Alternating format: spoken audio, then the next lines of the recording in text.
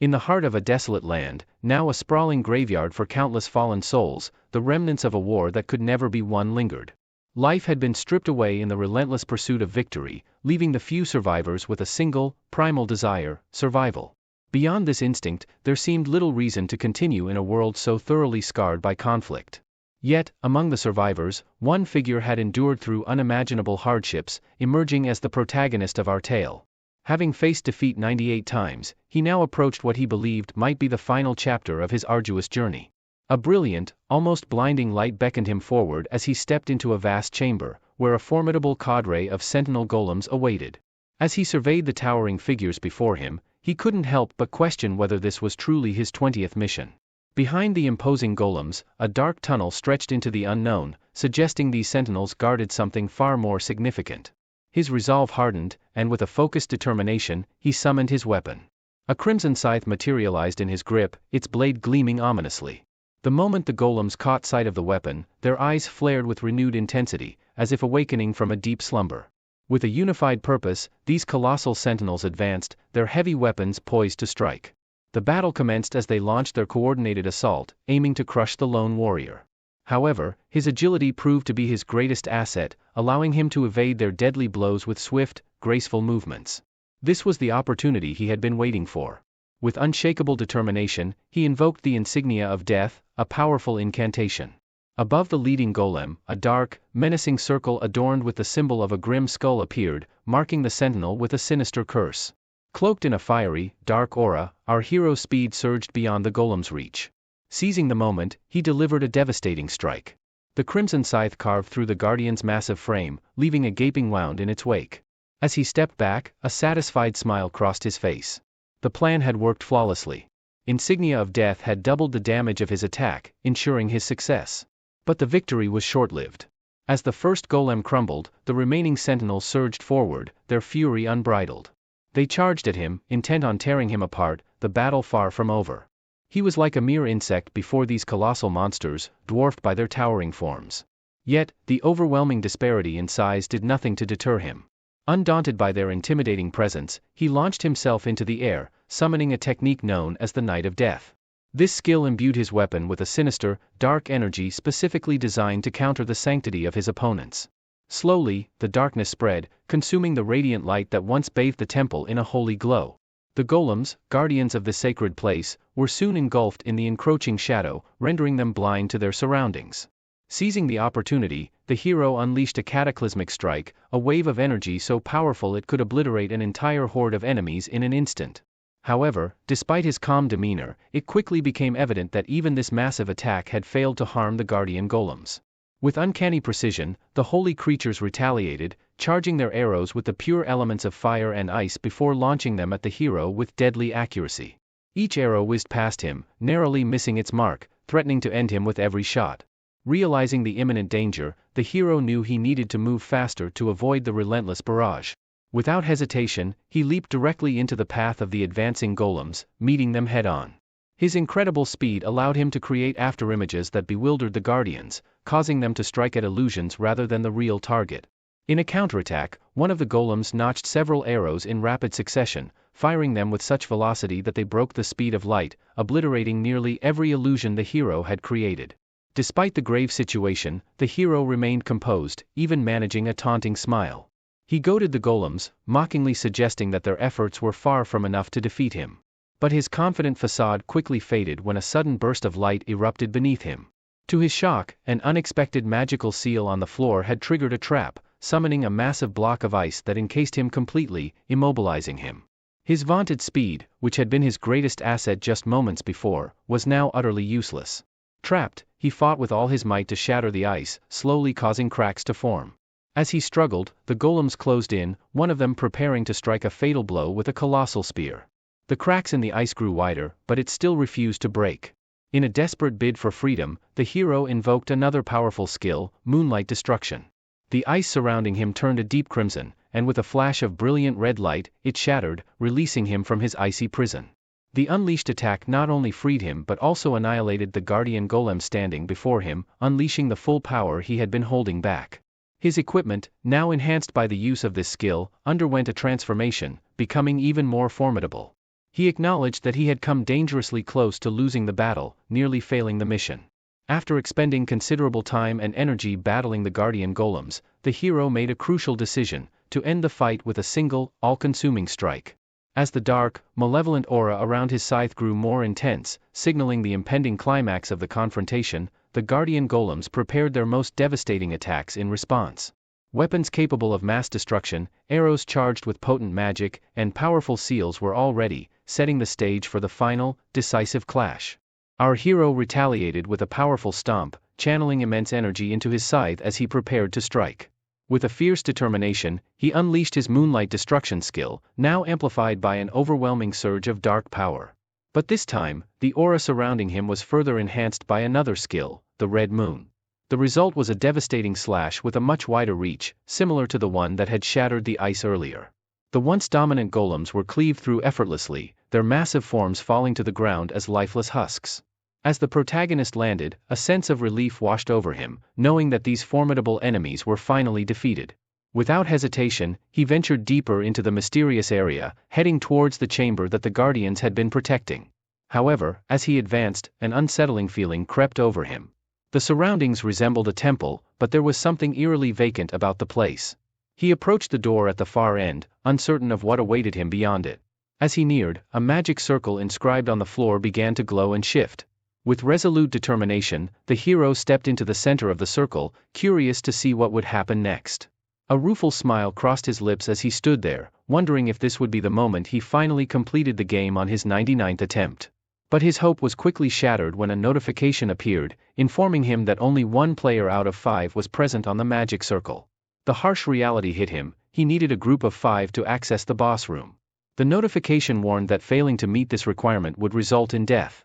As he absorbed this grim truth, the weight of all his struggles and sacrifices seemed to evaporate.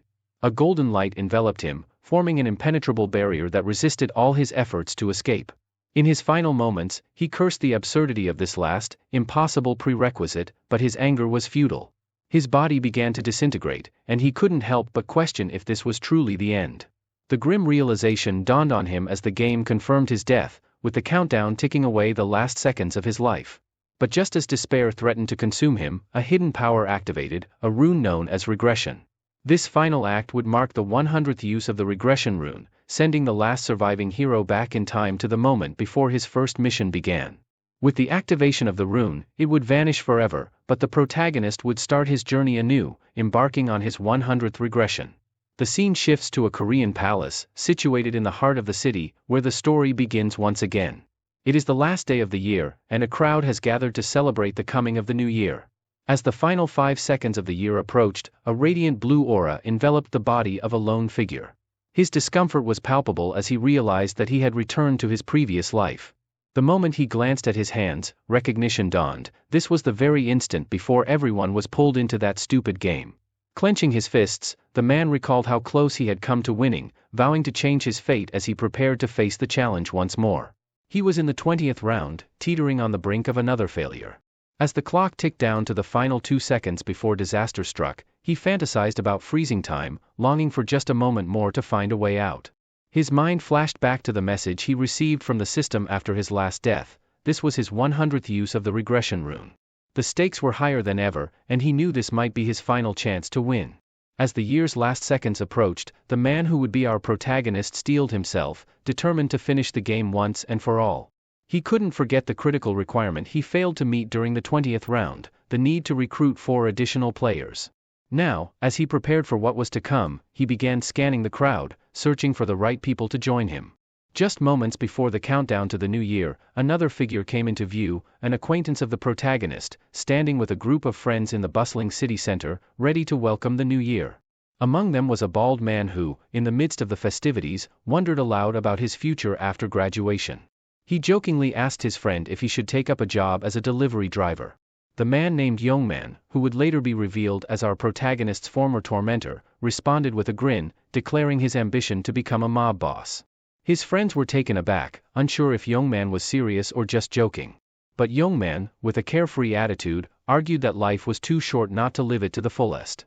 As his friends pondered the wisdom of keeping their distance from Youngman after graduation, laughter broke out among them. They realized that associating with a would-be gangster might not be the best life choice. The bald man then teased Youngman, asking what would become of his personal shuttle after they graduated, a thinly veiled reference to the person Youngman had bullied throughout high school. The mention of this shuttle conjured an image in Youngman's mind, a downtrodden, defeated individual who had always been at his beck and call. Laughing, Youngman assured his friends that he had no intention of letting go of his shuttle, even after graduation. The group found this hilarious, and one of them mentioned that he had recently seen the shuttle nearby. At that exact moment, our protagonist was enveloped in a radiant light, regressing back to his 100th and possibly final attempt. As he reappeared, his expression was calm yet resolute, a stark contrast to the timid demeanor Youngman had come to expect. Youngman, now facing his former victim, was struck by the change. Something was different about the person standing before him. He seemed older, more confident, almost as if he had lived through countless lifetimes. The protagonist met Youngman's gaze, something he had never dared to do before. His newfound confidence unnerved Youngman, who found himself confused and irritated by this unexpected shift. Just as Youngman was about to react, his friends intervened, reminding him that there would be plenty of time to settle scores later. After all, today marked the start of a new year. Taking their words to heart, Youngman reluctantly backed down, deciding to let the incident slide for now. The group resumed their celebration, believing themselves to be grown-ups now, and exchanged wishes for a happy new year. Meanwhile, our protagonist silently prepared for the challenges that lay ahead, knowing that this time, he was determined to change his fate. A mysterious voice suddenly echoed through the air, interrupting the celebration. It was a voice that carried an otherworldly quality, filled with both amusement and disdain. The voice remarked on how peculiar humans were, daring to celebrate the new year without any understanding of what was truly happening around them. The crowd, startled, began searching frantically for the source of the voice. Then, from the midst of the confusion, a majestic figure emerged. She was adorned in a flowing white dress, and her magnificent wings shimmered with a radiant light. Her presence commanded attention, and her voice, though serene, carried an underlying menace. As she looked down upon the gathered people, a mocking smile played on her lips, finding their ignorance amusing. She commented on how humans were no better than caged monkeys, oblivious to their fate. The appearance of this celestial being captivated everyone in the city center. Her beauty was so overwhelming that most onlookers were entranced, unable to look away, everyone except the hero. He recognized her immediately and felt a deep-seated loathing rise within him. He had seen this exact scenario unfold 99 times before, and each time, his hatred for this moment only grew stronger. The angelic figure tried to stifle her laughter, but it spilled out nonetheless, laced with contempt. She sneered at the humans, calling them trash for being so easily mesmerized by her appearance. Her time was too valuable to waste on such meaningless admiration, she said. If they could see her so clearly, then surely they could hear her just as well, she mused with a smirk. One man in the crowd, fed up with her mockery, shouted at her, demanding to know who she was. He accused her of merely cosplaying as an angel. The hero remained silent, watching as the scene played out just as it had before. The angel's smile never wavered, but her demeanor darkened. Her eyes shifted to a deep, menacing red, and her voice dropped to a chilling whisper. In an instant, a blood-curdling scream pierced the air. The man who had dared to challenge her was now nothing more than a memory. Yeo Min, one of the bystanders, could only gasp in horror. The angel, her sweet voice now gone, warned the crowd with a deadly seriousness. She declared that no one was to speak to her with such disrespect again. Humans, she said, were far too insignificant to question her or act with any semblance of arrogance in her presence. Those who dared would meet the same fate as the fool who had just perished. She went on, her tone laced with condescension, explaining that humanity had fallen to a pitifully low status. As she prepared to reveal the reason for their current predicament, the hero could only sigh, knowing what was to come. With a twisted smile, the angel announced that they were all now part of a game. From this moment forward, on the first of every month, their souls would be transported to another dimension to compete in 20 rounds of this cruel game. This, she declared, was the only way humans would now exist, playing her game, trapped in a cycle of survival and despair. For the next few days, they would be consumed by the tasks they were given, focusing entirely on completing each one. If they succeeded, they would be rewarded and returned to their normal lives. But confusion spread among the crowd as the angel spoke. Many believed that simply finishing the tasks would guarantee their survival, but the reality was far harsher. Even with the completion of every quest, survival was not guaranteed for everyone. The angel, noticing their naive thoughts, laughed softly, her voice tinged with amusement. She explained that only half of them would be allowed to live, reading the unspoken fears in their minds. Our hero remained calm and collected amidst the growing panic, his expression betraying no fear. It was clear to him that most of those around him were terrified, sensing that their lives were hanging by a thread. With a sinister smile, the angel assured them that not all would be taken, only a select few. The MC sighed inwardly, having heard these same words 99 times before. It was then revealed that only those between the ages of 15 and 29 would be forced to participate in this twisted game. As he listened, the hero couldn't help but reflect on how he never imagined he'd be trapped in this cycle, repeating the same game over and over. An older man in the crowd, realizing he was safe from the age requirement, smirked in relief. His smug reaction only fueled the anger of those who were not so lucky, escalating tensions. But before any conflict could erupt, Youngmin warned the crowd not to act rashly, lest they meet the same fate as the man who had defied the angel earlier. Spreading her wings wide, the angel announced that the time had come to begin. She revealed that approximately 1.9 billion people would be participating in this game. Her excitement grew as she declared that the explanation was over, and they would now move on to the actual game. A blinding white light enveloped everything, and the world around them vanished, leaving only the bodies of the participants. The hero was nowhere to be seen, and the angel explained that each participant had entered a space unique to them, a place visible only to the individual. She instructed them to shape their avatars in preparation for the soul transfer, much like customizing a character in a video game. This was a crucial moment, as they only had one chance to make their choices. As for the hero, he knew exactly what he would choose, having done this many times before. He began selecting the same appearance and traits he had used in his previous regressions. His in-game name, Black Scythe, just like before, the same ominous nickname. Moments after finishing the customization, the participants found themselves in a completely different setting, an open field where their avatars slowly came to life. The hero's chosen look was one he had favored time and again. His avatar now had jet black hair and piercing crimson eyes, with a taller, more imposing build than his real self. This form had become familiar to him, the embodiment of the hero he had tried to become in every cycle. This was his 100th appearance in the game. The body he now inhabited felt more like his true form, a mirror of the ones he had used in previous regressions. There was no need for him to acclimate, he knew this body as well as his own.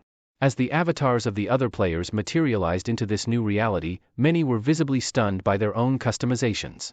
The MC noticed that several had designed their avatars to be strikingly attractive. But he knew all too well that this was one of the first mistakes a player could make. In this brutal world, the strong preyed on the weak, and drawing too much attention made one an easy target. The cost of such a mistake was high, death in the game meant death in real life. Just then, his gaze fixed on someone he had been anticipating, Hwang Youngmin, the high school bully who had tormented him relentlessly. As the Black Scythe, the MC felt a twinge of disappointment. He had hoped that Youngmin might show some growth in the game, but it seemed unlikely. The angel reappeared, greeting the players now that they had all been transported. She noticed how attached they seemed to their new appearances and mused aloud, her excitement barely contained, about how these pretty faces would fare when faced with true terror and despair. The humans from Seoul had been gathered here, a staggering 1.8 million participants, though some wondered why they only saw a fraction of that number. The angel laughed, delighting in the confusion. She revealed that the participants were spread across multiple spaces, with other angels overseeing different groups. Without further delay, the angel began to unveil more about the game.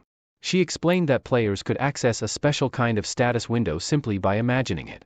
She gave an example, and before the MC appeared the familiar Black Scythe status window. But as he scanned it, he sighed in frustration. All his maxed out stats from his previous life had been wiped clean, leaving him at square one.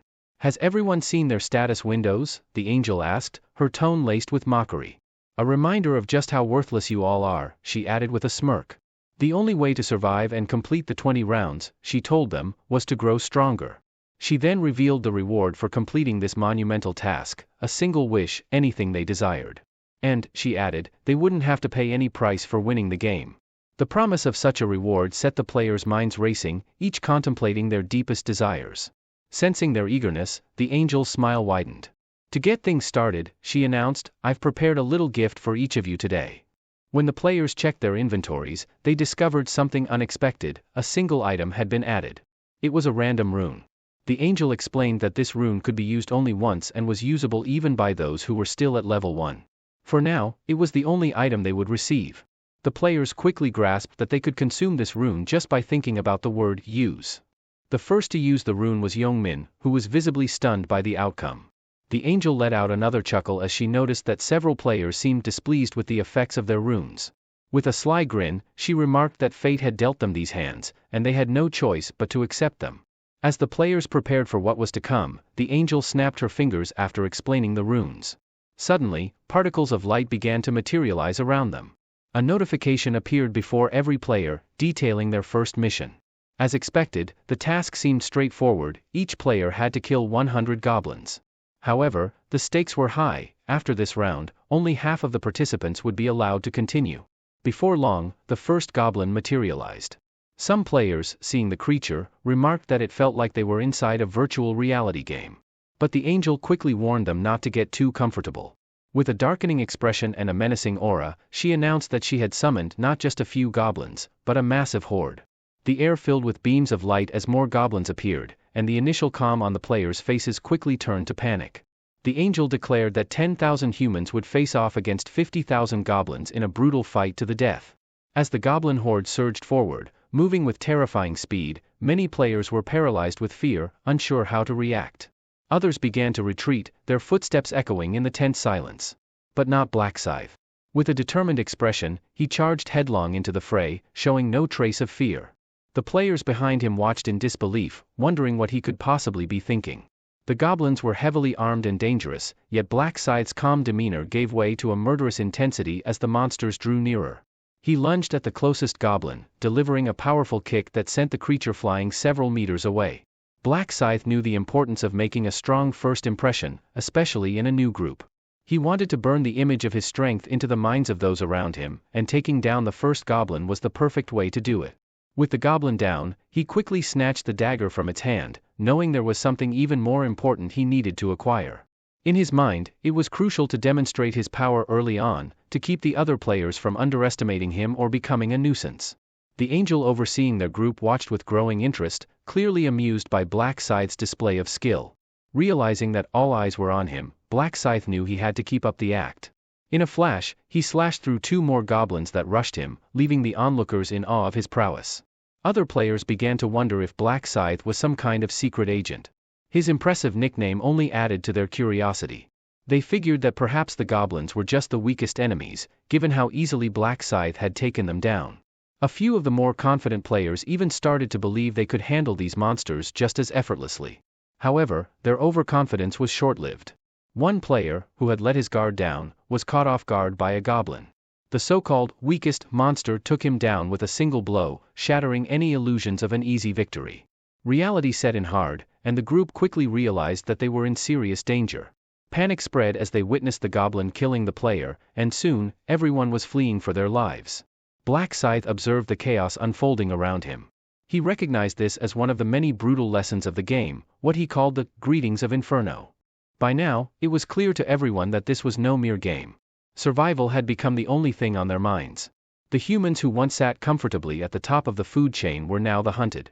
As panic set in, people began to run aimlessly, driven by the instinct to survive.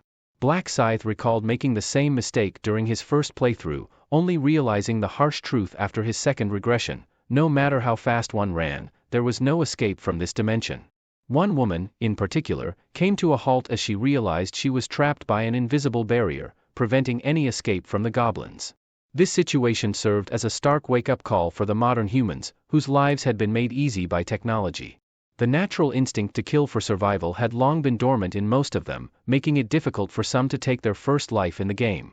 But hesitation could be deadly, as any moment of doubt could give the monsters the opening they needed to strike back. As the battle continued, some players managed to push past their limits, but the situation remained grim. The angel overseeing the scene found it all highly amusing. She remarked that despite goblins being only slightly larger than children, the players were struggling to defeat them, especially since the goblins attacked in groups and wielded daggers. Yet, amidst the chaos, one person caught the angel's attention: Black Scythe. She couldn't understand why this human was so different from the others. When she checked his progress, she discovered that he had already slain 70 goblins. The angel grew irritated, as the system only allowed her to see the number of goblins he had killed and nothing more. But she decided to brush it off, feeling that someone of her noble stature had no reason to concern herself with mere mortals. The battle raged on, and each time a player defeated a goblin, they earned experience points and gold, which would eventually help them level up. As for Black Scythe, his kill count had now reached 75, and he continued to press forward with relentless determination. Black Scythe continued to display his remarkable skills, effortlessly dodging every weapon the goblins hurled at him. A new wave of goblins rushed toward him, but with swift and powerful strikes, he dispatched each one with lethal precision. The blood of the monsters stained his hands, causing some of the goblins to hesitate and retreat from his relentless onslaught. However, Black Scythe showed no mercy, cutting down his foes with a single blow each time. His eyes grew darker and more dangerous as he hunted for more goblins to slay. Noticing that the goblins were starting to avoid him, he decided to take a momentary break, knowing that no one was currently challenging him. He checked his status window and saw that he had reached level 4, earning 6 extra stat points. Each level up granted him 2 additional stat points, which he allocated entirely to agility. This decision was strategic. Agility would enhance his speed, improve his attack rate, and increase his ability to dodge enemy strikes. In the early stages, agility was crucial. Black Scythe realized that with his rapid progress, the angel would undoubtedly take notice of him soon. He began to strategize the best way to complete the first mission. Suddenly, a circling dagger struck one of the goblins. Turning his attention back to the goblins, Black Scythe taunted them, asking if they really intended to stop attacking him. Despite his provocation, the goblins remained where they were, unimpressed. Sighing in frustration, Black Scythe knew he had no choice but to press on. In a flash, he vanished from his spot and reappeared across the group of goblins, retrieving the dagger he had thrown. The goblins took several seconds to comprehend what had just happened. But before they could react, Black Scythe unleashed a devastating round slash, cutting the entire group in half. With the goblins defeated, he leveled up again, and the system notified him that he had fulfilled the requirements for the first mission. A scythe of dark light enveloped him, signaling the completion of the task. Black Scythe mused that the first round had always been like this, straightforward but demanding. He knew he needed to push himself just a bit more to catch the angel's attention. The system congratulated him for being the first person to finish the quest in their designated zone and for securing the top spot in all zones. It took him a total of 10 minutes and 21 seconds to complete the task. With a satisfied grin, he relished in the achievement of securing rank 1 yet again. The significance of this accomplishment would become evident soon, as the top 3 players in each mission were awarded special prizes. For finishing first in his designated zone, he received a rare weapon selection coupon, the lowest rank of its kind. Moreover, for ranking first across all zones, he was granted a unique reward selection box, items that would undoubtedly provide a significant edge over the other players. Black Scythe decided to use the weapon coupon first. The system presented him with a list of rare weapons to choose from. He couldn't help but feel a bit humiliated at the thought of returning to these lower-grade weapons, yet he was still grateful to have them at the start. After a moment of consideration, he chose the stiletto, a dagger known to be the best for beginners. It boasted an additional agility stat and had an attack power of 15. With his new weapon in hand, he discarded the dagger he had taken from the goblins, deciding to save his other reward for later. Meanwhile, as Black Scythe reviewed his rewards, the goblins continued their relentless pursuit of the other players. When he checked his status window again, something unusual caught his eye. The title, Last Time Regressor, appeared, a title he had never encountered in his previous 99 attempts. Reflecting on this, he realized that the rune he had used earlier was the rune of regression, the very same rune he had received in his first attempt. This rune was what had brought him this far, though it vanished immediately after he consumed it. The only difference was the error that now appeared with the rune. Black Scythe had anticipated this outcome, knowing he couldn't keep rewinding time indefinitely. The rune confirmed that this was indeed his 100th regression, which was what triggered the Last Time Regressor title. Titles in this game were considered superior to runes, and the Last Time Regressor could only be obtained after a person's 100th regression. This title allowed him to spend a minute in soul form, during which he could resurrect with 30% of his health restored, a rare ability, typically only associated with priests. Black Scythe pondered the potential of this new title, realizing it could be crucial in his quest to win the game this time. Recognizing its value, he decided to keep the title hidden, setting it to private so that no other players or entities could see it. Expecting that other players who completed the mission would be arriving soon, he held out his hands, curious about their condition. His thoughts drifted to Youngmin, and as he scanned the area, he was relieved to see the guy still holding on, managing to survive the ordeal. Black Scythe anticipated that Youngmin would likely survive this round as well. A few moments later, golden lights began to illuminate the entire area. The angel continued to watch with a sly grin, realizing why she found the battlefield a bit dull. As more players managed to kill 100 goblins, the overall goblin population had actually decreased, diminishing the thrill of facing a horde of monsters. Acknowledging her mistake, the angel apologized, assuring everyone that she would restore the excitement. Her mocking words sent shivers down the spines of the remaining survivors, who understood the gravity of the situation. Meanwhile, the bodies of fallen players began to vanish, which caught the attention of those still alive. They wondered why this was happening, and their concerns grew as another brilliant light appeared. This time, the sight of golden light offered no comfort, only dread. A new wave of goblins had been summoned, charging toward the weary players. Fear was etched on their faces as they faced this fresh onslaught, already exhausted from the previous battle. The angel, her face twisted with madness, gleefully informed them that she had summoned an additional 50,000 goblins to keep the feast going. With no other choice, the players braced themselves for the fight, and the once peaceful fields quickly descended into chaos. The goblins fought with relentless ferocity, while the players, driven by sheer will, managed to hang on. As time passed, more players completed the mission. Yongmin was among them, though he resorted to using others as shields to defend himself from the goblins' attacks, a desperate measure for desperate times. Eventually, only 1,000 participants remained. Black Scythe, however, simply sat with his eyes closed, bored by the scene. Having played this game 100 times, he had grown numb to the sight of death. Former participants like him were forbidden from assisting those still struggling to complete the mission, and the angel continued to watch the carnage as if it were mere entertainment. After a while, Black Scythe reopened his eyes, prompted by the notification that all 5,143 participants had completed the mission. Although these survivors had managed to stay alive, they had failed to eliminate 1,000 goblins. As they looked around in confusion, they wondered where all the monsters had gone. As the angel declared the mission over, she captured everyone's attention. With a voice full of mock sympathy, she addressed those who had failed, explaining that their fates were simply a matter of the game's rules. Their bodies began to fade, signaling their inevitable demise. Some, realizing they were only a few goblins away from survival, pleaded desperately for another chance. But their cries fell on deaf ears. The angel, now with a satisfied smile, clapped her hands and congratulated the survivors, urging them to be thankful for making it through the first round. She laughed as she praised the remaining humans, wishing them luck on their upcoming challenges. Before the players were sent away, the results of the mission were displayed. Black Scythe, as expected, had claimed the top spot. Each of the other players was also identified by unique nicknames. The system announced that Black Scythe's victory had earned him 1,000 gold, in addition to his previous rewards.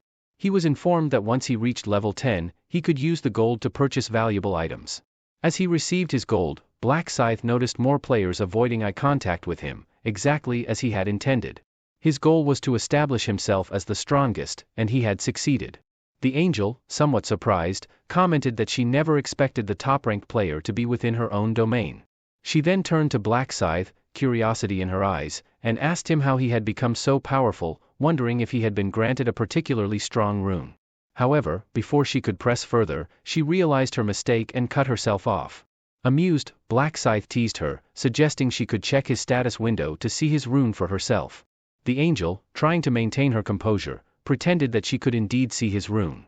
But only Black Scythe knew that she was bluffing.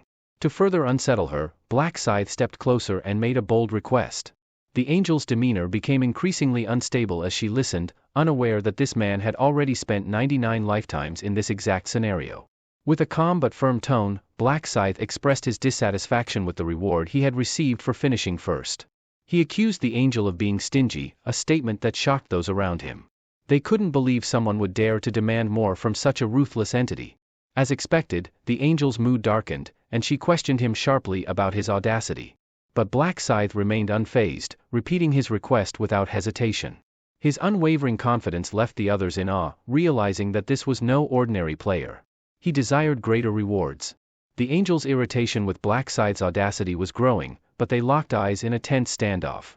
In the back of everyone's minds, unease was creeping in. The angel wondered if his victory in the mission had made this human arrogant enough to think he could look down on her. The notion that a mere human would dare to make demands of her was incomprehensible. Raising her hand, she prepared to strike him down, but hesitated as she realized she had already used that power and couldn't kill him. As she glared at Black Scythe, another idea occurred to her, something that should be enough to deal with him. She echoed his demands, slowly moving towards him. For the first time, she descended to walk on the earth, a rare gesture for someone of her stature. She clarified that normally, such requests would be rejected outright, but she hinted that she might consider it, privately. This offer meant they would speak away from the others, who were left watching in awe. Some of the remaining players admired Black Scythe as they moved away, intrigued by what kind of rewards he might receive next.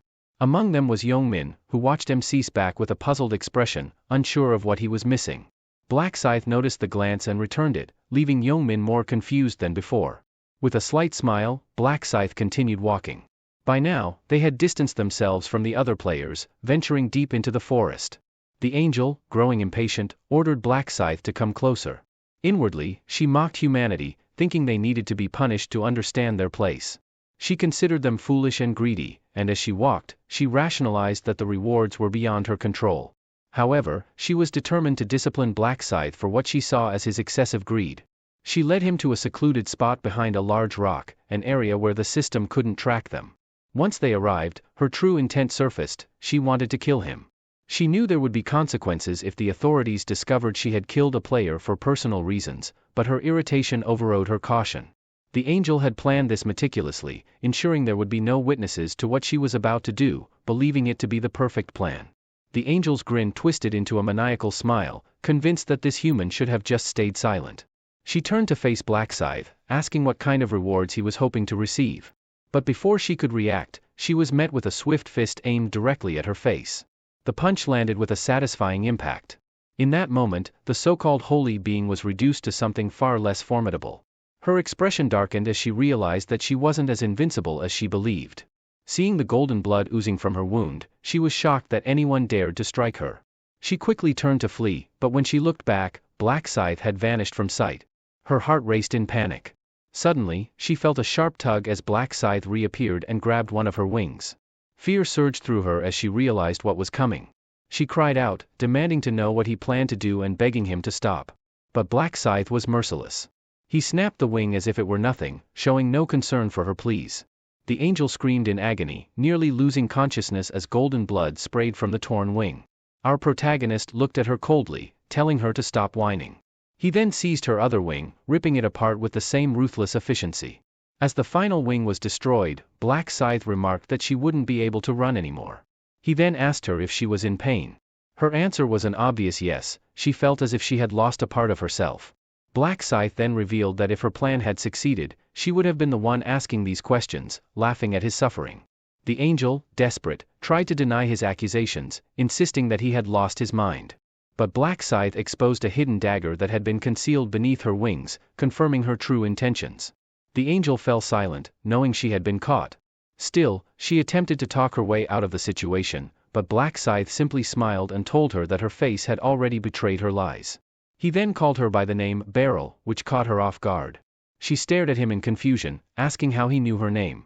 But Black Scythe merely smirked, dismissing her question. He pulled out his newly acquired dagger from his inventory, and Beryl's face twisted in panic. Her eyes widened as she demanded to know why he'd drawn his weapon.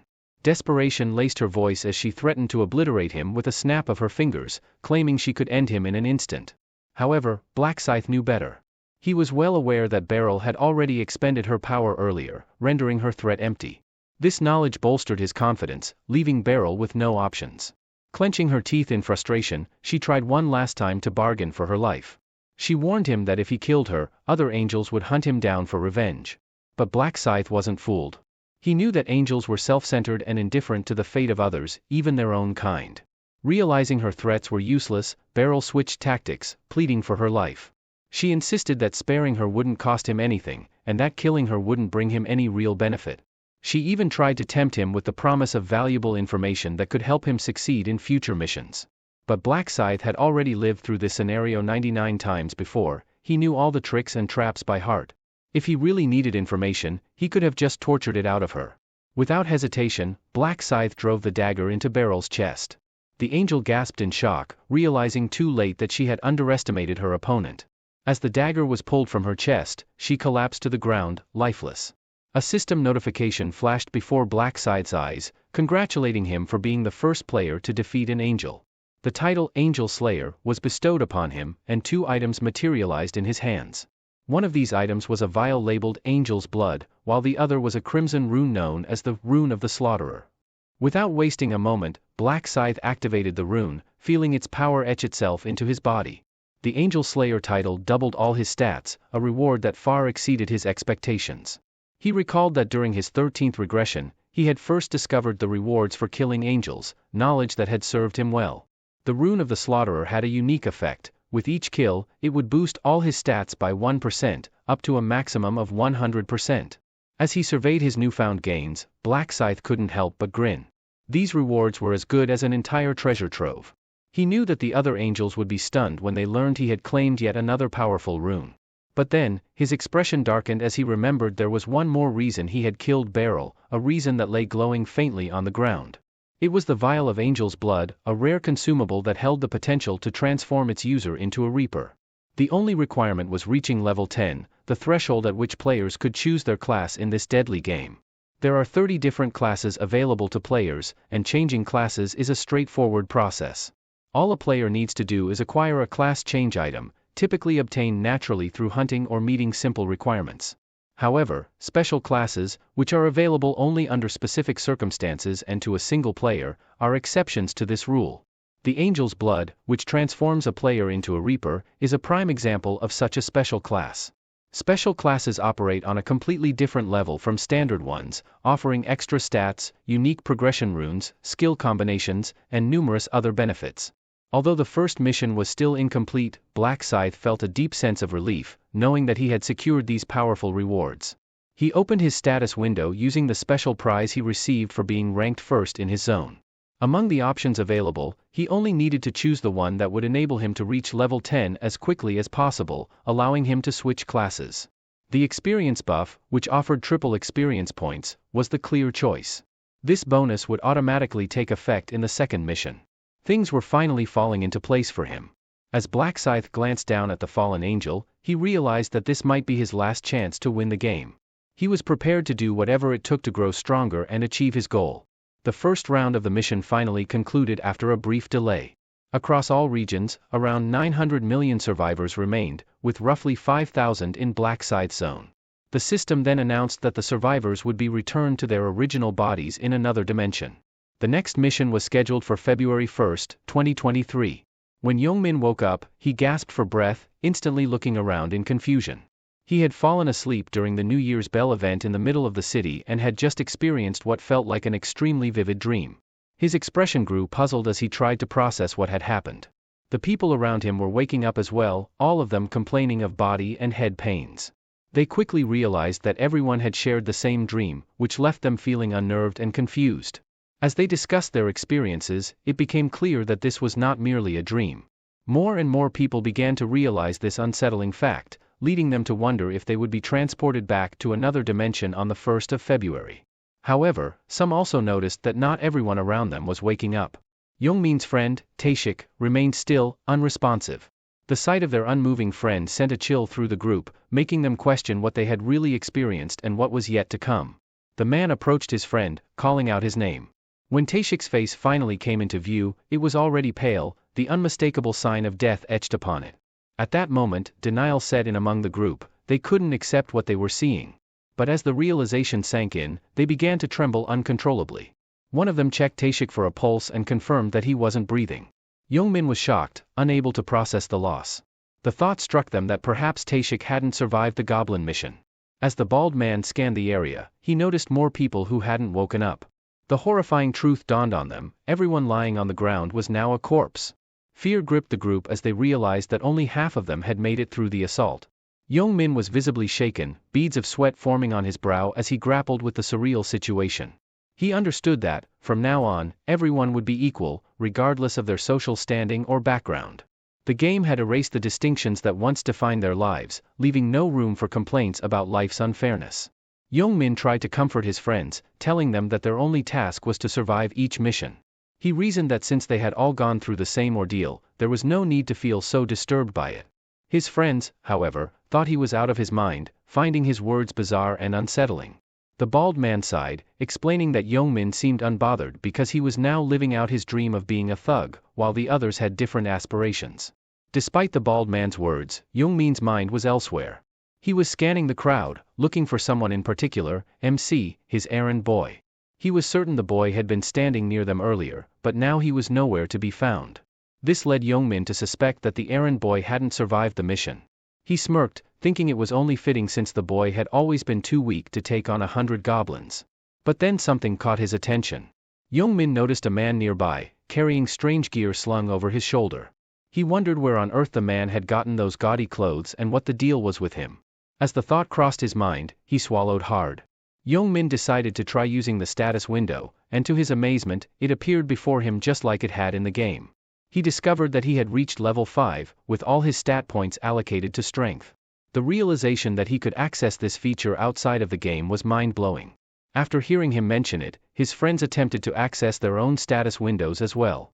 Their faces reflected the same shock and disbelief, just like everyone else who had made it through the mission. They were beginning to understand that these bizarre phenomena could happen in real life too. To test his newfound strength, Youngmin picked up a stone from the ground and, with a simple clench of his fist, crushed the solid rock into dust. The sheer power he now possessed was thrilling, almost surreal, as if he were dreaming. But soon, his fascination with this power began to give way to something darker, an intoxicating sense of superiority. "This is too awesome," he muttered to himself. News outlets across Korea quickly caught wind of the strange events. Reports flooded in about over 10,000 civilians mysteriously collapsing simultaneously. A video clip went viral, showing the moment when the angelic being appeared in the city. It also captured the horrifying instant when a man's head suddenly exploded without warning. As the footage continued, the angel was seen reaching out to embrace bystanders, who then seemed to fall asleep on the spot. According to police reports, most of the collapsed individuals were between 15 and 29 years old. And it wasn't just Korea, this phenomenon was global. Social media was abuzz with panic and speculation. People who hadn't been part of the game were confused and scared, with many demanding answers. Some skeptics dismissed the footage as computer-generated imagery, but there was one person who knew the truth: the events that had just transpired were only the beginning.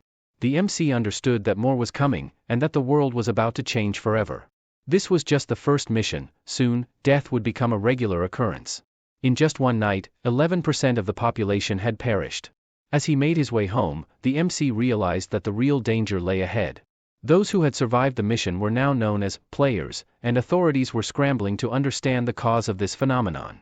What made it even more alarming was that the players' in-game abilities had transferred to the real world. Fortunately, none of the players had yet reached a level where they could drastically alter reality. But as time went on, some of them would grow stronger, potentially becoming transcendent beings. No amount of advanced weaponry would be able to stand against these human weapons. As for the MC, he had no intention of letting the world descend into chaos. He knew that if things continued on this path, the Earth wouldn't last beyond the 20th cycle. His mind was set: he needed to control the players, using overwhelming force if necessary. By the time he reached his 99th attempt, he had already amassed the immense power required to do so. However, the reason Ryu Min failed in his previous attempts was that he fought every battle alone. The final challenge required the help of 4 additional players to succeed. With a renewed sense of determination, he began to consider potential allies, individuals who might prove invaluable in the coming trials. Although he had a few candidates in mind, Ryu Min knew that the timing wasn't right to act. The game had only just begun, and there were more immediate concerns that required his attention. It's also important to note that in this reality, our protagonist goes by the name Ryu Min, and from this point on, that's how we'll refer to him. With his thoughts in order, Ryu Min headed toward his apartment complex. Once there, he unlocked the door to his unit and entered one of the rooms. The first thing that caught his eye was an empty cup of ramen sitting on the table. Shaking his head, he muttered to himself about how someone had eaten that unhealthy food again. Ryu Min walked over to another door and quietly peeked inside. There, he saw a young man who bore a striking resemblance to him, fast asleep. The only noticeable difference between them was their hair. Despite being away from home for so long, Ryu Min smiled softly, feeling a sense of relief that his younger brother was resting peacefully. The sleeping figure was Ruan, Ryu Min's younger brother, who was about to start his 3rd year of middle school. Their family had once been ordinary, but everything changed after their parents died in a car accident. Since then, it had been just the two of them, with Ryu Min taking on the role of guardian at a young age. As Ryu Min looked at Ruan, he noticed the bruises and bandages on his brother's body, something he had been oblivious to before his regression. Determined to change things, Ryu Min turned on the lights, gently waking his brother. "Time to get up," Ryu Min said, greeting him with a smile. Ruan groggily checked his phone and saw that it was only 6 in the morning. He tried to burrow back under the covers, but Ryu Min wasn't having it. He pulled the mattress from beneath his brother, making it clear that going back to sleep wasn't an option. "I'll explain everything on the way, but we don't have much time," Ryu Min said firmly. Still half asleep, Ruan asked his brother why all this was happening. But as he heard the serious tone in Ryu Min's voice, his expression shifted to one of concern. This wasn't the carefree older brother he knew. The change in Ryu Min's demeanor was unsettling. Ruan only knew that his brother had gone out to see the New Year's bells ring in the city. "Did something happen?" he asked, sensing that whatever had occurred was far more serious than he could have imagined. Ryu Min told Ruan to head outside first, promising to explain everything as they walked. After a short while, the two were strolling down the street, with Ruan casting a concerned glance at his brother. It was rare to see his older brother so serious, and Ruan couldn't shake the feeling that something was terribly wrong. Breaking the silence, Ryu Min began to speak. "No one really knows what's happening in the world right now," he said, his tone somber. This only heightened Ruan's curiosity, prompting him to ask if something had occurred while he was asleep. Instead of answering directly, Ryu Min instructed him to check the top trending searches on his phone. Ruan quickly pulled out his phone, following his brother's suggestion. As he read through the articles, he saw shocking reports about people being taken to another world by a mysterious angelic figure. However, Ryu Min corrected him. Their souls were taken, he clarified. Ruan was stunned to learn that his brother had been one of the people taken, and even more shocked to find out that the only reason Ryu Min had survived was because he had killed 100 goblins. Worried, Ruan started to ask how his brother was doing, but Ryu Min cut him off, telling him not to worry. "But how can I not worry about you?" Ruan exclaimed, his voice filled with emotion. Since their parents had died, his brother was all he had left. Ryu Min had taken on the role of caregiver, shouldering the responsibility for both of them even while they were still grieving.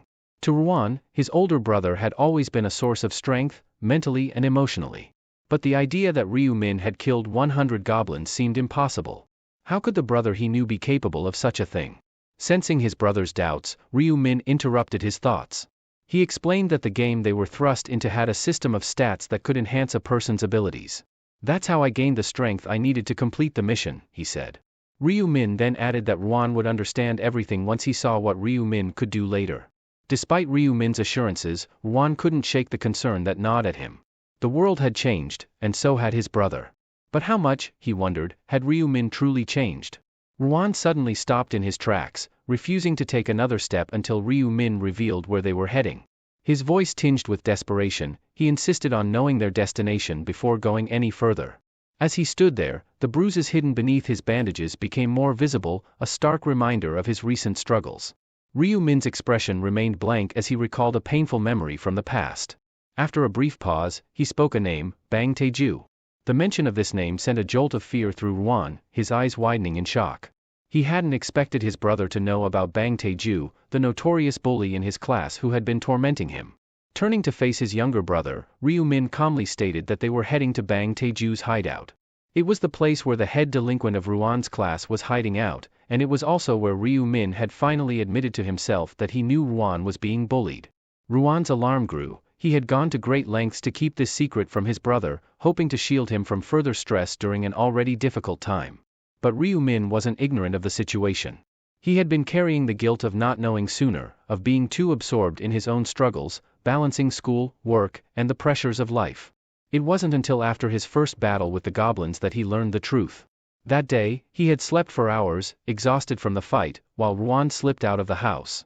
When Ryu Min finally awoke, he found his phone flooded with missed calls. Reluctantly, he answered, and the voice on the other end told him to rush to the hospital. The shock hit him hard when he learned that Ruan had been involved in an incident. Though his brother survived the brutal beating at the hands of Taeju, he was left severely injured, and when he returned home, he was almost blind. That day, Ryu Min was consumed with guilt, blaming himself for being too weak and helpless to protect the only family he had left. But since his regression, he had vowed to change Ruan's fate, to ensure that in every timeline, his brother would be safe. He swore that no one would ever harm Ruan again. Meanwhile, in an abandoned factory near their neighborhood, a different scene was unfolding. A blonde-haired thug was berating three trembling individuals in front of him. They had failed to bring him the $200,001 he had demanded from each of them, and the tension in the air was palpable as they awaited their punishment. The battered trio lacked the strength to voice their excuses, their bodies racked with pain from the beating. Taeju, undeterred, continued his assault, showing no signs of letting up. A few others stood by, simply watching as their friend taught a lesson. They knew Taeju's reputation all too well. He was notorious for his ruthlessness. Even the older students at school were wary of crossing him, and they had no desire to provoke his wrath. These guys are worthless, Taeju sneered, frustrated by their failure to meet his demands. He had been counting on the money to buy the motorcycle he had been eyeing for weeks. Turning his attention to the others, he demanded to know if they had any ideas on how to come up with the cash. The three standing by exchanged nervous glances, racking their brains for a solution. But thinking of a quick and easy way to make money wasn't simple, and they struggled to come up with anything worthwhile. Then, one of them had a sudden idea. He suggested Taeju try hitting up his personal errand boy, Ryuan, for some cash. Taeju's face lit up at the mention of the tall, curly-haired boy.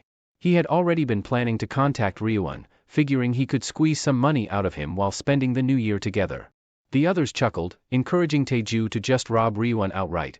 But Taeju shook his head, revealing that Ryuan was practically penniless.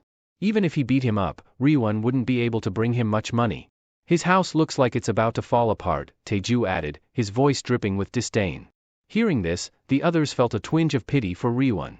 They knew he had no parents and that he lived with his older brother, the only family he had left. But their thoughts were interrupted when Taeju suddenly stopped talking, his gaze fixed on something in the distance. Ryuan and Ryu-min had finally arrived at the abandoned warehouse. Seeing Ryuan, Taeju's initial confidence returned, thinking that with Ryuan around, there was nothing to worry about. A sly smile spread across his face as he approached Ryuan, saying, "We were just talking about you." But the moment he noticed Ryu-min standing beside Ryuan, Taeju's demeanor shifted. He tried to intimidate Ryuan, but the presence of Ryu-min made him falter. Apologizing quickly, he turned to Ryu-min, eyeing him with suspicion. Something about Ryu-min's face bothered him, though he couldn't quite put his finger on it. Taeju turned to Ryuan, his gaze sharp, and asked who the newcomer was. Ryuan hesitated, fear evident in his eyes, and couldn't muster a reply. Sensing his brother's discomfort, Ryu-min stepped in, introducing himself as Ryuan's elder brother. Taeju's expression darkened at the revelation, clearly annoyed. He had made it very clear to Ryuan that betrayal wouldn't be tolerated, and now it seemed like Ryuan had brought someone else into their business. Irritated, Taeju warned Ryu-min that he was about to teach him a lesson as well. He gave a nod to one of his henchmen, signaling them to move in. The three thugs approached Ryu-min, smirking as they sized him up. One of them even mocked Ryu-min for being shorter than his younger brother. But their laughter quickly died down when the first thug got close enough and was met with a powerful punch from Ryu-min. The thug dropped instantly, leaving his companions in shock. One of the others rushed forward, eager to avenge his fallen friend. But before he could even launch an attack, Ryu-min countered with a precise strike, sending the thug flying into a stack of metal drums. The final thug, undeterred, also tried his luck, only to be floored by a swift blow to the face. Now, all three of Taeju's lackeys were sprawled on the ground, struggling to get up. Despite the situation, Taeju maintained his menacing grin. He muttered that the display was impressive, assuming Ryu-min had picked up some boxing skills. However, he doubted those skills would be enough to take him down. Taeju moved closer, sarcastically complimenting Ryu-min on his boxing techniques, but also pointed out that he seemed to forget how crucial physical strength was in a fight. Ryu-min only smiled, knowing Taeju was still clueless about the recent global changes. Taeju, sensing something off, asked what Ryu-min found so amusing. But when Ryu-min just chuckled dismissively, Taeju's anger flared. Frustrated by the lack of respect, Taeju lunged at Ryu-min, throwing a punch. Unfortunately for Taeju, his standard attacks were no match for Ryu-min, who had gained abilities far beyond those of an ordinary person. Taeju kept swinging, his frustration mounting as none of his punches connected. The more he tried, the angrier he became, realizing he was completely outmatched. Taeju's vision was starting to blur from exhaustion, and with each swing, he missed his target entirely. He couldn't understand why his punches weren't landing. Meanwhile, Ryu-min calmly gathered a blue aura around his fist, remarking that if Taeju had been paying attention to the news, he wouldn't have dared to challenge him. Before Taeju could react, Ryu-min's fist connected with his face, sending the bulky man stumbling back several meters. Despite his size, Taeju managed to stay on his feet, though it was clear the hit had rattled him. Furious, he charged at Ryu Min, intent on landing a counterattack, but his fist found only empty air. Confused, Taeju scanned the area, only to be blindsided by another powerful punch that lit up the side of his face. Unable to comprehend what was happening, Taeju stubbornly insisted that Ryu Min was no match for him, even as he spat out blood and felt a tooth come loose. Enraged, he screamed that he would make sure Ryu Min paid with his life. He swung again, but Ryu Min effortlessly dodged, grabbing Taeju's arm and twisting it aside, throwing him off balance and leaving him open to another barrage of blows. The other guys, who had been beaten down by Taeju earlier, watched in disbelief as their leader was systematically dismantled. Taeju couldn't help but notice the self-satisfied expression on Ryu Min's face, and it only fueled his desire to land at least one solid hit. Desperate, he lunged at Ryu Min again, but before he could connect, a powerful kick sent him flying into a nearby wall. Taeju was done. He didn't have the stamina to continue, nor could he withstand the relentless attacks any longer. As he struggled to get back up, Ryu Min taunted him, raising an eyebrow and asking if Taeju was mad at him. In that moment, Ryu Min was reminded of the day his younger brother had gone blind, a memory that haunted him through every regression. It was a moment that solidified his resolve, and he wasn't about to let anyone, especially not someone like Taeju, stand in his way. As the situation intensified, the hefty figure pleaded with Ryu Min to stay away, shielding his neck from what he feared would be another brutal kick. However, when Ryu Min simply grasped his hand instead of striking, Taeju was momentarily confused. Despite the fear evident in Taeju's eyes, Ryu Min grinned, his expression cold and unforgiving. With a chilling calmness, Ryu Min reminded Taeju why he should never have meddled with his younger brother. The realization hit like a wave of pain, causing Taeju to cry out in agony. His fingers, now broken, throbbed with an intensity that took a few seconds to fully register in his mind. As Taeju continued to wail, clutching his shattered fingers, Ryu Min mercilessly grabbed his other hand. Fear overtook Taeju as he frantically pleaded for mercy, but his cries only intensified as more of his fingers were broken. The sight was too much for Taeju's lackeys, who quickly fled, knowing that staying would only put them in greater danger. Even Ryu Min's younger brother, Ro-won, couldn't bear to watch what was happening and turned away. Ryu Min delivered one final warning to Taeju, making it clear that messing with his younger brother would never be tolerated again. For Taeju, this punishment was more than enough to make him reconsider every choice he had made in his life up to that point. The eerie smile that lingered on Ryu Min's face as he confirmed the broken fingers sent a shiver down Taeju's spine. But Ryu Min wasn't done. He grabbed Taeju's other arm and snapped it as well, ensuring there would be no thoughts of revenge. A scream echoed through the neighborhood, marking the end of the brutal encounter. With the ordeal over, the two brothers walked away as if nothing had happened. Ro-won, still in shock, asked how his older brother had managed to do all of that. He speculated that Ryu Min might have learned martial arts or something similar. But Ryu Min dismissed the idea, instead attributing his abilities to his transformation into a player. He explained that players could use their stats to enhance their real-world skills, and to prove it, Ro-won tried to summon the weapon he had received in a previous round. Slowly, a brilliant golden light began to form, and to his surprise, a dark, sharp dagger appeared. Ro-won stared in disbelief before grinning at the realization that this was indeed possible. Ryu Min then explained that all players could summon their weapons in this way. It was at that moment that Ro-won understood the true source of his brother's incredible speed. Dodging all those attacks had been effortless because Ryu Min's dexterity stat was around 11, a number far above the average person's 3, and even higher than an athlete's 10. When Ro-won asked what would happen if his brother leveled up further, Ryu Min pretended to be clueless, brushing it off as if he was still far from that stage. In reality, he was deliberately withholding information, unwilling to reveal the truth due to the traumatic experiences of his past life. During his 11th regression, Ryu Min had confessed to Ro-won that he was a regressor, but that revelation had put his younger brother in grave danger. Ro-won was kidnapped by other players who sought to use him as leverage against Ryu Min. Though Ryu Min had managed to save him at that time, he vowed never to let Ro-won endure such trauma again. As Ro-won studied his brother, he realized that he needed to be better prepared to protect him from other players. To lighten the mood, he suggested they grab breakfast at the convenience store. Ryu Min agreed, and they made their way to the QS24 store. While Ro-won headed toward the cup noodles, Ryu Min went to the ATM to withdraw some cash. As he punched in the numbers, he saw his savings amounting to 133.21. He withdrew 100,001, equivalent to about $100. Ro-won was surprised by the amount his brother withdrew, knowing the struggles they had faced together. But Ryu Min reassured him that the money was for a future purpose. He then asked Ro-won what he wanted to eat. Ro-won hesitated, mindful of their limited budget, but Ryu-min encouraged him to enjoy as much food as he liked. Ro-won, who had only eaten a cup of noodles the night before, finally decided on pork belly with chili, something he had been craving for a while. Ryu-min smiled, suggesting they treat themselves to hanwoo beef someday. Ro-won, feeling uneasy about the idea, insisted that the pork belly was more than enough for him. Meanwhile, Ryu-min was already envisioning a future where they could afford anything they wanted. Soon, they were enjoying their breakfast, with the pork belly looking especially delicious. Ro-won's face lit up as he took his first bite, savoring the taste. During their meal, Ryu-min excused himself, saying he had something important to do. Ro-won watched him carefully, curious about where his brother was going. Ryu-min returned a short while later, holding a pen and a stack of lottery tickets. Ro-won was shocked to see that his brother had spent all their remaining money on 20 lottery tickets, totaling 100,001. As Ro-won began to panic, Ryu-min calmly checked the numbers on each ticket, confidently selecting the same ones over and over.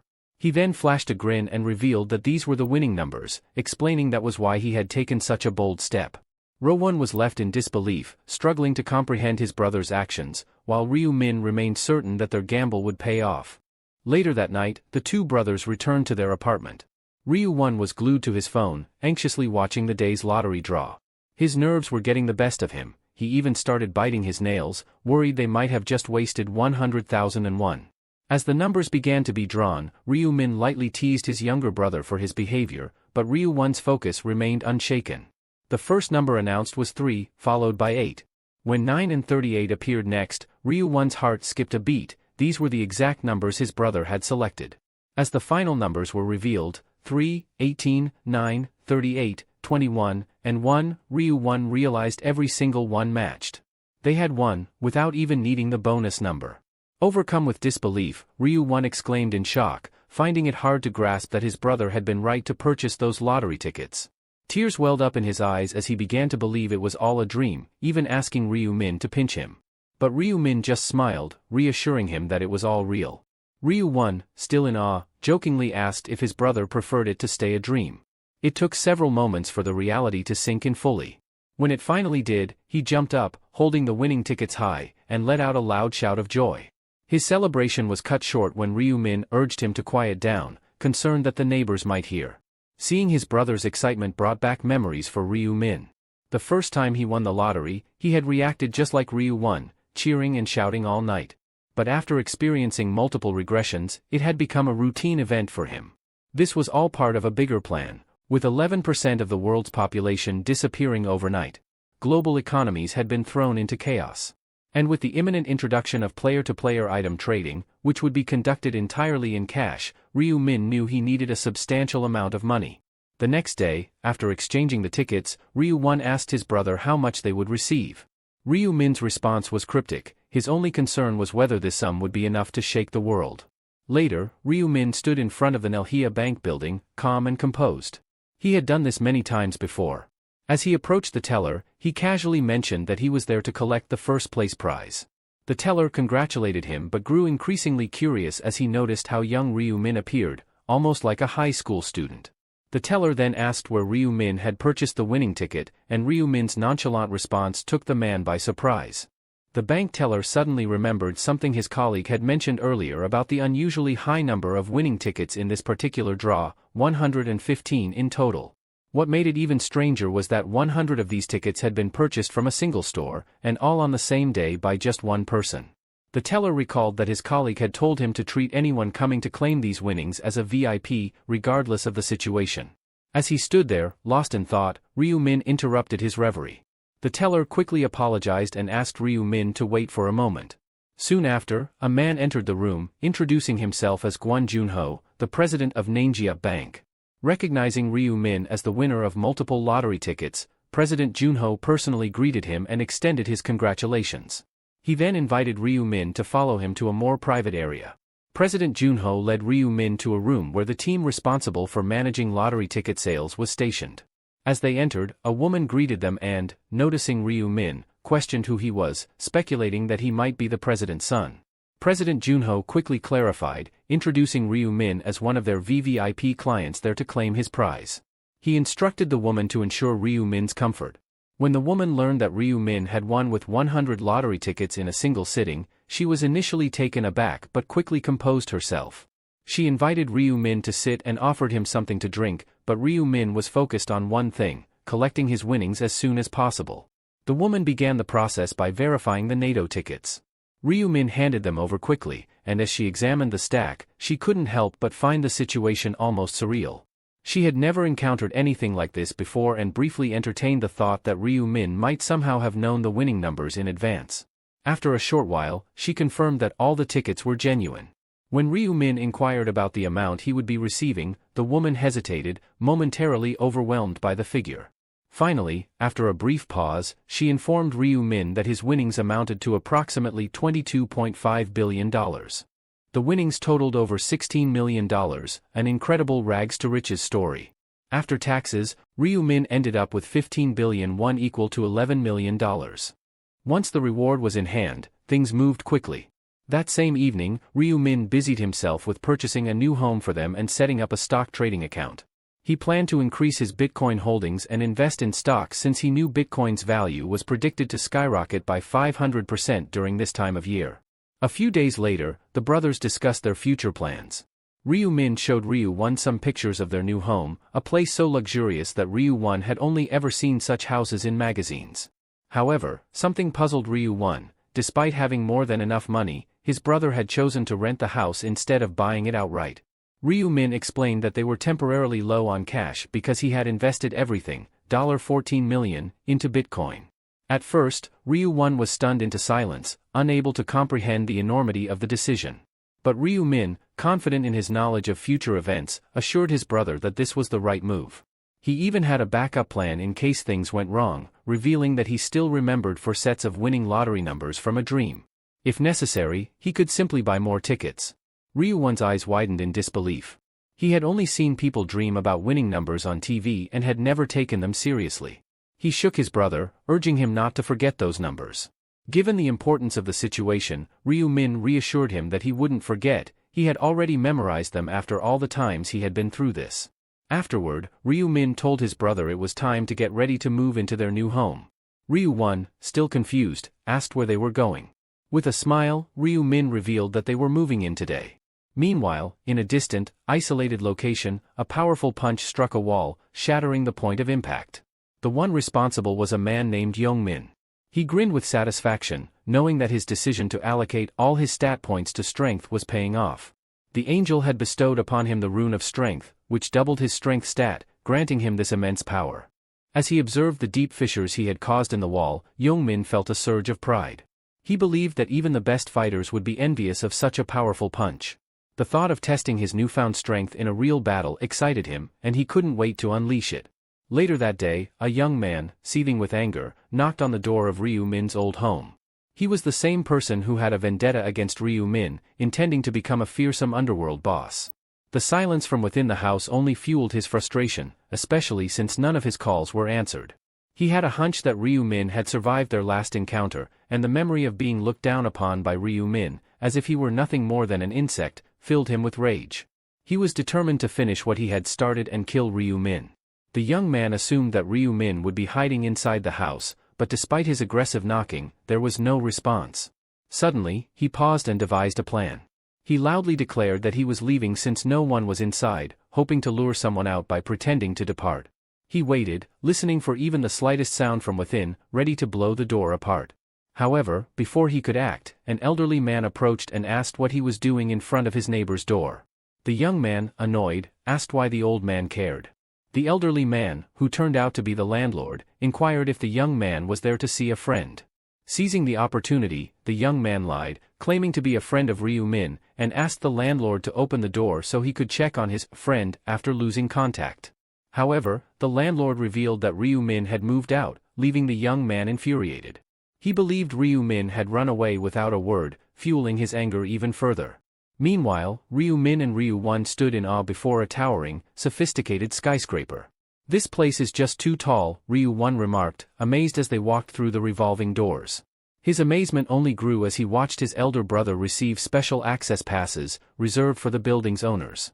Seeing the security guard verify their identities added to his sense of wonder. It was all so new to him. As they entered the elevator, Ryu-min couldn't help but express how incredible the place was. They were heading to the 43rd floor, where they would be staying. When the elevator doors opened, they were greeted by a spacious and luxurious apartment, a far cry from their previous living conditions. The contrast between their old life and this new beginning was stark, and Ryu-1 could hardly believe they were really here. Inside their new apartment, everything was pristine and brand new. Ryu-1 marveled at the sheer size of the place, realizing it spanned over 330 square meters. As they explored every corner, Ryu-1 couldn't help but comment, "This place might be a bit too large for just the two of us." The terms of the lease were steep, requiring a deposit of 500 million won and a monthly rent of 22 million won, over $16,000. Ryu-1 felt a wave of exhaustion wash over him upon hearing the cost, especially when he recalled how they used to worry about paying as little as 5,001 won at a convenience store. He suggested they consider a smaller, more affordable home, but Ryu-min wasn't swayed. He explained that higher expenditure came with enhanced security, and at this stage, safety was paramount. He revealed that on the first of every month, players suffered from a condition akin to narcolepsy, making them extremely vulnerable. Natural disasters would only heighten the risk, and there were even instances of players hiring assassins. Thus, they needed to be in a secure location when the time came. As Ryu-1 absorbed this information, Ryu-min turned to his younger brother with a warm smile and asked, "So, do you like the house?" Ryu-1 nodded enthusiastically, "Yes, it's amazing." However, despite his words, a shadow of sadness crossed his face.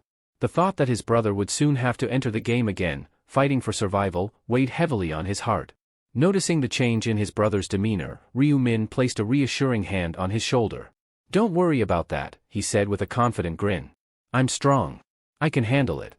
Trying to lighten the mood, Ryu-min suggested, "How about we grab something to eat at that Korean restaurant in the building? I heard it's pretty good." As they were preparing to leave, Ryu-min's phone rang.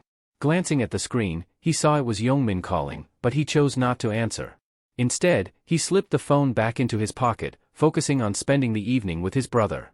The next day, Ryu-1 came up with an idea to introduce themselves to their new neighbors by handing out rice cakes, a traditional gesture of goodwill. Ryu-min agreed, and the two brothers set out with a box of freshly prepared rice cakes, knocking on doors and offering the sweet treats to their neighbors. As they made their way through the building, they exchanged pleasantries with the residents, who were all pleasantly surprised by the kind gesture. The brothers' warmth and friendliness were met with smiles and thanks from everyone they encountered. Finally, they arrived at the last flat on their list. Unlike the others, this one stood out with its luxurious appearance. Curious about who might live there, Ryu-min and Ryu-1 exchanged glances before Ryu-1 stepped forward and rang the bell. They waited for a moment, and when the door finally opened, they were greeted by an aura of elegance and refinement. A well-dressed woman stood before them, her posture and demeanor exuding an air of importance. He was momentarily distracted when an incredibly stunning woman appeared before them. Blushing, he couldn't help but think her beauty was angelic. Before he could react further, a bodyguard swiftly blocked their view and began questioning their identities, suspecting they were fans. Ryu-1 casually explained that they were Co Aaron's new neighbors, living one floor below. The bodyguard, noticing the rice cakes in Ryu-1's hands, seemed momentarily confused before realizing that the brothers were trying to introduce themselves. With a cheerful demeanor, Ryu-1 offered the rice cakes, but the bodyguard brusquely informed him that Co Aaron didn't eat such things. Swiping a card to access the elevator, the bodyguard escorted Co Aaron, who cast one last glance at the brothers before stepping into the elevator. After they left, Ryu-min expressed his disapproval of their impolite behavior, but Ryu-1 simply stared at the elevator, his thoughts elsewhere. "Don't worry about people like them," Ryu-min said quietly, still watching the closed doors. Ryu-1, coming out of his reverie, gushed about how amazing the experience had been, but it was clear that his brother hadn't grasped what he was talking about. Confused by Ryu-1's reaction, Ryu-min asked what he meant. Placing a hand on his brother's shoulder, Ryu-1 clarified, "I was talking about Co Aaron." "Who is Co Aaron?" Ryu-min asked, genuinely puzzled. Meanwhile, in the elevator, Co Aaron was absorbed in the news on her phone. Headlines about several well-known celebrities passing away flashed across the screen, causing her to frown with concern. As she read about actor Gwang Min-ho taking a leave from his show Criminal Land due to anxiety, her phone buzzed with a text asking if she had seen the story. Opening the message thread, she noticed another text from Gung Se-ho-jin regarding their recently deceased son. With a heavy heart, she replied with a simple, yes. After their conversation, the individual asked if she planned to attend the funeral the next day. She replied that since their sunbae had always taken such good care of them, it was only right for her to be there. Agreeing to join the chatterbox user who had invited her along, she added, "Those sunbaes, far more famous than I ever was, couldn't even make it past the first round." With a sigh, she set down her phone and took a deep breath, recalling how her rune had saved her life. If not for that, she might have ended up as another tragic headline in the news. As she exhaled, she became aware of how much she had begun to see herself as a celebrity, and the thought of her death making headlines troubled her. Lost in her thoughts, she pondered whether she would have gotten as far as she had without the sponsorships, especially since even her luxurious penthouse had been a gift. Unbeknownst to her, a bodyguard had already been trailing her. The bodyguard approached and asked what was on her mind. Startled by his sudden presence, she quickly responded that it was nothing. He took a seat beside her on the couch, offering to lend an ear if she needed to talk. Eerie hesitated but eventually confessed her worries about not making it through the next round and her growing concern about how chaotic the world had become. The bodyguard, in a calm and reassuring tone, told her not to worry because he was there to protect her. "You can trust me with your worries," he advised. Her lips curved into a smile as she assured him that she did trust him. Their eyes locked, and Eerie was reminded of the day the company had assigned him as her personal bodyguard. She knew she would have failed in the first round if it hadn't been for him, yet she couldn't help but feel wary, suspecting he was there to monitor her as much as to protect her. Sensing her unease, the bodyguard promised that he would protect her no matter what. His sincerity made her blush slightly, and she thanked him with a smile. Changing the subject, Eerie mentioned her downstairs neighbor. She joked about how delicious the rice cakes looked, but the bodyguard, with a stern expression, told her bluntly that eating them would only cause her to gain weight. She laughed, suggesting that he might have offended the neighbors and that they had only been trying to be kind. However, the bodyguard's demeanor turned serious as he assured her that the neighbors weren't simply being nice. He explained that their hospitality had ulterior motives and that if they had accepted the rice cakes, the neighbors would have relentlessly pestered them. Despite his warning, she couldn't help but think back to the neighbors' kind faces and found it hard to believe they were anything but good people. Suddenly, she noticed that one of the two figures appeared to be older than 15. "He must have slaughtered 100 goblins just to survive the first round," she remarked in awe. The bodyguard, nodding in agreement, responded, "It does seem that way." Hugging her arm, she marveled at how calm the boy seemed despite the brutal experiences he must have endured. The bodyguard, with a hint of a smirk, told her that she could achieve the same feat. "Killing 100 goblins isn't that hard," he explained, "and those who can't do it are just doomed." Eerie silently agreed that her bodyguard was indeed impressive, even by the harsh standards of the otherworld, though she kept her thoughts to herself. However, she couldn't help but compare him to Blackscythe, the man who had left a lasting impression on her. Watching Blackscythe's ruthless efficiency, she almost felt pity for the goblins he cut down. Her curiosity piqued, she asked what Blackscythe's real-world occupation might be. She was certain that if she could team up with him, she'd have a better shot at making it through the second round.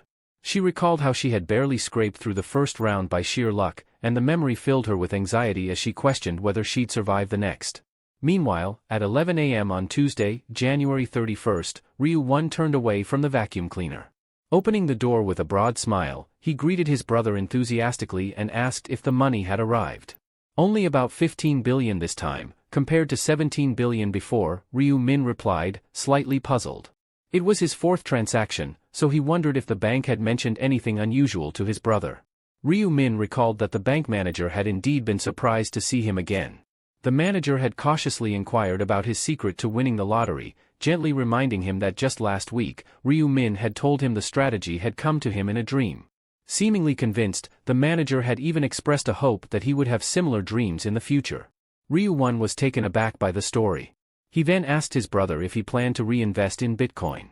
Yes, Ryu-min affirmed, noting that their initial investment had already grown to 150 billion. With a bit of concern, Ryu-1 wondered aloud if they should consider selling their Bitcoin, suspecting that the value might soon drop. But Ryu-min, confident as ever, assured his brother that it wasn't the right time to sell just yet. He gave Ryu-1 a reassuring smile, promising to handle everything. Afterward, Ryu-min suggested they grab something to eat. They walked down the streets with grocery bags in hand, their spirits lifted as they enjoyed a meal of pasta at a nearby restaurant. On Tuesday, January 31st, at 11:55 p.m., Ryu-1 remained at his brother's side, holding his hand tightly as they sat together. Though Ryu-1 was still awake, worry crept into his thoughts. Squeezing his brother's hand, he urged him to come back alive. Ryu Min, with a confident smile, reassured his brother that there was no need to worry, reminding him of the power he had unleashed on someone known as Bang Taeju. Despite knowing his brother's strength, Ryu Min couldn't help but feel concerned. Patting his brother gently on the head, Ryu Min advised him to stop worrying and get some rest. He promised that they would see each other later, assuring him that by the time he woke up, he would have already returned from the other world. Just in time, Ryu Min was transported to another realm, his soul glowing with a radiant light. Meanwhile, other players began to arrive under a gloomy, overcast sky. One player asked if they had arrived successfully, while another remarked with amusement at the speed of their travel. While some players cowered in fear, others took a moment to assess their surroundings, realizing that they were in a new location. One of the players, who had achieved the highest rank in the previous round, noticed a black sign and paused. As Ryu Min scanned the area, he saw that many people recognized him and deliberately kept their distance. Among the players, he spotted Yongmin, which made him grow impatient, wondering when the angel would make her appearance. Suddenly, the angel descended from the sky, her gaze fixed on Ryu Min, who stood with a fierce expression. She asked if everyone had arrived, her presence causing a stir among the players. The players quickly realized that this was not the same angel they had encountered before, and a wave of anxiety spread among them as they questioned what might have happened. The angel explained that the angel who had overseen the first round had been involved in an accident and couldn't make it. She urged everyone to remain calm. With a menacing expression, she announced that she would be their guide for the second round. As the details of the second round's quest appeared on the screen, the players focused intently. Their task was to choose a zone representative within the next 3 hours. However, the instructions seemed vague, and the players began to discuss various interpretations while staring at their screens. One player suggested that they might have to battle monsters again, but the uncertainty lingered among them. One player speculated that perhaps everyone could survive this round, while another expressed surprise at the number of people who had failed before. Sensing the players' confusion, the angel decided to provide some clarity. She explained that in the second round, all they needed to do was choose a zone representative. It wasn't a combat round. The chosen representative would hold significant power, able to command others to perform tasks or even order their deaths. She reiterated that they had 3 hours to select their representative. The players were impressed by the authority granted in this round. Curious, one player asked if that was all there was to it. The angel confirmed that since this round was more of a rest period, once they voted, they would be marked as having passed and sent home. The players felt a wave of relief at the prospect of completing such a simple task without facing any life-threatening danger. As the timer started, the angel urged them to discuss and decide who they wanted as their zone representative. The players, grinning, joked with one another, wondering if they'd all still be alive after voting in 3 hours. They found humor in the easy task and the potential power the representative would wield. However, Hwang Yongmin felt disappointed that he wouldn't get to use his combat skills this round. One of his friends tried to console him, suggesting he let it go since they would all survive after voting. But Yongmin couldn't shake his frustration. He had invested heavily in his strength stat, and now it seemed wasted. Overhearing the conversation, Ryu Min quickly realized that Yongmin must have obtained the rune of strength. He surveyed the situation, noting how Yongmin's rune and the current circumstances were unfolding just as they always had. Deciding that the debate over who to support wasn't his priority, Ryu Min moved away from the group. He knew that if there was a main quest, there had to be a side mission as well. He recalled that the hidden quest for the second round involved obtaining a class. Tightening his grip on his dagger, Ryu Min was eager to level up quickly, knowing this was essential for class enrollment. When a goblin appeared, he lunged forward, and with a loud, unsettling noise, the creature moved to attack. Ryu Min swiftly countered, managing to decapitate the goblin. A notification screen appeared, informing him that he had defeated a hobgoblin. His triple XP buff was active, and he had 1 kill out of 100. Additional notifications revealed that his experience level had increased to 9%, and he had earned 15 gold. The Rune of Slaughter also boosted all his stats by 1%. Ryu Min decided that venturing into the forest to hunt was a smart choice. He knew that where there was one goblin, there would surely be more, and he was right. Soon enough, a group of sinister-looking goblins emerged from the shadows, causing a grin to spread across his face. Standing confidently in the center of the forest, he waited for the goblins to make their move. With a swift and precise strike, he smashed one goblin in the head and swiftly followed up with a slash of his dagger, maintaining his calm demeanor throughout. A notification flashed on his screen, informing him that he had slain another hobgoblin, bringing his total to 5 out of the 100 required kills. The bodies of the fallen goblins were scattered across the forest floor. Another notification indicated that the rune of slaughter was now enhancing all his stats by 50%. He had leveled up again. The countdown displayed that there were still 2 hours, 29 minutes, and 24 seconds left before voting closed. Wiping his chin, Ryu-min opened his stat window, curious if only 30 minutes had passed. It showed that he had reached level 9. He decided to focus on increasing his agility. While Hwang Yongmin's rune of strength was advantageous in boosting power, Ryu-min understood that it wouldn't be effective in every situation. His agility stat rose from 18 to 24. He knew that no matter how strong a player was, they would be vulnerable if they couldn't dodge a critical attack quickly enough. The game's stats were divided into 4 key categories: strength, intelligence, agility, and luck. Strength affected defense power, endurance, and physical damage, while intelligence influenced mental fortitude, calculation speed, and magical damage. After another glance at his stat window, he saw that his agility had now increased to 30. Agility improved both movement and attack speed and enhanced the ability to dodge. Luck influenced critical damage, item drops, and additional gold rewards. As a Grim Reaper class that dealt both magical and physical damage, Ryu-min knew that balancing all his stats was crucial. Each one was important in its own way. Just then, he sensed something behind him. Pivoting swiftly, he scanned his surroundings to identify who or what was there. He was startled that someone had been following him. He had been so engrossed in the battle that he hadn't noticed earlier. This situation was unsettling. It had never happened before. Raising his dagger, he demanded that the person reveal themselves and state their intentions. If they failed to comply, they would need to be prepared to face the consequences. A single footstep echoed slowly before a woman emerged from the shadows. Ryu-min recognized her instantly. It was the actress he had encountered before. He couldn't help but question whether she had truly been the one following him. Apologetically, she admitted to trailing him. Just then, another figure appeared, a man who also offered an apology. He urged Ryu-min to calm down, insisting that their intentions were not hostile. The man introduced himself as Sang-chul. Ryu-min's expression darkened when he realized who Sang-chul was, Ma Jianrock's right-hand man. Ma Jianrock, also known as the Heavenly Demon, was the eldest son of the country's most powerful corporate dynasty. He was someone Ryu-min had been targeting for a while. Ryu-min knew that having someone like Ma Jianrock by his side would make him stronger, and he needed a priest connected to Ma Jianrock to support him in the 20th round. Ryu-min was taken aback by the unexpected encounter with Ma Jianrock's right-hand man so soon. He began to wonder why Sang-chul was with Seo Rin and suspected that Sang-chul might be her bodyguard. Considering that many celebrities were sponsored by Ma Jianrock's company, the pieces of the puzzle started to fall into place.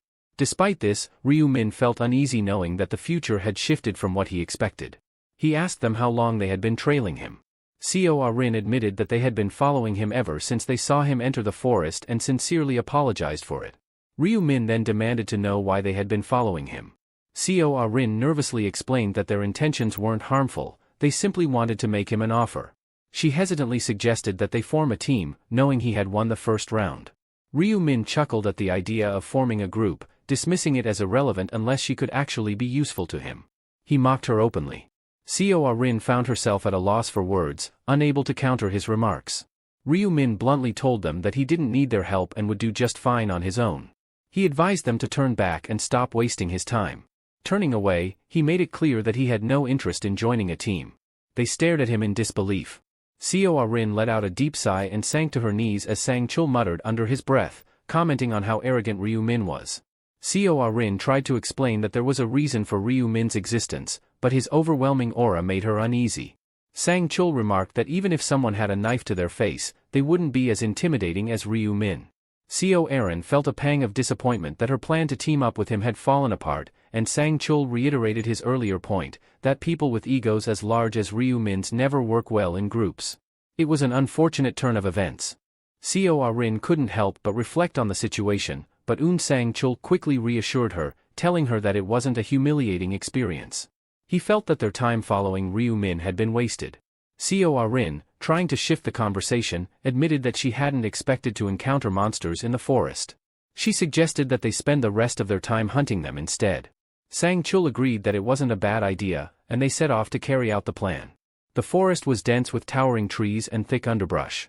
Meanwhile, Ryu-min, hearing noises from the bushes, instinctively attacked a goblin that emerged. He found it infuriating that, despite his tight schedule, they had the audacity to ask him to collaborate. With swift precision, his dagger sliced through the goblin's flesh as he remained focused on his primary goal, leveling up. A notification popped up, confirming that he had defeated another hobgoblin.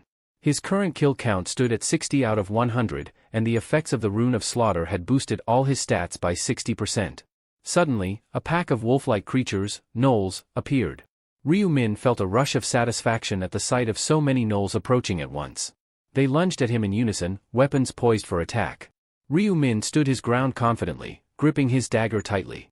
Using both the fallen bodies of the gnolls and his dagger, he quickly dealt successive blows to the advancing creatures. Another notification confirmed the defeat of a gnoll, bringing his kill count to 65 and raising his stats by 65% thanks to the Rune of Slaughter. He had now reached level 10. His hard work paid off as a series of notifications informed him that he had met the requirements for class advancement. With his newfound level, Ryu Min could now access the store and a hidden subquest. The subquest window indicated that in order to obtain a class and advancement items, players needed to level up before the voting period ended. Success in this quest would also reward them with a daily item sale ticket, offering a 50% discount. Many players who were unaware of the subquest often found themselves confused, not knowing how to select a class or where to find the necessary advancement items. While everyone agreed that obtaining a class was crucial, the challenge lay in understanding the specific requirements to acquire the advancement item. For example, warriors needed to defeat monsters within an hour and increase their strength stat to at least 10. Berserkers had to hunt while sustaining injuries for a certain period. Assassins needed to successfully deceive monsters multiple times. Quick advancement was key, otherwise, players risked remaining beginners indefinitely. Ryu Min activated the Angel's Blood, and immediately, a status window appeared before him, offering a choice: do you want to select the Reaper profession? Without hesitation, he clicked yes. As a reward for his decision, he received the Reaper's Rune, a powerful artifact that significantly reduces the chances of being detected by enemies during the night. Wasting no time, Ryu Min activated the Reaper's Rune. In the world of the game, where there are 6 ranks from beginner to grandmaster, players can unlock new skills as they level up. The use of the Reaper's Rune granted Ryu Min the skill Seal of Death, a formidable ability that would serve him well in future battles. In addition to this, he was rewarded with a weapon befitting his new profession, the Reaper's Scythe. Ryu Min was the first player to advance, and as a reward for his achievement, a notification window informed him that he had received a random gold pouch. His strategic approach and timely execution had paid off, setting him apart from the rest. In addition to his other rewards, Ryu Min also gained the neutral skill, Tracking, as a special benefit for being the first player to advance. According to the notification window, this skill allows him to track the precise location of a designated target, provided that both the target's face and nickname match. This valuable skill could be purchased for 20,000 gold. A grin spread across Ryu Min's face as he reviewed the details on his screen. With enough gold in his possession, he decided to put the tracking ability to the test by targeting Youngmin. The tracking system confirmed a match between Youngmin's face and nickname, indicating his exact location as 190 meters away from Ryu Min. Following the instructions on the notification window, Ryu Min saw a glowing line appear on the ground, guiding him directly to Youngmin's location. He deduced that Youngmin must have also entered the forest, considering how much closer he was now compared to their last encounter, where Youngmin was 2 kilometers away. This piqued Ryu Min's curiosity as he contemplated whether or not to confront Youngmin. Elsewhere in the forest, Seo Rin and Un Sang Chul were struggling, their breath coming in ragged gasps. Suddenly, Seo Rin cried out in pain and collapsed face-first onto the ground. She informed Sang Chul that she had injured her leg and couldn't continue running. Sang Chul, with urgency in his voice, reminded her that they had to keep moving or risk being discovered. Despite the pain, he urged her to stand up. Seo Rin apologized, describing the searing pain where an arrow had struck her earlier. Sang Chul's face darkened as he considered the possibility that injuries sustained in this world might affect their real bodies. Nevertheless, he tried to encourage her, assuring her that if they could survive this, they would be able to return home. Seo Rin, gritting her teeth, resolved to push through the pain. Suddenly, a voice interrupted them, asking, "Where do you think you're going with an injury like that?" Startled, they quickly turned to face the source.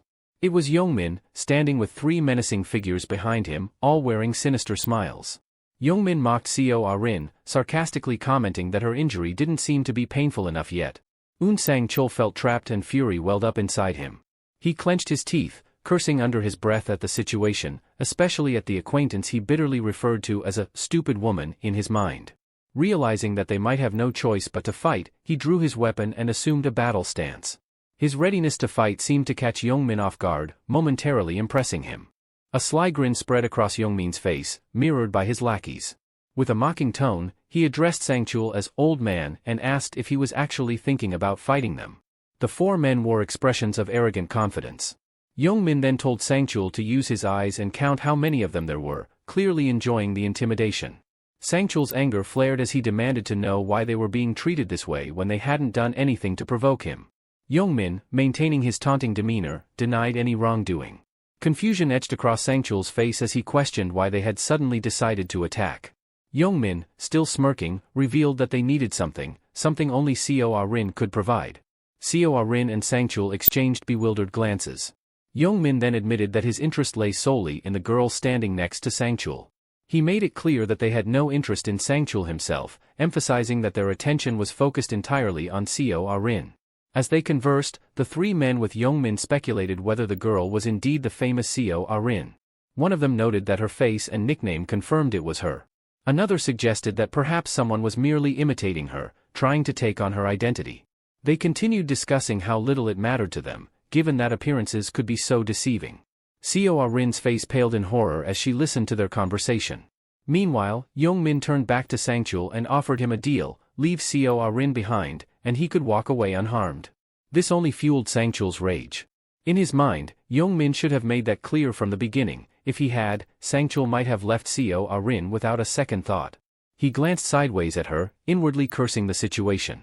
He had no intention of risking his life for her, yet he was faced with a significant dilemma. If he failed to protect Seo Rin, he would surely disappoint his employer, Director Ma Jiangak. Determined not to back down, Sangchul assumed a fighting stance, signaling that he had no intention of abandoning Seo Rin. Youngmin, visibly entertained, asked if Sangchul was seriously considering a fight. Sangchul, gritting his teeth, warned them that what they were doing was against the law. Youngmin burst out laughing at this, finding it utterly ridiculous. He sarcastically asked what laws applied in this world and whether Sangchul planned to report him once they returned to reality. Youngmin taunted him further, questioning what evidence Sangchul could possibly provide and daring him to try. He even joked that their appearances in this world might be entirely different from their real-life selves. Sangchul, seething with frustration, couldn't deny that Youngmin had a point. He knew that reasoning with Youngmin wouldn't work and that, despite his injuries, he had no choice but to fight. Youngmin wasn't going to be swayed by words alone. Just then, Youngmin's attention shifted. He was startled to see an old acquaintance, Black Scythe. The figure was casually leaning against a tree, observing the scene with a calm demeanor. Youngmin was visibly taken aback by Black Scythe's unexpected appearance. "What's going on here?" Black Scythe asked, his voice cutting through the tension. His gaze fixed directly on Sangchul, and he interrupted Youngmin before he could respond. "I wasn't talking to you," he said, dismissing Youngmin's attempt to interject. Annoyed, Youngmin told him to mind his own business and leave them alone. Ignoring Youngmin, Black Scythe turned his attention back to Sangchul. "Tell me what's happening," he demanded. Without hesitation, Sangchul explained the situation, revealing how they were ambushed by Youngmin and his men, who were after Seo Rin. Desperate, Sangchul pleaded for Black Scythe's help, promising to owe him a favor in return. Black Scythe's gaze shifted to Youngmin. "Is what he said true?" he asked, his tone sharp. Youngmin, brushing off the accusation, told Black Scythe that it didn't concern him and that he should move on. But Black Scythe wasn't deterred. He stepped closer, noting the menacing red aura that surrounded Youngmin. Youngmin and his lackeys, sensing the growing tension, nervously questioned what Black Scythe intended to do. As his weapon began to materialize in his hand, Black Scythe coldly informed them that he wouldn't abandon someone who was injured. Seo Rin and Sangchul felt a wave of relief, while Youngmin's anger flared. Black Scythe knew that helping them wasn't just an act of kindness. He calculated that by assisting Sangchul, he could gain favor with Ma Jiangak, and having someone like Ma Jiangak indebted to him would be a valuable asset. Moreover, he simply didn't like Youngmin. Youngmin and his men grew increasingly anxious as Black Scythe's intentions became clear. In a desperate attempt to regain control, Youngmin ordered Black Scythe to back off, threatening to kill him if he continued. But Black Scythe only smiled, taunting them with the question, "Do you really want to fight me? What's the problem?" Youngmin's fury reached its peak. To him, Black Scythe's question was absurd, almost laughable. He wondered if Black Scythe would be so confident if he truly understood the kind of monster he was dealing with. The memory of Black Scythe effortlessly defeating goblins and claiming the top rank in the last encounter flashed through Youngmin's mind, and his eyes widened in shock. Black Scythe lowered his scythe to the ground and, with a calm yet menacing tone, told Youngmin to let him know if he wanted to end the fight. The four men watched nervously as the scythe's blade moved, their fear evident in their eyes. Youngmin, visibly shaken, asked if Black Scythe would really let him go. Black Scythe crossed his arms, a hint of amusement in his voice, and replied that he might consider it, if Youngmin got on his knees and begged for his life with sincerity. The realization that Black Scythe was trying to humiliate him in front of his friends and Arin twisted Youngmin's expression from smug triumph to despair. Despite his rising irritation, he had no desire to engage in a fight if it could be avoided. He scoffed at Black Scythe, but as he did, a thought crossed his mind: he had the power to shatter a wall with just his bare hands. Maybe, just maybe, he could take down Black Scythe with a single strike. A smug smile crept onto his face as he entertained this possibility. He glared at Black Scythe and spat out, "You've crossed the line." He clenched his fists, preparing for a fight, and taunted Black Scythe, asking if he really wanted him to kneel and beg. With a menacing tone, he added, "Do you want to die?" Youngmin planned to close the distance between them and land a devastating punch. In his mind, there was no way Black Scythe could survive a blow strong enough to crush a brick wall. But just as he was about to strike, Black Scythe calmly set his weapon aside. Youngmin was baffled. Why would he discard his weapon? Black Scythe, exuding confidence, explained that it wouldn't be fair to fight an unarmed opponent while he was armed. Winning like that, he said, would be too boring. Enraged by the perceived arrogance, Youngmin cursed Black Scythe's foolishness. He moved into attack, but before he could react, Black Scythe suddenly shifted behind him. Youngmin, thinking this was his chance, swung with all his might, ready to land a powerful punch. But to his shock, Black Scythe effortlessly dodged his blow and retaliated with a powerful kick to his stomach. The force of the kick sent Youngmin flying, crashing into the distance, leaving him stunned and gasping for air. Black Scythe watched impassively as Youngmin's body sailed through the air, one foot still raised from the powerful kick. Youngmin landed with a thud, groaning in pain as he knelt on the ground, his curses directed at Black Scythe. With a cold expression, Black Scythe warned him to stop cursing, saying, "Your foul mouth will rot my ears," before delivering another brutal kick. Youngmin gasped as the force of the blow sent him sprawling, his hand instinctively reaching up to soothe his aching face. Without hesitation, Black Scythe grabbed Youngmin by the collar, hoisting him up with one hand while keeping him at arm's length. He then began to rain down punches with his other hand, each blow landing with a bone-crunching impact. Youngmin, dazed and reeling from the assault, thought to himself that it didn't feel like a fist hitting him, it felt more like being struck by a sledgehammer. He couldn't comprehend how Black Scythe could be this strong. Is he as powerful as me? Youngmin wondered, unable to fathom how Black Scythe could possess such strength without a rune to enhance it. As he looked up at Black Scythe's calm yet focused face, one of his friends shouted his name, while another urged the archer to take action. The archer, maintaining perfect form, quickly drew his bow and loosed a lightning-fast arrow aimed directly at Black Scythe. Aaron, sensing the danger, screamed for Black Scythe to dodge. With reflexes as sharp as his blade, Black Scythe sidestepped the arrow just in time. Despite the fear etched on his face, the archer fired another arrow. But Black Scythe was already moving, zigzagging toward him with unnerving speed, effortlessly dodging each shot. As he closed the distance, Black Scythe remarked, "You must have been lucky to find a bow while hunting. Too bad you crossed my path during a fight." With a swift motion, Black Scythe drew his weapon, and in one fluid strike, he slashed at the archer. Blood sprayed through the air as the archer let out a cry of agony, his face contorted in terror. The sight of their comrade falling only deepened the fear in the remaining two men, yet they still tried to muster their courage. They took up defensive stances, shouting at Black Scythe to back off and leave them alone. One of the men charged at Black Scythe, dagger in hand, cursing as he lunged forward. Black Scythe responded with a mocking smile, his expression almost amused. In an instant, he activated the seal of death. Above the man's head, a red mark appeared, resembling an eye with a skull at its center, a symbol of impending doom. Gripping his scythe tightly, Black Scythe unleashed a devastating swing. The red-hued blades of wind that followed tore through the air, slashing the man's shins with such force that he collapsed to the ground, screaming in agony as blood splattered everywhere. The remaining man, witnessing this horrific scene, was paralyzed with fear, his confidence shattered. Black Scythe lunged at the man with blinding speed, noting that the mere fact they dared to use weapons against him showed some level of resolve. With a powerful swing, his scythe sliced through the man's arm, eliciting a piercing scream. The ominous seal of death hovered above the man's head, a clear sign that the next strike would be even more devastating. As expected, the scythe cut through the armor with ease, doubling the damage and leaving the man clutching his deep wound in sheer agony. As the men writhed on the ground, their faces contorted in pain, Black Scythe observed them coldly. This can't be it, he thought. He knew he had to instill fear so deep they would never dare to cross his path again. When he approached, they whimpered and pleaded for mercy, begging him to spare them. Without a word, Black Scythe flicked his scythe, sending blood splattering with the movement. Another scream tore through the air. Taking a deep breath, Black Scythe decided he was finished with these men, ready to move on to the next target. His sharp gaze fell on a figure hiding behind a tree. "Hiding won't help you," Black Scythe called out, his voice chilling. In a flash, a blade of wind sliced through the young man's arm, causing him to cry out in pain as blood spurted from the wound. "Stop acting like a child," Black Scythe admonished, his tone devoid of sympathy. The young man's pain barely scratched the surface of what he had inflicted on others. Black Scythe's scythe struck again and again, each blow drawing a scream from the boy as he was mercilessly cut down. Sangchul and Arin watched in stunned silence, witnessing the brutal efficiency of Black Scythe's assault. Sangchul was particularly struck by how Black Scythe could so ruthlessly dismember an opponent who had already lost the will to fight. As Black Scythe severed the boy's arms and moved on to his leg, Sangchul couldn't help but admire the cold precision. "It might seem extreme," Sangchul thought, "but I appreciate that level of decisiveness." In his mind, Black Scythe rivaled even his director. Finally, Black Scythe turned to Sangchul and Arin. "Are you two all right?" he asked, his voice steady.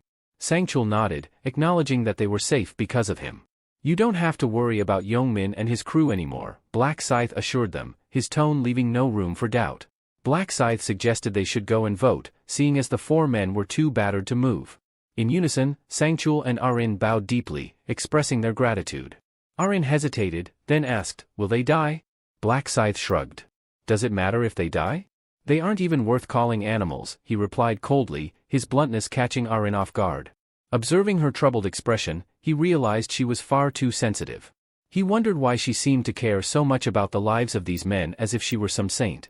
Perhaps she was concerned about her public image as a celebrity, he thought.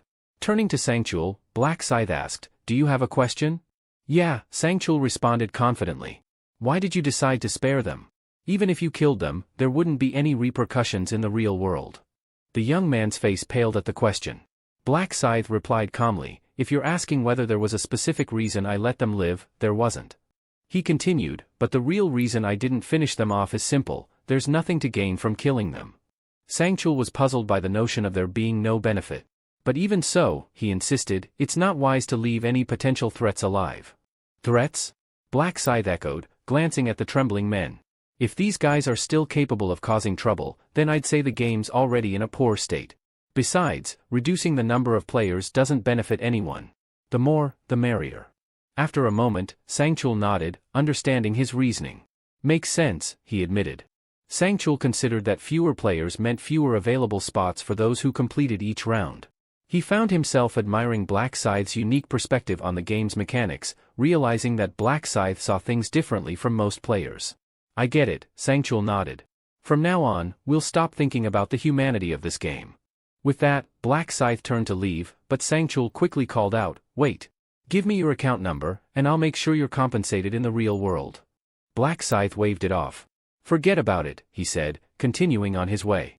Sangchul was stunned by his refusal to accept any reward.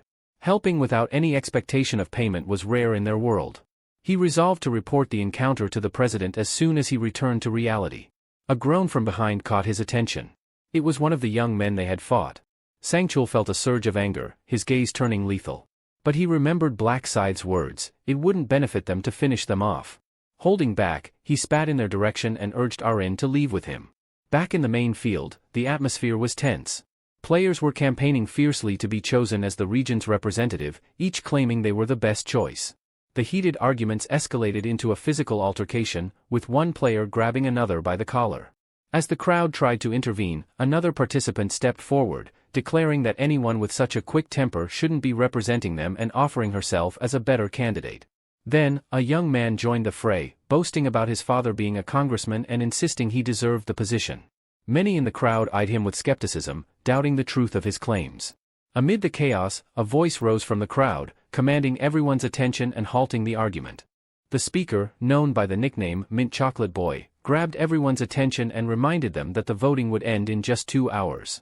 He urged the players not to waste time arguing and to cast their votes as soon as possible. One of the players asked him how they should decide who to vote for. Mint Chocolate Boy confidently replied that he had a practical solution. Curious, everyone focused on him, eager to hear his idea. He smirked inwardly, pleased at how easily the crowd hung on his every word once again. With a dark grin, he thought about how the players had once more fallen for his persuasive tactics. At first, he had been disappointed when he received the persuasion rune as his random rune fragment. He had looked at it with disdain, noting that the rune increased his chances of persuasion only if the target was particularly talkative. Moreover, it wouldn't work on anyone with a higher level than his own, and it seemed completely useless against monsters who couldn't speak. But soon, Mint Chocolate Boy realized how to use the rune to his advantage. While on the battlefield, when other players were busy slaying goblins and sharing strategies, he had approached a group of men, telling them a woman was in great danger and needed immediate help. He advised them to drop everything and go to her aid. The men, influenced by his rune's effect, followed his advice without hesitation, abandoning their targets and rushing off. Mint Chocolate Boy then swooped in to finish off the weakened goblins, easily meeting the 100 kill requirement. Now, with the voting underway, he suggested a more structured approach to choosing a representative. Let's narrow down the candidates to just 5, he proposed, and vote among them. The players, realizing the wisdom in his words, quickly agreed. They understood that if everyone continued campaigning for themselves, they would never reach a decision. Mint Chocolate Boy took the lead in organizing the nominations, relishing how smoothly his plan was unfolding. If everything went as expected, he would soon position himself as the representative of the region. He asked the crowd to raise their hands and nominate anyone they believed should be recommended. One of the players, who had been advocating for himself earlier, eagerly shot his hand up. However, Mint Chocolate Boy quickly pointed out that nominating themselves was against the rules and would just repeat their earlier mistakes. The audience began murmuring in agreement, with many voices echoing, "Mint Chocolate Boy is right." Inwardly, Mint Chocolate Boy felt confident, thinking it would be a simple task to manipulate this group. Most of the attendees were strangers to one another, caught up in their thoughts and unsure whom to nominate. Meanwhile, a few others were hesitant to suggest anyone but themselves, worried about losing their chance. Sensing the growing uncertainty, Mint Chocolate Boy remained patient, understanding that this silence would ultimately lead to only the most notable names being suggested. At last, a participant raised his hand and proposed Mint Chocolate Boy as a candidate. Excellent, he mused silently. The person who nominated him justified the choice, stating that having a rational and capable leader would be in their best interest. Mint Chocolate Boy pretended to be surprised by the nomination, even as another player jumped in to commend his ability to manage the situation effectively. He accepted the compliments with a gracious smile while inwardly laughing at how easily he had won them over. Then, another participant nominated Black Scythe. Mint Chocolate Boy's grin widened. He knew Black Scythe's recent victory made him a logical contender. Next, a player named Life is a Documentary put forth the second-place finisher, followed by someone else suggesting Black Dragon in My Right Hand as a third candidate. Mint Chocolate Boy tallied 4 names and asked the crowd if there were any more nominations for the 5th spot. When no one else volunteered, he announced that the 4 candidates were confirmed. He suggested that each nominee should speak to the crowd before the final vote and offered to go first, confident in his ability to sway the masses. Winning over these fools will be a breeze, he thought smugly. Suddenly, a voice cut through his thoughts, openly challenging him. It was Life is a Documentary, the player ranked second in the region, who seemed visibly annoyed. "I can't listen to another word this Mint Chocolate Boy is spouting," he declared. Mint Chocolate Boy turned to him and asked what his issue was. "Do you seriously think life is easy?" came the sharp retort from Life is a Documentary, his gaze filled with a menacing intensity that seemed to challenge Mint Chocolate Boy's entire stance. Life is a Documentary asked Mint Chocolate Boy if people always followed his instructions without question. As Mint Chocolate Boy pondered this, a concerned expression crossed his face. He began to realize the extent of his influence, but quickly brushed the thought aside, convincing himself it wasn't entirely true. When Mint Chocolate Boy was asked to nominate someone for the regional representative, Life is a Documentary grew visibly agitated and accused him of being a manipulator. "You're crossing the line," Mint Chocolate Boy retorted sharply, defending himself. He reminded everyone of a proverb, a person's face and demeanor reflect their true nature. He questioned why such harsh language had to be used in what was meant to be a discussion about leadership. For a moment, he seemed satisfied with his response, feeling that he had made his point. However, Life is a Documentary didn't back down. He sneered, asking whether Mint Chocolate Boy had the nerve to preach to him about life. "You're playing a dangerous game," he warned, his tone threatening. The situation escalated quickly, and Mint Chocolate Boy found himself taken aback by the intensity of the challenge. He realized that his usual methods of persuasion were failing, and the tension in the room grew palpable. Seeing his influence slip away, Life is a Documentary desperately appealed to the crowd, urging them to vote for him and ignore the other candidates. "Support me, or face the consequences," he threatened, his voice tinged with desperation. But Mint Boy mocked him openly, asking if he genuinely believed people would listen to his threats. He advised him to stop embarrassing himself and leave. The atmosphere grew colder as Life is a Documentary, his expression serious and menacing. Then, in a flash of violence, he lunged forward, striking Mint Boy. Blood sprayed, and the crowd felt a chill run down their spine as they realized the victim had been stabbed in the neck. The wounded player crumpled to the ground, blood flowing freely. The gravity of the situation hit Mint Chocolate Boy hard. He was witnessing a deadly turn of events. Life is a Documentary glared at him, reminding Mint Chocolate Boy of the earlier warning: he would kill anyone who crossed him. As Mint Chocolate Boy's eyes widened in shock, he let out a strangled cry. His body trembled, and then he collapsed to the floor, lifeless. Panic erupted among the crowd as they grasped the brutal reality of what had just happened. The label of killer seemed to hang in the air around Life is a Documentary, whose weapon still dripped with the blood of Mint Chocolate Boy. He turned to the crowd, his eyes cold, his voice challenging. "So what?" he snarled.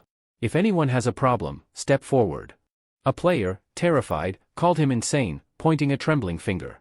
Life is a Documentary only grinned wider, declaring that if no one confronted him, he would come to them instead. He moved like a blur, cutting down everyone in his path with swift, ruthless precision, as if fueled by some dark, burning passion. With each strike, he seemed more exhilarated, shouting that this was the best scenario: no cameras, no reporters, no restrictions. He reveled in the violence, delighted that he could kill as many as he wished without consequence. The blood of those he slaughtered stained his clothes, and he turned his blood-soaked dagger on the remaining players who have yet to cast their votes. "Support me," he demanded, "or face death." Fear gripped everyone's faces, their expressions twisted in horror. Seeing this, Life is a Documentary gave a wicked grin. He knew that fear was now his ally.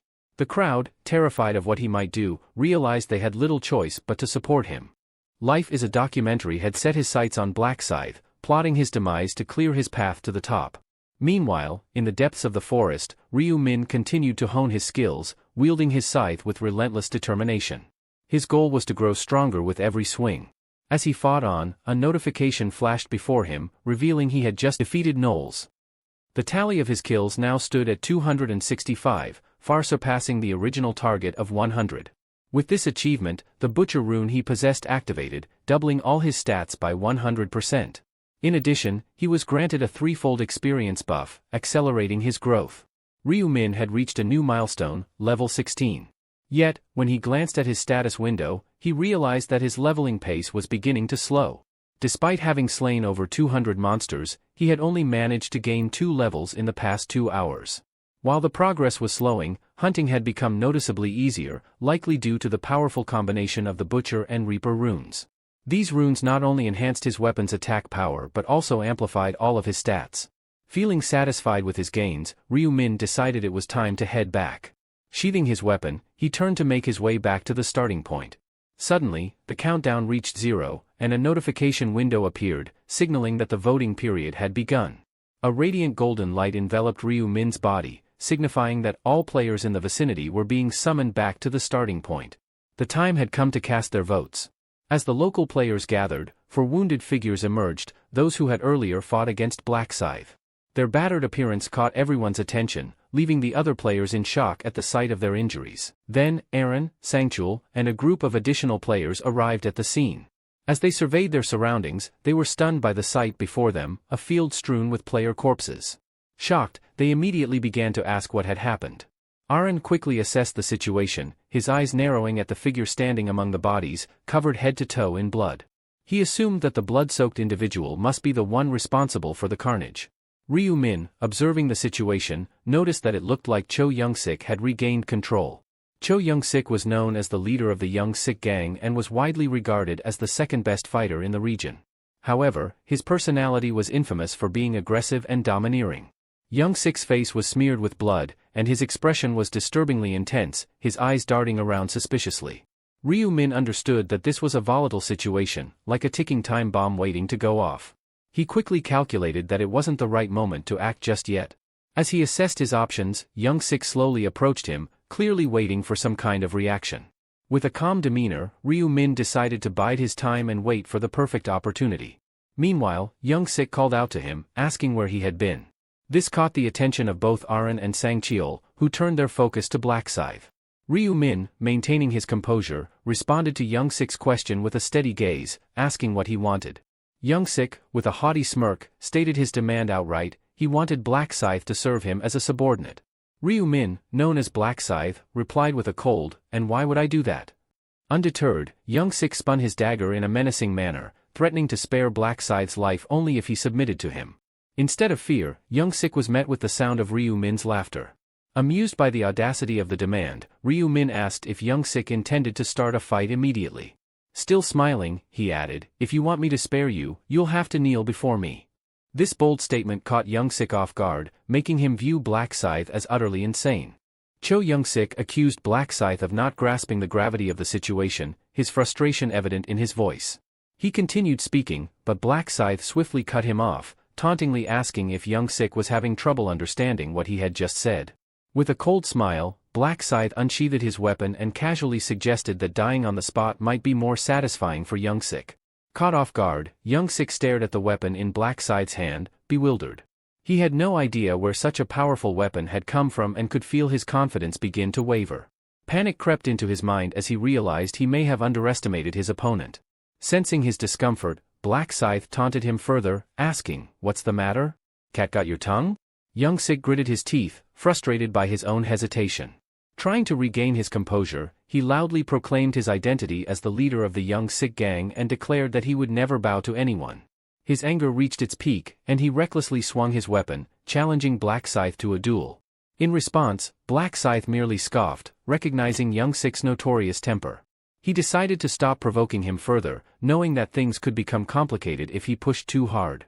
Black Scythe had a strategy in mind. Displaying his strength to win the votes of the players wasn't his intention. Young Sik could be useful for his plan during the third round as a representative. Additionally, he sensed that the angel would appear any moment. As if on cue, the angel materialized, calling for all players to gather. Young Sik, momentarily distracted by the sudden arrival, shifted his focus away from Black Scythe. Seizing the moment, Black Scythe remarked on Young Sik's good fortune and calmly advised him to choose his battles more wisely next time if he wished to avoid an untimely end. With that, Black Scythe turned to leave, leaving Young Sik standing there, his anger simmering just beneath the surface. Young Sik stood frozen in place, his face a mask of rage, but beneath the surface, he felt a wave of relief. Though he appeared fierce and resolute, a part of him was worried that the tension might trigger a heart attack. Still, he silently vowed that Black Scythe would one day witness his true power. For now, he would let him go, but if chosen as the representative, he would make sure to avenge the humiliation he had suffered. The angel, her voice echoing across the battlefield, asked the players if they had selected their delegates. Glancing at the scattered bodies, she dryly noted that they had accomplished more than just talk in the 3 hours they had spent together. With a dismissive tone, she reminded them that whether they lived or died was of no concern to her. Then, she called for the voting process to begin. A screen appeared in front of each player, announcing the start of the election for the region's representative. Every player had one vote, and the candidate with the most votes would assume the role. To cast their vote, they simply needed to focus on the player they wished to support. The angel warned that anyone failing to vote within the 5-minute window would automatically lose and be eliminated from the next round. The countdown began. Some players murmured the instruction to themselves, "Look at who I want to vote for," as they scanned the crowd to decide on their choice. Most of them fixed their gaze on Young Sik, who wore a confident, smug grin, assuming all eyes were on him. Then, unexpectedly, his expression shifted. He turned his attention to a woman with round cheeks and demanded why she wasn't looking directly at him. Startled, the woman seemed unsure of how to respond. Seeing her hesitation, Young Sik grew increasingly agitated and threatened to kill her. Stammering, she quickly defended herself, insisting that she had voted for him. Frustrated, Young Sik continued to shout threats, demanding everyone's attention. He scanned the crowd, threatening anyone who dared to avert their gaze. Finally, the voting time ran out. The angel clapped her hands, announcing that the voting period had ended and instructed them to tally the votes. A large screen materialized above, revealing the results. In fifth place was Cute Baby Bird with 5 votes, and Chubby Cheek Steamed Bun came in fourth with 6 votes. With 249 votes, Black Dragon secured third place, while Black Scythe came in second with 2,077 votes.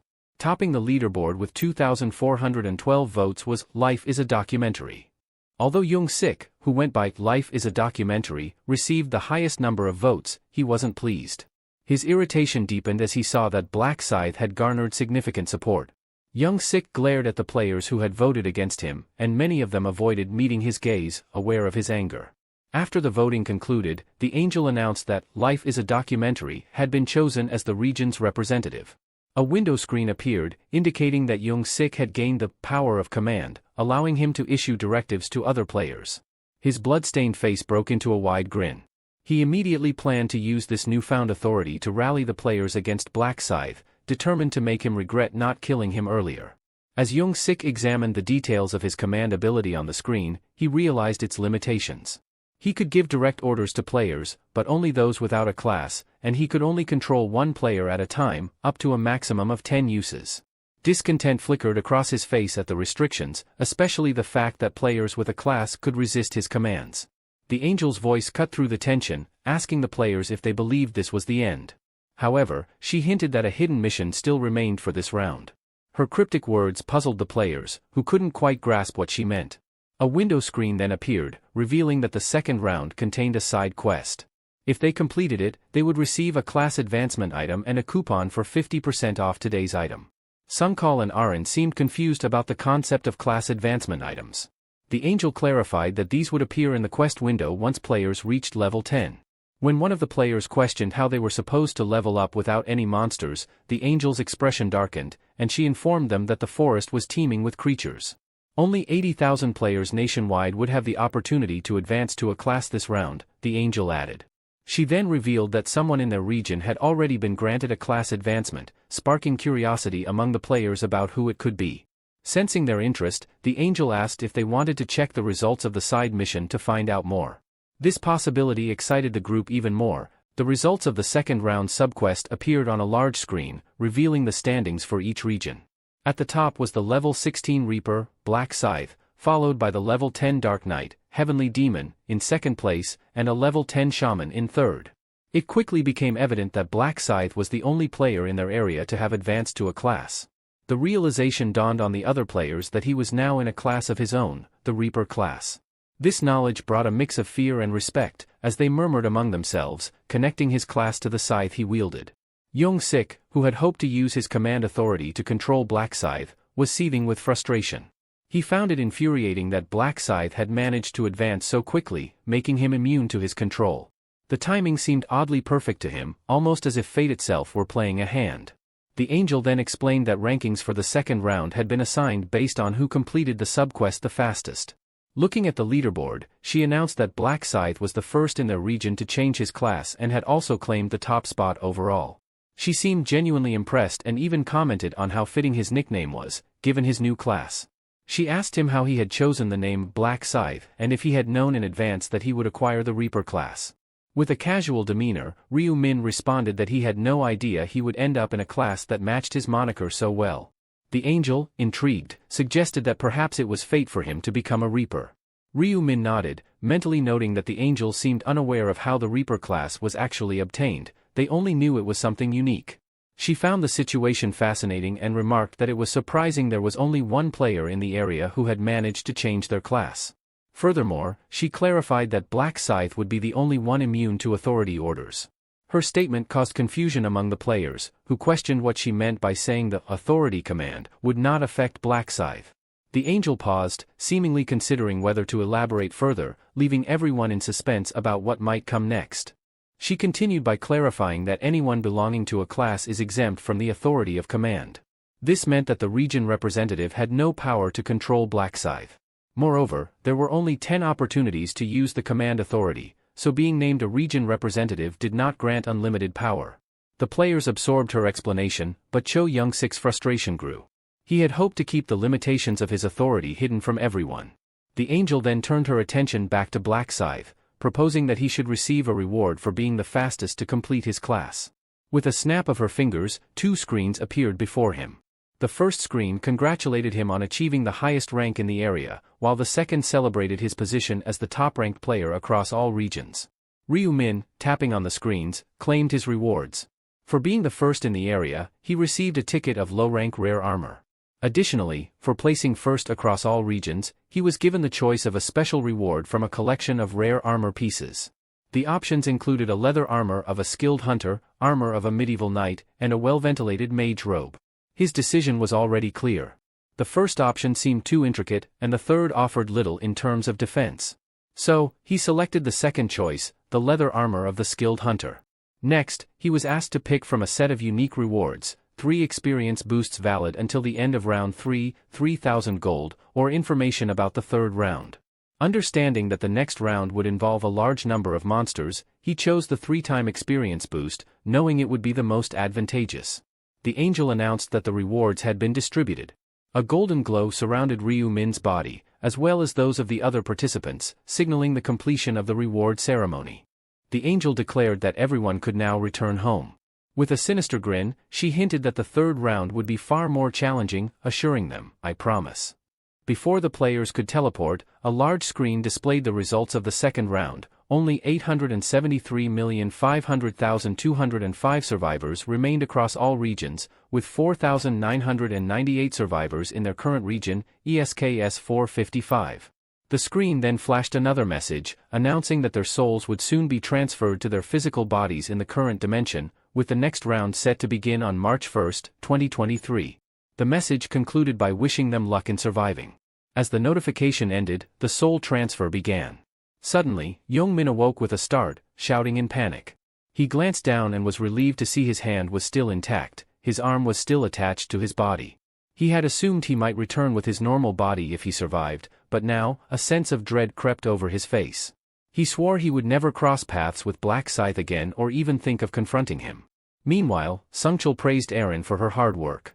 Aaron, in response, stated that he had put in a great deal of effort while she had done nothing. Turning to face him, she smiled broadly and thanked him. Feeling awkward, Sungchul cleared his throat, looked away, and adjusted his tie, saying it was his duty as her bodyguard and manager. Aaron expressed her desire to thank Black Scythe again and asked if there was any way to do so. Sungchul explained that they had no way of finding him, as they had no idea what he really looked like. He also mentioned that Black Scythe seemed to prefer remaining anonymous. Aaron acknowledged this, though it didn't please her. Sun Chul added that when he had asked Black Scythe for his account number to provide compensation, he had initially refused, suggesting that he didn't want anyone to discover his identity. Aaron understood, but the realization left her feeling unsatisfied. Seeing her disappointment, Sun Chul suggested that if she truly wanted to express her gratitude, she could try to find him in the next round and give him something then. Aaron's face brightened at the idea. Aaron thought it was a clever idea. She began to contemplate how to properly show her gratitude to Black Scythe. As their conversation wrapped up, Sun Chul suggested she get some rest, promising they could discuss it further in the morning. Aaron nodded and advised him to be careful. Just as Sun Chul was about to step into the elevator, his phone buzzed. He answered the call from President Ma while stepping inside. Noting that the president was still awake, Sun Chul heard him mention that he had just started sipping on whiskey after his return. Sun Chul congratulated President Ma on advancing to the Dark Knight class. The president asked about their experience in their region. Sun Chul explained that both he and Aaron had only managed to reach level 8 before getting injured halfway through, which prevented them from continuing their hunt. President Ma sounded disappointed by this news. As Sun Chul reached the parking lot, he asked if it was a good time to discuss the matter, indicating he had something important to report. He revealed it concerned Black Scythe. President Ma immediately instructed him to come to the hotel so they could talk in person. Sun Chul agreed, saying he would be there in 20 minutes. He started driving, unaware that someone was watching him. From the shadows, a man observed Sun Chul's car as it exited the parking lot. It was Ryu Min, quietly tailing him. Ryu Min wondered if Sun Chul was heading towards Ma Kyungrak. 10 minutes earlier, Ryu Min had been reviewing his stats window while Ryu Won was asleep on the bed nearby. The display indicated that he needed to focus on the target he wished to track. He visualized Sun Chul in his mind and spoke his name. The window confirmed the name and face, and then indicated that the target's location was now being tracked. The screen showed the target was just 9 meters away. As the distance on the display suddenly shifted to 23 meters, then 56 meters, Ryu Min realized Sun Chul had likely taken the elevator, based on how quickly the numbers were changing. Ryu Min grew curious about Sun Chul's early morning destination, suspecting he might be heading toward Ma Jiangrok. Not wasting a moment, he quickly slipped into his jacket and dashed out the door, determined to confirm his hunch. He felt fortunate that he had decided to track Sun Chul down right after his return. Overhead, thick clouds obscured the full moon, blocking its light from piercing through. Ma Jiangrok, meanwhile, was gazing up at the overcast sky, thinking it was an ideal night for a pursuit. However, he chose to remain still for the moment, as he needed to receive Sun Chul's report. He mulled over how Black Scythe had clinched first place in both the initial and second rounds, wondering what kind of player could stay so enigmatic and yet so dominant. His fingers drummed restlessly on the arm of the couch. The thought of Black Scythe's ranking clearly unsettled him. He began to speculate whether Black Scythe would have targeted his subordinate.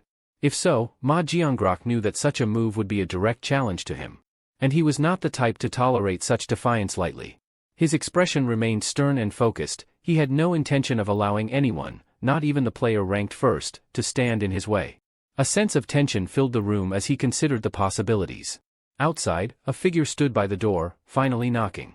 Sun Chul's voice came through, asking if he could enter. Ma Jiangrok gave a nod of assent, inviting him in. Rising to his feet, Ma Jiangrok greeted Sun Chul, who immediately expressed his gratitude. "It's all thanks to you, President Ma, that we're even meeting again," Sun Chul said respectfully. President Ma, wearing a faint smile, replied, "I've done nothing, we weren't even in the same region." Sun Chul bowed slightly, his tone earnest as he added, "Just knowing you're out there inspires me." President Ma chuckled softly, amused by Sun Chul's flattery. "You have a talent for saying the right things," he observed. "It's not flattery," Sun Chul replied with sincerity. "It's the truth." He then congratulated Ma on making it through the round. President Ma shrugged, brushing it off. "Round 2 was a breeze, a walk in the park," he said. Sun Chul, however, continued to praise him, this time for his advancement to a new class. Ma responded humbly, "Just luck, that's all." But Sun Chul insisted, securing second or third place is no small feat, even luck is a skill in itself. He concluded with admiration, saying, "To serve someone like you, President Ma, is the greatest privilege I could ever have." President Ma set his glass down and, with a slight grin, remarked that Sun Chul's flattery was too obvious. He guessed that Sun Chul needed something from him. "So," he asked, "am I right in sensing that you have a favor to ask?" Feeling anxious, Sun Chul hesitated before asking how President Ma had obtained an advancement item. President Ma waved it off, saying it wasn't a big deal. "The item just dropped while I was hunting monsters," he replied casually. What he didn't reveal was that the random rune fragment he acquired had been a result of his Dark Knight rune. He recalled that the angel had told them to check their inventory to see a gift she had prepared. That was when he found the Dark Knight rune, which not only boosted all of his stats but also cloaked his weapon in a dark aura that inflicted extra damage on opponents. When he checked his inventory, he noticed that upon reaching level 10, the rune would automatically advance him to the unique class of Dark Knight. Even though he appeared puzzled by this, he quickly understood the significance of the item. He realized he had gotten extremely lucky to receive such a powerful, cheat-level item in the first round. But despite his good fortune, he kept this information to himself, even from trusted subordinates whom he considered family. He knew well how quickly people could change when it came to matters of power and advantage. Shifting the conversation, President Ma's tone turned serious as he asked directly, "Who injured you? Was it Black Scythe?" Sun Chul seemed startled by the assumption and quickly corrected him, explaining that Black Scythe had actually saved his life. Curious, President Ma urged him to elaborate. He asked if pursuing the actress, Erin, had led to his near-death experience. Sun Chul admitted that they might have died if Black Scythe hadn't intervened.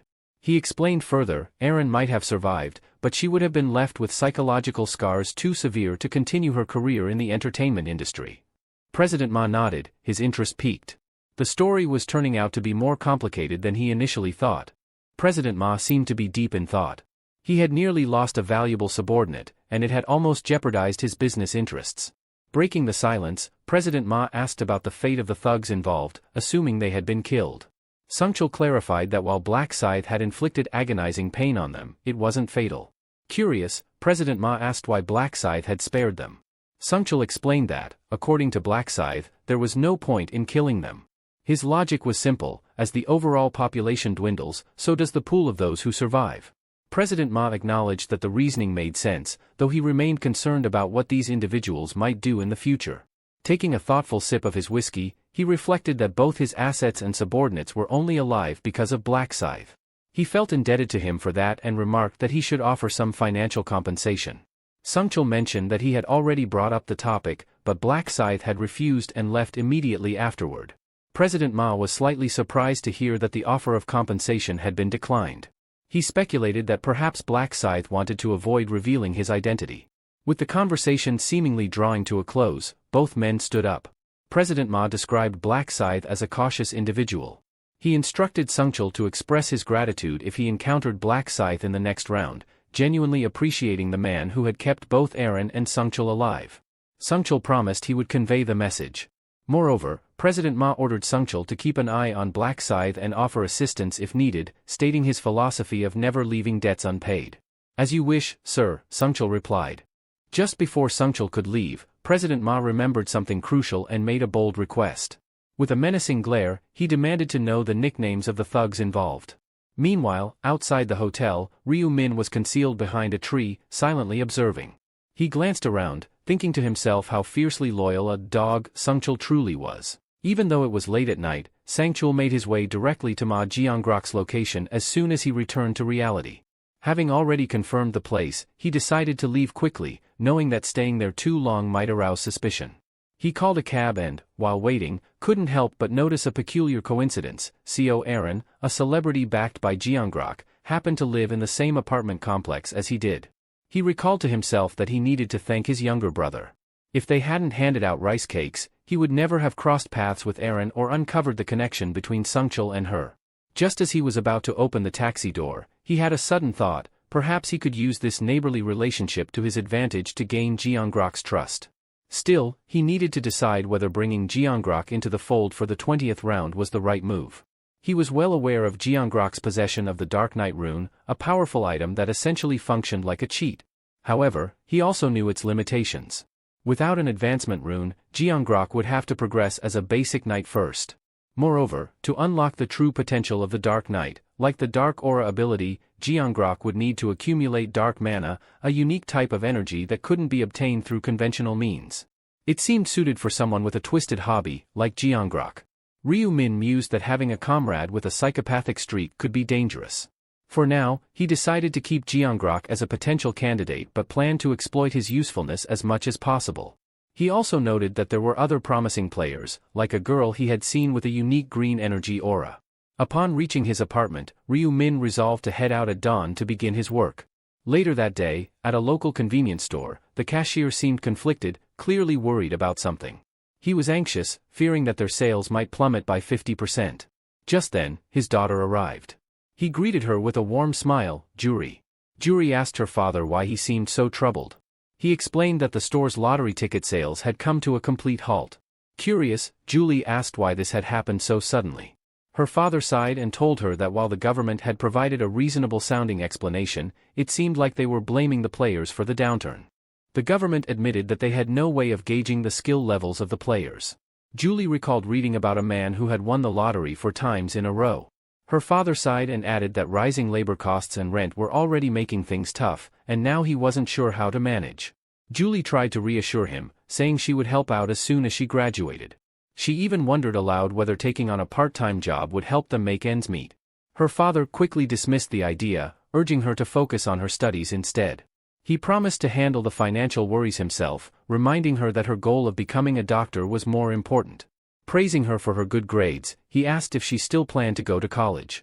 Julie hesitated, then confessed that she had given up on that dream. She explained that, in light of the current situation, education seemed pointless. Her father, seeing her determination, gave in. He admitted that the uncertainty of the next round was weighing heavily on him and that money was not the main concern. Apologizing for being so distracted lately, he admitted he had a lot on his mind. Julie squeezed his hand and assured him there was no need to apologize.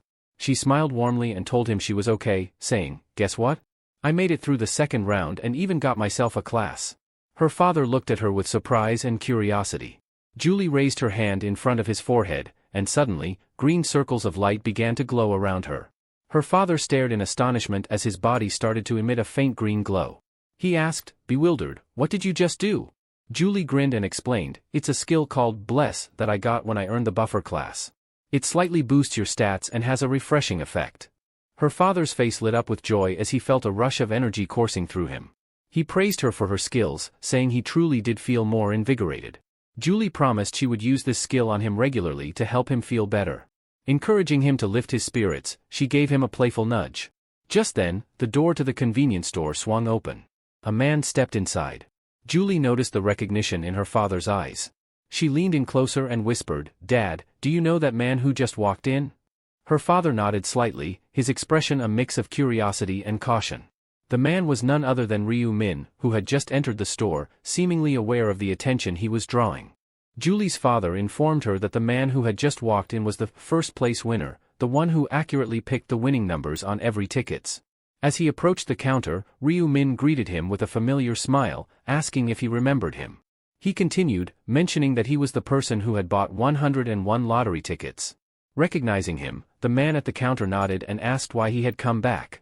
Ryu Min's expression shifted, and he took a deep breath before speaking. Apologizing, he admitted he had seen the news about how the sale of NATO lottery tickets had been halted after he won first place twice. "I didn't mean to cause any trouble for your shop," he said sincerely, "and I'm truly sorry for any harm I've unintentionally caused." Julie observed the entire interaction, noticing the genuine regret in his tone. The shopkeeper reassured Ryu Min, saying, "It's not your fault. We'll manage, even without the lottery sales."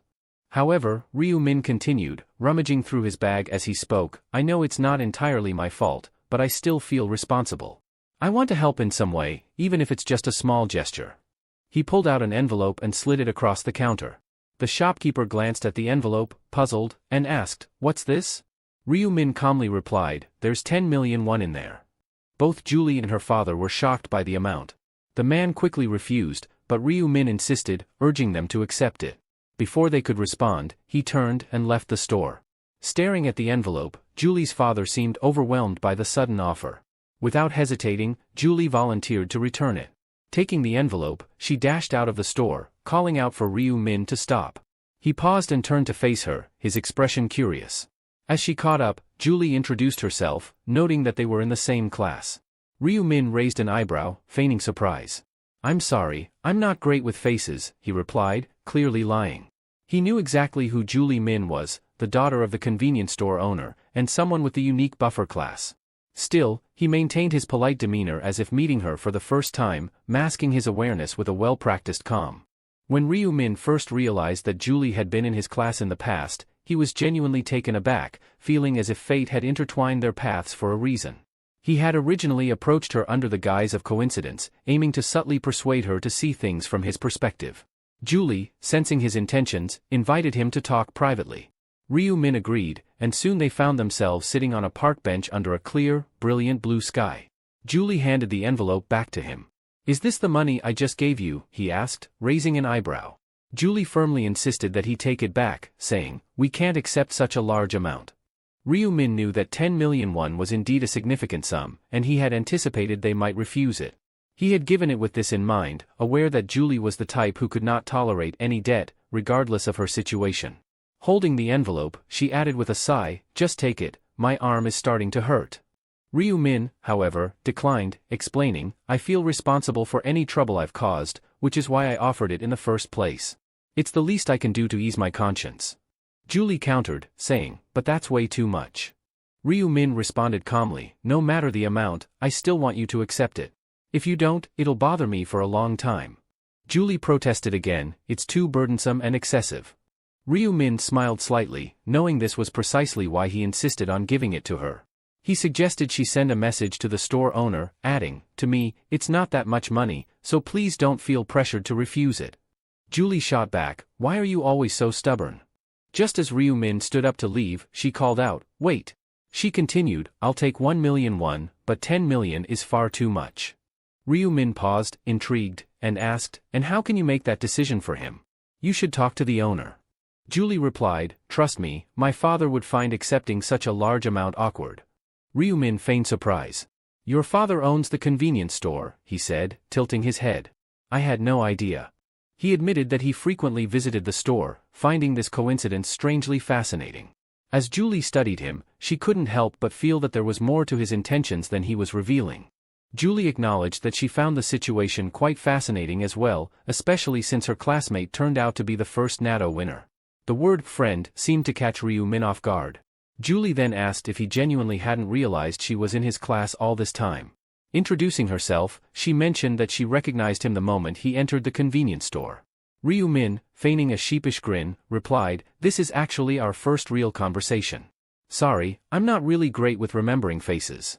Julie's expression shifted to a slight frown, feeling a bit deflated that he only now seemed to know her name. Noticing her reaction, Ryu-min quickly apologized again. Julie blushed, remaining silent, while Ryu-min felt a twinge of guilt for pretending not to know her, though he knew he needed to act this way to keep her intrigued. Julie stood up and firmly reintroduced herself as Julie Min, stepping closer to him. "That's my face," she stated, her eyes meeting his. "Will you remember it now?" Ryu-min smiled warmly and nodded, his expression sincere. Julie's cheeks reddened further, and she found herself momentarily speechless, realizing how peculiar it felt to be formally introducing herself to a classmate so close to graduation. Sensing her unease, Ryu-min gently said, "I knew who you were, at least a little.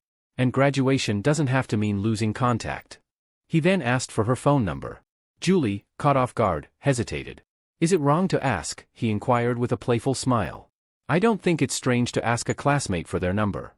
Blushing, Julie nodded and reached for his phone, quickly typing in her number before handing it back.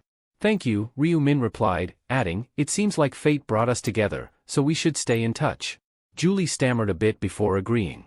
Ryu-min then mentioned he needed to leave, explaining that he had something urgent to attend to. As he walked away, Julie realized she still held the envelope. She called after him, "Wait," but he simply waved back, continuing on his way without turning around. In the end, Julie couldn't bring herself to return the envelope. Her thoughts drifted to how Ryu-min had asked for her number, causing her face to flush as she clutched her chest, her heart still racing. She knew he only intended to be friends, but her feelings for him were too overwhelming to control. She thought back to when they had first met by chance. She had witnessed something involving him and had reported it to the police, feeling compelled to see the matter through, unsure whether she had done the right thing. Wanting to ensure he got home safely, she had decided to follow him. But when she saw him carrying on with his part-time job as if nothing had happened, she realized he was much stronger than he appeared. That was the moment she first became intrigued by him. However, she lacked the courage to approach him. As time passed, her feelings grew stronger, making it even harder for her to confront him directly. She never expected that they would meet again like this. Julie decided to be brave this time, considering it a rare opportunity that fate had handed her. With the envelope of 10 million won still in her pocket, she could no longer pretend she didn't know him. She wondered if she should invite him to dinner and smiled to herself. Meanwhile, Ryu-min was lying in bed, texting. Julie had just invited him to lunch. He replied that he was free and offered to cover the cost, but Julie insisted on paying. He hadn't expected her to be so quick to offer to buy him a meal. He had assumed she might feel indebted to him. This development was promising. It would be easier to make her an ally if they naturally became friends. He decided that, come the 20th round, he would make sure to save her. As Ryu-min emerged from his room, Ryu-won was sitting on the couch. "Where are you headed?" Ryu-won asked. Ryu-min replied, "I'm meeting a friend." "A friend?" Ryu-won watching TV. "Is this friend a woman?" Ryu-min smirked and asked, "Why, can't I meet women?" Ryu-min casually mentioned to his younger brother, Ryu-won, that he would be heading out for lunch. Ryu-won, surprised, quickly realized that his brother might be going on a date. Later, at a steakhouse, Ryu-min and Julie met up. As they settled down, Ryu-min asked if she liked steak. When Julie replied that she did, he encouraged her to eat plenty, causing her to blush. She found it hard to believe that she was sharing a meal alone with him, one of the best days she could remember. For a while, they ate in silence, and Julie felt the atmosphere growing awkward. Feeling the need to break the ice, she asked about his 4 consecutive natto lottery wins. Ryu-min casually replied that he had gotten lucky after seeing the numbers in a dream, a claim she found hard to believe. Curious, she asked how much money he made from his lucky streak. He joked that he wouldn't have to worry about money for the rest of his life but added more seriously that his real concerns were more about survival than wealth.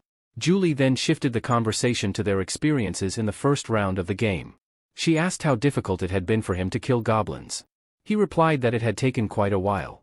When she asked which region he was in, he confessed he couldn't remember much but thought his region ended in the number 5.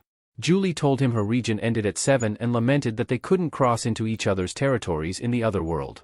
Ryu Min reassured her, explaining that as the number of survivors decreased, the regions would eventually merge. She then asked about his level, and he revealed he was at level 10, which she noted matched her own. Curious, she inquired about his class. Ryu Min responded that he didn't have a class yet. Julie mentioned that she was fortunate enough to acquire a class change item. Feigning ignorance, Ryu Min asked, "A buffer? Is it like giving buffs in a game?" Secretly, he was pleased to hear she was a buffer, it fit perfectly with his plans. Julie excitedly offered to show him her skill, explaining that her buff, Bless, boosted all stats slightly. Ryu Min, intrigued, said he would love to see it. With a smile, Julie activated her buff, eager to impress him. When Julie extended her hand, a green pattern appeared in the air before her, glowing softly.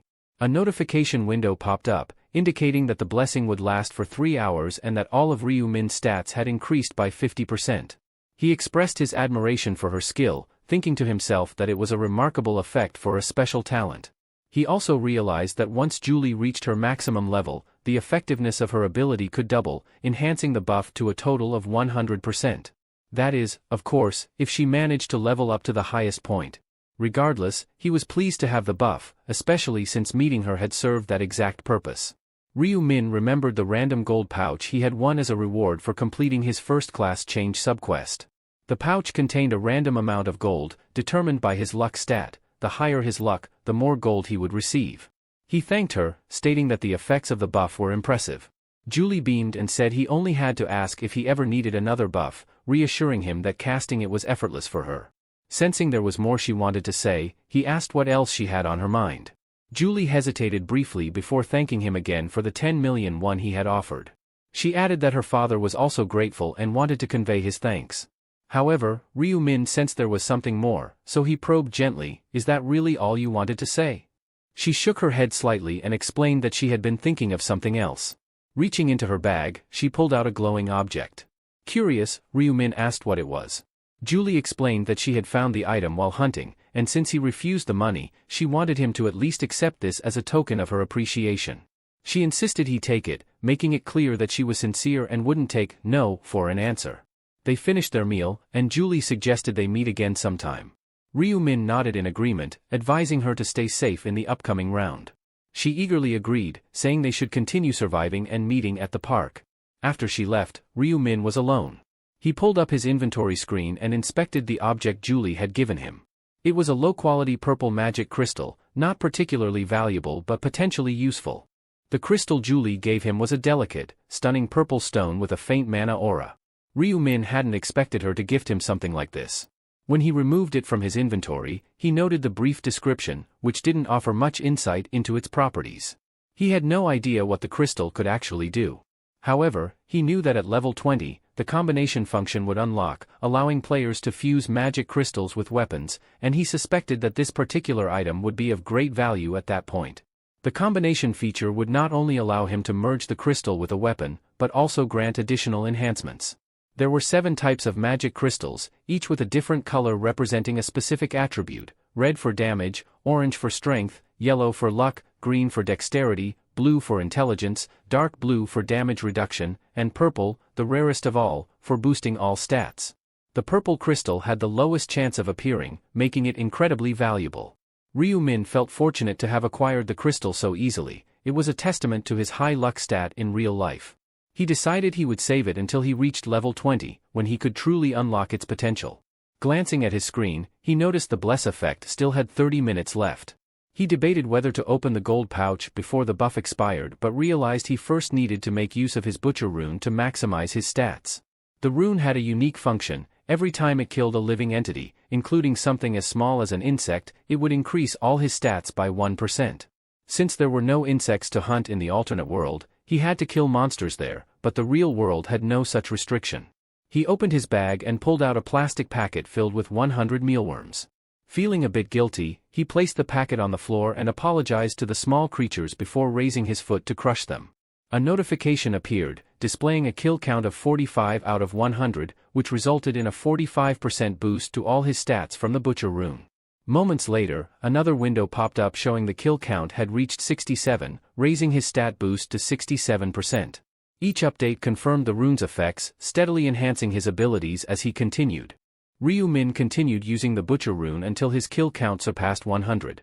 With that, the rune's effect maximized, boosting all his stats by 100%.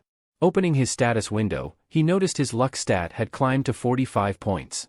Feeling confident about his chances, he decided it was the perfect time to use the random gold pouch he had stored in his inventory. The random gold pouch was a rare consumable item, capable of yielding anywhere from 1 to 9,999 gold, but it had to be used before the next round. The amount received was directly influenced by the user's luck stat, so with his current luck boost, Ryu Min felt optimistic. He had used similar pouches before, and his luck had usually netted him between 300 to 600 gold. This time, however, he hoped for an even better outcome. He held his breath and used the pouch, his eyes locked on the notification window that appeared. To his shock and delight, the alert showed he had received the maximum amount, 9,999 gold. A wide grin spread across his face, the bless effect had indeed paid off.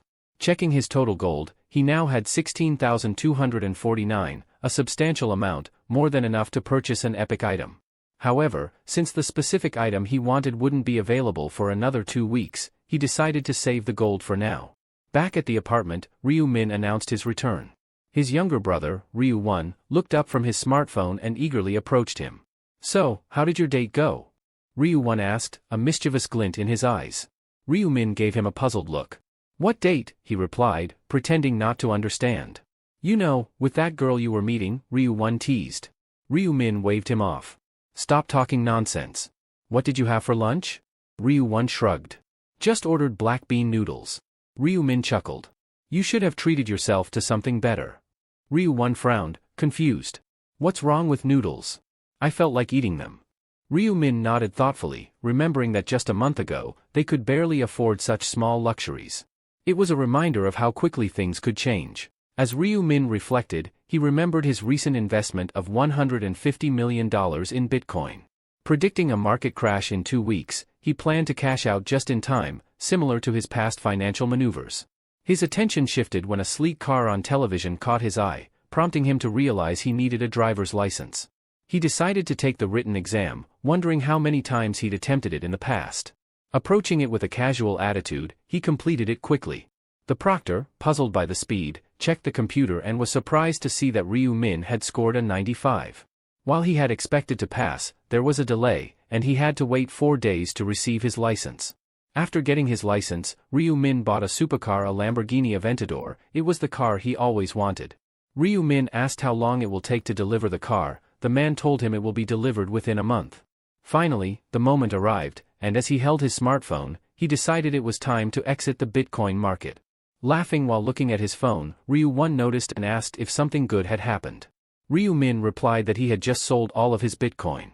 When Ryu 1 asked how much it had grown, Ryu Min casually mentioned that the value had increased by $300 million. Ryu 1 nearly choked on his coffee, stunned by the massive profit. He could hardly believe it. His brother's initial investment of $60 million had multiplied so dramatically. Just a month ago, he had tried to discourage him, and now the return was beyond his imagination. Ryu Min admitted he hadn't expected it to grow so large, though he had estimated it might reach around $280 million, based on his previous experience. When Ryu 1 asked if he was withdrawing everything, Ryu Min confidently confirmed his decision. Ryu 1 agreed that it was a wise move, though he seemed to anticipate something else. But then Ryu Min revealed it was time to start investing in stocks. Ryu 1's face fell, as he felt uneasy about his brother's new plan. He asked what his strategy was, given his lack of knowledge about the stock market. Ryu Min reassured him not to worry, saying he had seen it in a dream. Doubtful, Ryu 1 asked if his brother had experienced another premonition, this time about stocks. Ryu Min described how his dream showed him that investing immediately would yield great returns. With no choice but to trust his brother's instincts, Ryu 1 reluctantly agreed to support him. Although Ryu Min felt confident in his predictive abilities, he couldn't help but feel slightly annoyed by his brother's constant nervousness. Determined to proceed, Ryu Min decided to venture into the stock market. He chose a company valued at around $900 million, ranked 85th on the Kostak Index, Heavenly Demon Consulting Corporation, a subsidiary of Gyeongrok. Despite its current obscurity, he knew that by the fourth round, the company would develop a unique system and experience rapid growth. Ryu Min reasoned that with such a high chance of success, there was no reason not to invest. He figured that securing shares and potentially gaining operational control as a major shareholder would allow him to exert significant influence. Confident in his strategy, he decided to invest $280 million to acquire a 31% stake in the company. Just as he was about to finalize the transaction, he heard his brother muttering a prayer, hoping the dream would come true. Amused by the sight, Ryu Min proceeded and completed the investment with a smile. As the sun had already set, Ryu Min realized he needed to go shopping. Even though it was past midnight, he opened the storefront window from his bed and began scrolling through the available items. Knowing he had some gold set aside for this purpose, he navigated to the equipment tab. He remarked on the convenience of using gold to purchase common skills and items. While most of the skills and items listed were of normal rank, he knew there was a way to obtain rare and epic items. The Today's Item feature allowed players to purchase a randomly rotating item daily. Typically, this unpredictability made it hard to get what one wanted, but Ryu Min's unique knowledge of the future gave him an advantage. He was aware that the legendary item he sought, the skeletal necklace, would be available that day. The skeletal necklace would remain active until the end of the round, providing a 3% boost to intelligence and a 1% increase in attack speed per enemy defeated, with a maximum of 25%. Priced at 4,600 gold, the item offered excellent benefits at a reasonable cost. Feeling a surge of excitement, Ryu Min quickly made the purchase, satisfied with its ability to enhance his attack speed. After confirming that the item he wanted was indeed available, Ryu Min decided to use it after completing his advancement quest. He retrieved a 50% discount voucher from his inventory, planning to use it on the purchase of the skeletal necklace. Upon clicking buy, he was stunned to find that his remaining balance was still 13,949 gold. Sitting up in surprise, he realized he had far more gold left than anticipated and started planning his next purchase. Initially, he had intended to use the leftover gold to buy a set of standard equipment, but then he considered a better option, purchasing another common skill with the extra 6,000 gold he had saved. After all, common skills were more useful than basic equipment. Motivated by this new goal, he resolved to quickly gather the 6,000 gold needed. Fortunately for him, the third round promised to be filled with plenty of monsters. As time passed, March 1, 2023, arrived. The moment had come when all players were transported back to the alternate world. Their bodies began to emit a yellow glow as their souls were pulled into the other realm. As expected, the day had finally come. Upon arrival, the players found themselves not in the familiar forest, but in a desolate village area. One player voiced their frustration at being drawn back into the strange world. Looking around, they noticed the village was in ruins, its structures reduced to rubble. Another player pointed out that this wasn't just a village but rather the remains of one. In the center, they noticed a glowing purple crystal surrounded by fortress-like walls, sparking curiosity and speculation about the nature of the third round. Ryu Min observed the tense atmosphere around him. Everyone seemed uneasy, sensing the strangeness of this place. He mused that at least one person, Cho Young-sik, would probably stay calm under these circumstances. Soon, murmurs about Young-sik started to spread among the players. They talked about their regional representative, a notorious gang leader known as Life is a Documentary. They recalled how he had intimidated everyone in the region into voting for him, waving a dagger to ensure no one dared to oppose him. Another player spoke up boldly, saying that instead of that murderer, Black Scythe should have been chosen as the representative. The player next to him quickly warned him to keep his voice down, pointing out that if Life is a Documentary overheard, he could use his authority to command. But the bold player shrugged it off, feeling there was nothing to fear since the authority of command could only be used 10 times. Life is a Documentary heard the remark and began shouting curses at them. The other players mocked him, saying he was acting as if swearing was prohibited and questioning why he was so upset. This only aggravated Life is a Documentary more. He waved his hands furiously, demanding that the crowd listen to him, but the players continued to talk over him, pretending not to notice his rage. His anger grew, knowing that the angel had revealed the power of command to everyone, and the events he had hoped to control were slipping from his grasp. Suddenly, a figure bowed and said, "Nice to meet you, sir," with polite gesture toward him. Recognizing the person, Life is Documentary asked Hwang Yong-min what he was up to. Yong-min addressed Life is a Documentary enthusiastically, but then called him by his real name, Jangsik, leader of the Jangsik gang. Jangsik, confused, asked Yong-min about his intentions. Youngmin responded cheerfully that he do not belong to any gang yet. He introduced himself as a young man in his 20s with dreams of becoming a mob boss. What did you say? Jangsik asked, bewildered by Youngmin's bizarre declaration. But before Jangsik could fully process it, Youngmin passionately proclaimed that he admired Jangsik and truly wanted to join his gang.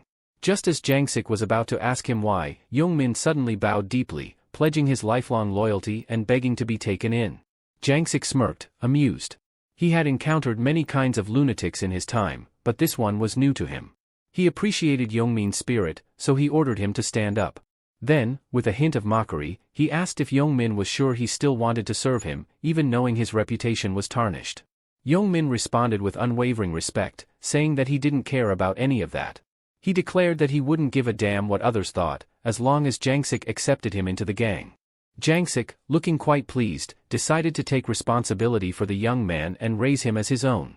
Youngmin, full of anticipation, bowed deeply, expressing his gratitude and sense of honor at the acceptance. Observing this unexpected alliance, people began murmuring among themselves, shocked that Youngmin had joined Life is a Documentary. They whispered that he must be crazy, but as the saying goes, birds of a feather flock together. Meanwhile, Ryu Min blended into the crowd, relieved that everything had aligned exactly as he had predicted. Just then, the angel appeared and asked if everyone had gathered. She scanned the crowd and noted that 99 participants were missing. Her words left the players puzzled, not understanding what she meant. Suddenly, a notification screen appeared, outlining the details of the third round. The primary objective was to protect the relics for 3 hours. The players quickly realized there were now only 4,900 participants in their region, and only 1,225 of them would be able to complete the quest. Confused, they began murmuring among themselves, wondering how so many people had disappeared. The angel clarified that those players had not simply vanished, it seemed there had been some conflict in the real world. She even confessed that she found the concept of human conflict terrifying. A concerned player urged everyone to check how many could still finish the round. As they saw the numbers, anxiety spread through the crowd. Only a quarter of the original group could now complete the round. One player suggested there might be a system error. The angel chuckled when she heard this, assuring them it was no mistake. She pointed out that they seemed shaken by the fact that fewer participants would be able to finish this round and hinted that they might be overlooking something crucial. She explained that in each round, only half of them might make it, but since everyone survived the previous round, it made sense that only a quarter would make it through this time. The players' faces showed a mix of fear and frustration. Before they could voice their complaints, the angel cut them off, insisting it was not unfair. She emphasized that all they needed to do was work hard and rank in the top 25%. She then continued to explain the specifics of the third round. The angel continued, explaining that every 30 minutes, waves of monsters would pour through the castle gates, with the relic at the center of the village as their primary target.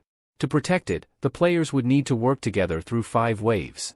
If they successfully defended the relic for the full 3 hours, they would receive an additional reward. However, failure would result in severe penalties. Regardless of whether the relic was protected, each player would be ranked based on the number of monsters they defeated. She warned them that the nature of this round meant there would be far more monsters than usual, though at only a third of their usual strength.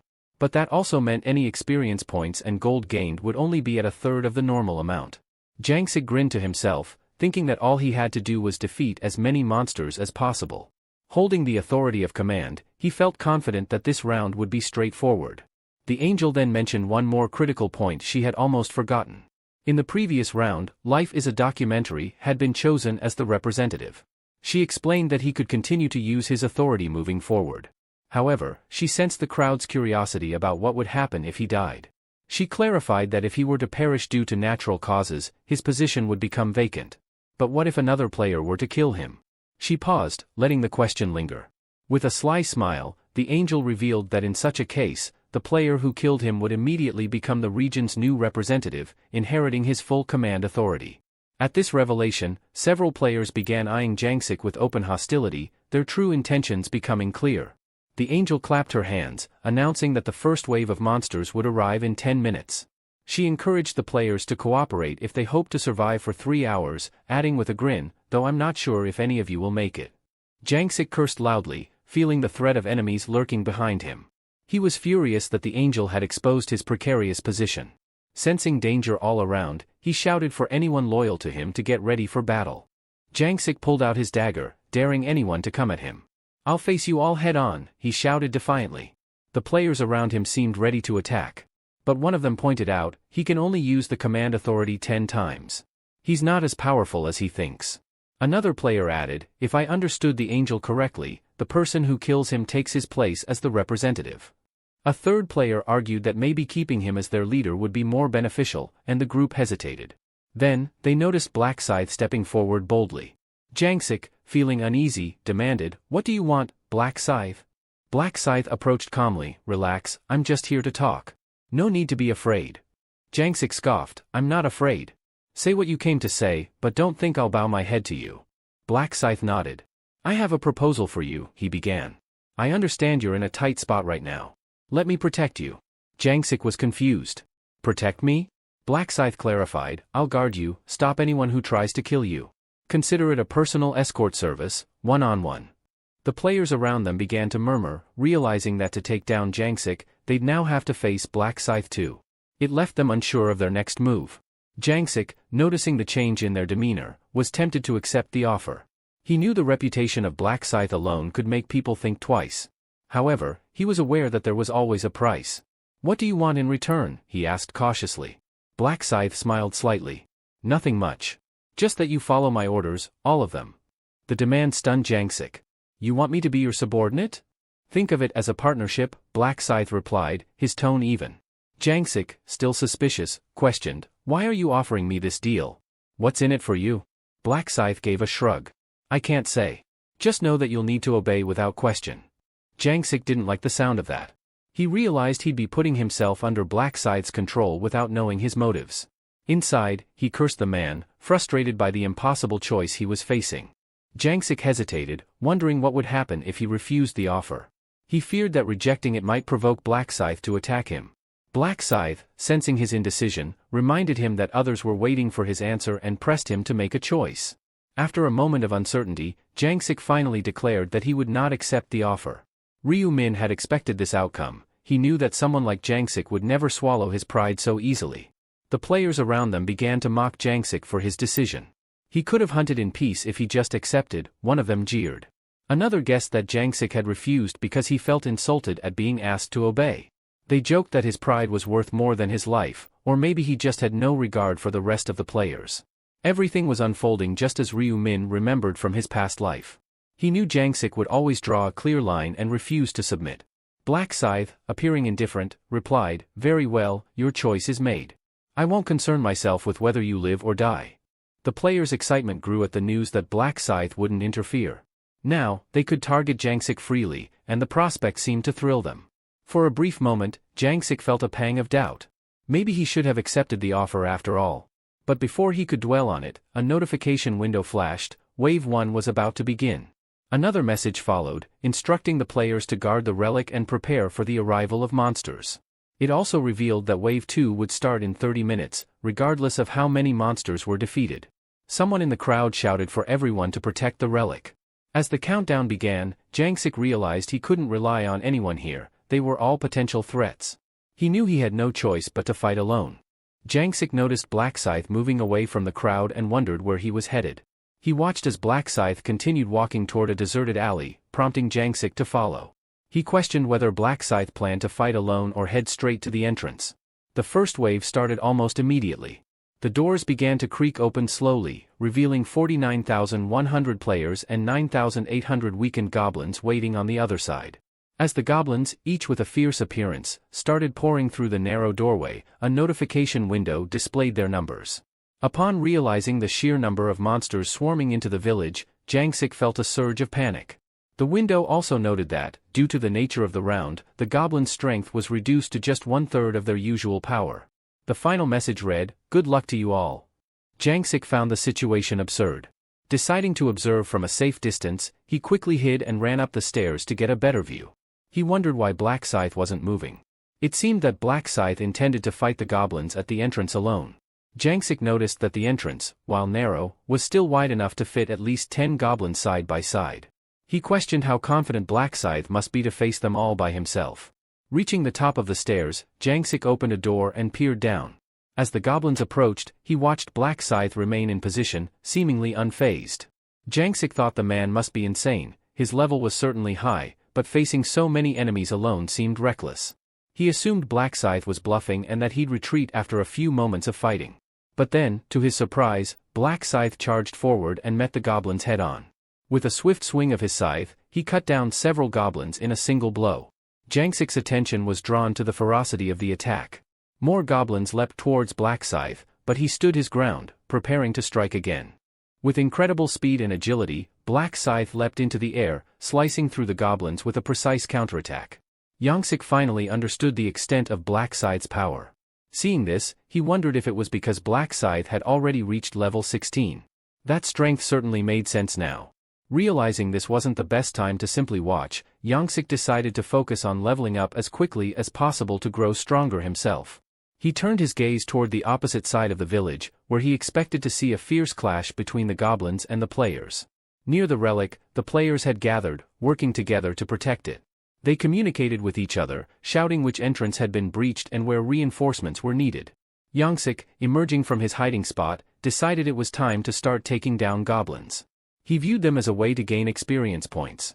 As he charged toward a group of goblins, they immediately rushed at him.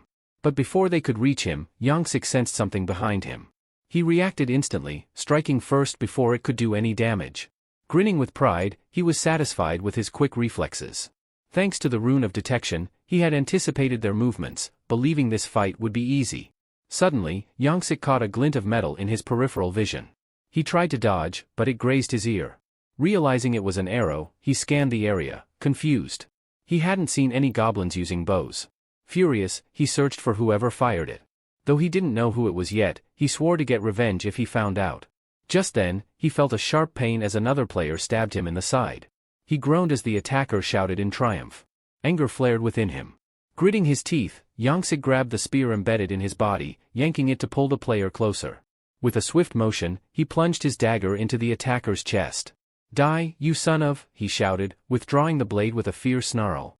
Suddenly, Jangsik saw another arrow whizzing toward him. He froze momentarily, then turned to spot the archer who had fired it.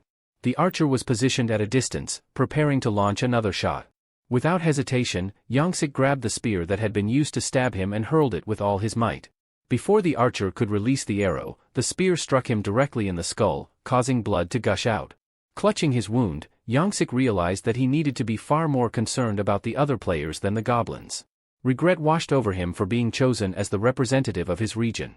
He hated the responsibility and would gladly relinquish the position if given a chance. He began to wonder if refusing Black Scythe's offer had been the right choice, but his pride wouldn't let him become anyone's subordinate. As he wandered around, trying to devise a way to hunt without worrying about the other players, he noticed a goblin being brutally slain nearby. He quickly recognized the attacker. It was the current regional rank 3, known as Black Dragon. Jangsik smiled when he realized who it was and approached him. "Who are you?" Black Dragon asked, noticing Jangsik coming closer with a dagger pointed in his direction. "You will defend me, from now on," Jangsik shouted, his expression fierce. He used his authority to command. Meanwhile, a notification screen appeared, indicating that his skeletal necklace granted a 25% increase in attack speed. Ryu Min, on the other side, continued his relentless slaughter of the goblins. Another notification screen popped up, showing that he had defeated 502 goblins with just over 100 remaining. 3 buffs had been awarded. The Butcher Rune's effect had doubled all his stats, and he received an additional 3.33 gold per kill. Ryu Min glanced at his status bar. He was nearing his goal of 2,000 gold. He grinned, knowing that reaching 2,000 gold in the second wave would be straightforward. He had already planned to purchase 2 common skills and save even more gold in the next round. His next objective was clear, acquiring the Rune of Thought. As Ryu Min focused on the screen, a group of goblins crept up behind him. Sensing their presence, he swiftly eliminated them all with precise strikes. The remaining goblins, seeing his might, hesitated to approach. Confused, he wondered why they had suddenly stopped. At that moment, Black Scythe charged forward, taking out the goblins in their place. Meanwhile, the players on the other side of the map sensed something unusual. The undead monsters in their vicinity had taken on a strange yellow glow. A notification screen appeared, announcing that the first wave had been successfully blocked. Relieved, the players cheered as they received the update. 967 players had perished, while 3,933 were still alive. As a reward for surviving the first wave, each of them was given 500 gold. One player, exhausted, declared he was taking a short break before the next wave began. However, Ryu Min knew better. He understood that even though the goblins had been weakened, they were still a serious threat, evidenced by the high number of casualties. He decided to find an ally and soon spotted Young-sik, who looked severely wounded. Ryu Min doubted whether Young-sik would make it through the next wave in his current state. Young-sik was struggling. Surrounded by players who had abandoned fighting the goblins, he realized they were all focused on him. One bold player lunged at him, but before he could strike, Black Dragon intervened, crushing the attacker. Grateful, Young-sik appreciated the command authority that allowed those under his charge to protect him. It was their assistance that had helped him survive the first wave. "Are you all right?" Young Min asked, concerned. Even though he hadn't used his command authority on Young Min, the latter had chosen to follow him anyway. Clutching his wound, Young-sik groaned in pain. Blood continued to pour out, and he began to question whether he could make it through in his weakened state. But he gritted his teeth, determined to endure. He wanted to survive this round, to prove his worth. Turning towards the entrance, they saw the warning: the second wave was imminent. It would bring 7,886 weakened goblins and hobgoblins against the remaining 3,933 players. The goblins, weakened to just a third of their normal strength due to the nature of the round, charged toward Black Scythe with relentless speed. Maintaining a serious expression, he swung his scythe without hesitation, cutting down several goblins at once. Their lifeless bodies piled up on the ground around him. A notification flashed on his screen: he had reached level 20. No longer an apprentice, he had become a regular, unlocking the combination function. He wiped the sweat from his brow, pleased with his progress. With the combination function now available, he knew he could craft exclusive items that were otherwise unavailable in the store. Another notification appeared, announcing that his death insignia had been enhanced due to his rank advancement. Its power had increased from 100 to 120. Additionally, he had learned a new skill unique to Reapers, the Night of Death. The skill allowed him to cast darkness energy, summoning an artificial night within a 500-meter radius. He noted that another skill would be unlocked at level 40. Ryu Min was delighted with the additional damage from the Death Emblem and intrigued by the synergy between the Night of Death and his Reaper rune, which became more potent at night. The Reaper rune doubled weapon attack during the day and increased attack speed by 50% at night. It also reduced the chance of detection by enemies if he remained motionless after dark. As he finished reviewing the new abilities, the goblins launched themselves at him again. Grinning, he welcomed the opportunity to test his newfound powers. He quickly cast the Night of Death, enveloping the area in darkness and halting the goblins in their tracks. They staggered, unable to see or understand what had attacked them. One by one, he dispatched them with rapid, lethal strikes. By the time they realized what had happened, it was too late. Ryu Min's foot touched the ground with a graceful landing after a series of swift and calculated blows. The ground was littered with the bodies of dead goblins, stacked one atop another. A notification appeared on the players' screens, confirming they had successfully repelled the second wave. Out of the initial group, 590 players had perished, leaving 3,343 survivors. Those who remained were awarded 500 gold each. As Ryu Min rested, he contemplated acquiring some common skills to better prepare himself for the coming waves. He opened the shop interface and searched for a particular skill: presence detection. This skill allowed a player to detect any target within a 30-kilometer radius. Upon activating it, he confirmed that only he and the goblin corpses were left in the vicinity. He also considered saving an additional 20,000 gold for future purchases. Soon, the third wave began: 3,343 players versus 6,686 weakened hobgoblins. The battle was intense, but the players managed to fend off the onslaught, and a notification announced their victory. Immediately following, the fourth wave commenced with 3,001 players facing 6,002 hobgoblins. Ryu Min continued to fight with all his might, as did the other players, until another notification confirmed they had successfully repelled the fourth wave. Young-sik appeared exhausted, but he knew only 1 hour remained. He was confident he could survive that long. He issued every command under his authority, trusting that those still loyal to him would keep a watchful eye. Then, the fifth wave began: 10,800 gnolls against 2,700 players. When Young-sik saw the sheer number of gnolls, he was stunned and wondered why there were so many. Due to the round's nature, the gnolls were only at 1/3 of their usual strength, but even so, the battle was fierce. Young-sik seized this opportunity to break the previous records. He vowed to become stronger and tear apart those who had disregarded him once he did. Suddenly, the anguished cries of the wounded caught his attention. He noticed that other players were attacking the very ones he had commanded to protect him, trying to break through and reach him. He quickly gathered his remaining guards in front of him, issuing a desperate command to hold off the attacking players. The guards rushed forward, but their numbers were dwindling fast. Feeling cornered and overwhelmed, Yongsik cursed under his breath and took off running. The players gave chase, and he pushed himself to run as fast as he could, knowing he only needed to survive until the wave ended. He reached the gate where Black Scythe stood, waiting for the gnolls. In a panic, he hurried over, shouting that he had accepted Black Scythe's offer. He swore he would keep his promise if Black Scythe protected him. But Black Scythe remained silent, unmoved. Frustrated, Yongsik shouted again, "I'm accepting the offer," but Black Scythe cut him off with a cold look. "I told you," Black Scythe said, "I'm not interested anymore." He made it clear that Yongsik was on his own, regardless of whether he survived or not. Yongsik, desperate, insisted he was willing to become Black Scythe's subordinate, bewildered at the refusal. Black Scythe simply replied, "I don't need an underling with no real command power." The realization hit Yongsik like a punch to the gut. Black Scythe was implying that he was worthless. Regret flooded through him for having rejected the offer earlier. Nearby, a player remarked, "Did you see Black Scythe just turn him down?" Another one laughed, relieved. "Good. I was worried he might keep him alive for some documentary nonsense." A third player chimed in, "Now, we can kill him whenever we want."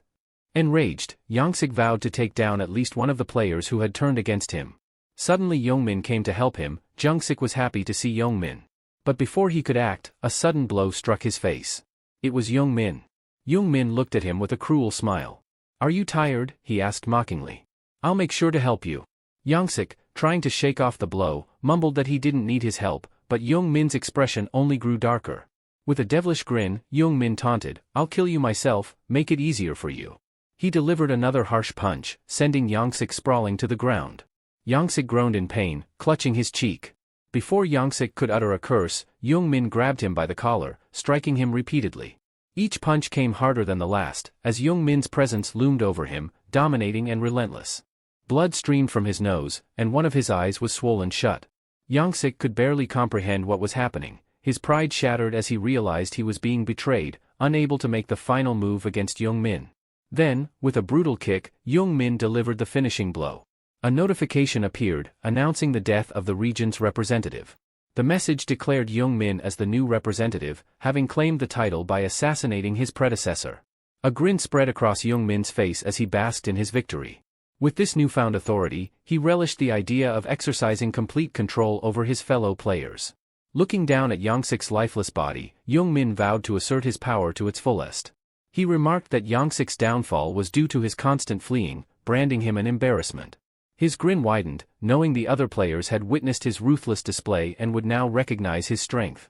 Turning to address the local players, Yongmin noticed that the crowd seemed hesitant, almost fearful. Whispers filled the air. One player, still in shock, muttered about how he had killed someone with his bare hands, leaving others covered in goosebumps. Another asked what had led up to this moment, recalling how Yongmin had previously seemed to defer to the gang leader. They wondered if he had planned to betray him all along. Skepticism and disbelief spread among the crowd. Some found it hard to accept that someone like him could now be their regional representative. A voice from the crowd finally declared that the representative had changed. Yongmin smirked, fully aware that the tides had turned in his favor. Though he felt a pang of regret, he had already devised a plan to handle the situation.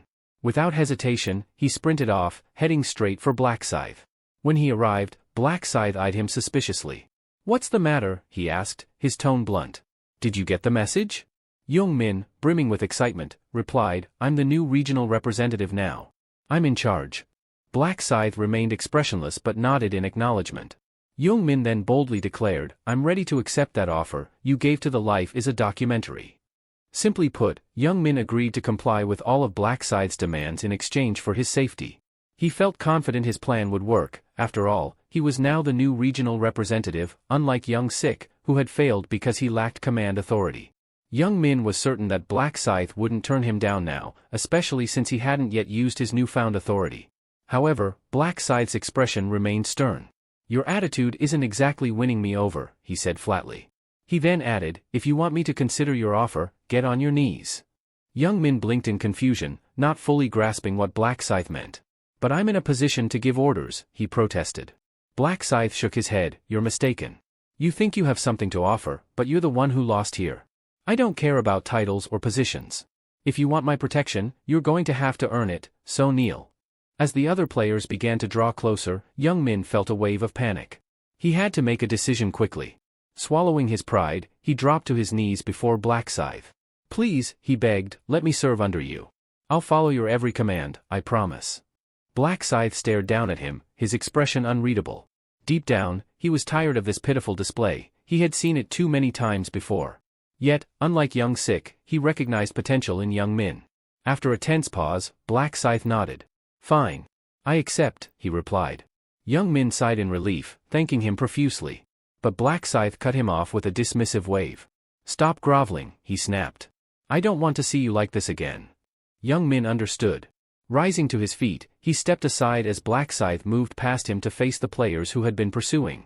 The group exchanged uneasy glances, unsure of their next move. One player nervously suggested attacking immediately, but another quickly objected. He can take on multiple enemies at once, the player whispered. We don't stand a chance against someone like that. Sensing their hesitation, Black Scythe decided to offer them a choice. Listen up, he called out. You have two options. You can either die by my hand, or you can abandon this pointless quest for power and go back to hunting monsters. He pointed at them, his eyes cold. Personally, I'd recommend the first option if you're looking for a quick end. The players froze, realizing just how serious he was. The gravity of the situation weighed heavily on them as they contemplated their next move. However, Black Scythe was also fine with the latter option. He made it clear that anyone who raised a sword against him would no longer be considered human. The players gulped nervously, their fear palpable. A number of them began to back away, deciding to abandon their pursuit. Young Min was surprised by the sudden retreat. Black Scythe had managed to intimidate them all into standing down. Despite his fierce demeanor, Young Min thought, Black Scythe could be a reliable ally. Black Scythe surveyed the area, sensing that the round was slowly coming to an end. While the gnomes still posed a threat, it seemed the players would soon overcome the fifth wave. Yet, he felt a sense of dissatisfaction with this conclusion. He turned to Young Min, addressing him directly. Young Min responded with a warm smile, ready to fulfill his promise. All right, Black Scythe said, it's time to make good on your word. With confidence, Young Min agreed and asked for his first command. Black Scythe's eyes narrowed. Break the relic, he instructed, and use all 10 of your commands of authority. Young Min's smile faltered, replaced by a look of shock. He knew breaking the relic would have dire consequences for everyone involved. His earlier eagerness turned to frustration and doubt. Why would you want that? He asked, feeling a surge of anxiety. Even with all his power, he feared he might not be able to handle the fallout. But Black Scythe cut him off sharply. Stop questioning and follow orders, he demanded. Young Min tried to negotiate, asking if he could use just 9 of his 10 commands instead. But Black Scythe's patience wore thin. Don't repeat yourself, he warned. Decide quickly, or face death. Reluctantly, Young Min nodded. I'll do it, he conceded. Black Scythe began to list the names of the individuals on whom Young Min was to use his authority: Shim Sung Yu, Little Chili Pepper, Spring, Summer, Autumn, and Don't Bother Me. He ordered Young Min to command these 10 people to destroy the relic. Young Min's eyes widened in disbelief. The list was full of his closest friends. Was Black Scythe doing this on purpose? His friends begged him not to go through with it, but he could only shrug and offer a quiet apology. I'm sorry, he said, but it's Black Scythe's orders. With a heavy heart, Young Min gave the command to his friends: destroy the relic.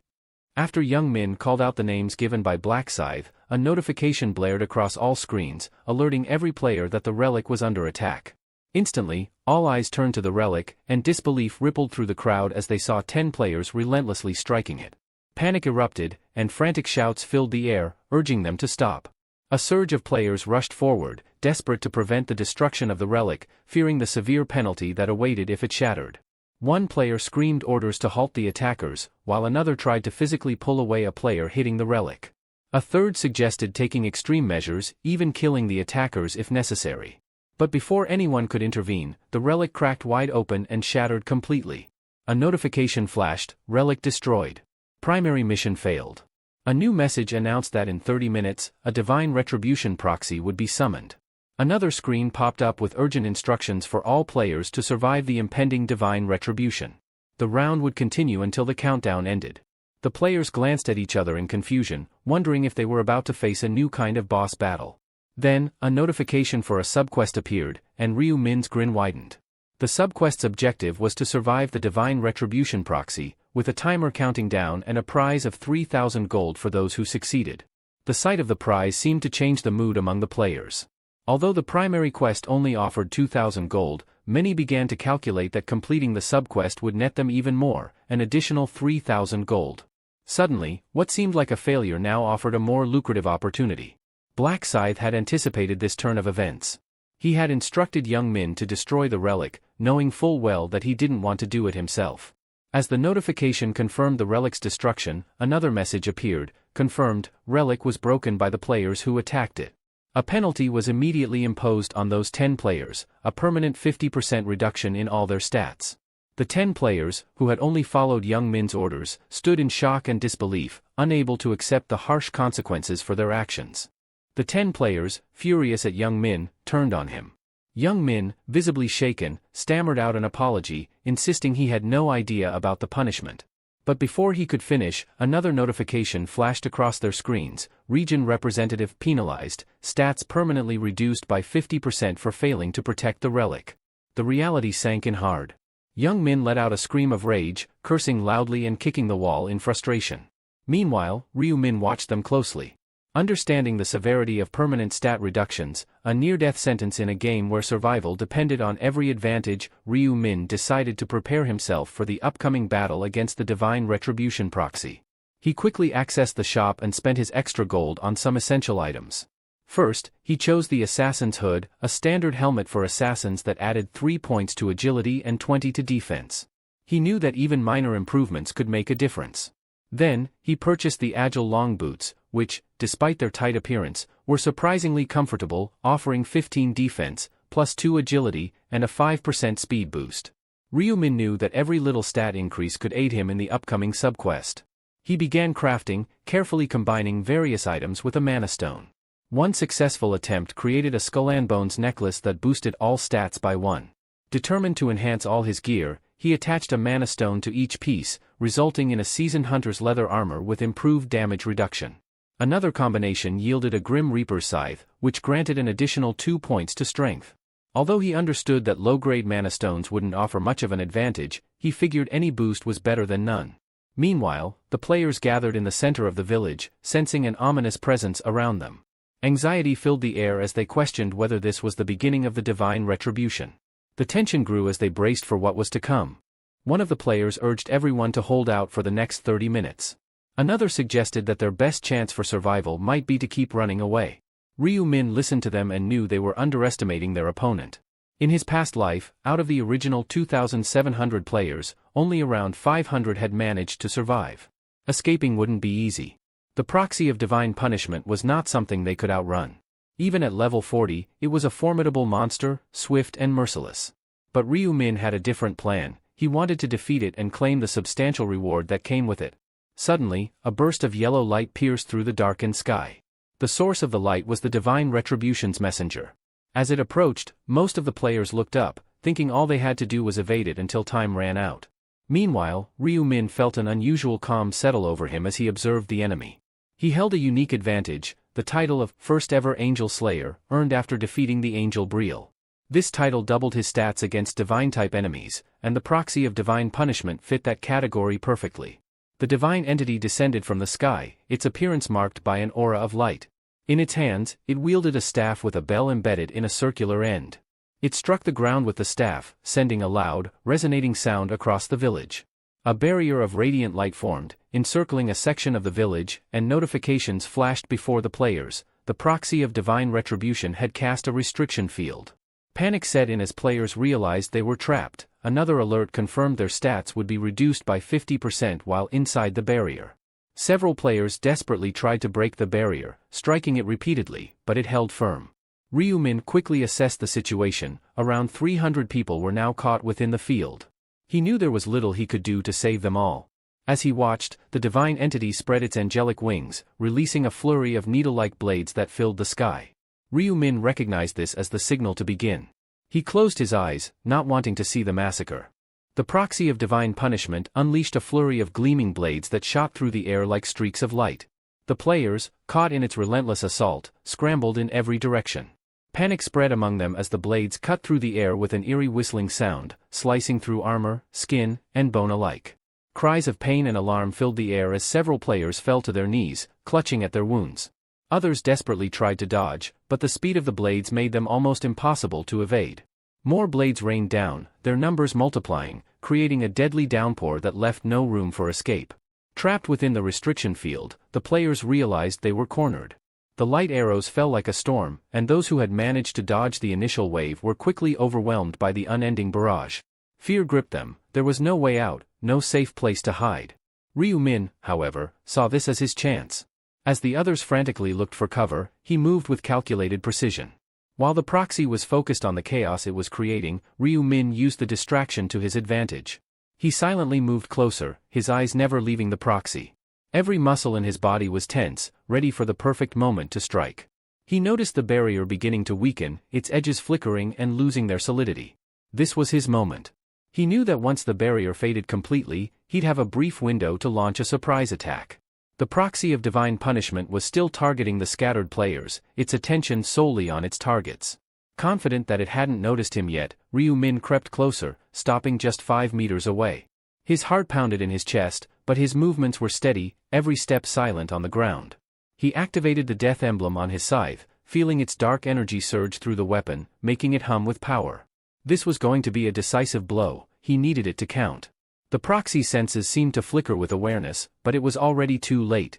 With a swift, powerful motion, Ryu-min swung his scythe, the blade glinting with a deadly light. It cut through the air with a sharp whistle and struck the proxy directly in its face. The blade dug deep into its eye, and a violent scream erupted from the proxy, echoing across the battlefield. The impact was brutal. The proxy staggered back, clutching its wounded eye as dark energy crackled around it.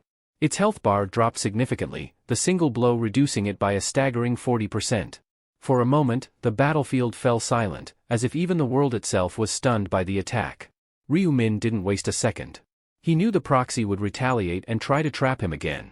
As he predicted, it began casting another restriction field, its remaining eye blazing with fury. Without waiting for it to complete, he dashed to the side, narrowly avoiding the expanding barrier.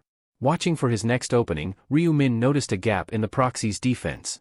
He could see the energy gathering around its hands, preparing to raise the field. He charged forward, his movements swift and agile, aiming for the other eye. His scythe gleamed with a dark sheen as he launched himself into the air, his body twisting mid-leap. "I'll take the other eye," he muttered under his breath. Just as he was about to strike, the proxy let out a deafening cry, sensing the imminent danger. But Ryu-min was faster, his scythe already descending in a deadly arc. The proxy of divine punishment continued to scream in rage as Ryu-min landed gracefully a short distance away.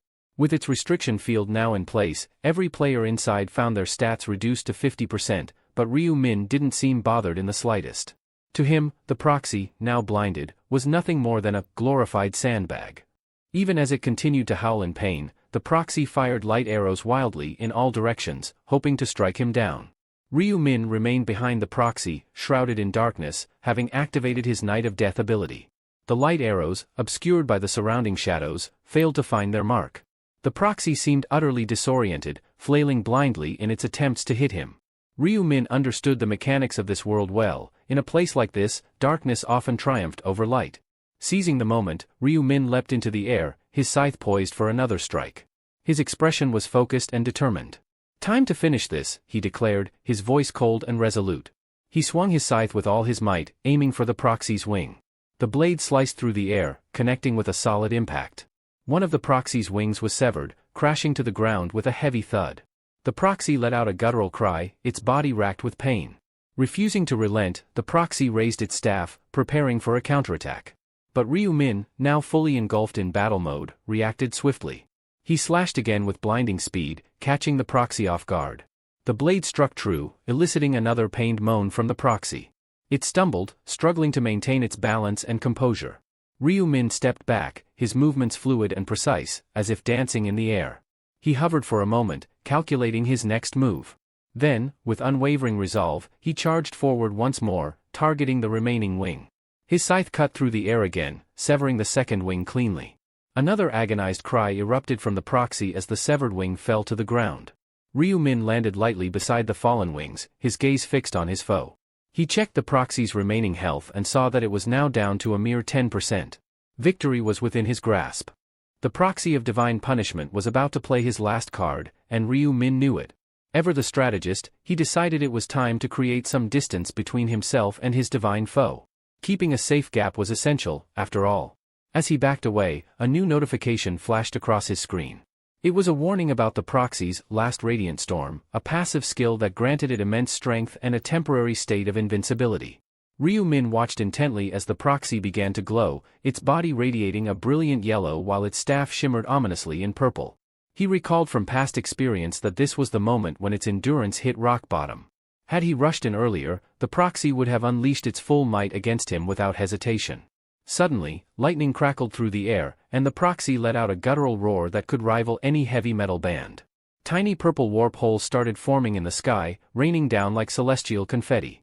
But Ryu Min, the patient observer, held his ground, carefully watching the spectacle unfold. This attack, known as Last Radiant Storm, came with a countdown timer that appeared on his screen. The timer ticked down from 50 seconds, adding a sense of urgency to the scene. For the first 30 seconds, the proxy was surrounded by a static field. At the 10-second mark, the staff began to crackle and flash with energy, intensifying with every moment. Ryu Min's lips curled into a knowing grin. He waited as the countdown neared its final moments. The proxy's once invincible state was finally disarmed. In that split second, Ryu Min seized the opportunity. He launched himself from behind, moving with speed and purpose. His scythe gleamed in the dim light as he lifted it high, eyes locked on his target. With a powerful downward swing, he brought the blade down with all his might. The scythe cut cleanly through the proxy's neck, severing its head in a single, decisive blow. The divine body crumpled, its head rolling away. The battle ended with a dramatic finale, just as Ryu Min had planned. After Ryu Min's triumphant showdown against the proxy of divine punishment, a flurry of notification windows filled his screen, showering him with glory and rewards. First came the confirmation of his monumental feat, proof that he had successfully vanquished the proxy. Cheers erupted, only to be followed by a wave of celebratory alerts. 3 successive notifications flashed, announcing that he had leveled up. His pockets felt heavier with 8,200 gold coins, and an extra 4,000 coins topped it off like icing on a cake. Cash truly is king, no denying that. But the real prize was the title he had earned, Nemesis of Divine Retribution. Now, that was something special. He checked out the benefits, an incredible 80% reduction in damage from divine-type attacks. Game-changing, for sure. As he read further, he realized that to earn this prestigious title, one had to be the first to eliminate the proxy of divine punishment. A rare and rewarding accomplishment. And the rewards kept pouring in. He received condensed ether, a substance that is nothing short of the holy grail for crafting god-ranked items. But the surprises didn't end there. A radiance rune appeared next, a mystical gem that fused directly into his body, akin to a magical tattoo.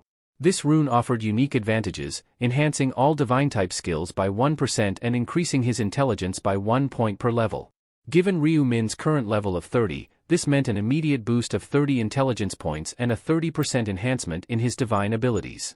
With this new power, a grin spread across his face. The radiance rune was his, and it felt like everything was falling perfectly into place. Just then, another notification flashed across the screen, breaking the tension in the central square.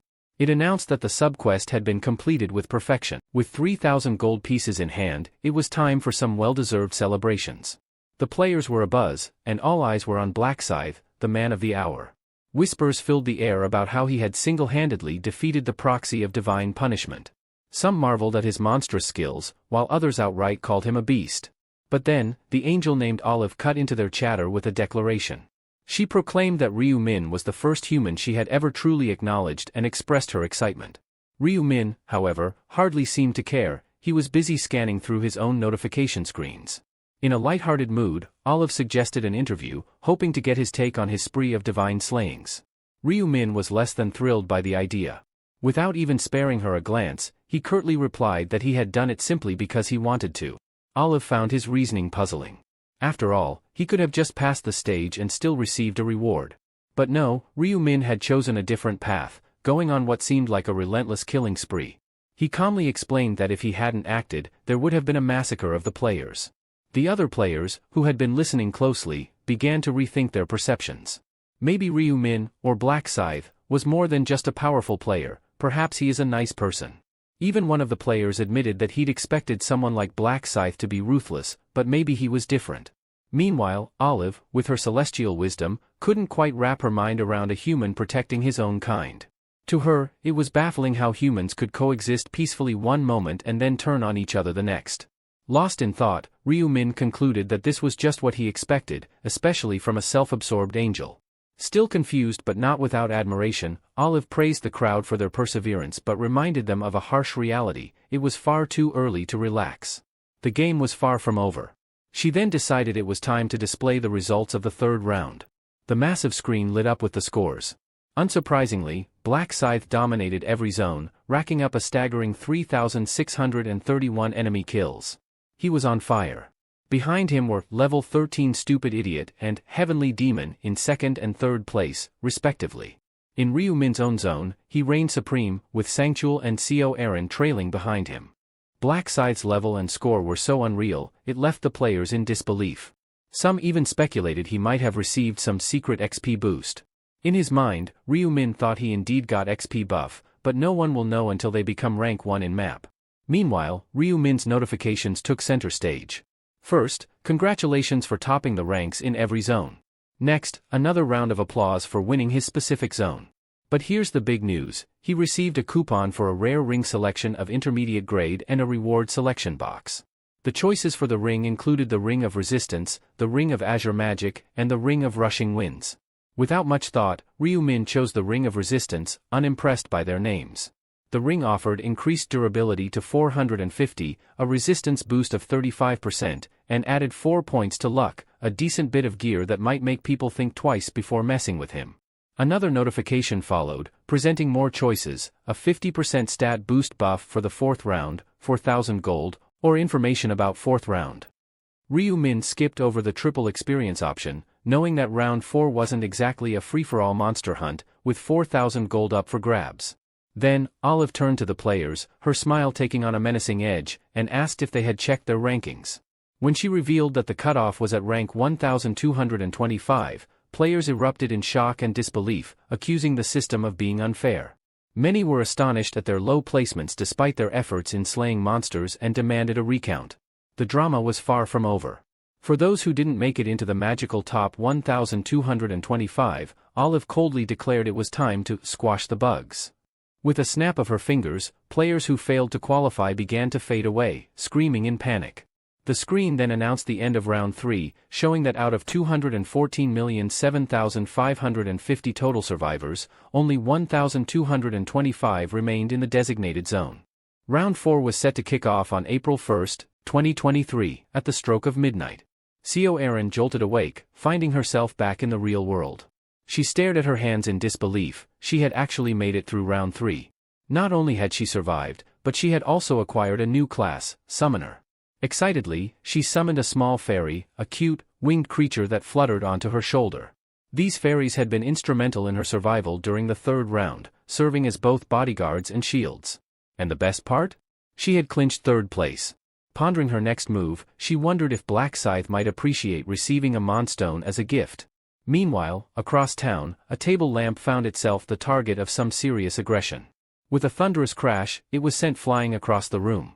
Wang Yongmin, fuming with rage after receiving a penalty that slashed his stats by half, cursed Black Scythe vehemently. He regretted discarding a valuable artifact in his frustration. But then, his phone buzzed, and the message he read caused his mood to swing from fury to dread. This is bad, he thought, anxiety building for round 4. When Wang Yongmin saw an incoming call from Kim Song-han, his heart sank. "I'm in serious trouble," he muttered to himself. Reluctantly, he answered the phone, trying to sound composed. Song-han's voice, however, was anything but calm. "Have you lost your mind?" he shouted, his words laced with expletives. "Do you even understand the mess you've caused?" Yongmin tried to maintain his cool, but Song-han was relentless. "Don't play dumb with me," he snapped. "You know full well you're the reason we're all in this mess." Song-han's fury was unmistakable as he continued, "How could you abuse your position to manipulate your own friends?" Defensively, Yongmin retorted with a sarcastic smile, "I didn't have a choice. I was threatened with death if I didn't comply. You should have chosen death." Song-han fired back, his voice heavy with anger and disappointment. Yongmin was stunned by the harshness of the response, but Songhan didn't let up. You should have died rather than betray your friends, he insisted. Yongmin's face darkened with rage. Songhan's words had cut deep, igniting a fury within him that was hard to contain. Yongmin tried to defend himself, calling Songhan's accusations unfair. He argued that, as the zone representative, he too had suffered, with his stats reduced just like everyone else's. His voice was filled with anger and frustration at what he saw as betrayal by a friend. Songhan wasn't having it. He bluntly accused Yongmin of being the source of all their problems, driven by greed to claim the position of zone representative. Under pressure, he labeled Yongmin as a traitor. Just as Yongmin was about to fire back, Songhan cut him off sharply. Whether it's in this world or any other, don't ever call me again, he warned. And don't even pretend to know me. If I see your face again, I'll kill you. With that, Songhan ended the call abruptly. Fuming, Yongmin tried to call back, insisting that he was the real victim and had done nothing wrong. But when he tried to reach Songhan, all he got was a message that the number was currently unavailable. Frustration boiling over, he vowed to his remaining friends to crush Songhan for his insults. He dialed again, only to be met with silence. Furious, he cursed loudly and tossed his phone onto his bed. As his anger festered, Yongmin began to convince himself that he didn't need friends, that true meaning in life could only be found in solitude. He remembered Songhan's threat to kill him if they ever crossed paths again, and his rage grew even hotter. In his fury, he swore that he would kill all his former friends if he ever saw them again. Meanwhile, at the Imperial Hotel, the department head was permitted to enter a room. He bowed to the figure in front of him, who acknowledged that the Sangchul had successfully survived the round. Sangchul responded modestly, claiming it was all just luck. Ma Jiangrok noted that the third round had been a bit tough and asked how Sangchul was holding up.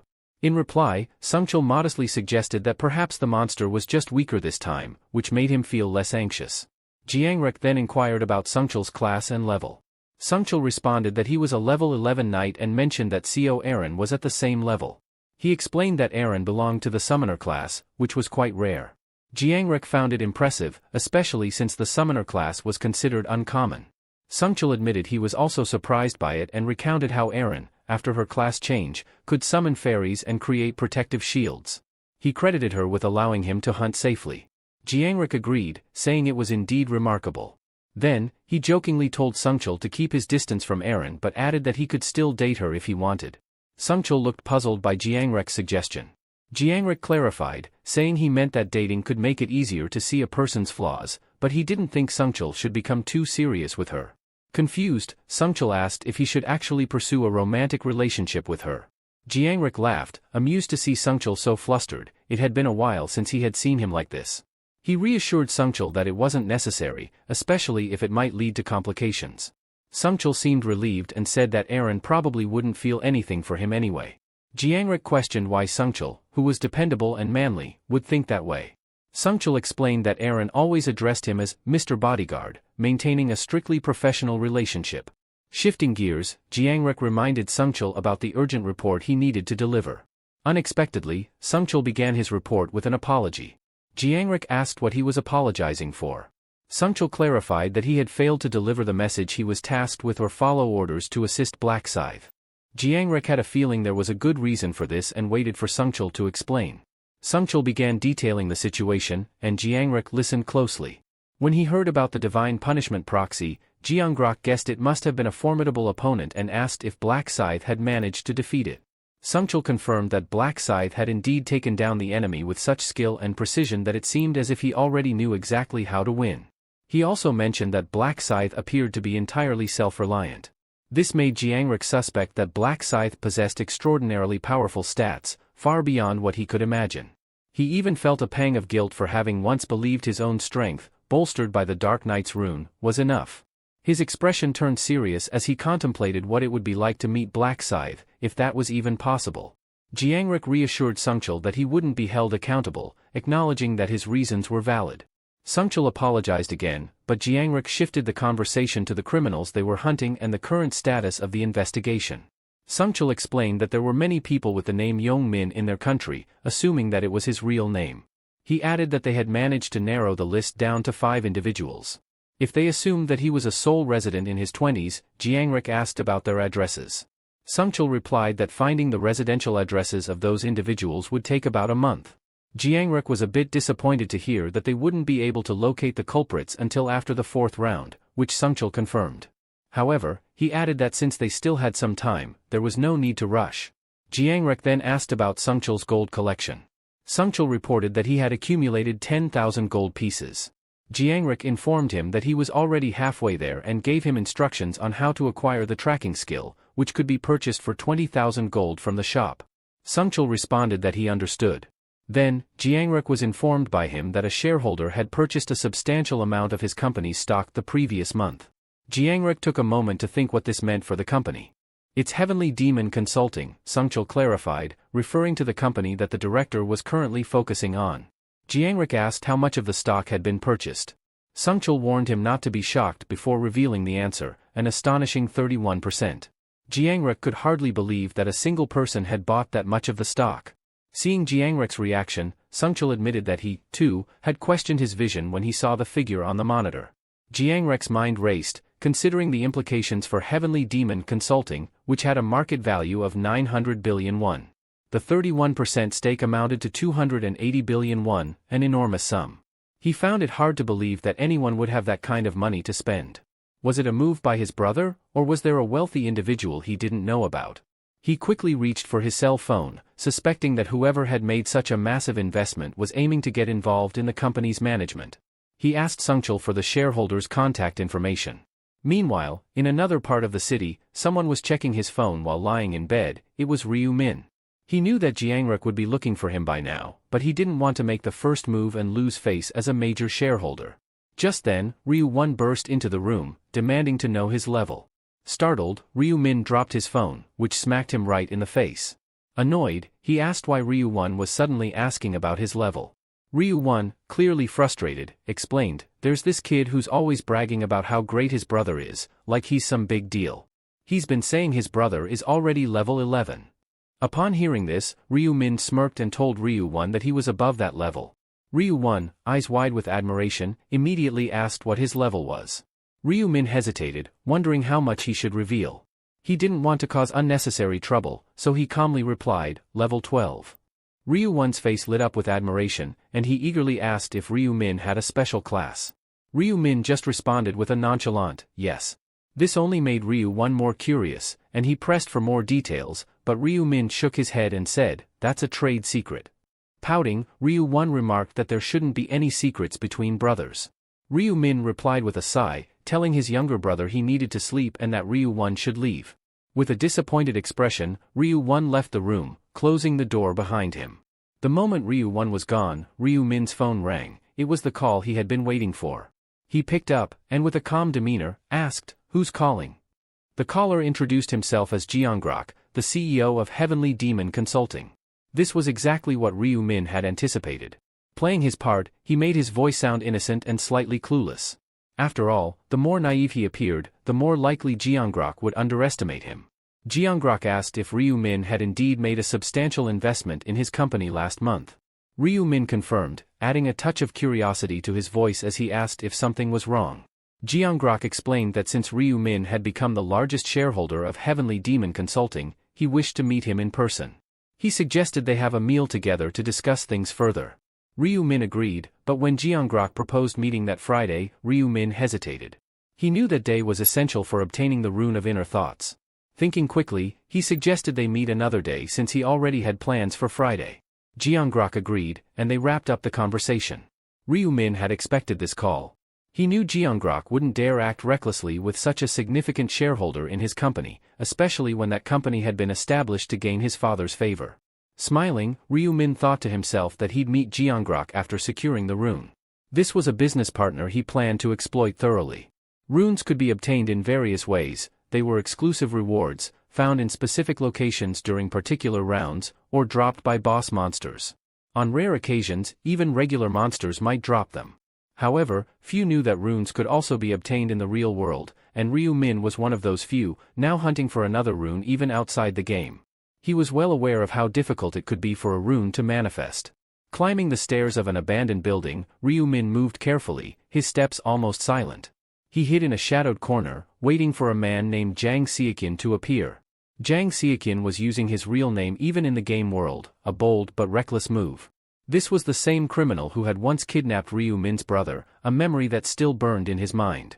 Ryu Min could never forget that man's voice, the taunting laughter that had haunted him. Today, he intended to confront the man who had caused his family so much pain.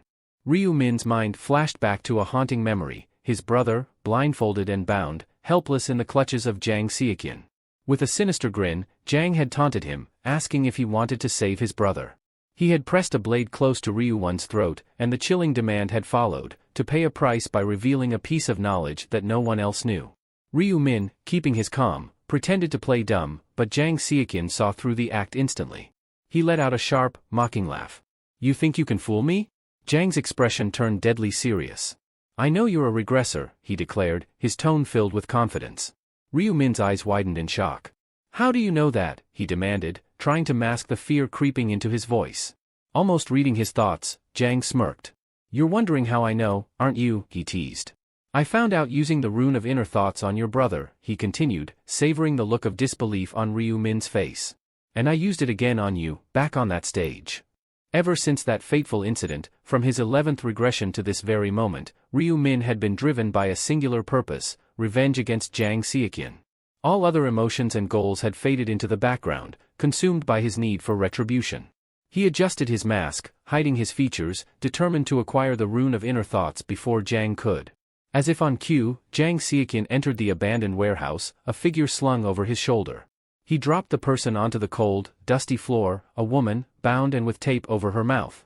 He ripped the tape away and warned her sternly not to scream.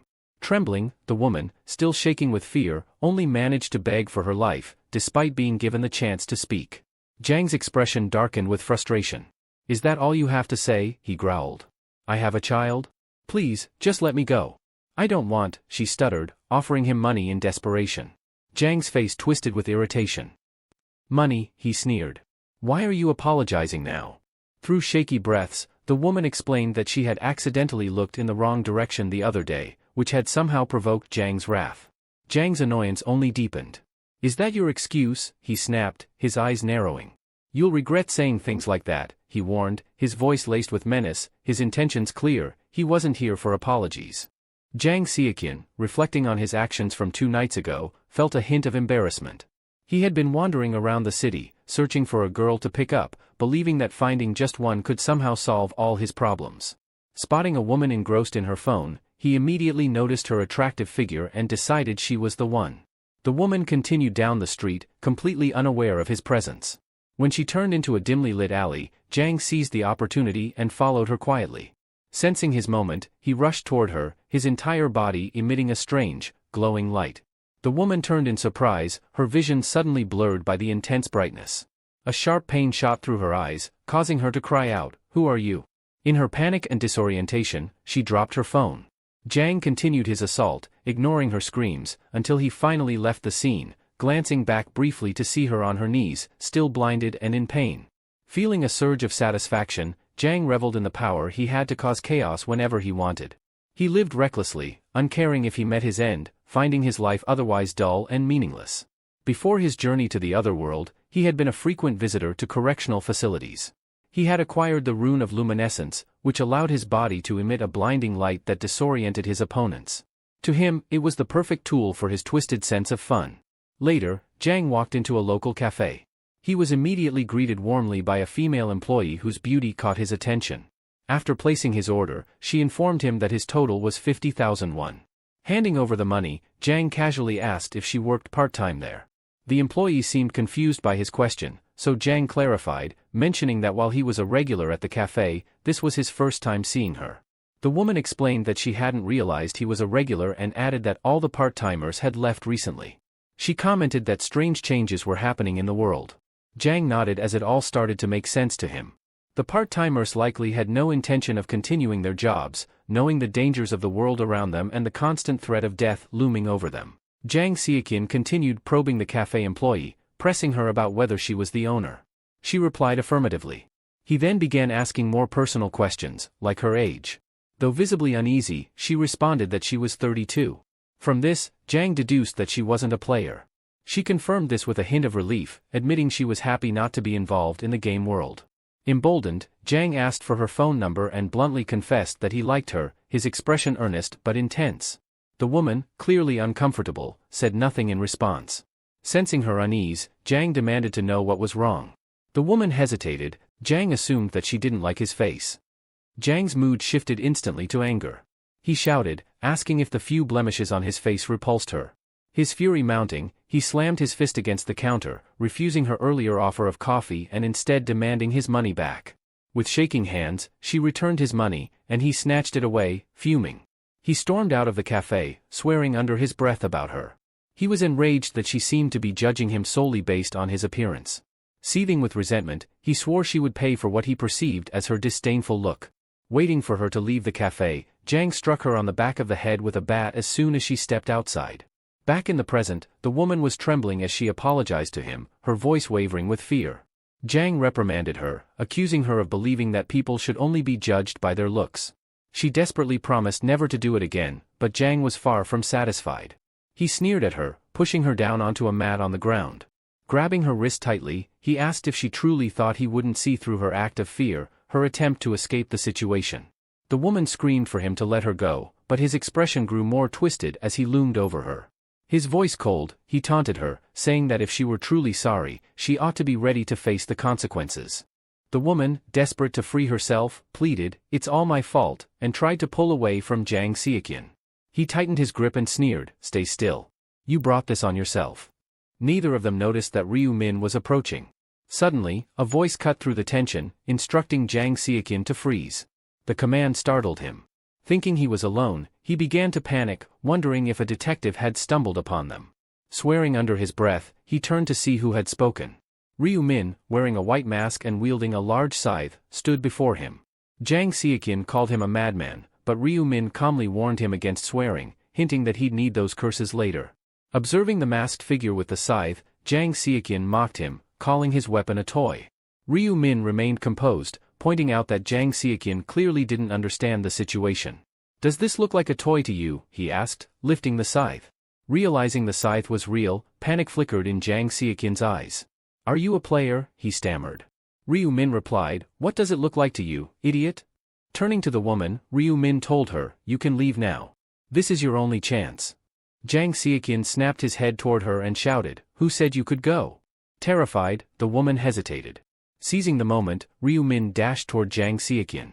Caught off guard, Jiang Xiaqian failed to react in time and felt a sharp pain as Ryu Min delivered a swift kick to his groin.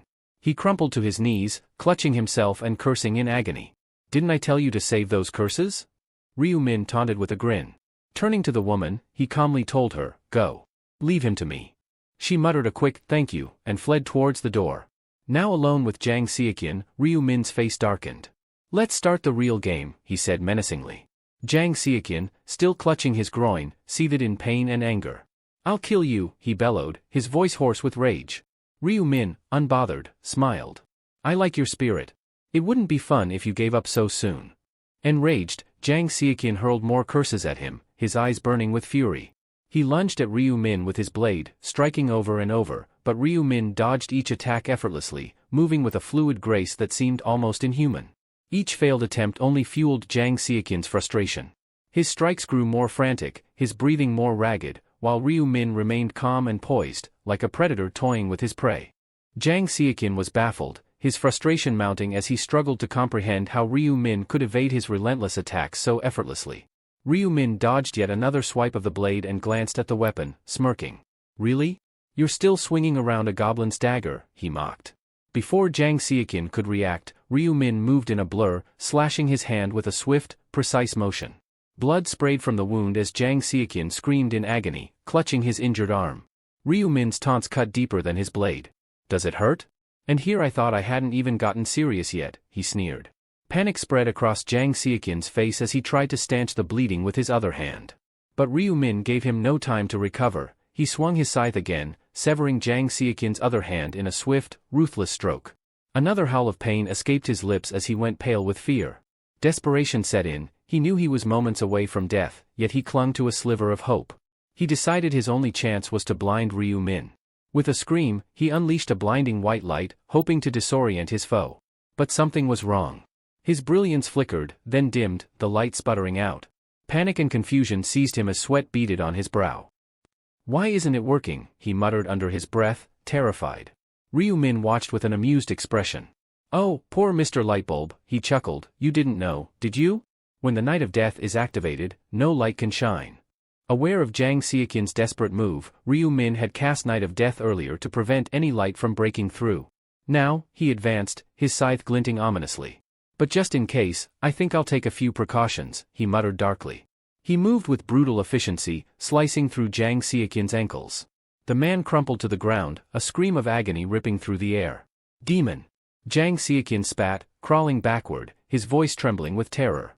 Why are you doing this to me? Ryu Min looked down at him with cold disdain. Why, he echoed, almost mocking the question. Then, with a swift motion, he drove the tip of his scythe into Jang Seokin's leg. Blood spurted from the wound, and a fresh scream tore from his lips. Why do people kill bugs? Ryu Min asked rhetorically, his voice calm and measured. Without waiting for an answer, he stabbed the other leg, drawing another shriek of pain from his victim. Because leaving them alive only brings trouble, Ryu Min answered, his tone chillingly calm. Jang Seokin, his face twisted with rage, spat out the word, psychopath, at Ryu Min. In response, Ryu Min calmly taunted, let's see how long you can keep that attitude. Without hesitation, he continued his brutal assault, stabbing Jang Seokin in various parts of his body.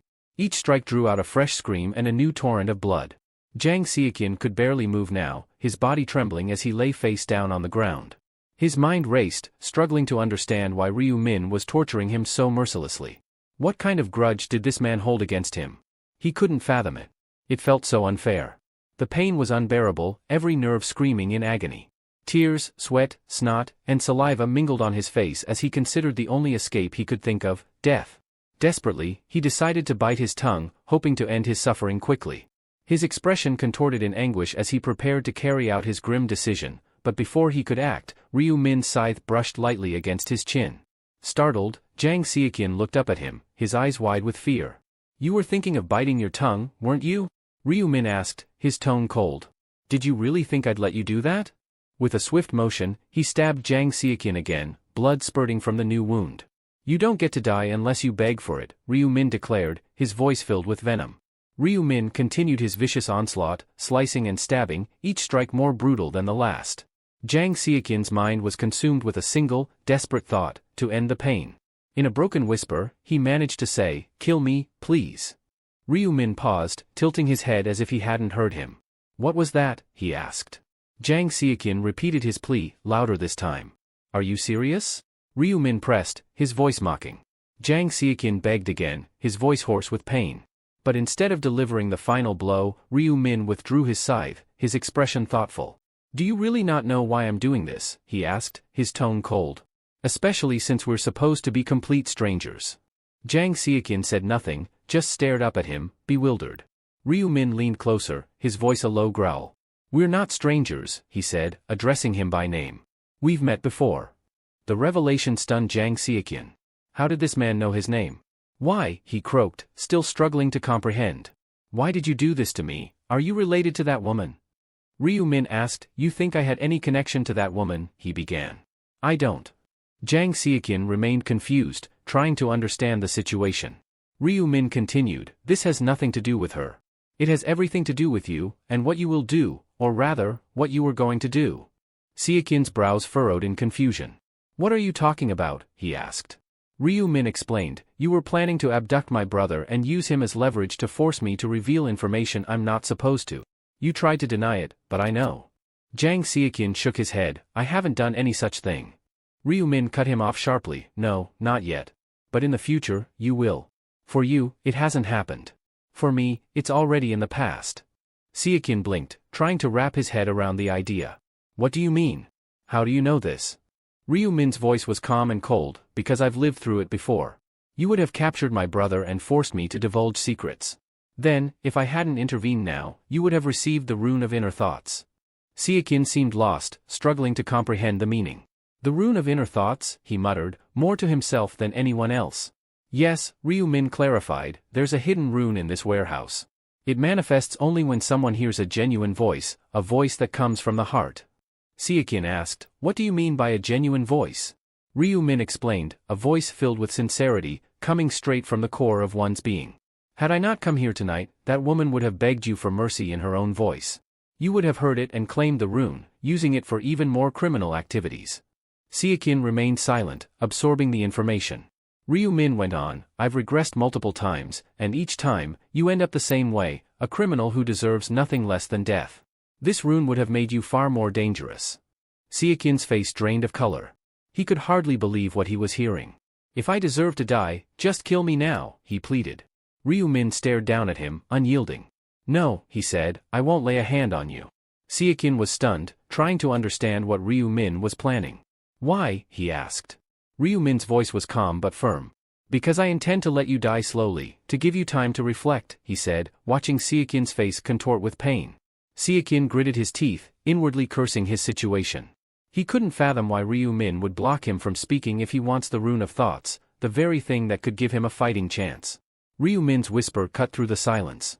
Why am I stopping you from speaking? He leaned in closer, his eyes cold and unreadable. Because I want to test the rune of inner thoughts. Seokin looked up, perplexed, and for the first time, truly afraid. Ryu Min finally revealed to Seokin that he had already acquired the rune. He explained how it responded to his own genuine voice, which was triggered the moment Seokin had begged him to end his life. A notification appeared before him, confirming that the condition for the rune had been met, the target's genuine voice had been brought forth. Another notification appeared, indicating that Ryu Min had located the hidden rune of inner thoughts. The rune appeared solely to Ryu Min, glowing faintly in the dim light of the warehouse. Without hesitation, it began to merge with his body. As it assimilated, another screen appeared, announcing that the rune's power would automatically be applied to the player's form. Ryu Min read the rune's description. The rune of inner thoughts allows the user to perceive the immediate thoughts of anyone within a 30-meter radius.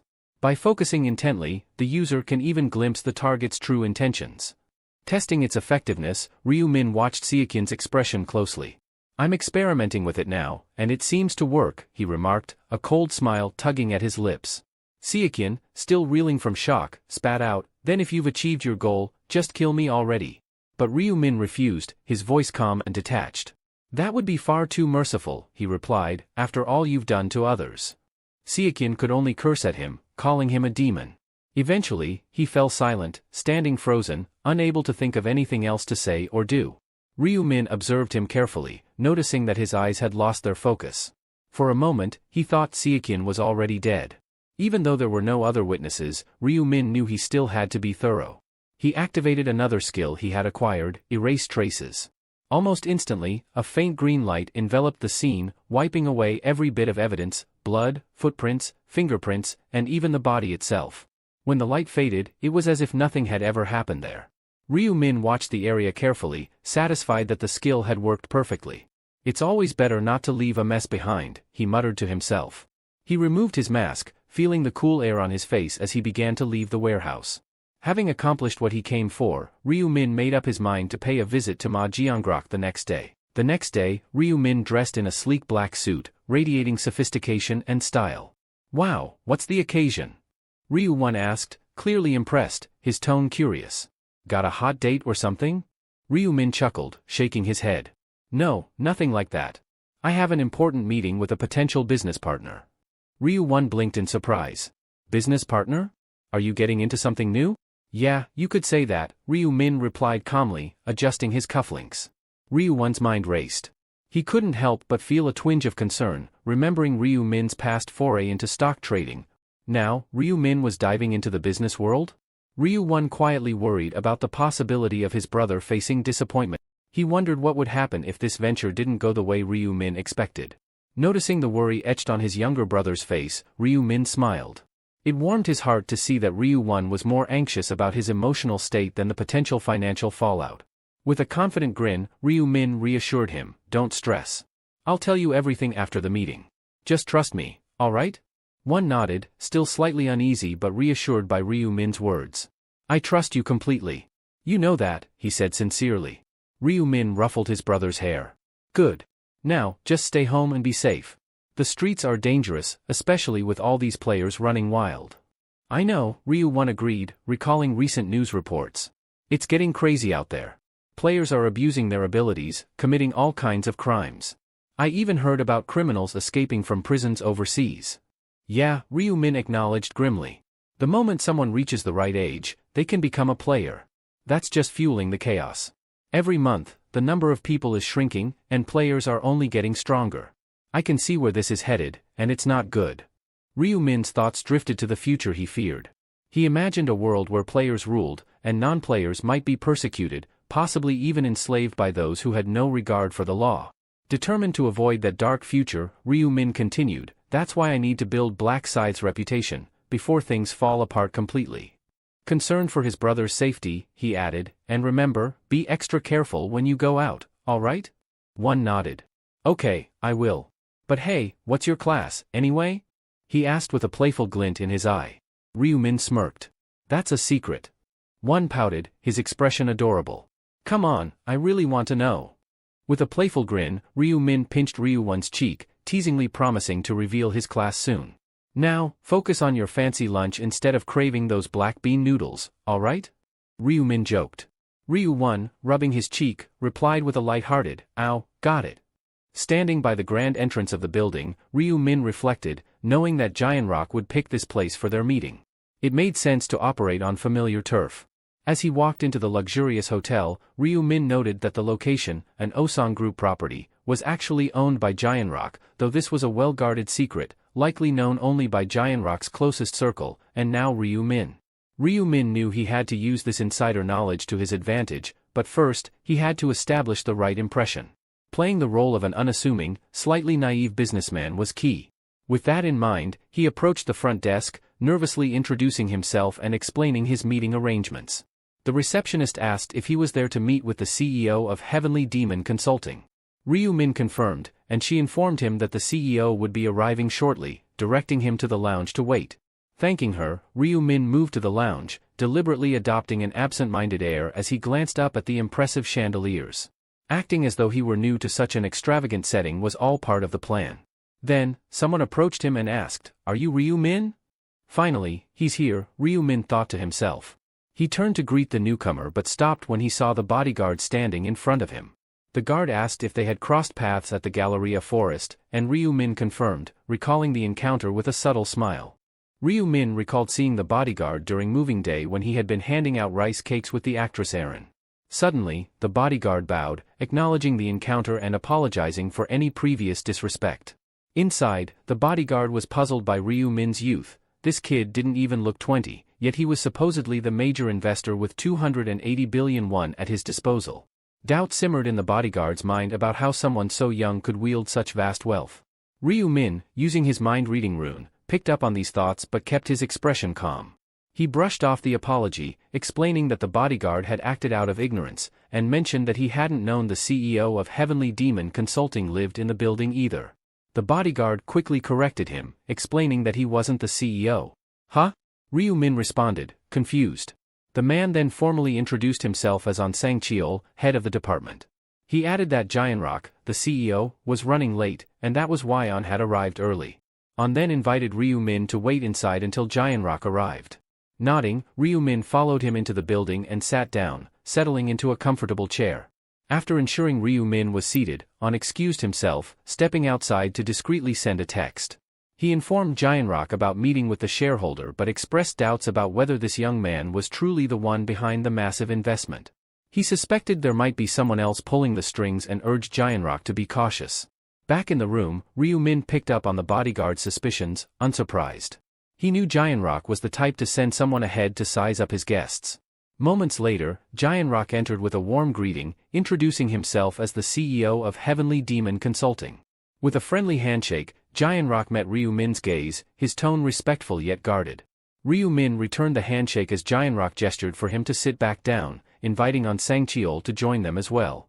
Ryu Min understood the subtle move. It was Giant Rock's way of taking control of the meeting while maintaining an air of hospitality. As the food arrived, Giant Rock suggested they enjoy the meal before diving into the business discussion, setting the stage for their conversation. Giant Rock mentioned that a variety of traditional Korean dishes had been prepared and hoped they suited Ryu Min's taste. The table was laden with an array of tempting dishes, meats, vegetables, fish, and chicken, all beautifully presented. He added that, with such gourmet food from a high-end hotel, it was bound to be a treat. After savoring a few bites, Ryu Min smiled and complimented the meal. This is really delicious, he remarked, clearly impressed. Giant Rock was pleased by the compliment and nodded, happy that Ryu Min was enjoying the food. But beneath the surface, Giant Rock was scrutinizing Ryu. The bodyguard's earlier comments about Ryu Min's youth echoed in his mind. Giant Rock found it hard to believe that someone so young could be responsible for an investment as significant as 280 billion won. He wondered if there was someone behind Ryu Min, someone from my family. Like his brothers or an uncle. He was determined to find out. With a friendly grin, Giant Rock complimented Ryu Min again, saying, "It's impressive to see someone so young holding such a significant stake." Curious, he casually asked Ryu Min's age. "I'm 20, Ryu Min replied. Giant Rock paused briefly before responding, "I see, I'm 29 myself. It's refreshing to meet someone in their 20s at your level." Ryu Min smiled and simply said, "Yeah, same here." The conversation shifted as Giant Rock, not one to beat around the bush, asked how Ryu Min had managed to accumulate such wealth at such a young age. "Were you born into a wealthy family?" he inquired. Ryu Min noticed Giant Rock's straightforward approach. He smiled slightly and answered, "No, I wasn't born into wealth. I was just an average student up until recently." "Up until recently?" Giant Rock asked, clearly intrigued. Ryu Min leaned forward a bit and asked, "Have you heard about the person who won the Noto lottery 4 times in a row, becoming a billionaire practically overnight?" Giant Rock nodded, recalling the news. Ryu Min smiled and revealed, "Well, that person is me. I'm the one who caused that media frenzy a few months back." Giant Rock was visibly taken aback and asked if Ryu Min was really the one everyone had been talking about. With a calm nod, Ryu Min simply responded, "Yes." However, Giant Rock was puzzled. The article he had read mentioned that the lottery winner had only earned 60 billion won. So how had Ryu Min managed to invest a staggering 280 billion? Ryu Min explained that after his lottery win, he had invested heavily in Bitcoin, confirming what Giant Rock had suspected. Giant Rock, impressed, praised Ryu Min for making such a bold move, admitting that he himself wouldn't have had the guts to invest such a large amount. The bodyguard, who had been silently observing, suggested that Ryu Min's success must have been due to sheer luck. Ryu Min, however, shook his head. "It wasn't just luck," he said firmly. The bodyguard, unconvinced, brought up an article where Ryu Min was reported to have said he saw the lottery numbers in a dream. "If that's not luck, then what is?" he asked, sounding skeptical. Ryu Min smiled and clarified, "I lied when I said I saw them in a dream." He paused briefly, realizing that this moment could be crucial to gaining Giant Rock's trust. "This is something I've never shared with anyone before," he said, his voice lowering as if to prepare them for a revelation. "I have the rune of foresight." Giant Rock and his bodyguard exchanged glances, clearly surprised. They pressed Ryu Min for more details. With confidence, Ryu Min explained that the rune of foresight allowed him to see glimpses of the future, several years ahead. "In other words," he continued, "it's like being a seer who can predict what's to come." Giant Rock and the bodyguard were taken aback. The bodyguard, particularly, found it hard to believe. "Is this guy serious?" he thought. "A seer? What kind of explanation is that?" Ryu Min remained composed, his expression unwavering as he was surrounded by a faint, almost mystical, cerulean aura. "Yes, that's how I knew the lottery numbers," Ryu Min affirmed confidently. "The rune of foresight showed them to me." There was a moment of silence as Giant Rock and his bodyguard tried to process what they had just heard. Could it be true? Or was Ryu Min fabricating an elaborate story? Either way, Ryu Min's conviction left them questioning their doubts. Ryu Min went on to explain that his success with Bitcoin wasn't a gamble, but a calculated move based on his ability to foresee the future. He had staked everything because he believed in his power to see what was coming. But then, Giant Rock, still skeptical, asked if Ryu could demonstrate it. Could he predict his next action, for example? Ryu Min thought about it. He could easily guess Giant Rock's next move by reading his thoughts. But, Ryu Min decided to put limits on his ability to make it more believable. After a brief pause, Ryu Min apologized, explaining that his powers didn't work on command. "They activate randomly," he said, trying to downplay the full extent of his abilities. Giant Rock took a sip of his drink, considering the response. That makes sense, he thought. A power like seeing the future should have limits, otherwise, it would be too overpowered. "Is that so?" he muttered aloud, still processing. Then, something clicked for Giant Rock. He needed to know, "Did you invest 280 billion in Heavenly Demon Consulting because you foresaw its success?" he asked. Ryu Min smiled slightly and nodded. "Exactly. I invested because I saw the company's potential for rapid growth." "But how far will it go?" Giant Rock asked, pressing for more information. It'll join the Korean Composite Stock Price Index within 6 months, Ryu Min said confidently. Giant Rock was stunned. If that actually happened, it would be monumental, not just for the company, but for him personally. His father would finally acknowledge his abilities, and he could very well be the next chairman. The thought filled him with excitement, but doubt crept in. Could this really be true? It seemed almost too good to be real. The room fell into a heavy silence, with Giant Rock deep in thought, until Ryu Min spoke up again. But to succeed, you'll need to completely revamp your industry. What do you mean by that? Giant Rock asked, confusion breaking through his excitement. Before Ryu Min could respond, the bodyguard stood up abruptly, visibly angry. Change the industry? Are you serious? He exclaimed. Why would we do that? You might as well be asking us to change the company's name. If they're going to change the entire industry, it's only natural the company's name will change too, Ryu Min stated calmly. The room went silent, with everyone staring at him in disbelief. Is he serious? Giant Rock wondered. Did Ryu come all this way just to crack jokes? But Ryu wasn't joking. He was sitting firm, treating the conversation as seriously as the business at hand. In this room, everyone was a player, fully aware of the risks of casually revealing one's rune. And yet, Ryu Min had taken that risk, disclosing his ability without hesitation. Why? Because, as a major shareholder and someone intending to become a key player in the company's management, he needed them to understand the value he could bring. His 280 billion won investment wasn't just for profit, it was to push the company toward success. To make that happen, they needed to cooperate with him. The bodyguard's skepticism broke the silence. Mr. Giant Rock, you can't actually believe this, right? But Giant Rock remained quiet, his expression unreadable. Ryu sighed, realizing they still didn't trust him. Honestly, I get it, Ryu said. You don't believe in my abilities. He turned to the bodyguard. Have you ever wondered why I moved into the house on the lower floor? The bodyguard froze, caught off guard. Wait, the lower floor, the thought clicked. Wasn't that the apartment right below Aaron's penthouse? Ryu continued, it's not just some random coincidence, is it? The bodyguard blinked, suddenly piecing things together. The house below CO Aaron's? What does he mean by that? Giant Rock urged him to explain it. Reluctantly, the bodyguard admitted, about 2 months ago, Mr. Ryu Min moved into the apartment directly beneath Aaron's penthouse. Ryu nodded. That was just a few days after I acquired the Rune of Future. Giant Rock's brows furrowed. Why are you bringing this up now? He asked, confused.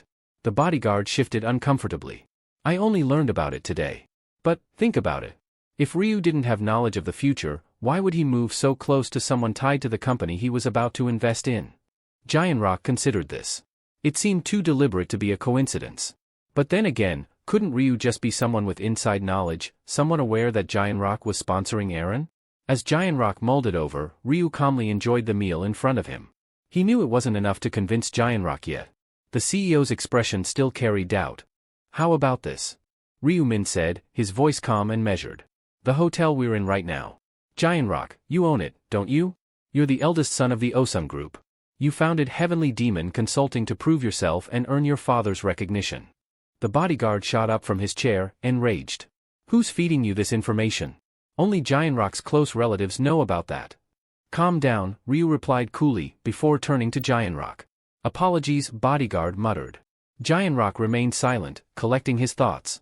While he admitted to himself that Ryu's statements were accurate, it still wasn't enough to convince him that this so-called foresight was real. Any family member could have told him.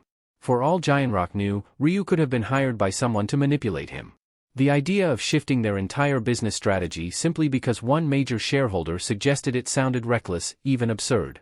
Changing the entire industry based on your word sounds ridiculous, Giant Rock finally spoke, his voice steady. Sure, a rune that can see the future might be possible, but trusting your claims blindly? That's a different story. He leaned back in his chair, glancing at the bodyguard before continuing, Look, I appreciate your investment in my company. But this kind of discussion should be held at a shareholders' meeting. It's up to you to convince them, not just me.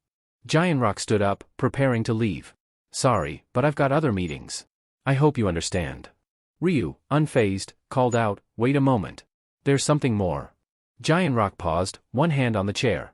What else do you have to say? Internally, Ryu weighed his options. Is this the only way left, he thought. Finally, he spoke up, his voice carrying a hint of urgency. How about this, then? I'll give you intel about the 4th round. Giant Rock hesitated, turning back to face him. 4th round?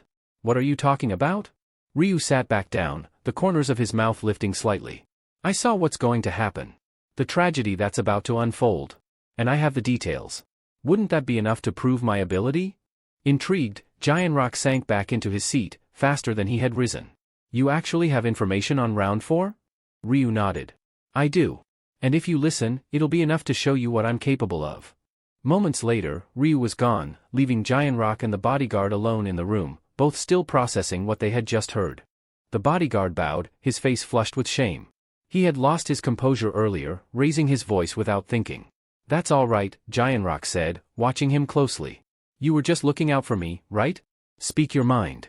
The bodyguard hesitated for a moment before speaking. To be honest, sir, I'm suspicious of that man. The idea of someone being able to see the future, it's just hard to believe. If Ryu-min really has that kind of power, why would he want to help us? With an ability like that, he could live the life of his dreams. Why bother with us at all? Giant Rock nodded thoughtfully, listening as the bodyguard continued. Sure, he says he wants to grow alongside our company and make more money. But why? He's already got 280 billion won, more than enough to last several lifetimes, even if he spent it frivolously. Why take this kind of risk? Greed, Giant Rock replied after a pause. Human greed knows no limits. Still, you're right. It does seem too dangerous, too unbelievable. Who's to say a rune like that even exists? The bodyguard sighed. Exactly. But if Ryu is telling the truth, and he really can see the future, we need him on our side, no matter what. Just think about it. If he can give us insight into every round, we could prepare perfectly. It'd be like playing with a cheat code. Growing the company would just be a bonus. Giant Rock leaned back in his chair, contemplating his words. We'll know in time, won't we? Let's see how things unfold. Meanwhile, Ryu-min walked down the street, hands in his pockets, a small smirk on his face. He knew it was only a matter of time before they fully believed in his abilities. After the 4th round, there would be no doubt left. He hadn't revealed everything, he kept the critical details about side quests and top-rank strategies to himself, but what he had shared was more than enough. The most important part? Ryu had told them that round 4 wasn't going to be a hunt for monsters. It would be a bloodbath among the players. A massacre. He warned them not to be careless or complacent. That warning alone would prove his foresight. After that, they would treat him with the respect and reverence he deserved. They'd protect him, not because he was rich, but because he was their key to survival. After all, having a seer as an ally is far better than having one as an enemy, Ryu mused to himself, his confidence growing. Now that he was already playing the role, why not fully commit? With that decision made, he reached for his phone, realizing he needed to get in touch with someone. Meanwhile, Juri walked briskly down the street, her mind racing. She glanced at her watch, knowing she was running late. Standing at a red light, she tapped her foot impatiently, hoping it would change soon. Out of nowhere, a flashy sports car pulled up, blocking the entrance to the nearby grocery store. Confused, she stared at the car, wondering what the driver was thinking. Then the window lowered, revealing Ryu-min behind the wheel. Juri, he called out. She recognized him immediately.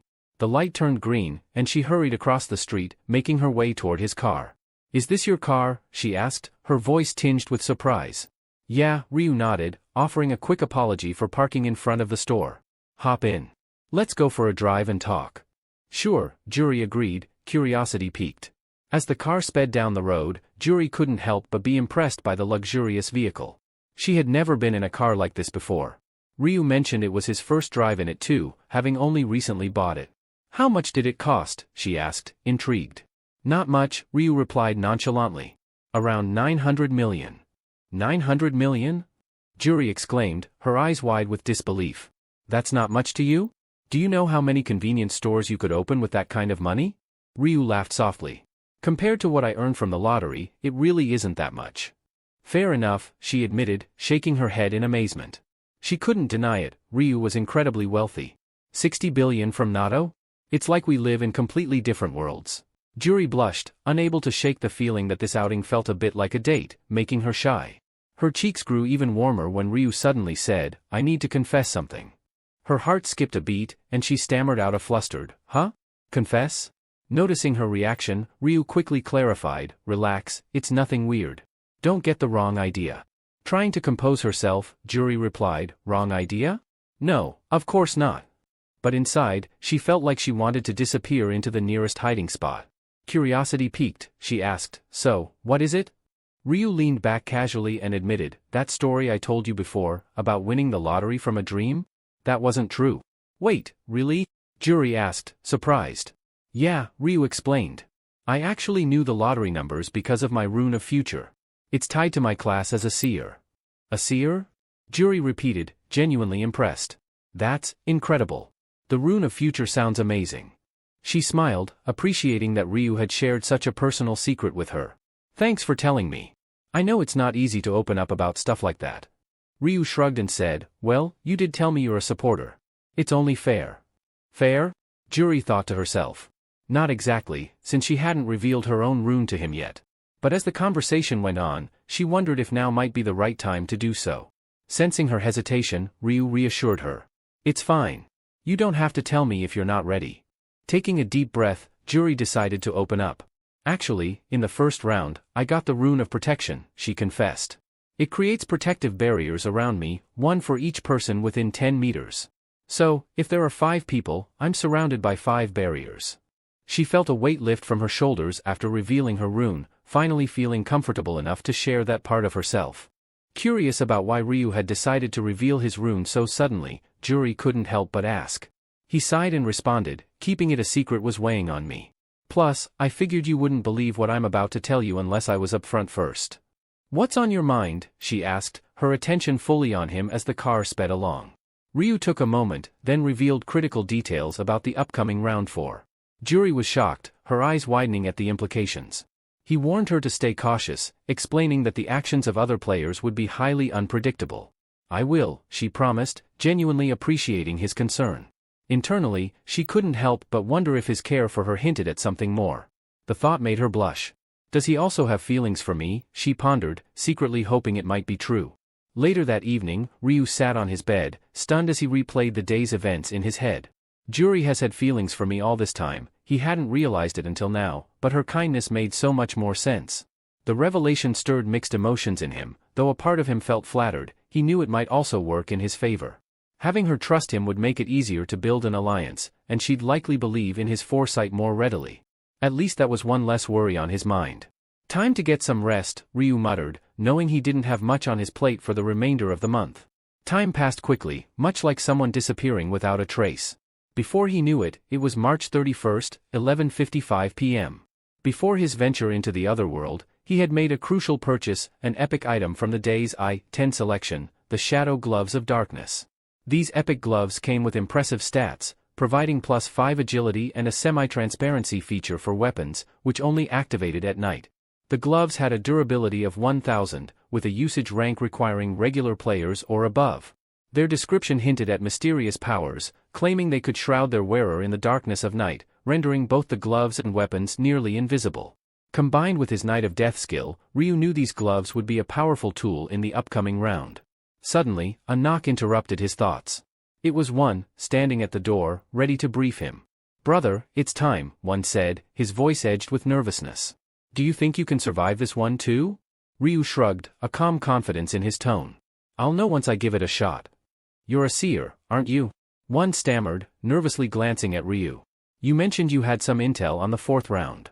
Ryu leaned back, his expression calm. Knowing something and acting on it are two different things, he clarified, his tone steady but firm. One fidgeted, clearly uneasy. But how can you be so calm about this? His voice wavered, betraying his fear. Ryu's eyes narrowed slightly as he issued a quiet but firm warning. Stop saying things like that. Talking about death only invites it. He paused, reclining further on the bed, his mind racing. While round 4 would likely be a death trap for many, it wasn't a concern for him. Inside the game, Young-min was pacing in frustration, muttering under his breath. Damn it, it's happening again. The stat penalties. His stats were decimated, down by a permanent 50% due to past betrayals. He cursed inwardly, feeling the weight of the consequences for turning on his former mentor, Cho Jong-shik. With 0 command tokens left, Young-min wondered how he'd possibly survive the upcoming challenges. Young-min reflected bitterly on the dangers ahead. Competitors vying for the zone representative position might target him, and those he once called allies could be seeking revenge. As he surveyed his bleak surroundings, he muttered, "Where the hell are we?" The sterile, white environment made him feel like nothing more than a lab rat in some twisted experiment. That's when he spotted Ryu. His jaw clenched in anger. To Yongmin, Ryu, Black Scythe, was no mere rival. He was a manipulator, a devil who had likely foreseen these events and pulled strings behind the scenes. Yongmin was convinced that Black Scythe had orchestrated the destruction of the relic and had been suspiciously quick in taking down the proxy of divine punishment. His fists tightened at the thought, and he longed to be strong enough to wipe the smirk off Ryu's face. But he knew better. Frustration and anger aside, Yongmin acknowledged he had no choice. If he wanted to survive, he had to accept the devil's hand. With reluctance, he approached Ryu. Black Scythe, Yongmin called out. Ryu turned toward him, unfazed. What's on your mind? Ryu asked, his tone casual, as if everything around them wasn't unraveling. Yongmin's voice held a hint of desperation as he asked, our agreement from the last round, does it still stand? Ryu raised an eyebrow, his expression unreadable. What agreement, he replied, feigning ignorance, though they both knew the truth. Unfazed by Yongmin's persistence, Ryu met his plea with a cold smile. I did promise protection if you became my subordinate, didn't I? His smirk deepened, but there was no warmth behind it. But that was then. Now, I have no need for someone like you. Yongmin's heart sank as Ryu continued, his voice sharp and dismissive. You don't have any command tokens left. Without those, what use is the title of zone representative? And with most players already locked into their classes, those tokens mean next to nothing now. He gave a mocking glance at Yongmin, who could only listen in stunned silence. Ryu's smile grew more frigid. You're nothing more than a walking target, Yongmin. Yongmin's face paled, the weight of Ryu's words crushing him. His chest tightened with dread as he darted his eyes around, expecting the judgmental gazes of other players to fall upon him. But to his surprise, no one seemed to notice. No accusing looks. No whispers. Ryu, seemingly amused by Yongmin's unease, gave a reassuring smile, though it did little to ease the tension. Relax. You're only a target in theory, he said smoothly. In reality, no one's paying attention to you right now. Yongmin, still confused, stammered, why aren't they? I thought. Ryu cut him off, his tone now laced with the wisdom of experience. The zone representative position isn't what it seems. People are beginning to realize that. The higher you climb, the harder you fall. He paused, his eyes narrowing. The role paints a target on your back, and with players switching classes, those command tokens won't hold much value. The risk far outweighs the reward. A bead of sweat trickled down Yongmin's temple as he absorbed Ryu's words. He couldn't deny the truth behind them. He would give up the command tokens in a heartbeat if it meant survival. Before he could dwell on the thought, something caught his attention. Erin and her bodyguard, both draped in regal armor that gleamed with authority and power, were approaching. Startled, Yongmin wondered why they were coming toward Ryu and him. The sight of them only added to his confusion and fear. As Erin and her bodyguard approached, Ryu turned to greet them. The bodyguard acknowledged Ryu first, asking if he remembered them. With a slight nod, Ryu confirmed, of course, I remember. What brings you here? The bodyguard shot a quick glance at Yongmin before casually remarking, not much. Just wanted to thank you again for saving us from those thugs last time. The word thugs was a clear jab at Yongmin, who had been the aggressor in that situation. Yongmin's face reddened with anger. Thugs, he shouted, his voice filled with indignation. But before he could say more, Ryu calmly raised a hand, silencing him instantly. The unspoken threat of Ryu's black scythe hung in the air, forcing Yongmin to hold his tongue. Turning his attention back to Erin and the bodyguard, Ryu spoke politely, there's no need to keep thanking me. Once was more than enough. However, the bodyguard wasn't ready to let it go. We really are grateful, our CEO also wants me to thank you. Before the conversation could take a different turn, Ryu cut in, clearly uninterested in prolonging it. But before he could steer it away, Erin hesitantly pulled out a purple crystal, offering it to him as a token of their gratitude. Please, take this, she urged, her voice a little shaky. Ryu's eyes narrowed slightly as he inspected the crystal. A low-grade purple mana stone, he thought, surprised by the unexpected gift. He hadn't anticipated receiving something so valuable. Erin, sensing his hesitation, added quickly, I thought a crystal would be a better way to show our thanks than just words. Ryu didn't hesitate any further. With a swift motion, he accepted the crystal, nodding in appreciation. Thank you, he said sincerely. While turning the stone over in his hand, he couldn't help but think that there was no reason to refuse such a valuable item, especially when it was offered with genuine intent. Ryu Min casually thought that once he returned to the real world, he planned to experiment with the mana stone, aiming to craft a low-ranking one from it. Erin, still looking nervous, silently wondered if Ryu genuinely appreciated the stone or if he was merely being polite, not wanting to hurt her feelings. Despite her doubts, she noticed that he didn't seem disappointed or dismissive of the seemingly insignificant stone, leaving her to question if his kindness was genuine. Inwardly, Ryu couldn't help but smirk, acknowledging that Aaron's ignorance of the stone's true value was to be expected. If she had known how valuable it truly was, there was no way she would have handed it over so easily. Standing nearby, Yong-min eyed the crystal intently. In his mind, he revealed that he, too, possessed something similar. This revelation caught Ryu by surprise, his inner voice musing, "This guy has a mana stone too?" Yong-min continued, unknowingly spilling more information as he mentioned that his stone was called the Black Diamond. Ryu's eyes flickered with interest at the mention. "Black Diamond," he repeated, startled. He explained aloud that a black diamond was an incredibly rare item, one that had only a slim chance of dropping after defeating a monster. Even more elusive than regular mana stones, obtaining one in this round was virtually impossible. It was clear Yong-min had no idea just how precious the item he was carrying truly was. With a smirk, Ryu silently thought to himself, "Is this guy lucky, or just ridiculously unlucky to get caught with it in front of me?" Breaking the silence, Aaron's voice interrupted Ryu's thoughts. Black Scythe? "Do you need a protective barrier?" she asked hesitantly after seeing him stow the stone away in his inventory. Curious, Ryu raised an eyebrow. "Protective barrier?" Aaron nodded, explaining that she had recently switched to the summoner class and could summon a fairy that would cast a barrier around him if necessary. Ryu politely declined with a confident smile. "I appreciate the offer, but no thanks," he replied smoothly. "I don't think I'll need it. I will be fine." Aaron, feeling a slight twinge of disappointment, lowered her eyes and softly said, "Oh, I understand." She then bowed politely, adding, "We should get going now. I hope you do your best in this round." Ryu smiled in return and replied, "Thanks, you too." As Aaron and her bodyguard turned to leave, Ryu caught sight of Yong-min trying to slip away as well. "Wait," he called out. Yong-min hesitated, turning back. "What?" he asked. "You might want to think twice before leaving," Ryu cautioned. Puzzled, Yong-min furrowed his brow. "What do you mean?" Ryu calmly reminded him, "You're a walking target. Just because no one's coming for you right now doesn't mean you're safe." Yong-min frowned, unsure. "But no one's after me at the moment," he insisted. Ryu shook his head, explaining, "Maybe not right now, but there are still players out there, those who haven't chosen a class yet. They'll be looking for command tokens. And as the zone representative, you're an easy target for them." Yong-min paused, considering Ryu's words. "Out of 1,000 players, who would really target me?" he asked, still skeptical. "If you want my help, I can make sure you stay out of their sights," Ryu offered. But before Yong-min could even thank him, Ryu added with a sly grin, "Of course, it won't be free. Aaron paid with a mana stone. If you've got something similar, we can make a deal." Yong-min quickly rummaged through his inventory, pulling out a gleaming black diamond, its surface smooth and polished like glass. "I've got this," he said, holding it out nervously. Ryu's eyes gleamed as he took the stone, tucking it away safely. "Anything else?" Ryu inquired, half joking. Yong-min nervously shook his head. "I don't have anything else, unless you want my clothes, but I'm not about to walk around naked," he added with a weak laugh. Ryu smirked. "Don't worry, I'm not interested in your clothes," he reassured. With the black diamond handed over, Yong-min asked anxiously, "So, you'll help me now?" Ryu nodded. "I said I'd keep my word, didn't I?"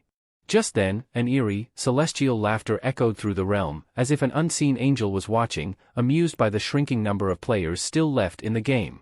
Confusion rippled through the crowd of players as they tried to process the situation. Some wondered if real-life fights had broken out once again. Standing with his arms crossed, Ryu quietly mused that it would be unusual if the players managed to stay out of trouble for an entire month. The angel, sensing the growing tension, summoned everyone's attention. A system window appeared before them, revealing the chilling objective for Round 4, kill each other for 3 hours. Only 521 survivors will remain in the zone. Shock spread like wildfire among the players. "What does she mean by kill each other?" someone muttered in disbelief. As if reading their minds, the angel's gaze swept over the crowd, her tone cold and matter-of-fact. "It's exactly as it sounds," she confirmed. "Stab the person next to you, end their life, it's that simple." Her blunt explanation struck like a blow. This round wasn't about battling monsters or facing external threats. It was about reducing the number of players, with one method: mutual slaughter. As panic set in, a flurry of questions erupted. "No monsters this round?" someone asked, confused. Another voice, tinged with fear, wondered aloud, "How are we supposed to level up then?" In the midst of the murmuring, one player speculated, "Maybe if each of us kills just one person, half of us could survive." With a playful smile, the angel raised a finger to her lips. "That's a secret," she teased. "It wouldn't be any fun if I just told you, right?" Ryu watched her, his mind racing. Wouldn't be fun, he thought, echoing her words. He knew there was more to it. The angels weren't the masterminds behind this twisted game, they were merely the enforcers. Someone higher up was pulling the strings, controlling the rules. And if the angel wasn't revealing everything, it was because the real host had ordered her to keep certain truths hidden. The angel delivered her unsettling ultimatum with chilling indifference. Surviving this round wasn't as simple as just killing another player. Only the top 521 would make it through, but the criteria for ranking remained a mystery.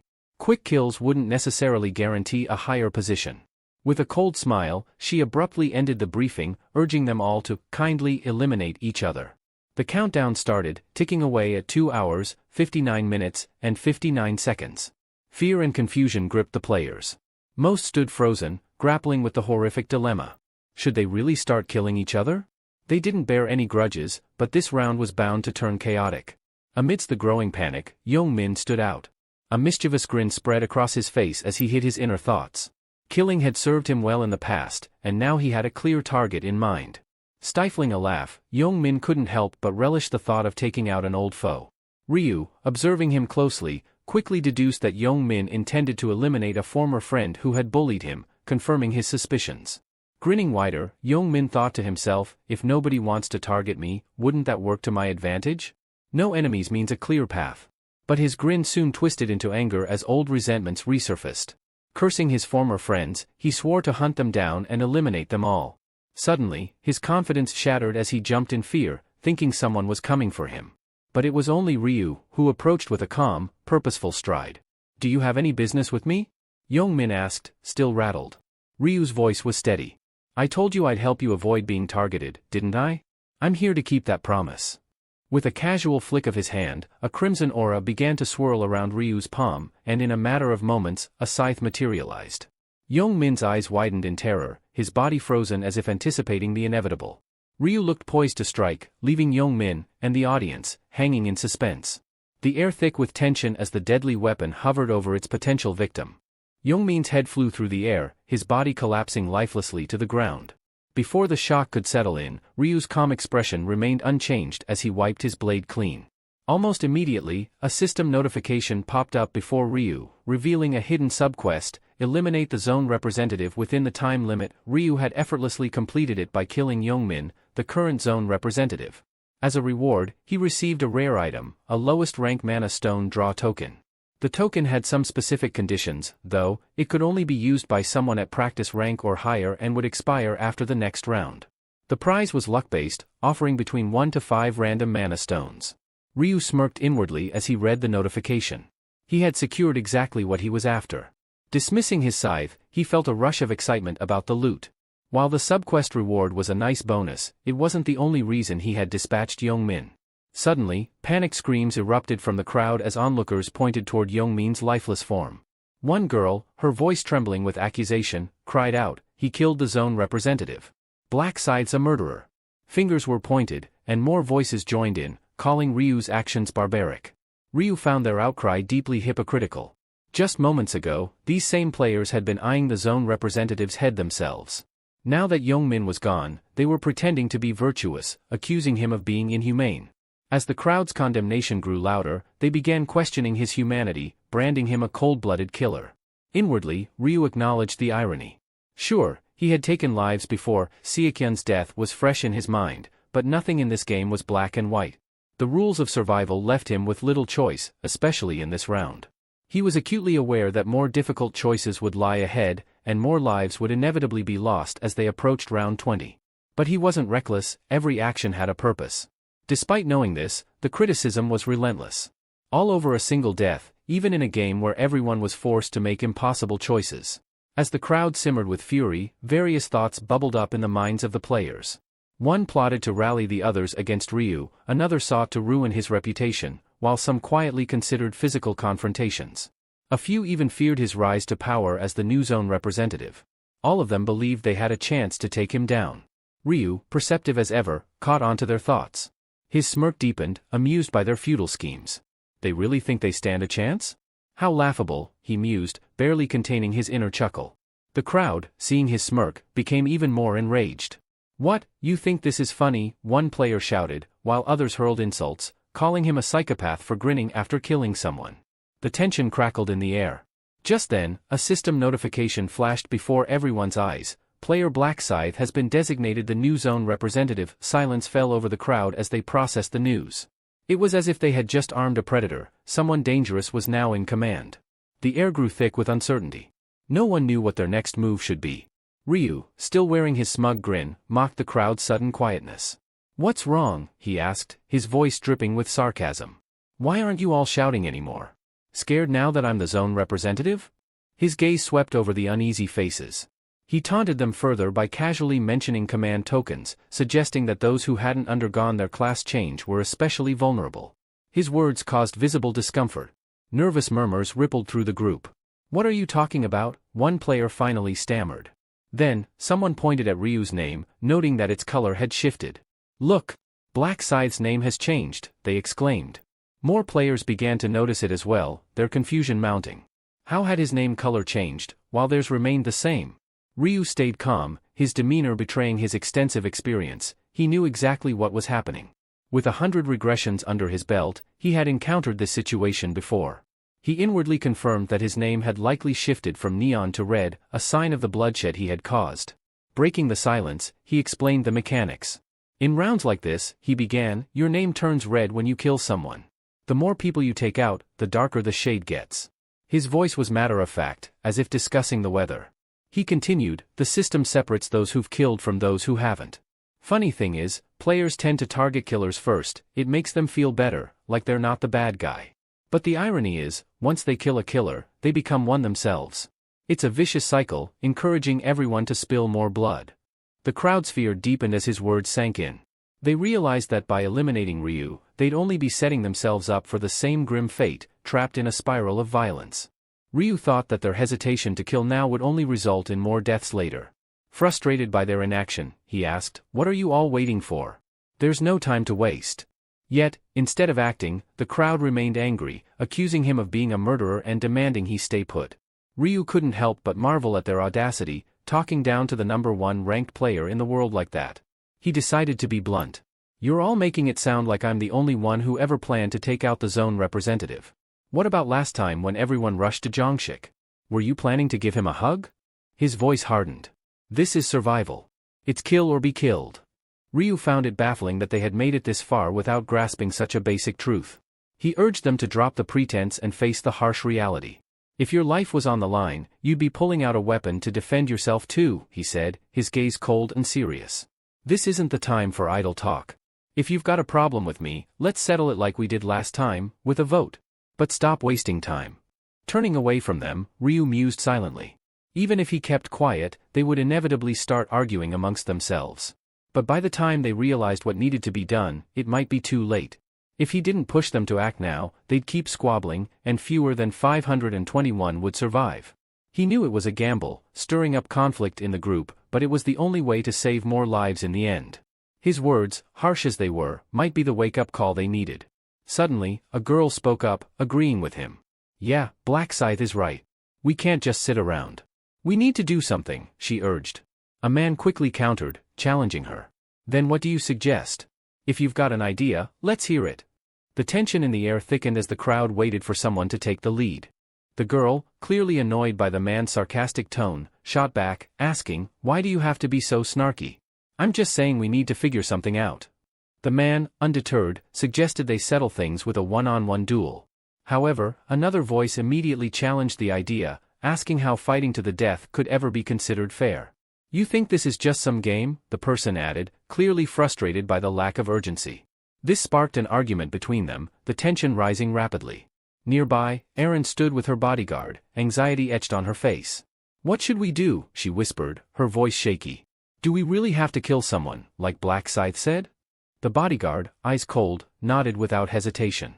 "If we don't, someone else will kill us," he replied firmly. "It's them or us. I don't care who they are." Erin hesitated, her kind-hearted nature conflicting with the brutal reality before her. She remained silent, torn between survival and her conscience. The bodyguard, seeing her hesitation, turned to her with a serious look. "Listen, Erin. You need to toughen up. Taking a life isn't easy, but in this game, it's necessary. If you hesitate, you're dead. Nervously, Aaron asked, "You talk like you've done it before, have you?" The bodyguard shook his head, though his voice was resolute.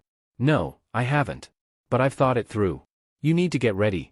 This isn't going to be easy." Aaron glanced at him uncertainly. "Who should we go after?" "Let the situation decide," he replied. "When the time comes, you'll know." Meanwhile, tensions within the group continued to escalate. One player snapped, urging someone else to stop wasting time and pick a target. But instead of complying, the person fired back, asking, "What about you?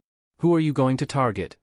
Another player interjected, arguing that the best strategy was to focus on those with red names, since they'd already killed someone. "They're the real threats," he reasoned. But this sparked more dissent, as someone else questioned who had the right to make such a decision. Fingers started pointing at Blackscythe, with accusations flying about how his red nickname only confirmed his reputation as a killer. Amidst the chaos, one person scoffed at the idea of targeting Blackscythe. "You think we can take down someone at level 30? They asked, incredulous. "We wouldn't stand a chance, even if all of us attacked at once."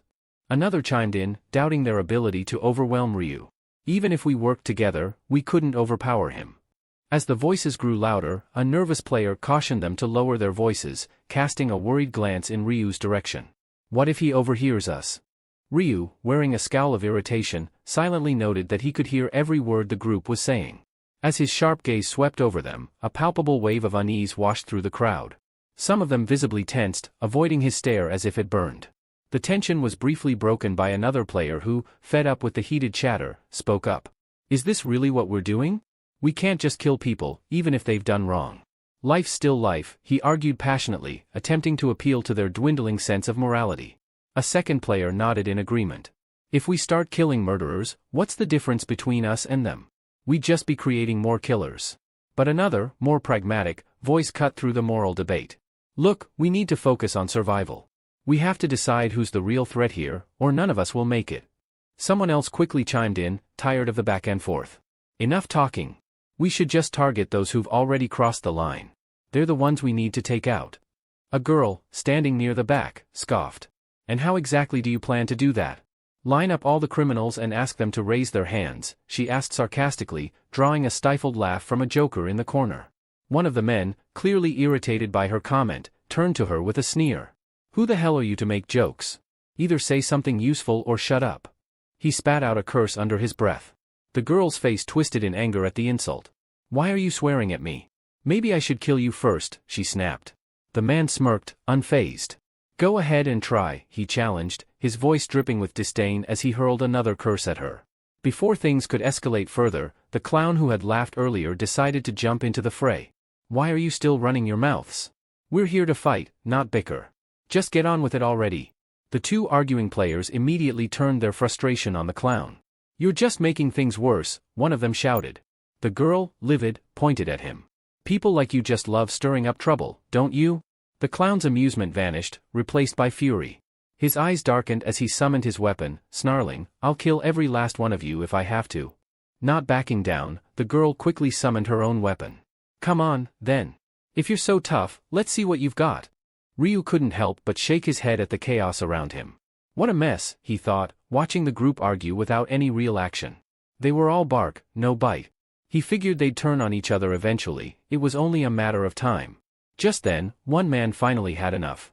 He stepped forward, demanding everyone stop shouting and get serious. But in that very moment, his expression shifted from frustration to pure shock. His eyes went wide, his jaw dropped. The reason? Young Min, who Ryu had decapitated mere minutes ago, was casually standing up, yawning as if he'd just woken from a nap. The crowd froze, utterly dumbfounded, staring at him as if they'd seen a ghost. Well, in a way, they had. Ryu's eyes narrowed in realization. "Because, that's the hidden rule for this round," he mused silently. "After 10 minutes, anyone who dies respawns."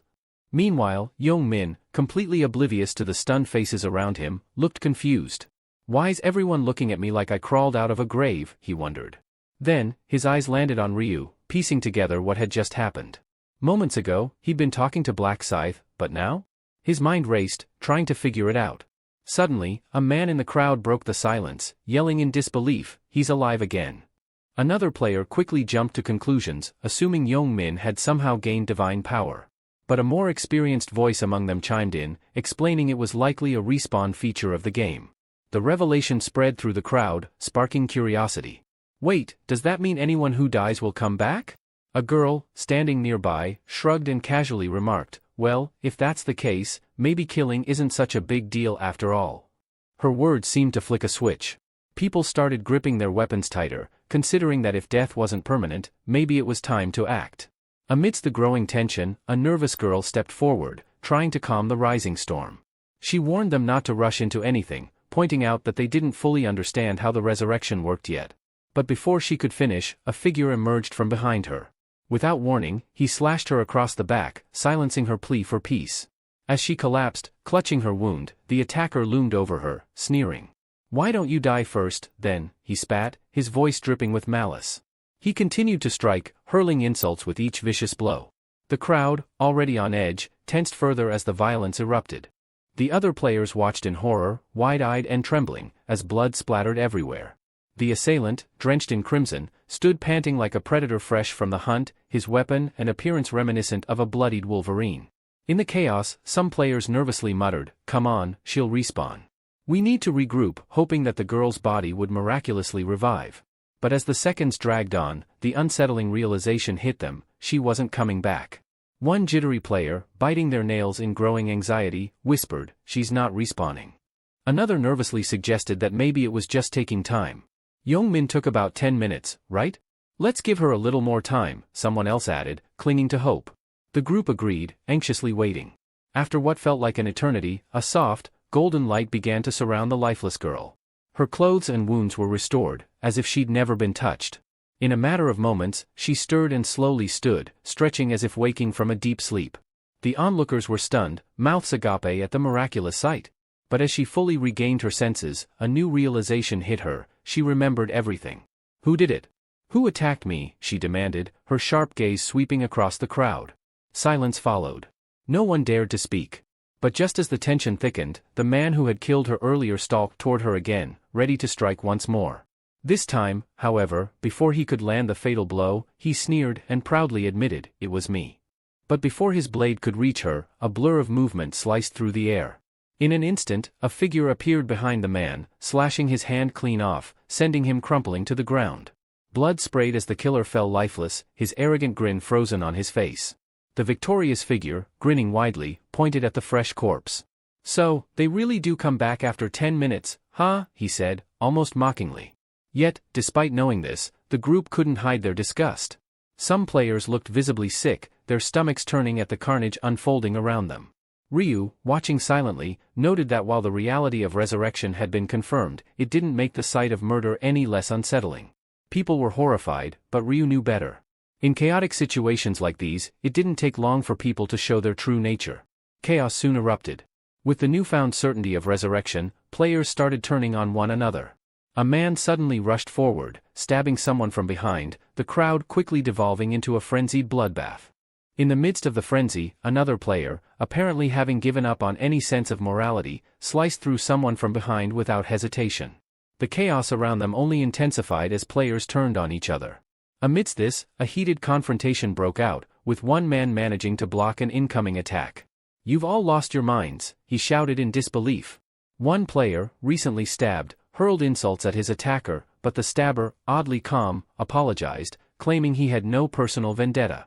However, in a twist, the wounded player immediately retaliated, slashing at his attacker. "How about you feel what it's like?" he spat, though the other man blocked the blow, urging his opponent to stop fighting and accept his fate, since they would both respawn anyway. The wounded man, not backing down, retorted coldly, "Then why don't you go first?" Before the other could react, he struck him down, ending his life. The scene spiraled into utter madness. Players attacked one another relentlessly, their shouts filling the air.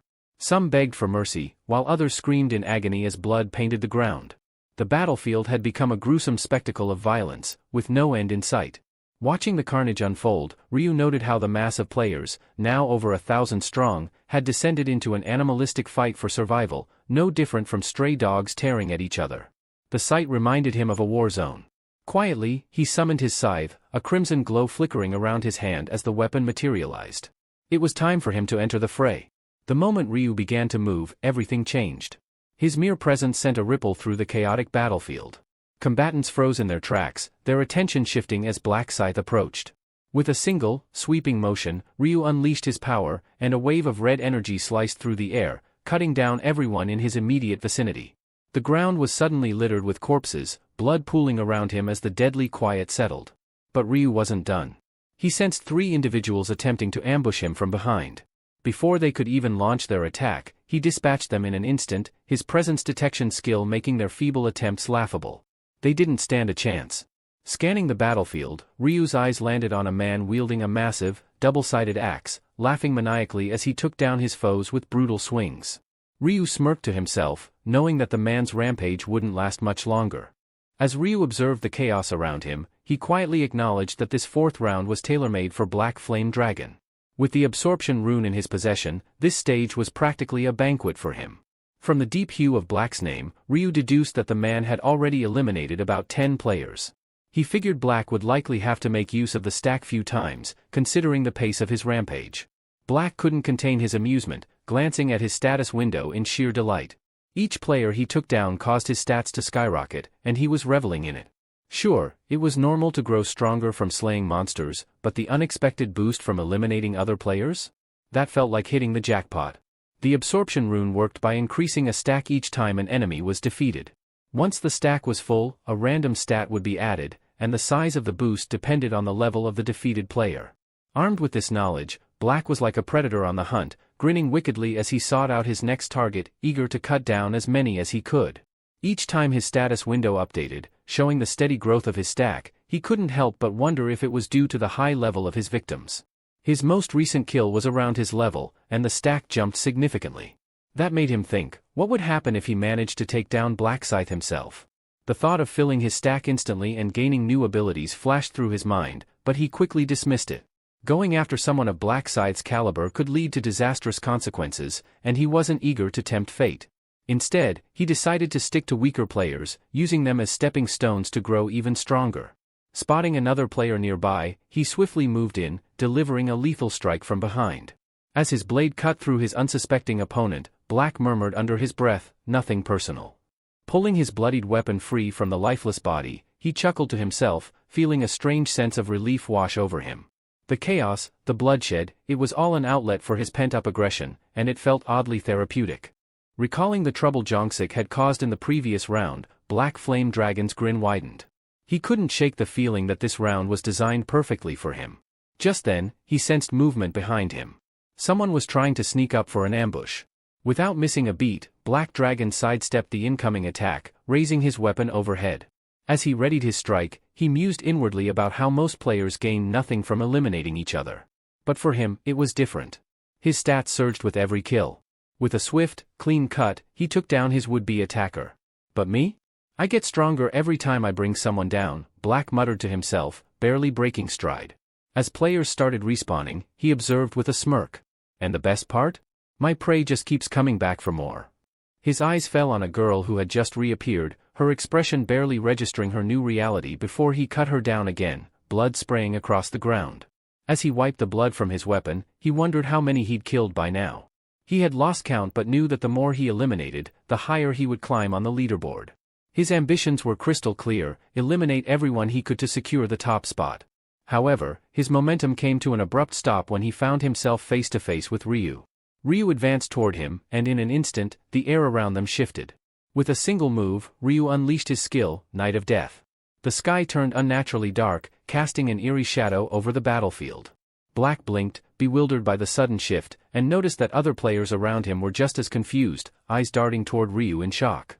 Something about Ryu's scythe caught Black's attention, it was becoming transparent, almost ghostly. Alarmed, Black quickly realized he needed to be on guard. But before he could react, a red hue filled his vision, and suddenly, he felt weightless. His world spun, the ground seemingly flipping as he found himself airborne. It was only as his severed head tumbled through the air that reality hit him. Ryu's strike was flawless, severing Black Flame Dragon's head cleanly from his body. The head hovered momentarily in the air, spinning upside down before gravity took over. Despite the brutal end, Black felt surprisingly calm. After all, it was Ryu, Black Scythe, who had taken him down. As his vision dimmed, Black reflected on his mistake, realizing that crossing paths with Ryu had been a miscalculation. He would respawn soon, but next time, he'd be more cautious. Elsewhere on the chaotic battlefield, the sound of clashing swords filled the air, accompanied by shouts, curses, and the endless struggle for survival. In the midst of this chaos, Yong-min stood back, quietly observing the carnage. His attention shifted as a figure beside him suddenly resurrected, rising from the dead after 10 minutes had passed. So it's true, Yong-min thought with a twisted grin. People really do come back. The rules of the game were now clear to him. This wasn't just survival, it was a chance for revenge. His mind raced as he realized the opportunity before him.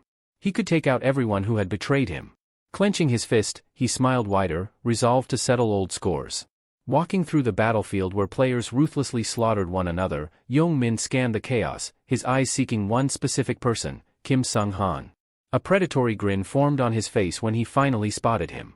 There, trembling and wide-eyed, Kim stood frozen amidst the violence.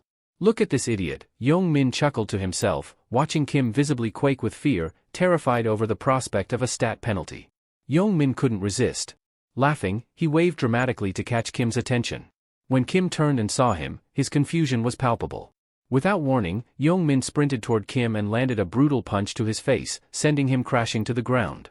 As Kim cradled his face in shock and pain, Yong-min stood over him, smirking. "Good to see you again, you coward," he sneered. Kim, dazed and in agony, could hardly comprehend what had just happened. But as he lay there, trembling, the grim reality hit him. Yong-min sneered as he called Kim's name again, yanking him up by the collar. His voice dripped with malice as he mocked, "Didn't you say you'd finish me off if we ever met again? Well, here I am. Give it a shot." Before Kim could respond, Yong-min landed another vicious punch. Kim's screams echoed across the battlefield, filled with pain and fear. Satisfied, Yong-min let go of him, his voice relaxed as he murmured, "Refreshing." With a dark, brooding aura, Yong-min scanned the chaos, his thoughts shifting to the other former comrades who had betrayed him. His thirst for revenge was far from quenched. If there was a hell, he thought, it would look something like this, a killing field drenched in blood, where mercy no longer existed. A place where every soul was trapped in a cycle of brutal violence and endless suffering. Among the turmoil, Erin was on her knees, clutching a knife that dripped with blood. Her breathing was ragged as she watched bodies fall around her, but her eyes were distant, her mind on the verge of collapse. The bodyguard, dispatching enemies with grim efficiency, noticed her fragile state.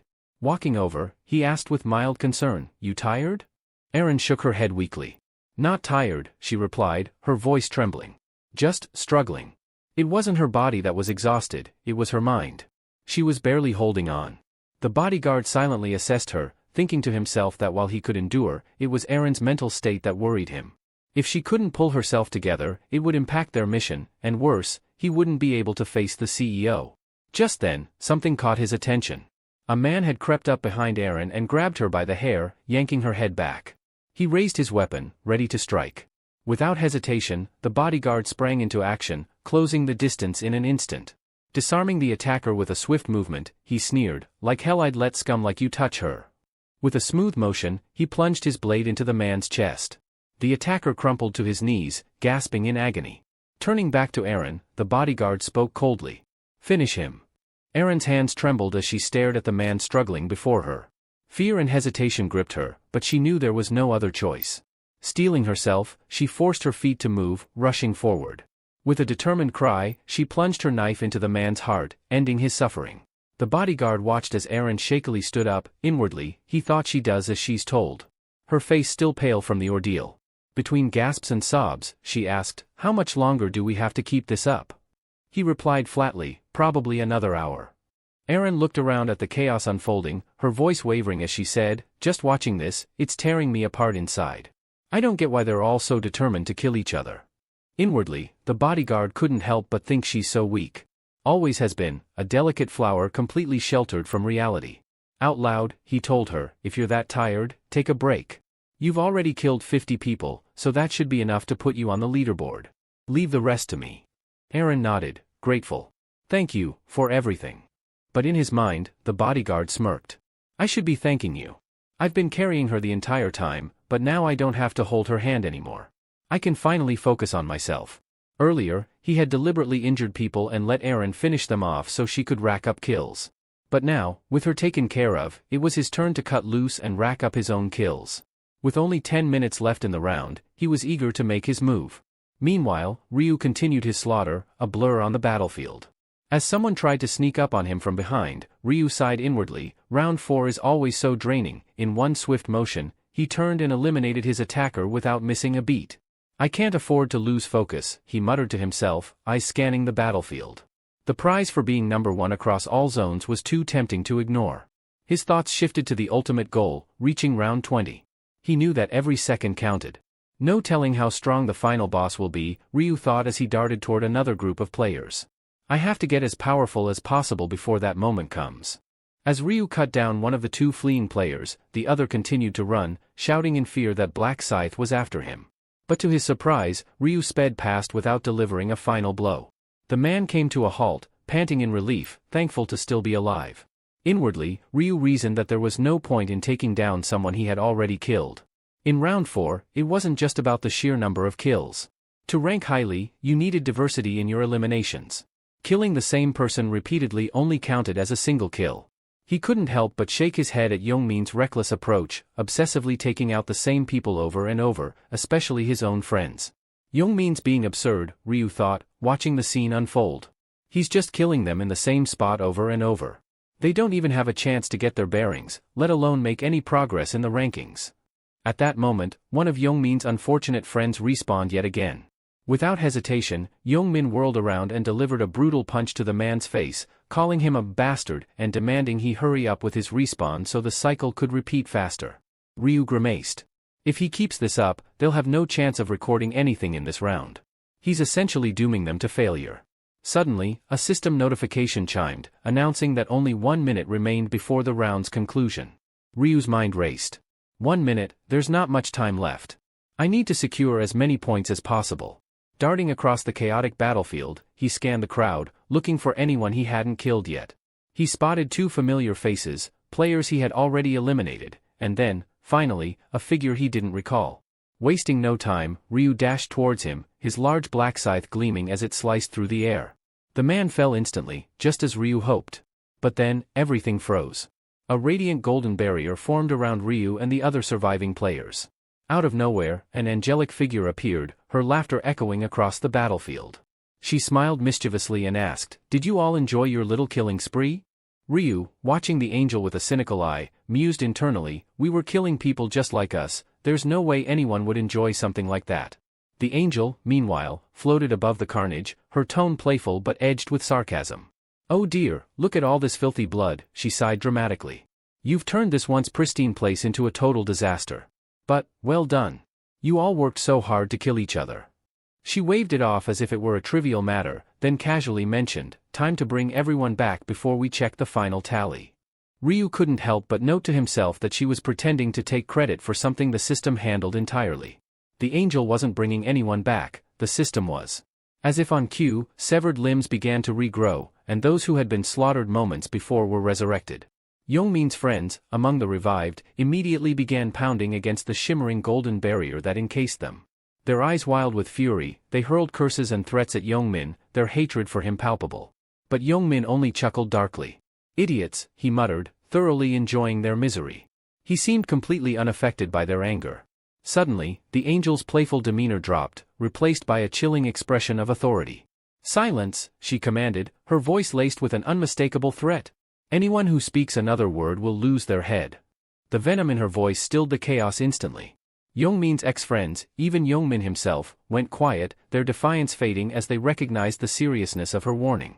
With the battlefield now eerily still, the angel smiled once more, her tone light and cheerful again as she announced they would review the results. But before doing so, she added with a teasing grin, "Oh, and we still need to reveal the subquest for this round." Confusion rippled through the players, none of them had known there was a subquest. Sensing their bewilderment, the angel mocked them openly. "Seriously? You didn't realize there was one? How clueless can you be?" Just then, a system notification flashed before them, revealing the hidden objective for round 4, subquest, eliminate the zone representative within the time limit. The reward for completing the subquest was revealed to be a low-tier mana stone draw token, sending a ripple of shock through the crowd. No one had anticipated such a hidden challenge. The angel, with a condescending smirk, mocked their surprise, calling them fools. Only one person in this zone managed to complete the subquest, she said, her eyes twinkling with amusement. And that person is? Black Scythe. All eyes instantly turned to Ryu. One player, piecing it together, muttered, now that I think about it, Black Scythe did kill Young-min right at the start of the round. Frustration flared in another man, who clenched his fists in anger. He cursed silently, bitterly realizing that becoming the zone representative had been a significant advantage. If I'd known, I would have killed Young-min myself, he fumed, inwardly raging over the missed opportunity. Meanwhile, Young-min, his face ashen, replayed the moment in his mind. I was killed, by Black Scythe, checking his status window, he grimaced. The temporary command tokens he'd held as zone representative were gone. His mind flashed back to when Ryu had told him he would help him avoid being a target. Now, it was clear, Ryu had simply wanted to strip him of the zone representative title for himself. The angel's voice snapped him out of his thoughts. All right, now let's check the final scores, she started, but then paused, her eyes gleaming mischievously. But first, you're probably wondering how these rankings were determined. The crowd stirred nervously. The angel explained, the rankings are based on the order in which you eliminated unique individuals. Killing the same person over and over doesn't boost your score. It only counts as one kill. A murmur of shock spread through the players as they digested the revelation. It wasn't just about racking up as many kills as possible, they needed to be strategic. The angel, noticing their disbelief, chuckled, clearly enjoying their discomfort. What, did you think it was that easy, she scolded, snapping her fingers. Let's see the results, shall we? Suddenly, the results of round 4 flashed across the screen. Ryu, or Black Scythe, stood at the top with an astounding 722 kills across all zones. In second place was Stupid Idiot, trailing with 521 kills, while Heavenly Demon took third with 433. Within Ryu's own zone, he maintained first place as well, with Cute Baby Bird securing second with 211 kills, and the Bodyguard following closely at third with 209 kills. The angel, still sporting her signature grin, remarked, well, it seems Black Scythe claims first place again. Ryu stood there, arms crossed, his expression calm and unaffected. Inwardly, he knew the truth, it was only natural that he dominated. The Celestial being smiled, commenting on the astounding feat he had achieved, eliminating 70% of the total players, which numbered around 1,000. It was a feat that left the crowd in disbelief. They struggled to wrap their minds around how one individual could take out over 700 players on his own. An incredible achievement, the angel said, her tone a mix of awe and amusement. Surely, a reward is in order. Almost on cue, a system notification appeared, congratulating Ryu on securing the top spot in his zone. Another message followed shortly, declaring him the highest-ranked player across all zones. For being the top player in his zone, Ryu was awarded an intermediate-grade rare armor selection coupon. As the notification for his all-zone victory popped up, he was gifted an intermediate-rank special reward selection box. Ryu, inwardly calm and focused, saw the value in the rare armor coupon. It was the perfect opportunity to upgrade his gear and prepare for what lay ahead. The round might have ended, but Ryu knew this was just the beginning. The system presented Ryu with 3 armor options: polished bronze armor, a blood-red assassin suit, or the robe of darkness. After considering his choices, Ryu selected the blood-red assassin suit, drawn to its versatility and agility. Classified as rare armor, it boasted 60 defense points, along with a +4 boost to agility, a 5% increase in both attack speed and movement speed, and a durability rating of 600. Only those ranked regular or above could wear it. This crimson suit, rumored to have once belonged to a notorious assassin, carried with it the faint scent of blood. With that decision made, Ryu turned to his special reward selection. His options were a temporary 50% stat boost, usable until the end of round 5, 5,000 gold, or critical information about round 5. Knowing that the upcoming round had a difficult subquest but also an attractive reward, Ryu opted for the stat boost, confident it would help him push through the challenges. The angel, hovering nearby, interrupted the moment. I trust you've all reviewed your rankings by now, she said with a playful grin. She revealed that those ranked 521st and lower in the zone would face elimination. Her smile twisted into something darker as she raised a hand to her face and announced the beginning of the annihilation.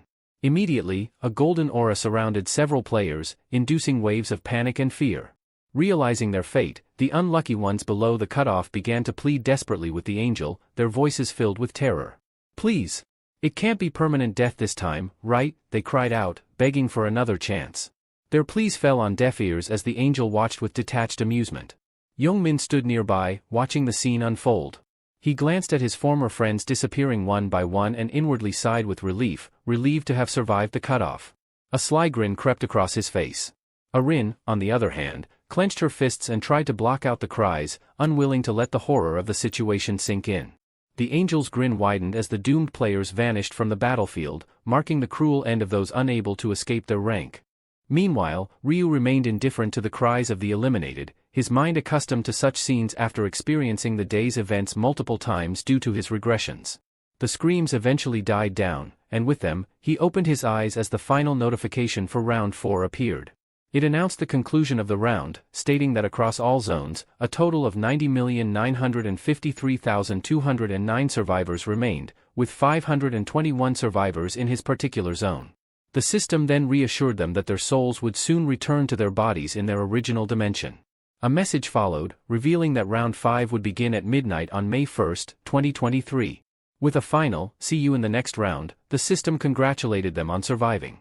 In the real world, specifically inside the luxurious Imperial Hotel, the bodyguard hurried through the hallways, bursting into Gianrock's room. "Sir," he called urgently. Gianrock, roused from his rest, glanced at the bodyguard, surprised by his sudden intrusion. "Why are you here?" he asked, slightly confused. "I don't recall summoning you." The bodyguard, still slightly out of breath, explained, "I couldn't reach you, sir. I feared something might have happened, so I decided to check in on you." With a composed smile, Gianrock responded, "As if something could happen to me." His voice carried a hint of amusement as he continued, "Did you really think I'd die in round 4? Didn't you see the results?" The bodyguard nodded. "Yes, sir, I saw you ranked 3rd. Despite this, concern lingered in his tone. "It was an intense round, though." Gianrock reclined, rubbing his temples. "I collapsed from mental fatigue the moment I got back here," he admitted. "Round 4 was brutal." The bodyguard agreed, recalling the carnage. "It was. Over 90 million people were killed." Gianrock scoffed lightly. "And that's not even counting the repeated deaths. If you did, the number would be much higher." Gianrock, reflecting on his consistent top 3 performances, found his thoughts drifting to Black Scythe. The sheer gap between Black Scythe's score and the rest left him pondering if this figure was even human. Could someone like that really be just another player, he muttered, half to himself. The bodyguard, standing nearby, offered a theory. He might be an active-duty Special Forces operative. That level of skill isn't something you see from a regular person. Remaining silent, Gianrock's admiration for Black Scythe only deepened. The more he thought about him, the more fascinated he became. Black Scythe's identity didn't matter. What was important was that Gianrock saw him as someone worth allying with. He mentally noted to consult a seer later about Black Scythe's true nature. Changing the subject, the bodyguard remarked on how eerily accurate the seer's predictions had been for round 4.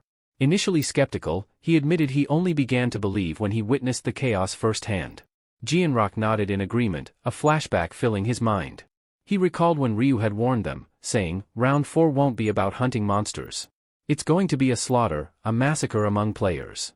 When Gianrock had asked for clarification, Ryu explained it was a fight to the death between competitors, urging them to stay sharp. The bodyguard snapped him out of his reverie with another question. "What's our next move?" he asked. Gianrock, slightly confused, sought clarification. "What exactly are you asking?" "About Ryu Min, the seer. Do you plan on partnering with him in business?" the bodyguard pressed. Gianrock gave a firm nod. "Yes.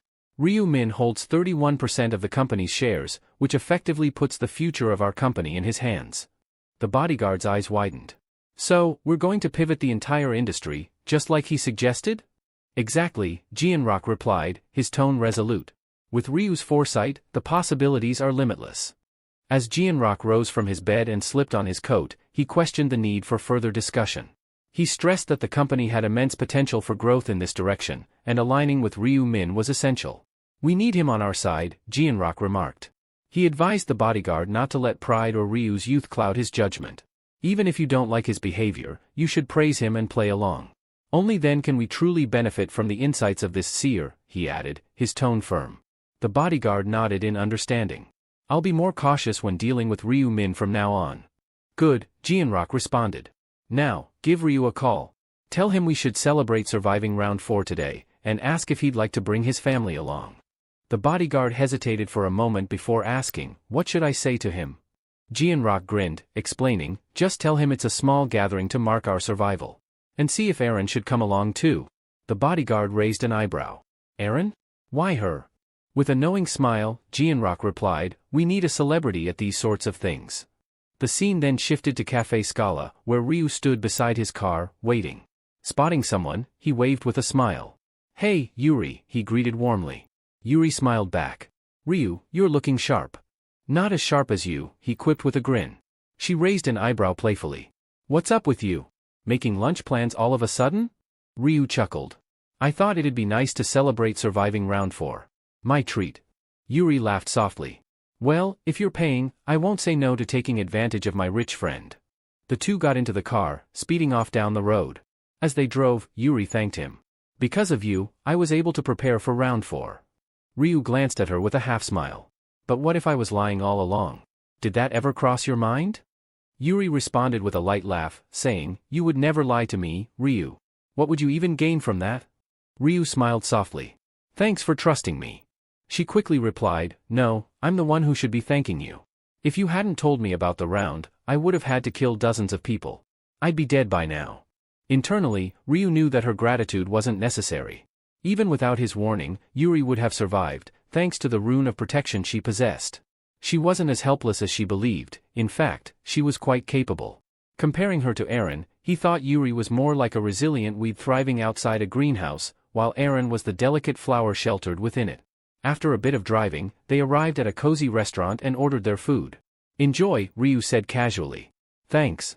Bon appetit, Yuri replied with a polite smile. Ryu couldn't help but notice how often she expressed gratitude, and he found himself wondering why she felt the need to thank him so much. Meanwhile, Yuri's mind was elsewhere, haunted by darker thoughts. As she sat there, the weight of her actions gnawed at her.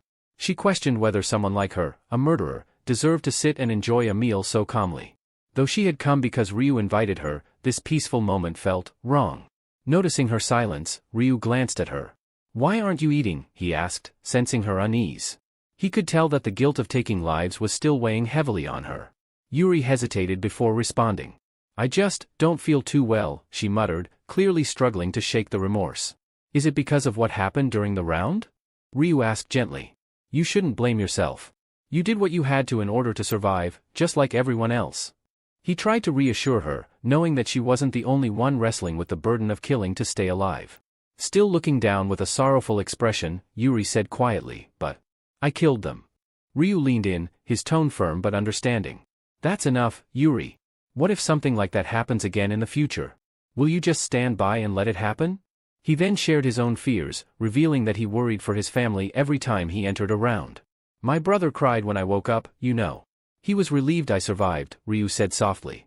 We all have people waiting for us out there. We can't let guilt keep us from doing what we need to do. As Yuri listened to Ryu, something clicked within her. The thought of her father, how devastated he would be if she didn't make it out, suddenly struck her. She looked at Ryu. You know, I used to forget about my own family, Yuri admitted with a soft chuckle. But thinking of them is probably what's kept me going all this time. Her expression softened as she said, Thank you, Ryu. For comforting me. Don't mention it, he replied with a smile. Now, come on, dig in before the food gets cold. She took a bite, savoring the flavor. Wow, this is really good, she said, feeling a sense of relief wash over her. I think all that stress from round 4 is finally melting away. Ryu smiled, pleased to see her spirits lifting. I'm glad you like it. But really, you should thank the chef, not me. Yuri chuckled lightly. Thanks for the food, Min. Ryu blinked, slightly surprised. That's the first time you've called me by just my first name, he noted with amusement. She hesitated, then asked, Is it all right if I keep calling you that? Of course, he answered warmly. I don't mind at all. As they continued eating, Ryu observed that Yuri seemed to be feeling much better. Deciding it was the right moment, he leaned back and got to the real reason he had called her. Actually, I wanted to share something important with you about round 5. Yuri paused mid-bite, her expression shifting to one of shock. Wait, do you know what's going to happen in round 5? She asked, her voice full of surprise. Ryu nodded. Yeah. I've seen the future. Round 5 is going to be the toughest one yet. She leaned in, clearly concerned. What do you mean? What makes it so difficult? There's going to be a zone merger, Ryu explained. That means all the split zones will be combined into one massive battlefield. Yuri's eyes widened in disbelief. Does that mean we could meet in the game? Ryu took a sip of his drink before replying, yeah, but not in round 5. Internally, though, he knew the truth. They would meet in round 5, but if he told her that outright, she'd want to see him immediately. He couldn't risk exposing his true identity just yet. Setting his glass down, he leaned forward, his tone more serious. You're going to have to be careful about a few things. Pay attention to what I'm about to tell you. Yuri nodded, now fully focused as Ryu continued. Round 5 is going to be incredibly challenging, he said, choosing his words carefully. You need to be prepared for anything. Ryu leaned in, his voice calm yet firm. You might struggle to pass this round on your own, but there's one way you can make it through. Yuri looked at him with wide eyes, curiosity piqued. What's the way? Ryu didn't hesitate. You need to go seek out Black Scythe and ask for his help. Her eyes widened in disbelief. Black Scythe? Are you serious? Yes, Ryu replied confidently. I'm suggesting you reach out to him, the top-ranked player across all zones. Still taken aback, Yuri was skeptical. You want me to ask Black Scythe, of all people, for help? Ryu nodded.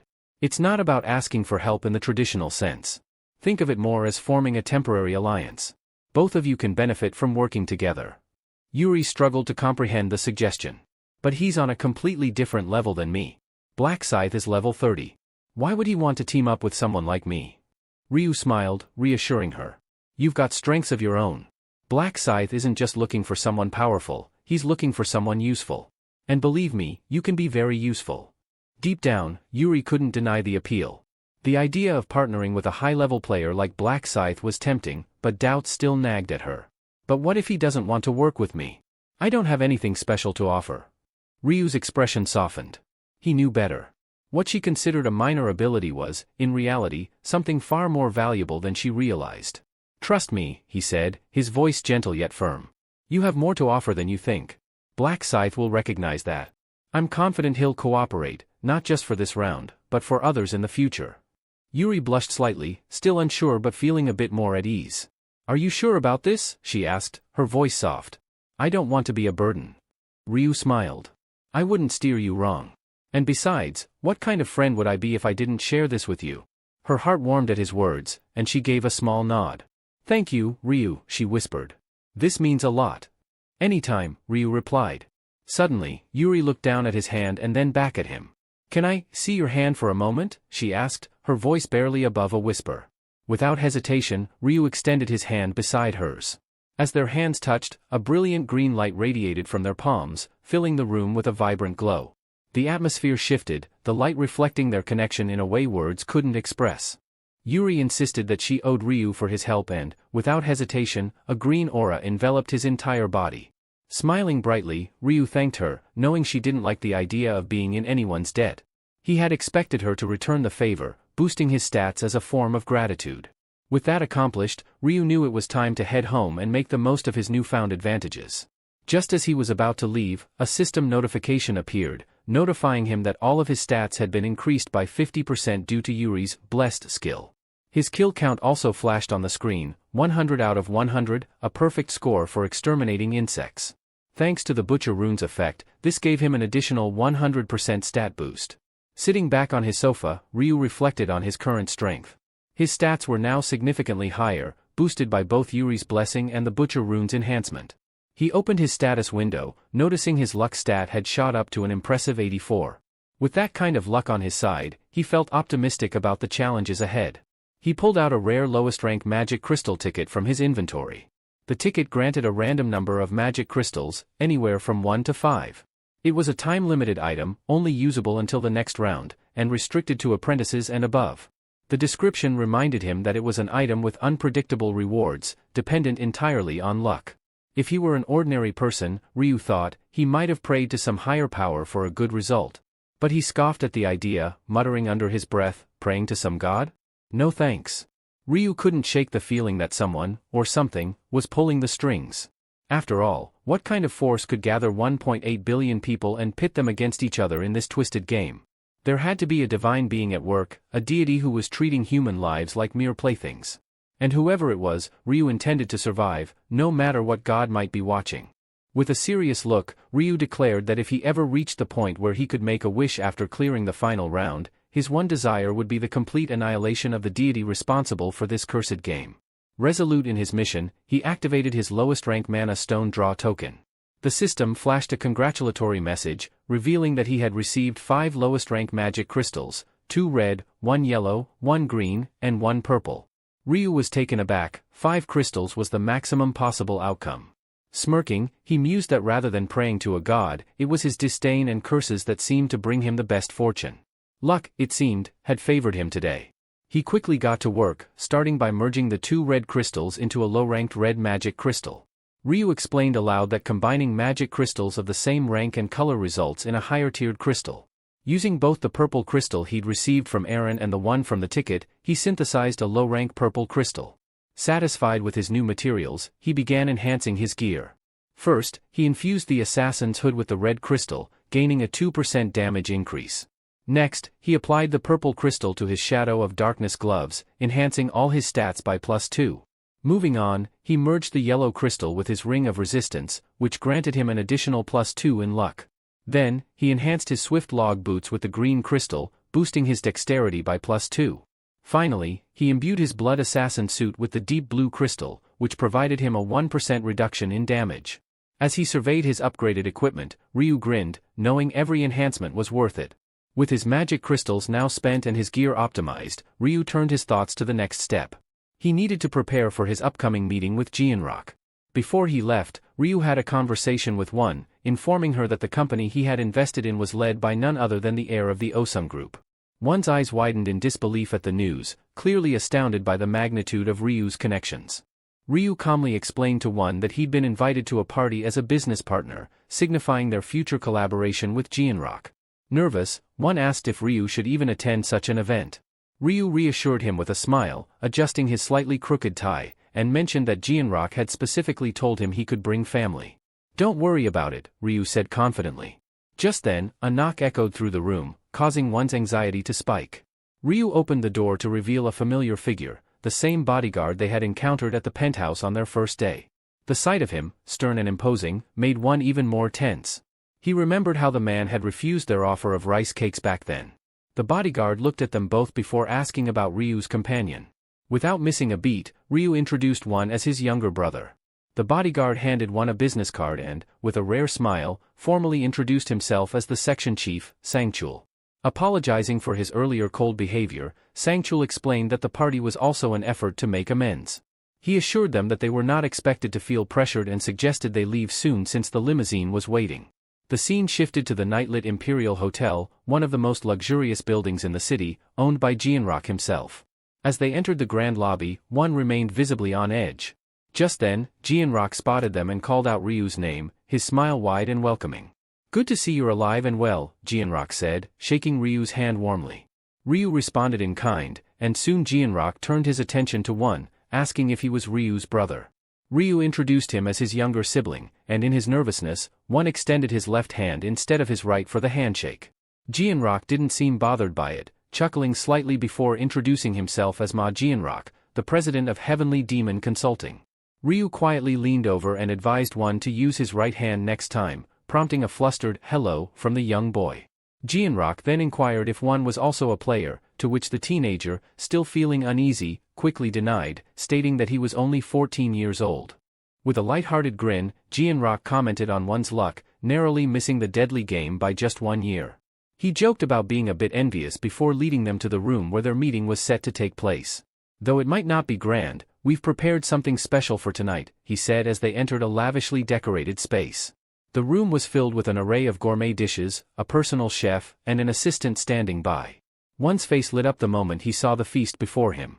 Jianrock, noticing his excitement, remarked, "You must be hungry after everything. Though it's a small spread, I trust it will satisfy you both."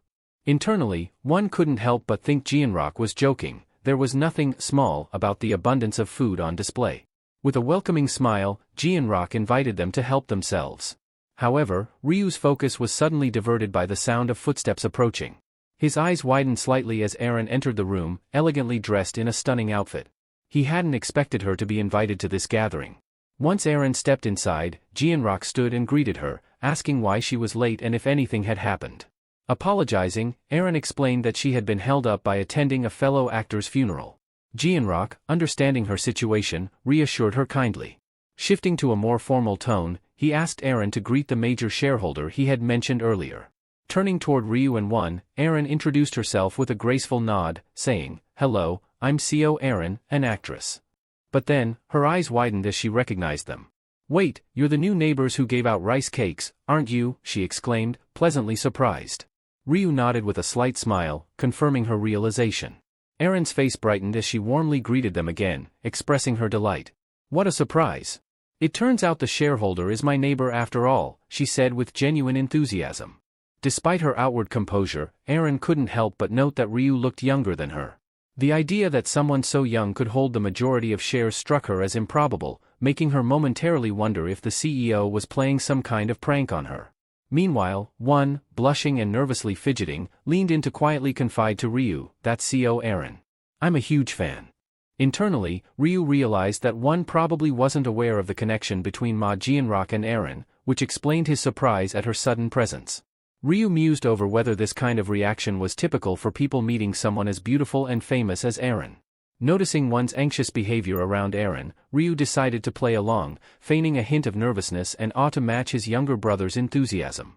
Jianrock, observing this interaction, smirked to himself. He didn't know that Ryu was faking it, but he figured it was natural for any man to be flustered in the presence of someone as stunning as Aaron. Reflecting on his decision to invite her, Jianrock felt confident it had been a good idea. With a casual wave of his hand, he invited them all to dig in. "You must be hungry, please help yourselves." As they settled down at the table filled with an array of exquisite dishes, One's eyes sparkled with delight. He eagerly took a bite of the food and leaned over to Ryu, whispering in amazement, "The meat, it just melts in my mouth."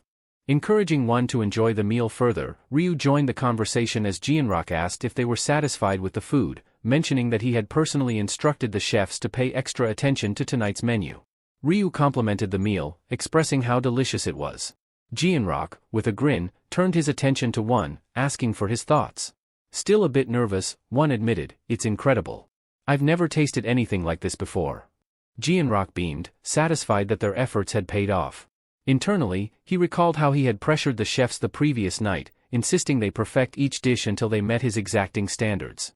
After a moment of silence, Jianrock asked another question, this time directed at Ryu. "Why is it just the two of you tonight? No other family?" he inquired, curious about the absence of their parents or other relatives. Ryu's expression darkened slightly as he responded, "One is all the family I have left. Our parents, they're gone." The room fell quiet for a moment as Jianrock registered Ryu's words. His eyes widened briefly, and he quickly offered his condolences. Internally, he scolded himself for being so thoughtless, realizing too late the impact of his question on the now somber atmosphere. Seeing the sadness wash over One's face, Jianrock resolved not to speak further on the subject. A brief silence settled over the table as dessert was served. Jianrock, sipping his tea, contemplated how to lift the mood. His eyes drifted towards Aaron, seeking her help. After setting his cup down, he stood up and gestured for her to join him outside. Understanding the cue, Aaron quietly rose and followed him out of the room. As they walked a few paces down the hall, Jianrock stopped and turned to face her. "What did you think of the meal?" he asked, his tone lighter. With a smile, Aaron replied, "It was wonderful, truly." However, Jianrock's expression grew more serious as he leaned in slightly and asked, "But do you really believe I asked you here tonight just to enjoy dinner?" Jianrock gently scolded her, explaining that he hadn't invited her simply to attend a gathering. His intention was for her to help improve the atmosphere, and he was surprised by her apparent lack of awareness. Aaron, taken aback, apologized for her misunderstanding, admitting she had assumed it was just a social event. With a sigh, Jianrock questioned her reasoning and then asked whether her bodyguard had neglected to inform her of Ryu Min's true identity. Aaron, still confused, replied, "Isn't he our majority shareholder?" Jianrock's expression turned more serious. "Yes, but he's also something far more significant. He's a seer," he revealed. Aaron's eyes widened in shock, and she stammered, "A seer?" "Exactly," Jianrock confirmed. "A seer is someone with the rare ability to glimpse into the future." He then pointed out the value of someone with such power, explaining how important it was for them to keep Ryu satisfied. "Imagine how beneficial it would be if he were to share information about the next round," he emphasized. He advised her to use her charm and make an effort to please Ryu, even suggesting she smile and act accordingly to win his favor. His tone became more firm as he encouraged her to do whatever it took to keep Ryu happy. Aaron, however, respectfully refused, explaining that she couldn't simply comply with such demands. At this, Jianrock's expression hardened. He reminded her that he had helped propel her career as an actress and that it was only fair she return the favor by creating a pleasant atmosphere for Ryu Min. Seeing her hesitation, Jianrock pressed her for an answer. Reluctantly, Aaron agreed with a nervous, "Yes, sir." When they returned to the room, Jianrock casually apologized for their brief absence, stating that their business discussion had taken longer than expected. Meanwhile, Ryu and Wonnie sat in awkward silence, unsure of what had transpired. The tension in the room was palpable as Jianrock glanced at Aaron, making it clear that he expected her to follow through on his instructions. Aaron, maintaining her composure, gave a polite smile, while Jianrock observed her closely, intent on seeing how she would handle the situation. As the meal came to an end, Jianrock suggested they move the gathering to a different location. While preparing to leave, he couldn't help but internally question why Aaron seemed reluctant, despite his clear instruction to charm Ryu. However, before he could dwell on it further, one excitedly interrupted, showering Aaron with praise and confessing that he was a big fan of hers. Blushing slightly, he complimented her, saying that she looked even more stunning in person than in her photos. Aaron smiled warmly and thanked him for his kind words. One, still visibly nervous but eager, politely asked if they could take a photo together when she had the chance. She responded enthusiastically, which caused his face to light up with joy, and she graciously thanked him in return for being such a dedicated fan. Meanwhile, Jianrock was secretly messaging Aaron on his phone, noting to himself that one seemed far more enthusiastic about her presence than Ryu. This prompted him to reconsider his initial plan. Moments later, Aaron received a text from Jianrock, informing her of a change in strategy. He suggested that, instead of focusing on Ryu, she should now focus her efforts on getting close to one. Internally, Aaron felt conflicted. She couldn't believe she was being asked to manipulate an innocent fan like one. Despite her discomfort, she remained composed, unsure of how to respond to this new request. Meanwhile, Ryu, who had been quietly observing everything, was fully aware of Jianrock's scheming. Thanks to his mind-reading ability, he had been following the man's thoughts throughout the entire exchange. Jianrock, unaware of Ryu's special powers, was confident that once Aaron won over one, Ryu would naturally follow, making it easier for them to extract valuable information for the upcoming round. As they reached their next destination, Jianrock led the group to an exclusive, private room reserved for double VIPs. The room was lavishly decorated, with a rich, deep red color dominating the interior. It exuded an air of opulence, and the space offered unlimited access to premium drinks, snacks, and music. Taking in the extravagant surroundings, one shyly reminded Jianrock, "I'm still in middle school, so I can't drink." Jianrock, noticing one's nervousness, reassured him with a smile. "Don't worry, there are plenty of non-alcoholic options. You're not missing out." He then directed the bodyguard to arrange for the double VVIP special course and ensure one had suitable beverages. The bodyguard nodded in acknowledgement and exited the room. Ryu chimed in, casually mentioning his own dislike for alcohol. Jianrock, trying to lighten the mood, encouraged him to at least give it a try, reminding Ryu that he was of legal drinking age. Ryu simply shrugged, then turned to Aaron. "Would you mind stepping outside with one for that photo?" he asked. Aaron agreed without hesitation, and the two excused themselves, casting curious glances back as they left the room. Once alone, Ryu's demeanor shifted. His tone turned sharp, and his gaze grew intense as he spoke. "Do you think I'm easily fooled, Jianrock?" His voice carried an underlying threat, instantly putting Jianrock on edge. The CEO's confident facade faltered as he asked, "What do you mean by that?" Ryu leaned forward slightly, eyes locked on Jianrock. "You seem to have forgotten that I'm a seer," he stated coldly. "Did you really believe I wouldn't know about your little conversation with Aaron?" Jianrock was visibly startled, his mind racing to piece together how much Ryu knew. Could Ryu have foreseen it in one of his visions? Before he could respond, Ryu continued, his tone unwavering. "You crossed a line, Jianrock. You tried to manipulate my brother to get to me." The weight of Ryu's words hung in the air as Jianrock processed the accusation, his expression one of shock. He realized Ryu wasn't merely bluffing, he knew exactly what had transpired. Jianrock quickly bowed his head, the tension in the room rising. "I apologize, Ryu," he said earnestly. "I acted out of line. I only wanted to help foster a good relationship with Aaron, but I never intended to offend you or your family." His voice faltered as he realized how deeply he had miscalculated. "It was foolish of me, and I sincerely regret it." Ryu's eyes never left him, scrutinizing every word. After a long pause, Ryu finally spoke, his tone still firm but less harsh. I'll let this slide, Giant Rock, since you've acknowledged your mistake. But let this be a warning, don't ever try to use my brother like that again. Giant Rock nodded quickly, his expression filled with genuine remorse, silently grateful that Ryu had decided to forgive his lapse in judgment, at least for now. Giant Rock felt a wave of relief wash over him after Ryu decided to give him another chance. But before he could fully settle into that comfort, the door swung open, and the bodyguard returned. Giant Rock quickly straightened his posture, trying to hide any sign of weakness in front of his employee. With a calm but firm tone, he told the bodyguard, "Leave us for now. I have something important to discuss with Ryu." The bodyguard nodded, understanding the gravity of the situation, and quietly exited, closing the door behind him. As soon as they were alone again, Giant Rock inwardly cursed his missteps. He had thought that everything was progressing smoothly, especially with Aaron's presence, but instead, he found himself offending Ryu. Breaking the tense silence, Ryu suddenly asked, "Do you still want information about the next round?" Giant Rock, eager for any help, quickly replied, "Yes, absolutely. Do you know what's coming?" Ryu leaned back slightly, his gaze unyielding. "I came here to discuss round 5, but after your earlier actions, I'm reconsidering whether we should even continue this partnership." Giant Rock immediately apologized once more, his voice filled with sincerity. "I'm truly sorry, Ryu. I hope you won't hold that against me." Ryu nodded but made his stance clear. "If we're going to work together, Giant Rock, there can be no more deception. Complete trust is necessary. And as for the company, you'll need to make sure there's no unnecessary interference or politics. Convince the other shareholders at the meeting.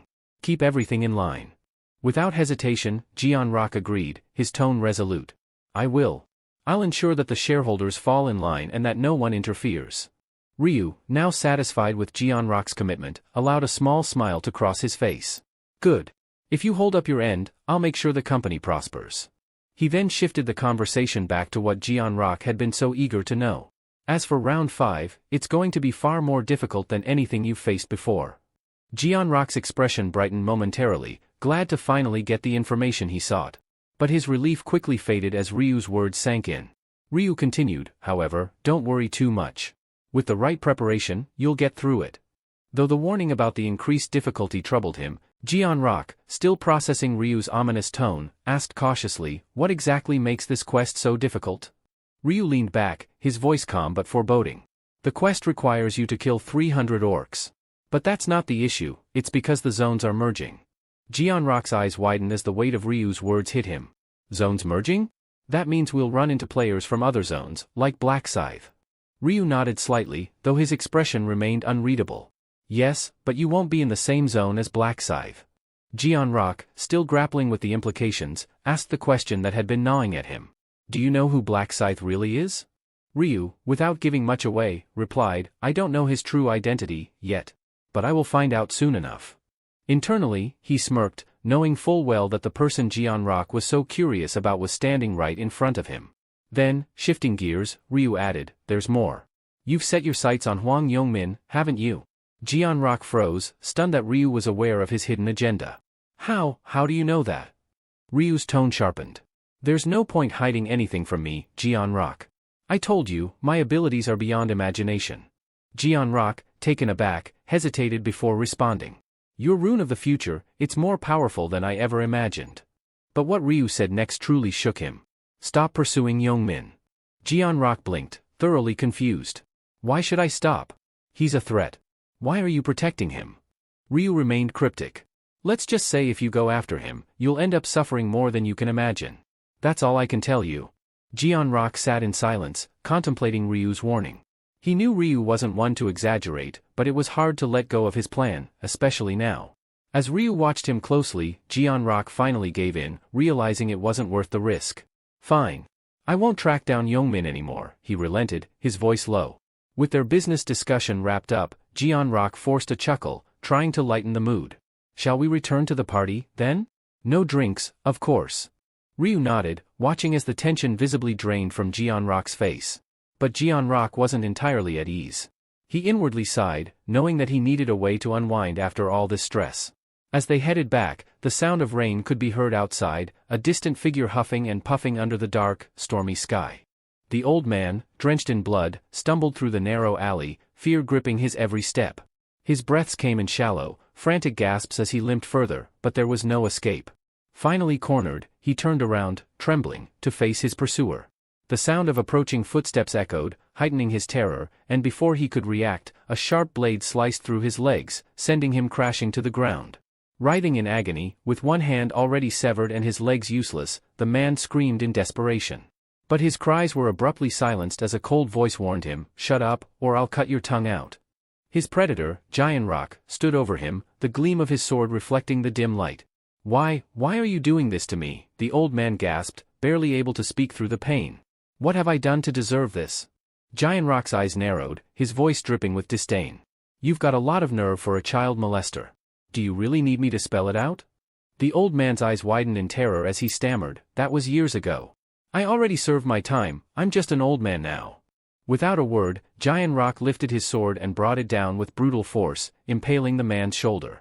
The scream that followed was cut short as Giant Rock hissed, "If you keep screaming, I'll make sure you die slowly, piece by piece."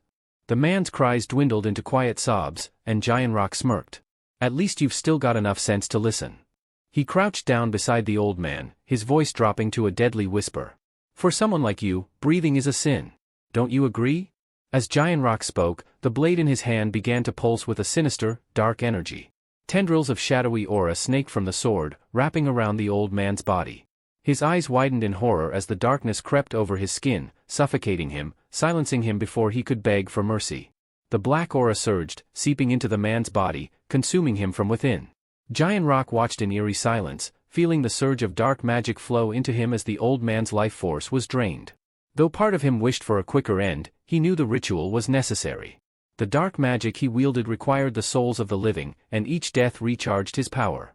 As the old man's body was enveloped entirely in darkness, Giant Rock's expression remained cold and detached. "Your life was nothing but filth," he muttered as the last of the man's form vanished into the void. He stood tall, the dark aura fading as it returned to his sword. With a grim satisfaction, Giant Rock reflected on his role as a dark knight. Executing scum like the old man felt like a twisted sense of duty, a calling. As much as he loathed the necessity of sustaining his magic, there was an undeniable thrill in dealing judgment to those he deemed unworthy of life. Giant Rock let out a breath, feeling the tension slowly ebb away. He summoned his sword, intending to let it feed, but nothing happened. The sword, steeped in dark energy, required living souls, not the lifeless corpses in front of him. Realizing its limitations, he sheathed it with a resigned sigh. A sudden rustle came from behind a nearby trash can. Giant Rock quickly moved to investigate, only to find a stray cat staring back at him. He exhaled in relief, silently reassuring himself that his actions had gone unnoticed. After all, he had carefully lured the victim into this isolated alleyway in the early hours of the morning, where no one would see him. But then, a troubling thought crossed his mind: Ryu Min, the seer.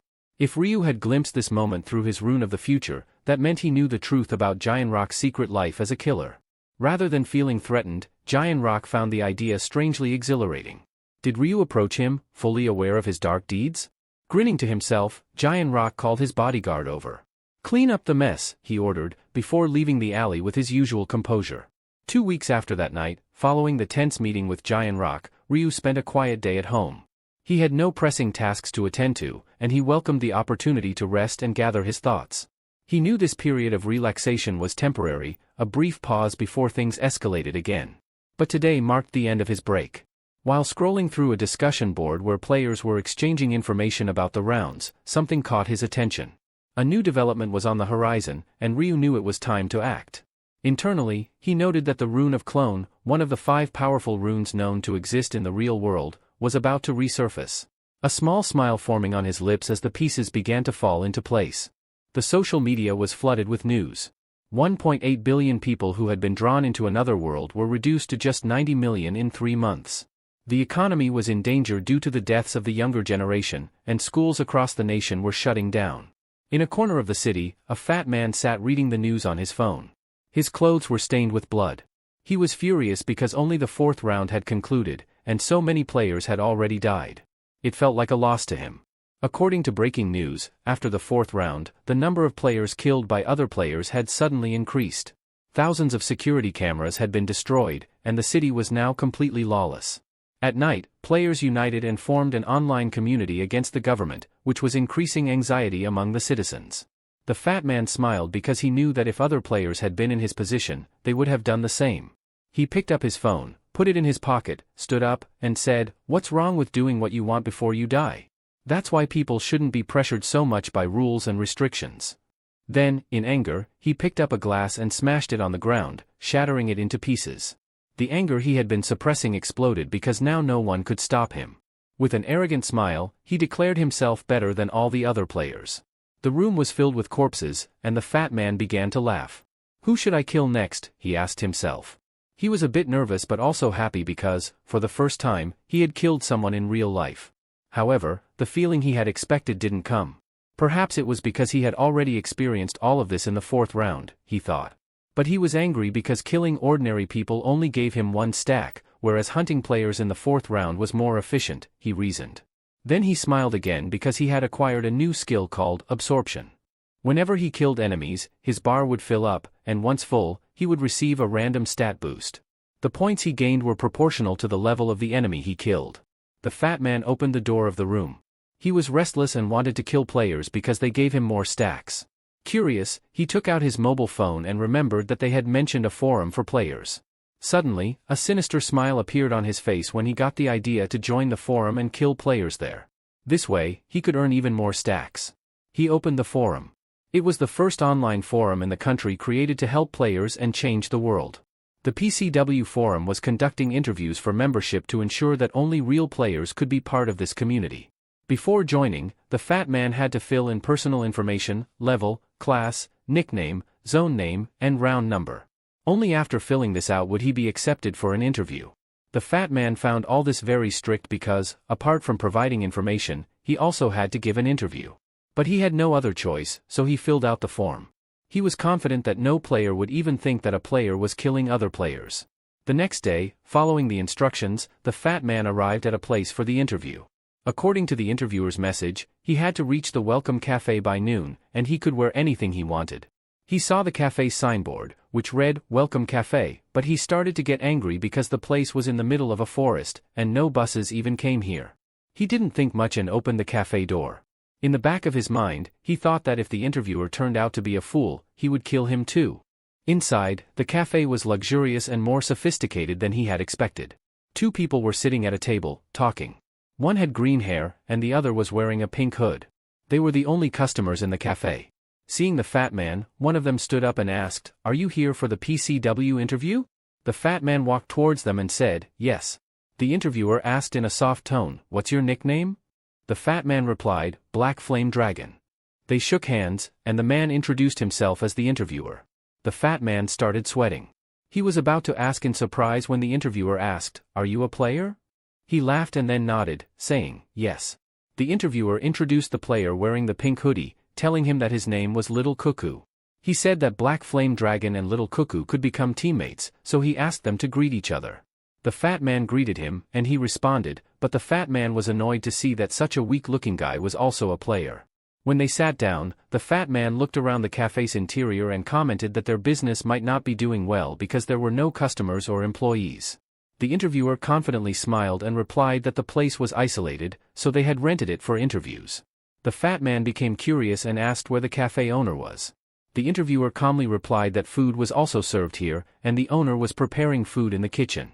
The fat man's curiosity grew, and he started observing his surroundings more carefully. He noticed that there were no cameras anywhere in the cafe. The overweight man shifted impatiently in his seat before finally asking, "So, when are we starting the interview?" The interviewer glanced at him and replied in a composed tone, "We'll begin shortly. There's still one more participant on the way." Moments later, the sound of footsteps echoed through the room. A tall figure in a sleek black suit entered, exuding an air of quiet confidence. His movements were measured, his expression unreadable. The interviewer immediately straightened up and greeted him politely. "Welcome. May I have your name?" The suited man met his gaze and replied in a calm, steady voice, "Black Scythe." Previously. While browsing on his tablet, the man mentioned that another great player was Little Cuckoo, who always ranked between 4th and 10th. Apart from these 2 players, there were 50 more players who were in the top 100 in their respective zones. Hearing this, the president's eyes lit up. He realized that he would now have to stay busy conducting interviews. Then he drew attention to my age 30, who was in a deep sleep. Hearing the president's voice, he woke up with a start and for a few seconds couldn't understand where he was. The president got angry and asked, "Were you sleeping?" What were you doing last night that you're so sleepy now?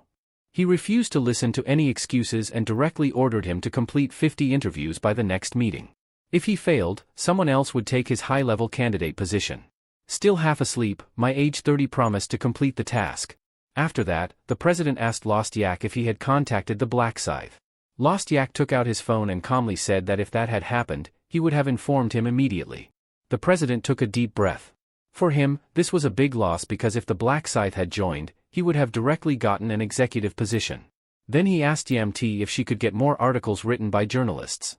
We'll need more marketing to bring the Black Scythe into our team, the president said. Yamti smiled and replied, if there's money, everything is possible. The president confidently said, don't worry about money. I'll reward your hard work properly. Yamti was happy to hear this and thanked the president. Just then, Lost Yak's eyes widened in surprise. He immediately said, wait, President. A new user has just sent a request to join the forum. The president became curious and asked, who? Lost Yak stammered and softly said, Black Scythe. The entire hall fell silent. Back to the present, the interviewer greeted Black Scythe with an excited smile and asked, did you have any trouble getting here? Black Scythe nodded and said, yes. The interviewer scratched his head nervously and apologized, explaining that this was the most private place they could find. Then he gestured for the others to sit down. The interviewer noticed that Black Scythe was very handsome and thought that he must be quite popular with girls. He pulled out a chair for Black Scythe, and as soon as he sat down, the interviewer explained that they had also come for the interview just like Black Scythe. The fat man clenched his teeth and filled with anger. Just then, Little Cuckoo coughed and greeted everyone. Black Scythe appeared slightly annoyed, yet a subtle glint in his eyes and the faintest smirk on his lips betrayed his amusement. Ryu Min introduced himself as Little Cuckoo. The overweight man standing nearby flinched, his expression laced with unease. Fear gripped him. After all, Black Scythe was the same player who had killed him 5 times before. His fists clenched involuntarily, a surge of frustration boiling within him. He wanted to demand answers. Had they ever crossed paths in real life? What had he done to earn Black Scythe's hatred? Yet, the words remained trapped in his throat. The interviewer, oblivious to the fat man's inner turmoil, looked at him expectantly. Is something wrong? He asked. Aren't you going to introduce yourself like the others? Lowering his head slightly, the fat man finally muttered, Black Flame Dragon. At that moment, Black Scythe shot him a sharp, irritated glare. The fat man's heart sank. Did Black Scythe truly not recognize him? He had been convinced that revealing his username would instantly jog the other's memory. But the realization hit hard. Despite being killed by him multiple times, he had never even been significant enough to be remembered. Ryu Min, meanwhile, sipped his milkshake in silence, though his thoughts ran deeper. He wasn't sure why Black Scythe was playing up this whole act, but he knew one thing for certain, this so-called Black Scythe wasn't who he claimed to be. His real username was Ki Rubing Bang, a notorious con artist who had swindled his way through the game, amassing wealth through deception and fraud. He wasn't a well-known figure yet, but in time, he would rise to infamy upon acquiring the cloning rune, a skill he would later abuse to orchestrate countless crimes. Ryu's eyes remained fixed on the man. The harsh reality was that even criminals had gained power in this new world. But in a way, that was a good thing. It meant they were easier to track. He had introduced himself as a fund manager, but in truth, he was nothing more than a fraudster.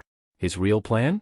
Using the username Black Scythe to manipulate other players into lending him money, only to vanish without a trace. The interviewer then placed a tablet on the table, scanning through the gathered information. Once their identities were confirmed, he leaned forward slightly. All right, he said, let's begin the interview. Turning his attention to Ryu Min, he asked, why do you want to join PCW? Feigning nervousness, Ryu responded, the world isn't safe anymore. I don't feel comfortable going out alone, so I figured it would be best to stay with other players for protection. Satisfied, the interviewer nodded before shifting his focus to the fat man. And you? The fat man hesitated for a moment. He couldn't exactly admit that he had come here with the intent to kill other players. Clenching his fists, he forced out a response. I have the same reason as Ryu, he said, choosing his words carefully. I can't even attend school anymore, and with the next round approaching, I figured this would be the safest option. Next, the interviewer turned to Blackie. What about you? Kim In-ho leaned back, exuding an air of arrogance. I saw a post on a forum and got curious. That's all, he said dismissively. The interviewer forced a nervous smile. Meanwhile, Ryu instantly saw through the act. Whatever Blackie said was meaningless, he was already in. Then, clasping his hands together, the interviewer's demeanor shifted. A wicked grin spread across his face as he revealed the true purpose of this meeting. "There's one final requirement," he said, his voice laced with amusement. "To pass this interview, you need to kill someone." Ryu widened his eyes, pretending to be shocked. The interviewer, falling for the act, took the opportunity to explain further. "The government has already started cracking down on players. They fear us, which is why they've turned their backs on us. But soon, we'll be the ones in control." His voice grew harsher, filled with conviction. "We're not bound by laws anymore. It's time we show them who really rules this world." Ryu continued playing along, acting as though he was scared. The interviewer studied him carefully before adding, "If anyone here isn't willing to go through with this, you're free to leave. But understand this, if you walk away now, don't expect any help from us in the future." Ryu wiped the cream from his milkshake off his lips, his mind processing the situation. It was clear, anyone who refused would be blacklisted. This entire setup was designed to push them into committing murder, trapping them in this ruthless organization. The fake Black Scythe and the Fat Man remained silent, lost in thought. Seeing their lack of resistance, the interviewer smirked. "But, there's no one here to kill," the Fat Man finally pointed out. The smirk widened into something far more sinister. "Oh, don't worry," the interviewer said. "I've already made the necessary arrangements." Outside, the rain poured heavily, drumming against the windows like a rhythmic warning. The interviewer rose from his seat, gesturing for the others to do the same. The cafe owner, noticing their movements, spoke up. "It's still pouring. You've rented the place, you're welcome to stay longer." The interviewer merely offered a polite smile. "We appreciate it, but we're in a bit of a hurry." Then, as if suddenly remembering something, he turned back. "By the way, where's the restroom?" The woman pointed toward the far end of the cafe. "In the corner." And with that, the real game began. The interviewer retrieved his car keys from his pocket, his fingers idly tapping against the metal before he turned toward the cafe owner. "Could you do me a favor?" he asked, his voice smooth and casual. The woman, oblivious to the hidden intent behind his request, offered a polite smile. "Of course. What do you need?" "I'm in a bit of a hurry. Could you bring my car around from the parking lot?" Without a second thought, the woman nodded. "Don't worry, I'll take care of it," she assured him before grabbing a red umbrella and heading outside. The heavy rain drummed against the pavement as she stepped toward the parked car, water splashing beneath her feet. She flicked the umbrella closed and reached for the door handle. But just as she opened it, multiple hands shot out from the darkness behind her. A gasp barely left her lips before a powerful grip clamped around her throat. She struggled, her fingers clawing at the unseen attacker's arm, but her efforts were futile. Within moments, her body went limp. The one who had orchestrated this attack was none other than the interviewer himself. A cruel smirk tugged at his lips as he watched her fall unconscious in his grasp. His plan had worked flawlessly. Inside the cafe, both Ryu and the Fat Man were left stunned by what they had just witnessed. Ryu's voice broke the silence. "What the hell are you doing?" His tone was calm, but his sharp gaze betrayed his simmering anger. The Fat Man, visibly shaken, took a step back. Why did you do that?" Without acknowledging their questions, the interviewer effortlessly lifted the woman's unconscious body and turned toward them. "Quit standing around. Get in the car." His voice carried an unmistakable authority, as if their compliance was expected. Raindrops slid down the woman's limp fingers as he placed her in the back seat. The Fat Man hesitated, shifting uncomfortably, but ultimately followed Ryu into the vehicle. As the car weaved through the rain-drenched streets, silence filled the air, thick with unspoken tension. The only sound was the rhythmic drumming of raindrops against the windshield. The destination? A desolate, abandoned building on the outskirts of the city. Upon arrival, the interviewer stepped out first, lifting the woman over his shoulder as though she were nothing more than a sack of grain. The others trailed behind as he led them into the dimly lit structure, their footsteps echoing against the cracked concrete floor. He unceremoniously placed the woman on the ground and straightened up, his expression turning cold. "Now," he said, his voice sharp as a blade. "Who's going to kill her?" His gaze landed on the fake Black Scythe, a sinister smile creeping across his face. "How about you?" Fake Black Scythe barely hesitated before nodding. "Fine." But before he could move, another voice cut through the tension. "Wait." All eyes turned toward Ryu, who had remained silent until now. The interviewer's brows lifted in curiosity. "What is it?" Ryu took a slow step forward, his gaze unreadable. Then, in a calm voice, he asked, "Can I do it?" The interviewer's face lit up with intrigue.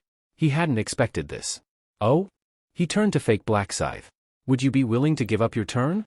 Fake Black Scythe merely shrugged. "Do whatever you want." As Ryu moved past him, Kim gave a smug grin. "Do a good job," he sneered. You're doing me a favor. Ryu turned his cold gaze on him and replied in an emotionless voice, thank you. I'll make good use of the cloning rune. The smirk on Kim's face wavered. A flicker of confusion crossed his features, but before he could react, Ryu's hand shot out, gripping his throat with unrelenting force. There was no warning. No hesitation.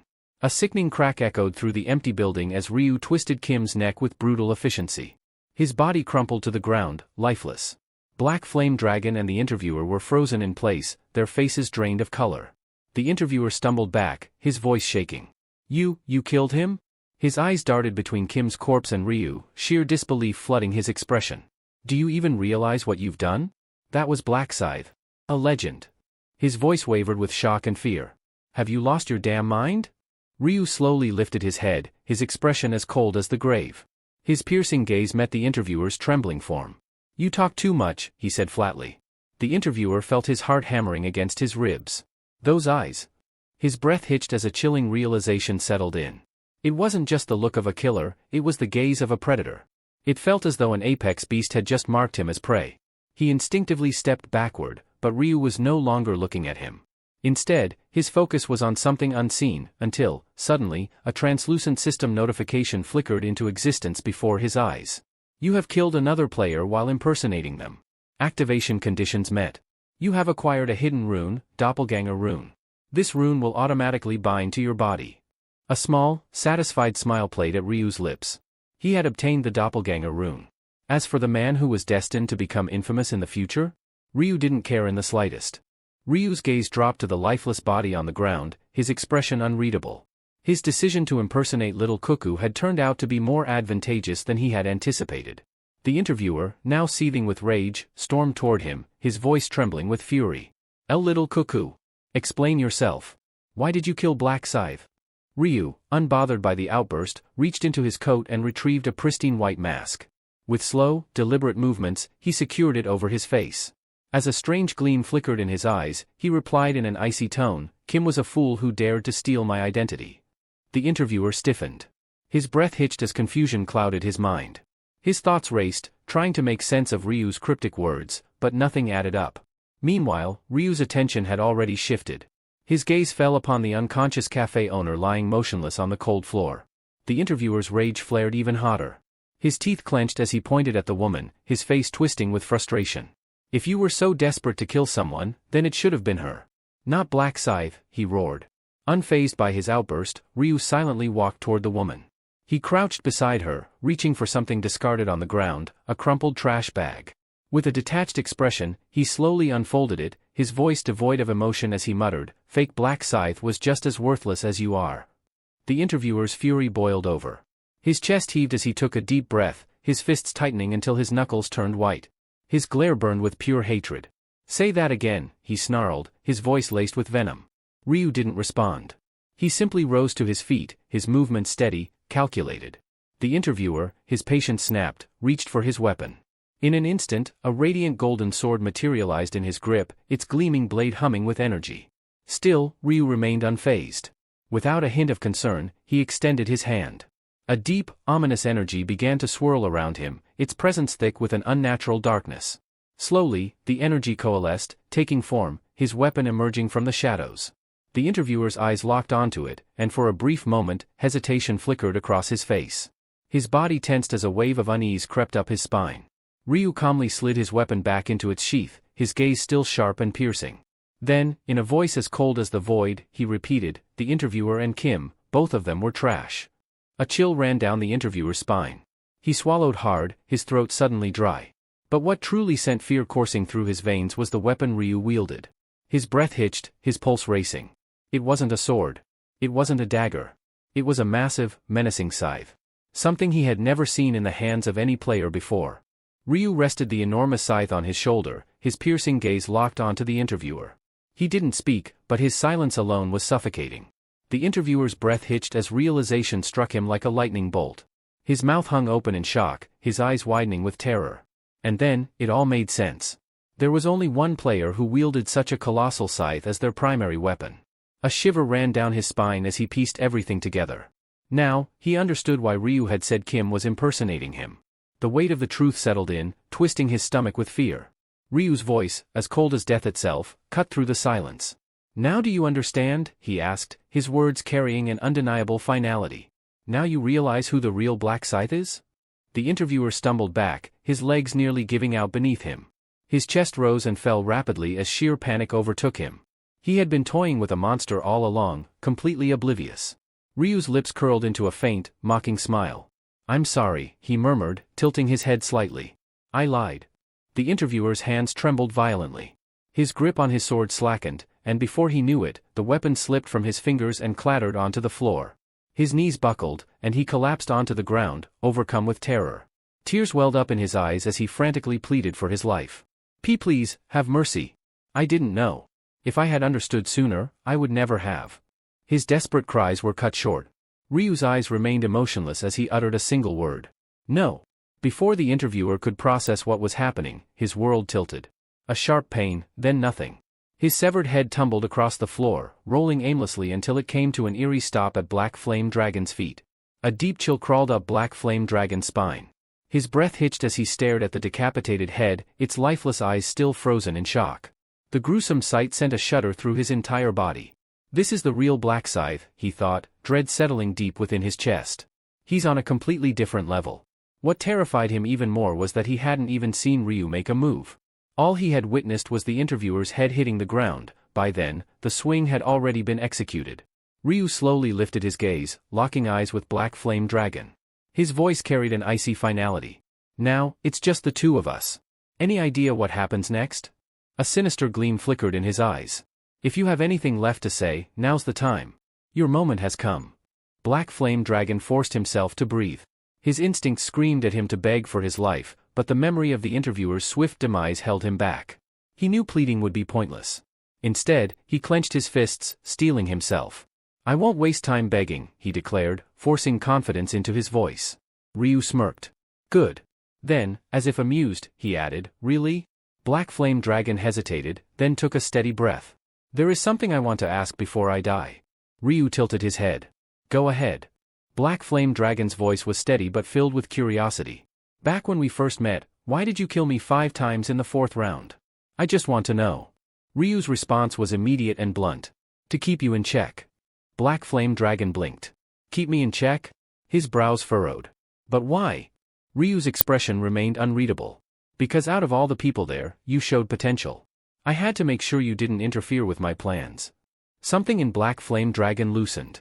He hadn't realized it before, but hearing that answer brought an odd sense of relief, as if a burden had been lifted off his shoulders. So that's why. For a moment, he almost felt at peace. Ryu's voice broke through his thoughts. Any other questions? If I end you now, will you have any regrets? Black Flame Dragon hesitated. Fear clawed at his throat, but he had already decided, begging was pointless. Instead, he swallowed his terror and mustered the courage to ask one last thing. Why do you want to kill me? He asked. What have I done? Ryu's expression turned ice cold. Because you're garbage. Black Flame Dragon stiffened. Me? What did I do? Ryu's gaze darkened. Weren't you here to kill that woman? Black Flame Dragon hesitated before answering. Yes, but I haven't actually done anything yet. A flicker of irritation crossed Ryu's face. His voice turned sharper. You think that changes anything? Ryu's expression darkened, his voice cutting through the silence like a blade. You haven't done anything? You just stood there and watched, like some useless bystander. Do you think that makes you innocent? Standing idly by while a crime unfolds is just as condemnable as committing it yourself. That's why you don't deserve to walk away from this. Black Flame Dragon clenched his fists, his lips pressed into a tight line. He wanted to argue but found himself at a loss for words. His silence only confirmed his guilt. Ryu exhaled sharply and, after a moment, spoke again. Fine. I'll give you one chance. Unlike the others, you're not entirely beyond saving. Your biggest crime is your inaction. So, tell me, do you understand what that means? Black Flame Dragon hesitated before nodding. I understand. Ryu tilted his head slightly. Good. Then let's make a deal. If you want to walk away from here alive, empty everything you have. Right here, right now. For a moment, Black Flame Dragon stared at him, confused. But when he realized Ryu was dead serious, he hurriedly began withdrawing items from his inventory. His survival meant more to him than any treasure. Ryu's gaze swept over the growing pile of loot, his interest piqued. Not bad, he mused. Orange marble stones, yellow marble stones, and even some sellable equipment. Not as valuable as black gold ore, but still a decent haul. Black Flame Dragon, feeling the weight of the situation, quickly added, "That's everything. Even the equipment I was wearing. I swear, I don't have anything left." Ryu eyed the pile and smirked. "If I sold all this, I could easily get 2,000 gold. More than I expected from him." Yet, instead of taking everything, he casually picked up a few marble stones and some equipment, storing them in his inventory. Black Flame Dragon blinked in confusion. "That's it? You're not taking more?" Ryu shrugged. "No need. Keep the rest." It was a calculated move. The gear stripped from the corpses around them wasn't worth looting, it wouldn't sell, and Ryu had already decided not to waste time on insignificant scraps. He had already killed them without hesitation because he knew they had nothing valuable. Still processing what had just happened, Black Flame Dragon cautiously asked, "So, does this mean you're letting me go? You're keeping your word?" Ryu gave a small nod. "Yes. A promise is a promise." Relief flooded Black Flame Dragon's face, and he exhaled deeply. "Thank you. Seriously, thank you." Ryu's tone remained cold as he delivered his final words. "Live differently from now on. Whether you clean up this mess or leave it as it is, that's your problem, not mine." Black Flame Dragon nodded solemnly. "I will." However, Ryu had already decided, he would deal with the woman himself. Black Flame Dragon hesitated before speaking. "I can help." But Ryu immediately cut him off, his voice as cold as ice. "Forget it. How could I possibly trust someone like you?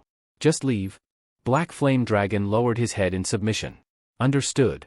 As he turned away and took his first steps to leave, a deep sense of relief flooded his entire being. "I'm alive," he thought, barely believing it. "I was certain I'd die today, but he actually let me go." Another thought crossed his mind, maybe Black Scythe isn't as merciless as the rumors say. I expected him to strip me of everything, yet he only took a few stones and some gear. Losing a couple of shop-bought items to keep my life? That's a fair trade. Yet, as he walked further, an unsettling emptiness settled in his chest. It twisted and churned, slowly transforming into anger. Was this really fair? Just because I stood back and did nothing, I had to suffer this kind of humiliation? His hands clenched into fists, his frustration growing with each step. Then, almost involuntarily, his gaze drifted back toward Ryu. From behind, the infamous Black Scythe didn't look nearly as intimidating. He seemed vulnerable. Even if he's strong, he's just a person like me. If I attack him from behind, wouldn't he die like anyone else? The thought took root in his mind, spreading like wildfire. Black Flame Dragon felt his grip tighten around his axe, his pulse quickening with anticipation. This is my chance. If I manage to kill him, imagine how much stronger I'll become. His level must be insanely high. My stats will skyrocket. His heart pounded as he took slow, deliberate steps forward, closing the distance between them. He whispered under his breath, "Don't turn around. Just stay still." Then, with a burst of reckless determination, he raised his axe high above his head. "Die, you bastard," he roared, swinging with all the force he could muster. The weapon struck true, and Ryu's body collapsed lifelessly onto the ground. For a brief moment, Black Flame Dragon stood frozen in disbelief. Then, realization dawned, and a euphoric grin spread across his face. He burst into laughter, his voice echoing through the battlefield. "I did it. I actually did it," he howled with joy. "The great Black Scythe, taken down by a mere level 10 player. You let your guard down, fool. How could you trust someone so easily?" But his victory was short-lived. Something felt off. His triumphant grin wavered as a creeping unease clawed at his mind. Why haven't I received any system notifications? He wondered. Normally, the moment he killed a player, the game would alert him to his stat increases. But now, there was nothing, no messages, no stat boosts, nothing at all. Dread pooled in his stomach. Slowly, he turned his head, searching for any clue as to what had gone wrong. Then, he heard a voice, one that made his blood run cold. "Why do you look so shocked?" His body stiffened. Heart pounding, he turned back toward the voice, only to see Ryu standing a few steps away, completely unharmed. A smirk played at his lips, his piercing gaze locked onto Black Flame Dragon. The sweat drained from Black Flame Dragon's face.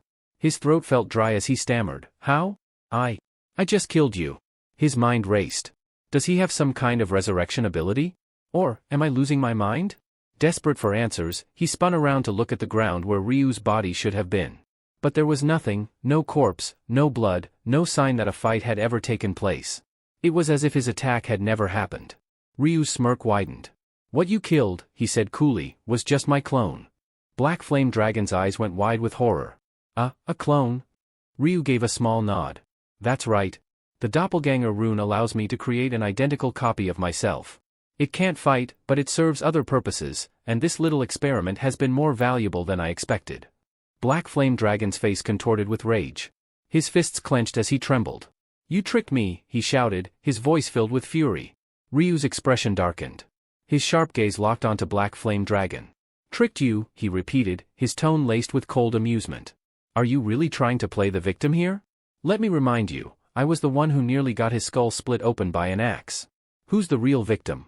Black Flame Dragon spat, his frustration boiling over. Victim? You were the one who robbed me blind. You threatened me and took everything I had. Ryu remained silent for a moment, his icy stare unyielding. Then, without warning, he raised his scythe. A sudden sense of dread washed over Black Flame Dragon. Something felt wrong. His body stiffened, refusing to obey his commands. His breathing became shallow as panic surged through him. What's happening? Why can't I move? Before the realization could fully settle, a swift flash of steel severed his head clean from his shoulders. His decapitated body crumpled to the ground as his head rolled away, his wide, lifeless eyes still frozen in shock. Ryu exhaled calmly, surveying the now silent battlefield. There were no survivors, except for one. With a flick of his wrist, he activated Trace Eraser. Within seconds, the bloodstains and corpses vanished without a trace. If an outsider were to stumble upon this place, they would never guess that a violent massacre had occurred just moments ago. But one person knew the truth. Ryu turned his attention to the last remaining figure, a woman laying motionless, her head concealed beneath a black bag. The only living witness to what had transpired. He stepped toward her with slow, deliberate steps. I need your attention, he said, his voice steady. The woman didn't move. She remained completely still, her breathing barely audible. Ryu narrowed his eyes. Drop the act and sit up properly. At that, she hesitated, then reluctantly straightened her posture. Though the bag covered her face, he could sense her unease. In a soft, almost trembling voice, she asked, How did you know I wasn't really unconscious? A faint smirk tugged at Ryu's lips. You thought fooling a player like me would be that easy?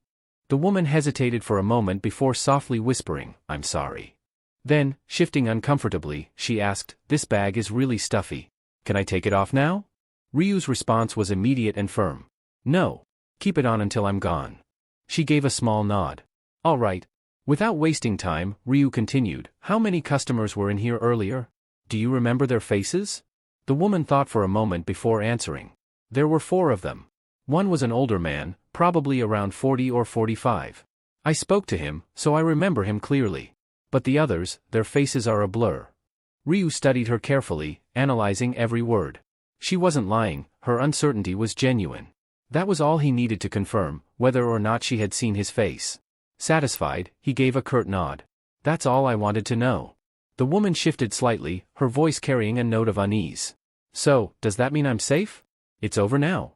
Ryu's voice was steady but firm. Yes. You can go home without worry. It won't be easy, but try to forget what happened here today. And don't get the authorities involved unless absolutely necessary, it'll only make things worse for you. Retaliation is always a possibility. A shiver ran down her spine, but she nodded in understanding. I won't say anything. Ryu turned slightly, preparing to leave. Good. Now, count to 60 before removing the bag. Not a second sooner. The woman swallowed nervously and began counting in a hushed voice. As she did, the silence around her grew heavy. The only sound was the faint rustling of wind against the bag covering her face. 58, 59, 60. With trembling hands, she yanked off the bag, her eyes darting around in frantic search of the man who had spared her. But the space around her was eerily empty. The ruined store remained, but there were no bodies, no blood, no sign that a violent battle had ever taken place. It was as if everything had vanished into thin air. Her breath hitched.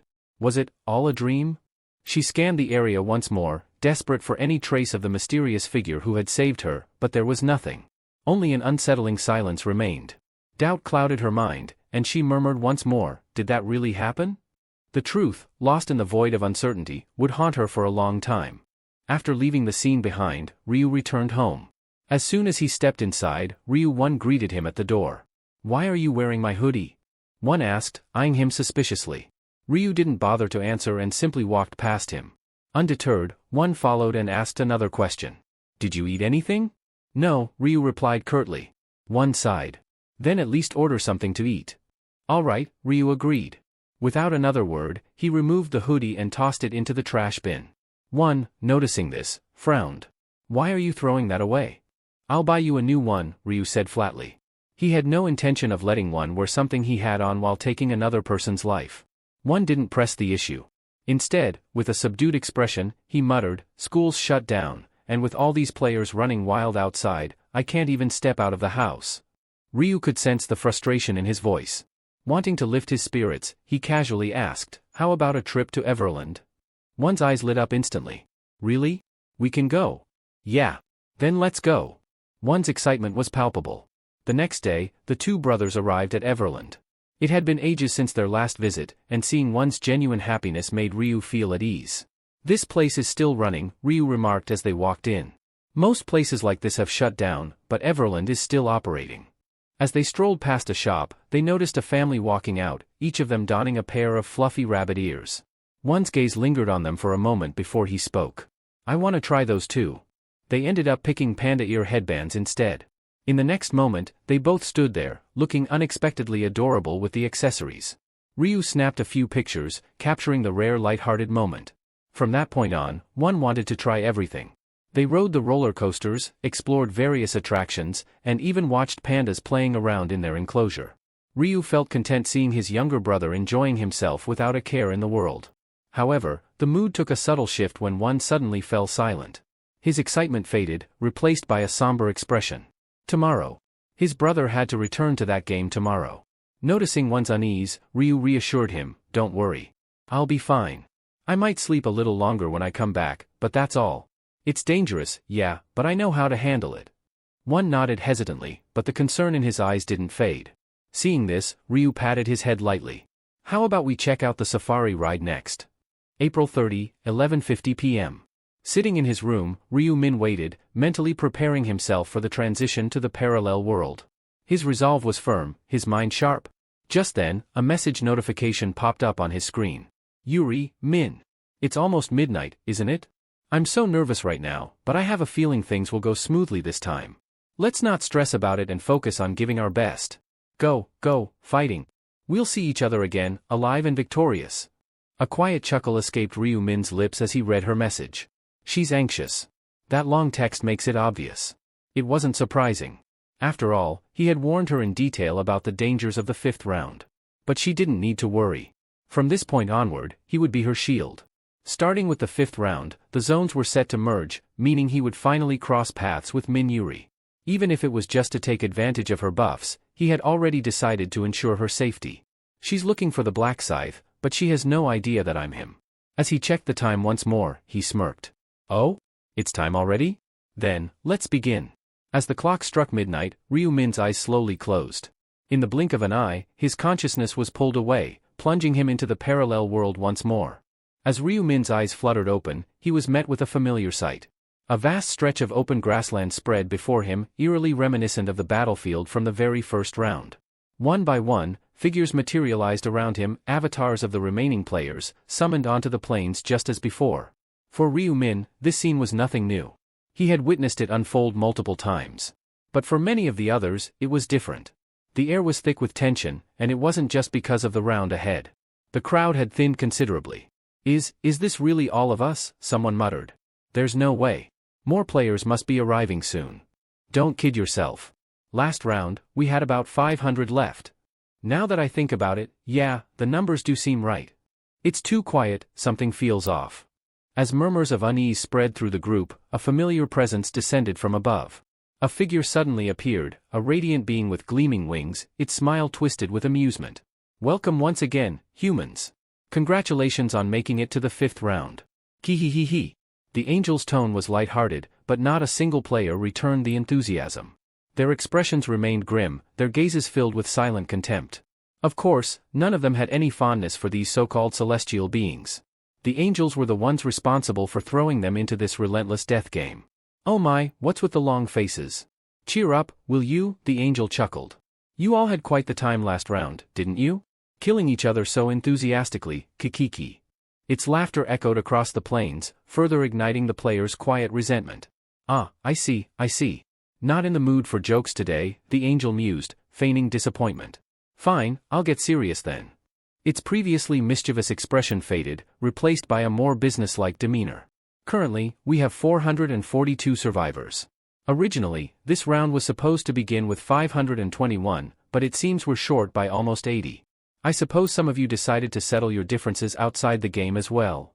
A ripple of tension spread through the crowd. The numbers dropped again? Why do they keep decreasing like this? The angel, unfazed by their reactions, continued.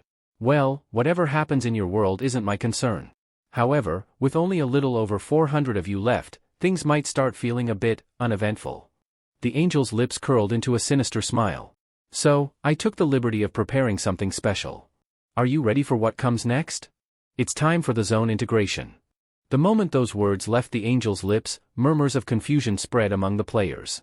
Many exchanged puzzled glances, struggling to grasp the meaning behind the announcement. Finally, one player stepped forward, raising a cautious hand. Angel, could you clarify what zone integration actually means? The celestial being let out a sigh, as if mildly irritated by the question. You'll understand once I explain. There's no need to overcomplicate things. The player quickly bowed their head. I see. My apologies. To put it simply, zone integration refers to the merging of zones. You may not realize it, but your country alone had hundreds of separate zones. To be precise, 875. Gasps rippled through the crowd. 875? Seriously? We had that many zones? The angel chuckled, as if their astonishment was amusing. Oh, don't act so shocked. Compared to some other nations, this is nothing. Consider this, each zone originally started with around 10,000 participants.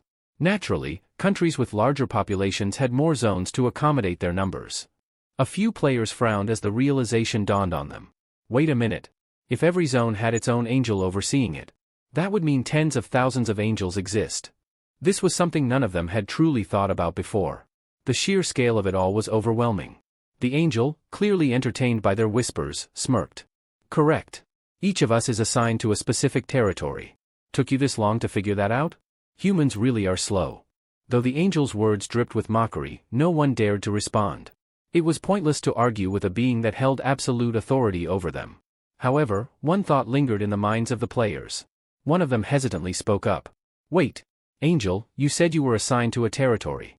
Does that mean you didn't create this survival game?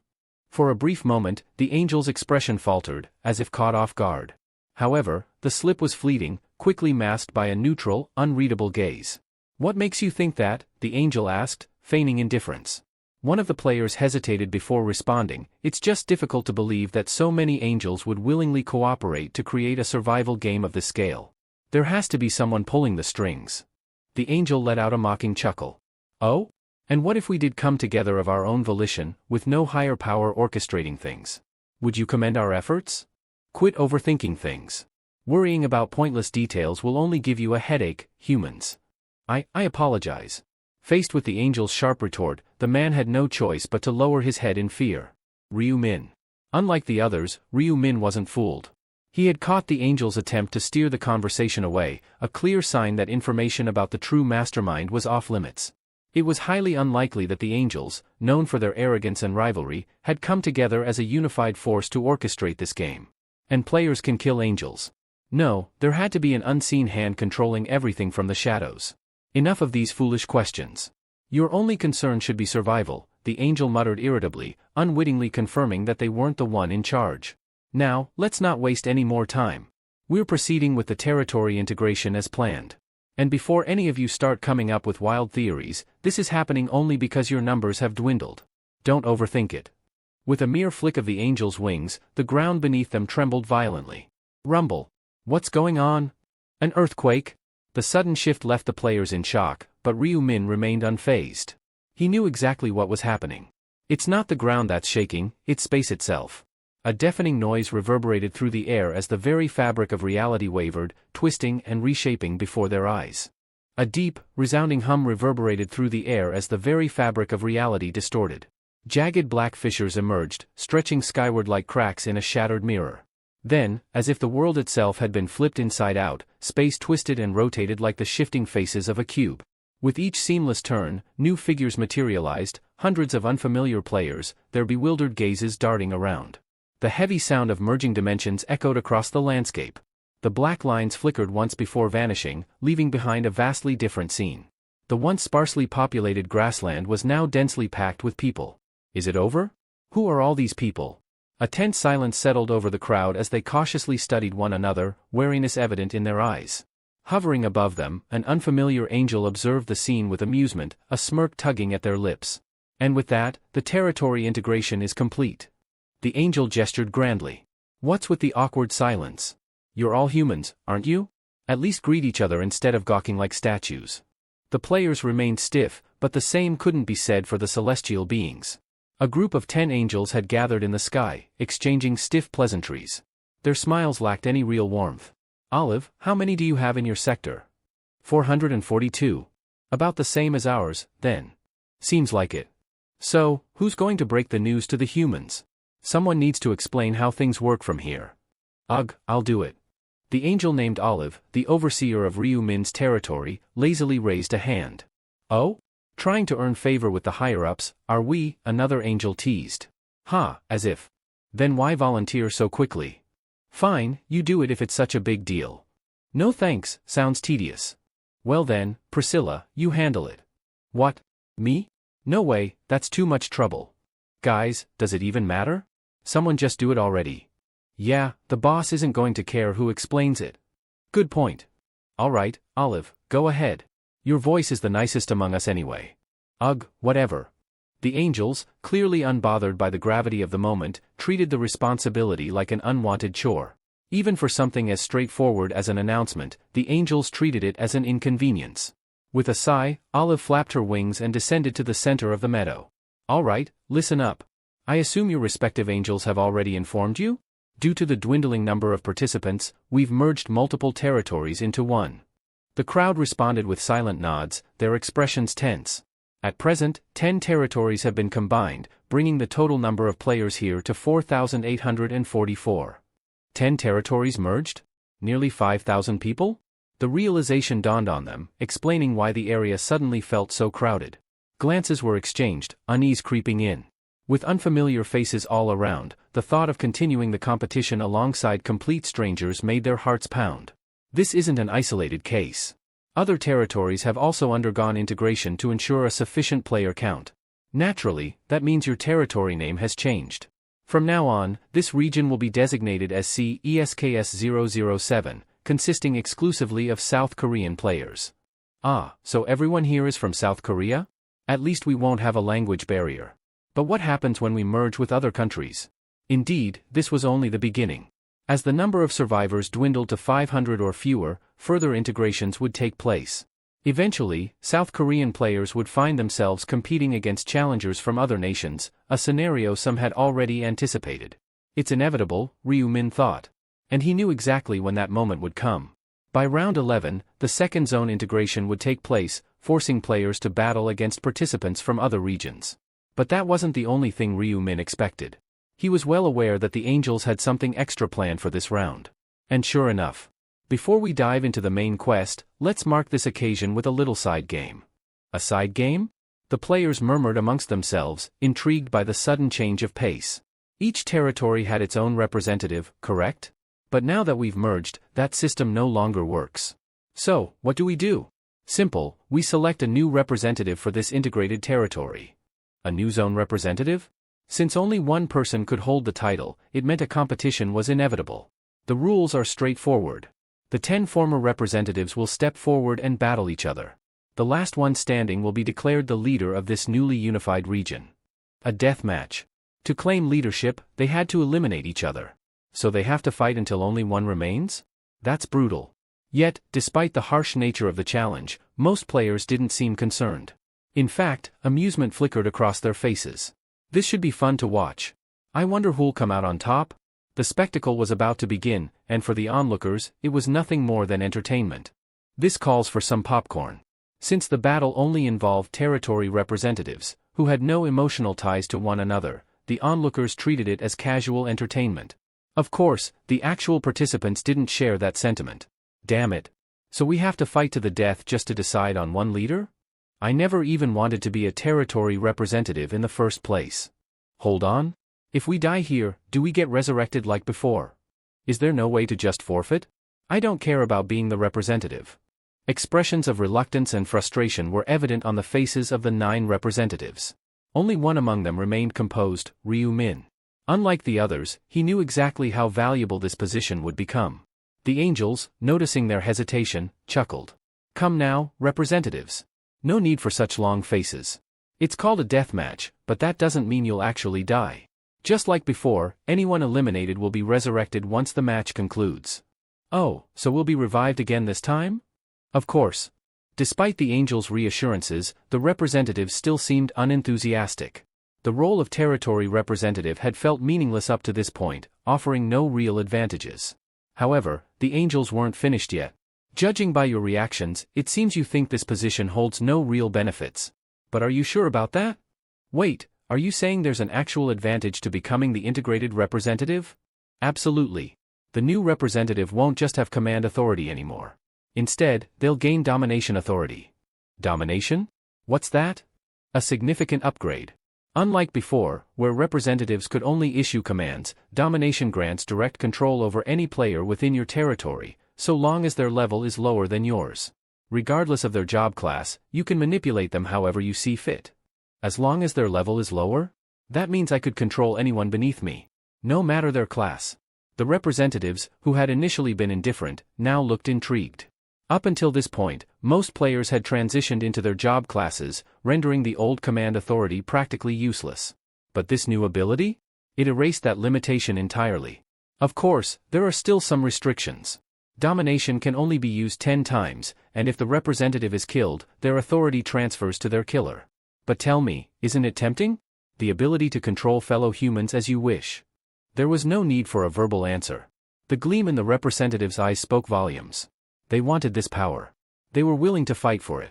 And Ryu Min was no exception. Up until now, being a territory representative wasn't worth much. But from this round onward? That changes. I must win this match and claim the title. His decision to eliminate Hwang Yongmin in the previous round had been intentional. He knew this moment was coming. Starting from the 5th round, the representative's authority would evolve into something truly useful. And then there was the hidden subquest. Regardless, Ryu Min's goal was set in stone.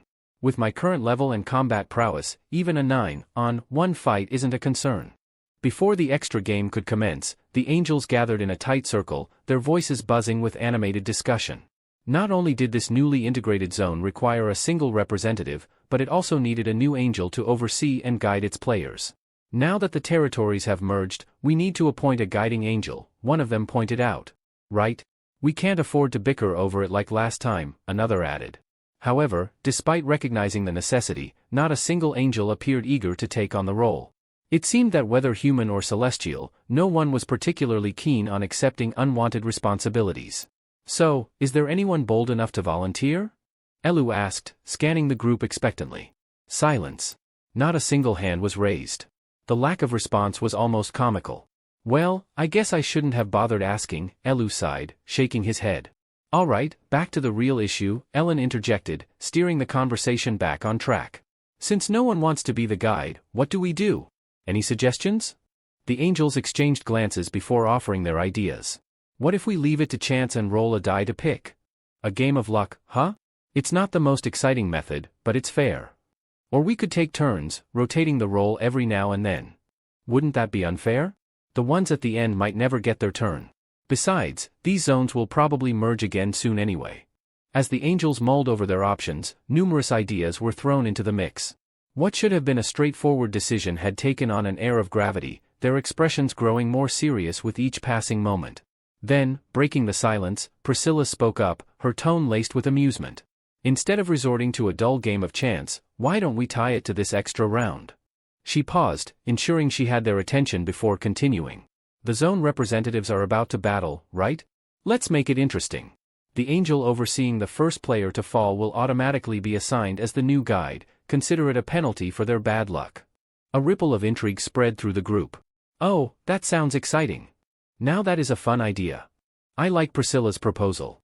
Anyone else in favor? Count me in. Me too. A smirk played on Priscilla's lips as support for her idea grew. But just as it seemed settled, Olive raised her hand, her expression unwavering. Hold on. Instead of punishing the angel responsible for the first eliminated player, why don't we do the opposite? What do you mean? Someone asked. Simple, Olive said, tilting her head slightly. Rather than forcing the loser's angel to take the role, let's reward the one who oversees the last player standing. The winning angel would be granted a special title. How about Queen? That way, instead of a penalty, it becomes a position of prestige. The decision was made. Rather than selecting an angel at random, the one assigned to the human who emerged victorious from the deathmatch would be crowned queen. Unsurprisingly, it was Olive, the angel responsible for the protagonist's region, who had pitched this bold suggestion. Hearing her idea, the red-haired angel, who had previously proposed the penalty system, visibly scowled, clearly displeased by the shift in direction. Some of the angels looked puzzled at first, uncertain what the title, Queen, truly entailed. But the more astute among them quickly filled in the blanks. Being the queen meant absolute authority. Complete submission. Every angel, without exception, would be bound to obey her commands without question. The revelation sparked a ripple of excitement. The idea that their human's victory could directly elevate them to such a powerful position was too thrilling to ignore. Soon, imaginations ran wild as angels pictured themselves in that seat of supremacy, reigning over their peers. What had begun as a playful wager now carried a competitive edge. Applause broke out. Olive's suggestion had taken hold, and it was unanimously agreed upon. Still bristling, the red-haired angel gave Olive a side glance, muttering under her breath, "You must really believe your human has what it takes to win." Smiling without a hint of modesty, Olive replied, "You're not wrong." The red-haired angel smirked, trying to provoke her further. "Well, don't get too cocky. My representatives held the top spot in our regional rankings since the first round. He's not going down easily." Feigning a gasp, Olive gave a theatrical look of surprise, though inwardly, she was stifling a laugh. Rankings? As if that mattered. If her rival only knew the identity of Olive's chosen one, Black Scythe himself, her confidence would surely crumble. But Olive had no intention of revealing that just yet. With subtle amusement in her tone, she turned and asked, "So, do you accept the terms?" Reluctantly, the red-haired angel nodded. There was no valid reason to object. One by one, the remaining angels also voiced their agreement, each secretly placing their hopes on their human champions. Then, one of them chimed in, "Since this brilliant idea came from Olive, why not have her go down and explain it to the players?" Taking the cue, Olive gracefully descended from the sky, her wings unfurling with elegance as she addressed the crowd below. "We will now begin the bonus round to determine the representative of the unified territory," she declared with clarity. "Representatives, please step forward and gather beneath me." At her command, 10 individuals broke away from the watching crowd. Though some exchanged wary glances, they stepped up to the marked area without hesitation. Among them was the protagonist. As they took their places in the center, Olive raised one hand, and in response, the ground began to rumble. The players watched in awe as the land around them transformed. Fire erupted from cracks in the earth, reshaping the terrain. Massive stone columns thrust skyward, encircling the area as if summoned by an ancient power. Bit by bit, the land molded itself into a battlefield, an arena bathed in flames and tension. At the very heart of it all, a grand coliseum stood, towering and oppressive. Fear flickered across the faces of some representatives, but Olive was unmoved. Her smile was serene, her tone crystal clear. "The time has come," she said. "This is a battle to the end. You will fight until only one of you remains standing in this arena." With that declaration, the deathmatch began. If you step outside the arena's bounds, you won't return. No second chances out there, Olive warned, her voice echoing across the Colosseum. So if you value your lives, stay inside. Now, let the match begin. The moment her words rang out, the 10 representatives unsheathed their weapons, tension thick in the air. None made a move just yet, each eyeing the others warily. Among them, however, was a man clutching a gleaming longsword, his ambition burning brightly.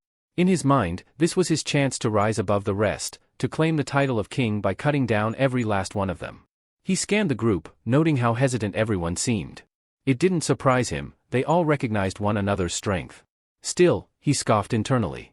None of these fools are stronger than me. He had reigned supreme in his region's rankings from the very beginning and had no intention of surrendering that top spot. What gave him even more confidence was the powerful rune engraved on his weapon, a dismantling rune. Just one slash, one graze even, and the rune's effect would tear through the target like a curse. It wasn't an exaggeration to say that his blade practically guided itself. It always knew the right point to strike.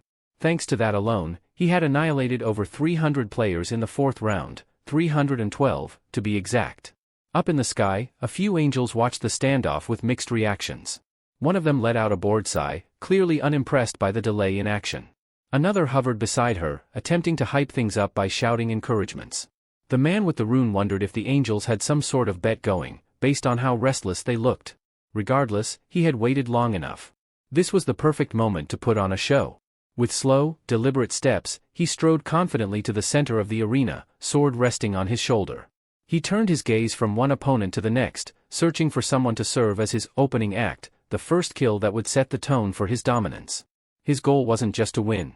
He wanted everyone, angels and humans alike, to remember his name and fear it. He planted himself in the middle of the battlefield, openly inviting an attack. His expression made it clear, "Come at me if you dare." Then, from the crowd, a lone figure began walking toward him. It was a man wielding a massive, dark scythe, an ominous sight that made the sword wielder's confidence falter for a moment. That weapon, it's not ordinary. Scythes weren't exactly common. Plenty of players had edgy nicknames with scythe in them, but the number of people who actually used one was close to none. It was far too large, far too unwieldy, unless someone had the skill to make it dance like a dagger. He squinted to read the other player's nickname. Black Scythe. His heart skipped a beat. No. It can't be. He tried to rationalize it, convincing himself that it was just a coincidence. Maybe someone else had chosen a similar name. But then he remembered, the system didn't allow duplicate nicknames. Each one was unique. There was no mistake. The man standing before him wasn't just some scythe-wielding lunatic. It was the Black Scythe. And in that instant, for the first time since the match began, the confident swordsman felt a chill crawl down his spine. It finally dawned on the swordsman, this wasn't just some skilled opponent. The man standing before him with that ominous Black Scythe was none other than the top-ranked player across every region, Black Scythe. The only player known to have reached level 30. The shift in the representative's demeanor was visible to all. The confidence he'd worn so arrogantly a moment ago crumbled into disbelief and fear. The angels, observing from above, were left stunned by the sudden change in mood. One turned to Priscilla, the red-haired angel responsible for that player, and asked hesitantly, "Wait, isn't that your representative?" Priscilla didn't respond right away. Her eyes were locked on the scene below, and her teeth dug into her nail out of sheer frustration. Her human wasn't moving, he just stood there, frozen, and she couldn't for the life of her figure out why. What the hell was he doing? Then, out of nowhere, Olive burst into laughter, an uncontrollable, almost mocking cackle that echoed through the sky. Priscilla's head snapped toward her. "What's so damn funny, Olive?" she growled. Wiping a tear from her eye, Olive grinned. Forgive me, really. But it's just too good. Look at your little champion down there, he's trembling while staring at my representative dragging a scythe like he's mowing the lawn." Following her gaze, Priscilla finally took in the sight of the man approaching her representative. The scythe he carried was massive, elegant, and dangerous looking. It made an impression, no doubt. But even so, Priscilla frowned. She couldn't feel any menacing aura coming from him. "So what?" she snapped. "Are you saying my representative is terrified just from looking at yours? Isn't that what it looks like?" Olive replied smoothly, her grin widening. Priscilla's irritation only deepened. "You're talking nonsense. You really think someone who's held the #1 spot in my region since the very first round would be scared of some flashy scythe? Don't make me laugh." Olive tilted her head, almost amused. "In your region, huh? Well, unlike yours, my representative hasn't just been #1 locally, he's never once dropped from the top of the global rankings." A few angels nearby immediately voiced their disbelief. "Come on, you expect us to believe that? Is she making stuff up now?" But Olive didn't flinch. She calmly pointed down at the scythe wielder's name hovering in the air. If you'd been paying attention to the ranking boards, you'd recognize that name in a heartbeat. Their eyes followed her gesture. Black Scythe. Gasps filled the air. It was him, the name that appeared at the top of every leaderboard every single round. The one no one had been able to dethrone. Silence fell over the angels as they processed the realization. Priscilla, meanwhile, shook her head in disbelief. No. This couldn't be real. If he was truly Olive's representative, then her own player didn't stand a chance. And then it happened. Without a word or warning, Black Scythe moved. His scythe cleaved through the air in a single fluid motion, and before the red-haired representative could even react, he fell, defeated in an instant. There was no struggle. No resistance. Just a clean, merciless takedown. Up above, Olive clasped her hands with a radiant smile. Looks like Priscilla's out. The angels stared, dumbfounded. Their disbelief turned to dread. Down in the arena, the remaining 9 representatives now had a name to associate with the nightmare standing in their midst. Why is Black Scythe even here? some of them thought in a panic. It didn't take long for the others to realize something terrifying: they stood no chance.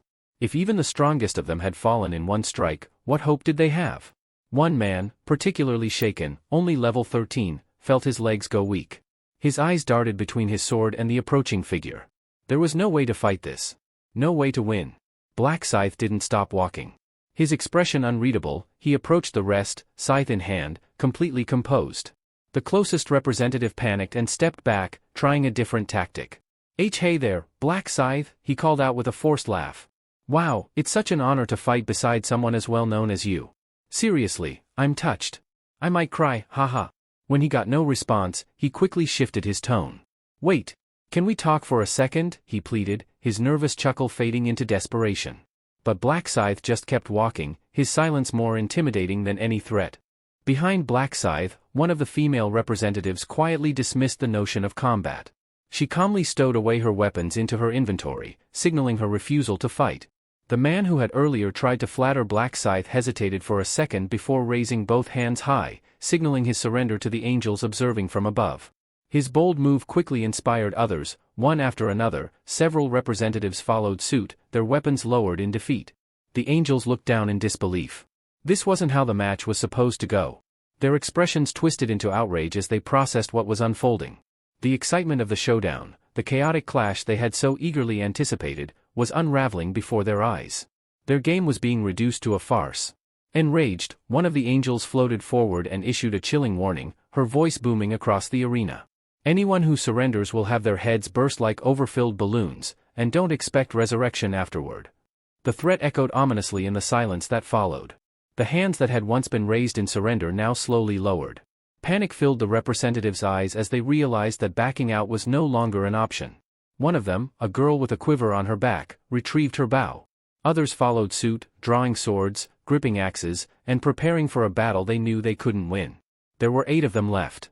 And although they understood their odds were abysmal, they still held on to the faint hope that they might succeed if they attacked all at once. Watching them change their stance, Ryu Min tilted his head slightly. So they fear the angels more than me? He mused, his expression unreadable. But the thought didn't bother him, if anything, it amused him. Whether they came one by one or all at once, it wouldn't change the outcome. Their efforts would be crushed just the same. A faint smile curled on his lips, and that smile alone made the others recoil internally. There was something terrifying about his calm, something that made them question if they were walking straight into their own graves. But they couldn't back down now. Driven by pride, fear, and desperation, the 8 top-ranked players from their respective regions launched their assault. A barrage of blades and arrows descended upon Black Scythe. They charged from all directions, trying to overpower him through sheer numbers. And then, he moved. In a single, breathtaking motion, Ryu Min dashed forward, his scythe blurring through the air like a phantom. He weaved through the chaos, zigzagging with inhuman speed. Before the first few attackers even realized he had passed them, their bodies dropped to the ground. The remaining players froze mid-step, stunned by the precision and brutality they had just witnessed. Then, they too became targets. Ryu Min spun his weapon, his dark scythe carving through the air like a reaper's judgment.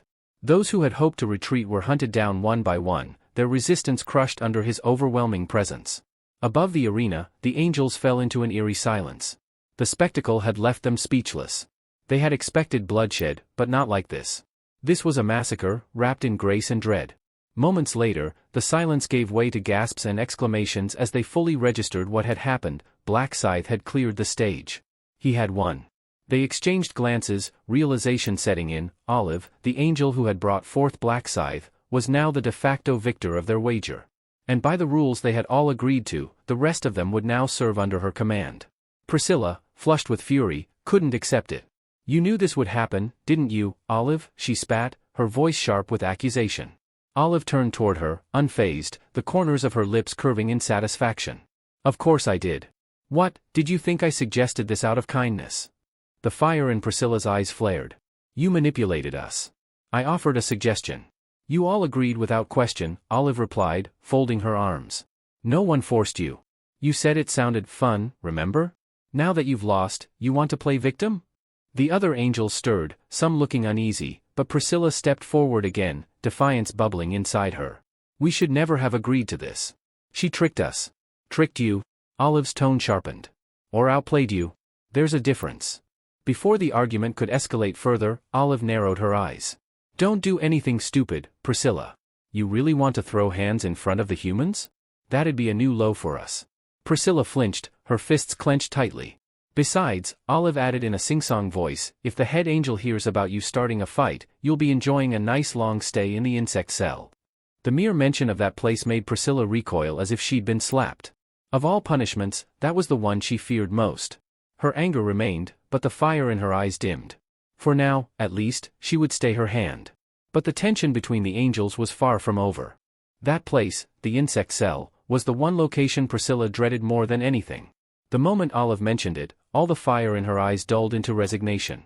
Seeing her so subdued, Olive chuckled softly. What's the matter? She said with a smirk.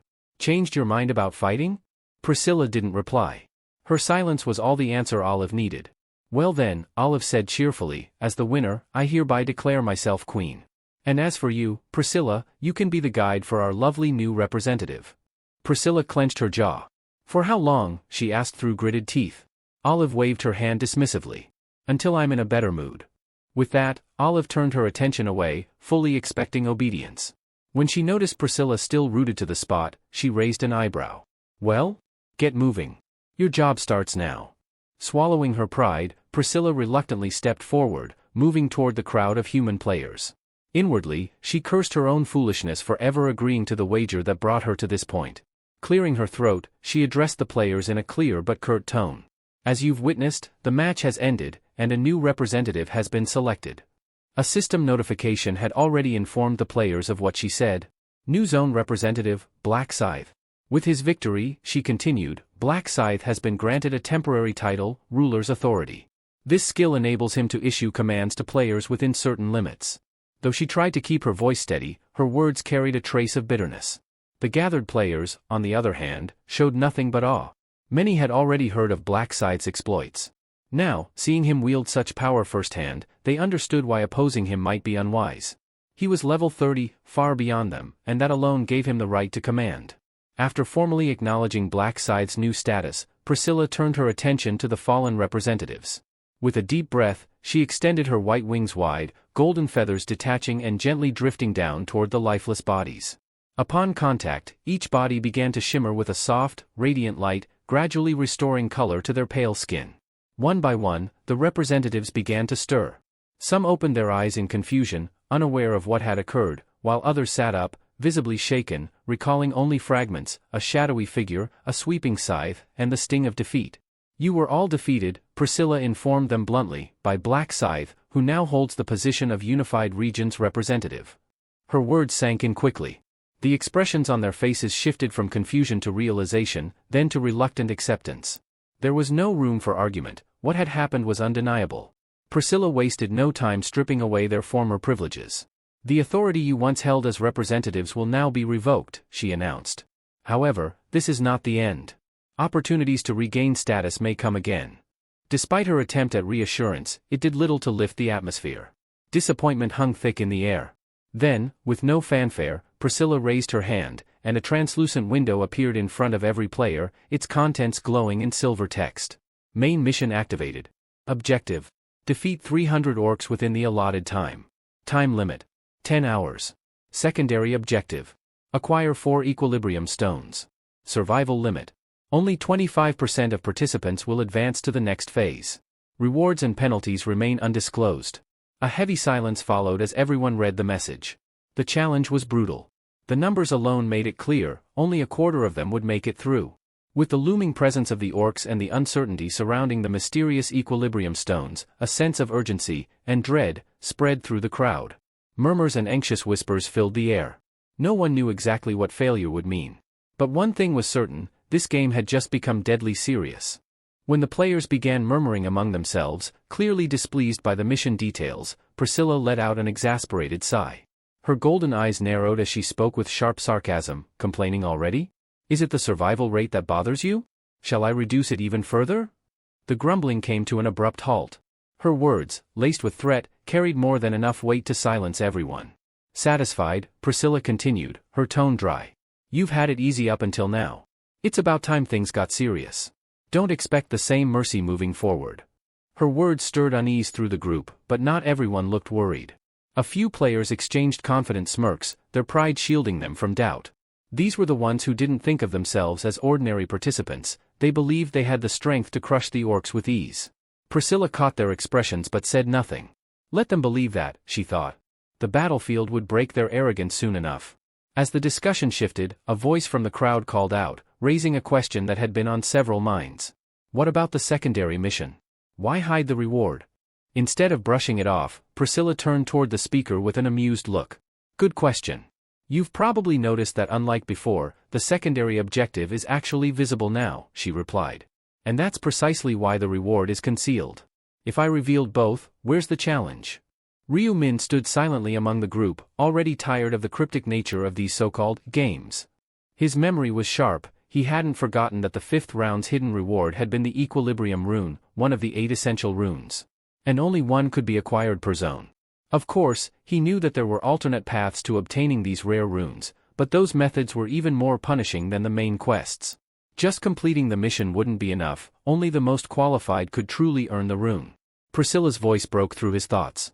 To those aiming for the hidden reward, you'll need to collect 4 equilibrium stones, she announced, her tone serious. Only one person in the entire zone will be granted the prize, and there are only 4 stones to be found. Gasps and nervous glances spread through the players. A former representative raised his hand and voiced the obvious concern. What if someone can't find all 4? Then the mission's pointless for them, right? Rather than soothe them, Priscilla's response only intensified the pressure. Don't worry, she said with a shrug. You can always take the stones from someone else, by force. That statement caused a noticeable shift in the atmosphere. The players exchanged wary looks. It was no different from how the representative titles were won, elimination through combat. Priscilla confirmed as much. Yes, it's the same system. If someone holding an equilibrium stone is killed, their stone will drop. But don't get greedy. Only the stone will fall. No gear, no loot, no extras. Then she paused, letting her next words hit harder. And just so you know, anyone who dies during this phase will stay dead. There will be no second chances. Her warning hung heavy in the air. No revival. No forgiveness.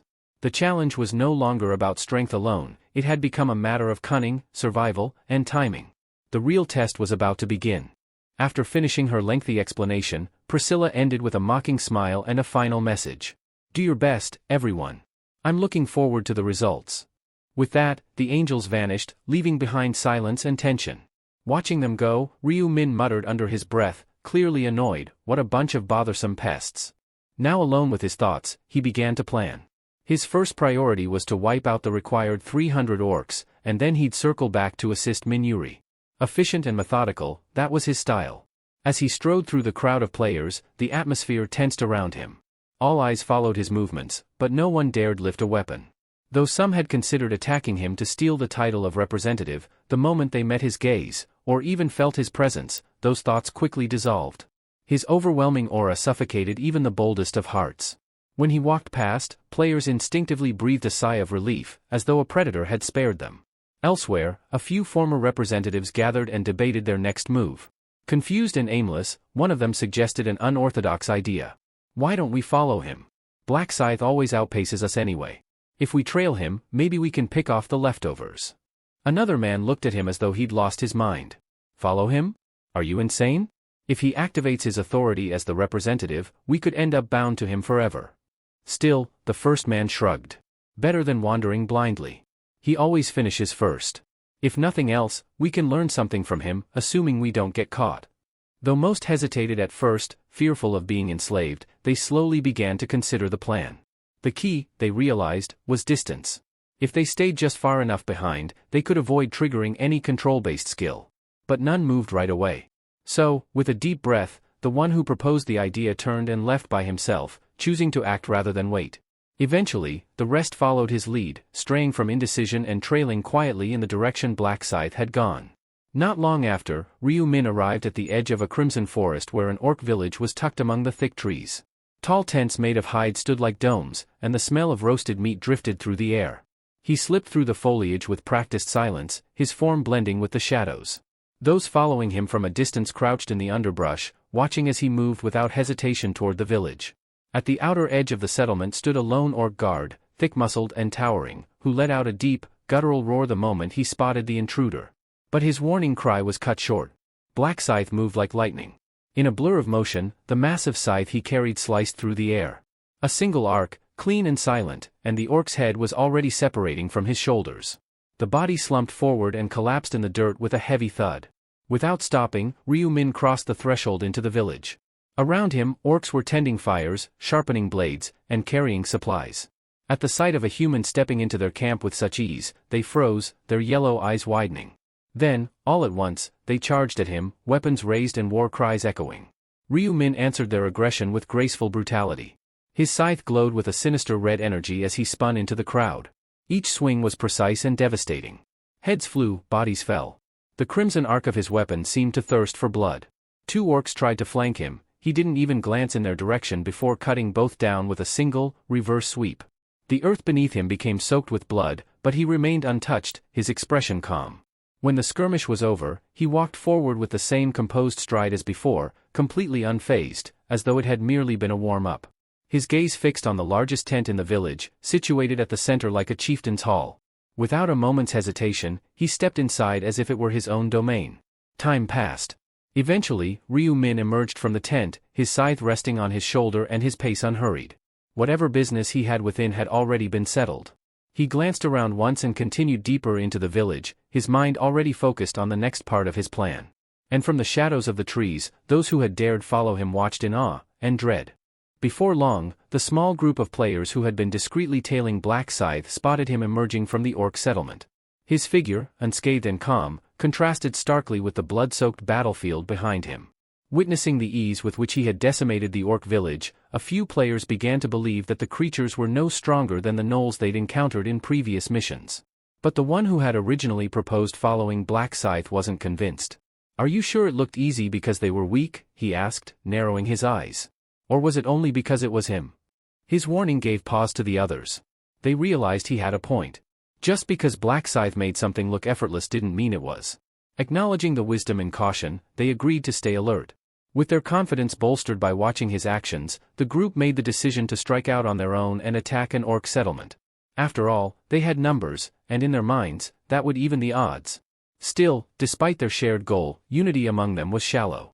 One cloaked figure at the back was already scheming, considering how long he could tolerate being among what he deemed weaklings. Another planned to cooperate only until he determined whether he could survive better alone. A third had a more sinister mindset, he intended to use the others as a living shield if things went south. Eventually, they stumbled upon what looked like a promising target. Towering wooden walls enclosed a sprawling village nestled among the trees.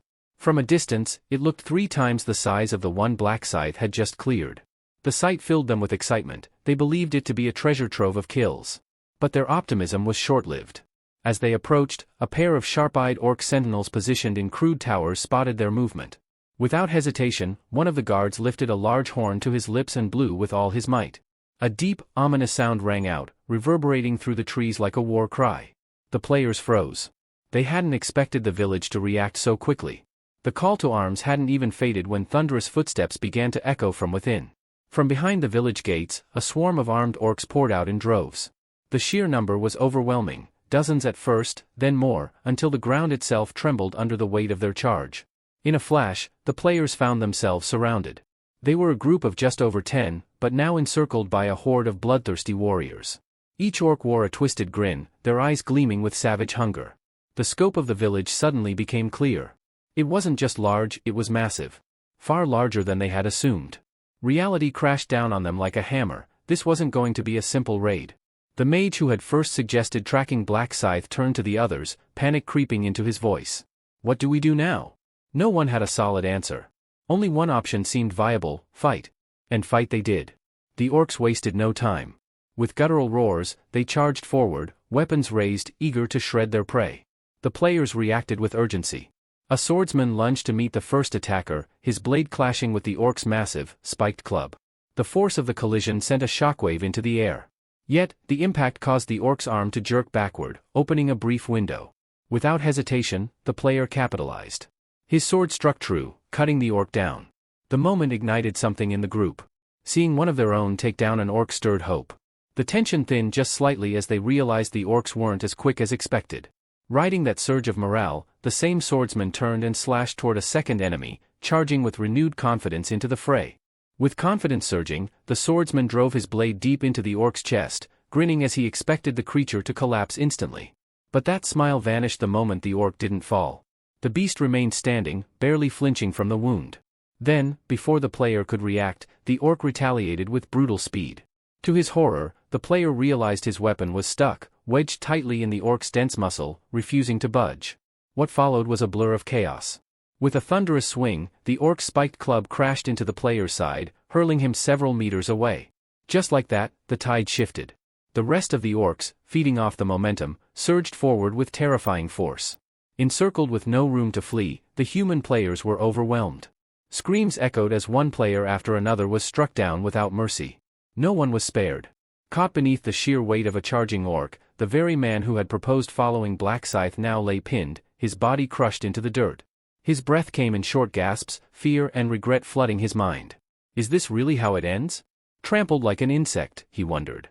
His thoughts were silenced a moment later when the orc above him raised its weapon and brought it down. His scream, once sharp and loud, faded into nothing. Meanwhile, deep in the forest, Ryu Min advanced alone, silent and purposeful. He'd long since noticed the group that had been tailing him earlier. With 20 people moving together, there was no way to go unnoticed. Still, he hadn't paid them much attention. He figured they would be safe, at least as long as they avoided fortified orc settlements. Even for him, villages with sentry towers were trouble. The moment a guard orc sounded the horn, dozens of warriors would swarm the area like a flood. That's why Ryu Min always avoided those high-alert locations. With more than 200 such villages scattered across the map, it was best to choose his targets carefully.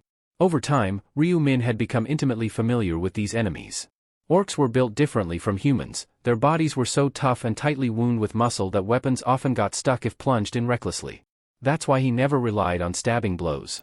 He always aimed for their weakest spot, the head. Even when outnumbered, he struck with surgical precision, his large scythe flashing crimson in the sunlight as he dispatched enemies with clean, efficient sweeps. It didn't matter how many orcs charged at once, if he struck true, none of them stood a chance. After clearing yet another orc village, Ryu Min brought down the final defender, a towering brute who let out a last guttural roar before collapsing beneath the scythe's arc. With the village now silent, Ryu Min checked his quest log. A bright notification greeted him. Quest complete, 300 orcs defeated. He had done it. In just under an hour, Ryu Min had become the first player in the entire region to complete the orc extermination objective. Satisfied, he closed the window and immediately turned his thoughts to Minuri. There was no time to waste. Activating his tracking ability, he focused on her presence and began heading back without delay. Elsewhere, in a different part of the forest, Choi Manji of the Young Explorers Club approached the group's leader, Cho Yang-ho. The man looked worn, his armor scratched and dirty, but he was still standing.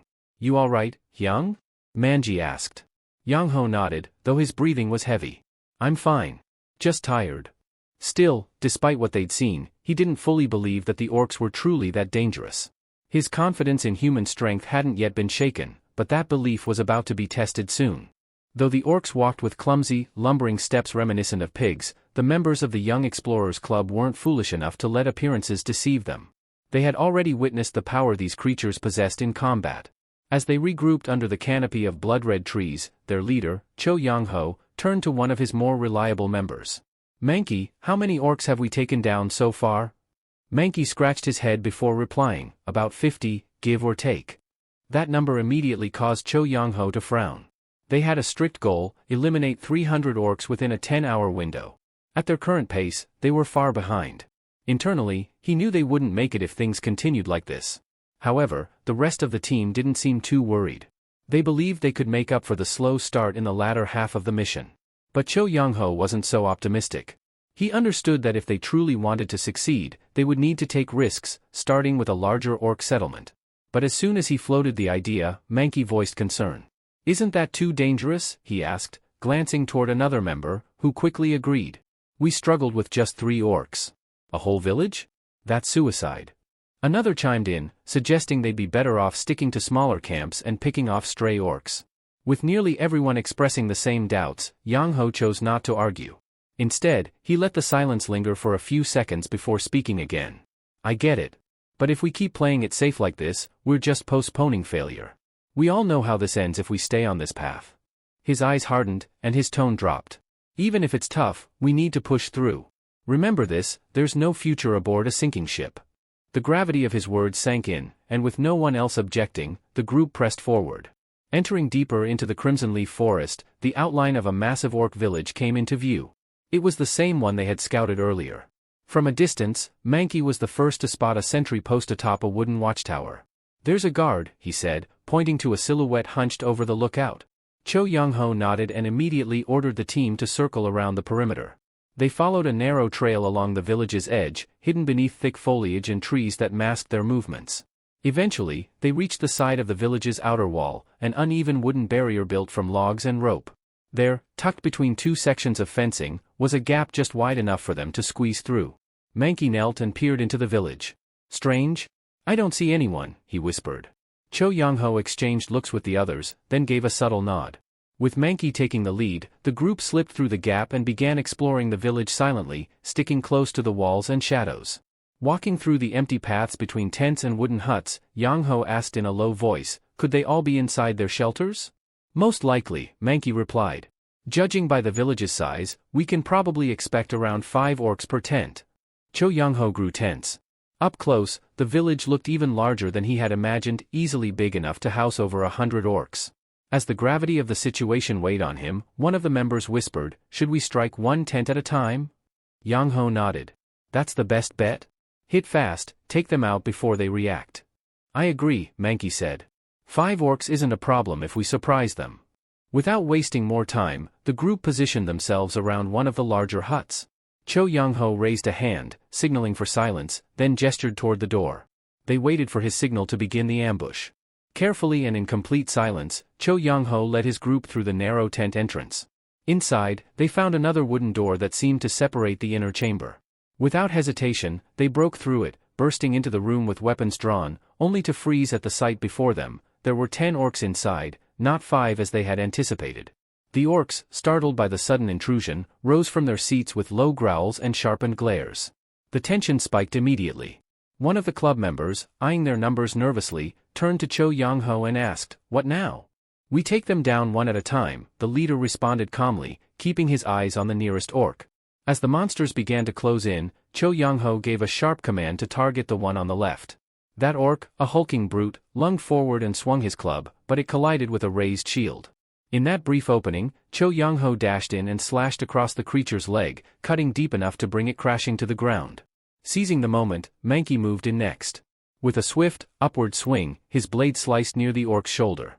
Their coordination worked perfectly, and within seconds, the first orc was eliminated while the others were still reacting. Suddenly, one of the orcs, a particularly large one with coarse blonde hair, let out an enraged roar. Like a wild boar, he charged through the room with terrifying speed, his mace swinging high. The blow connected with Mankey, sending him to his knees with a pained gasp. The sight ignited something in Cho Young-ho. Without hesitation, he sprinted forward, his blade aimed with precision. Before the orc could land another strike on Mankey, Cho Young-ho pierced its weak spot, felling the second beast. Mankey, though injured, was safe, for now.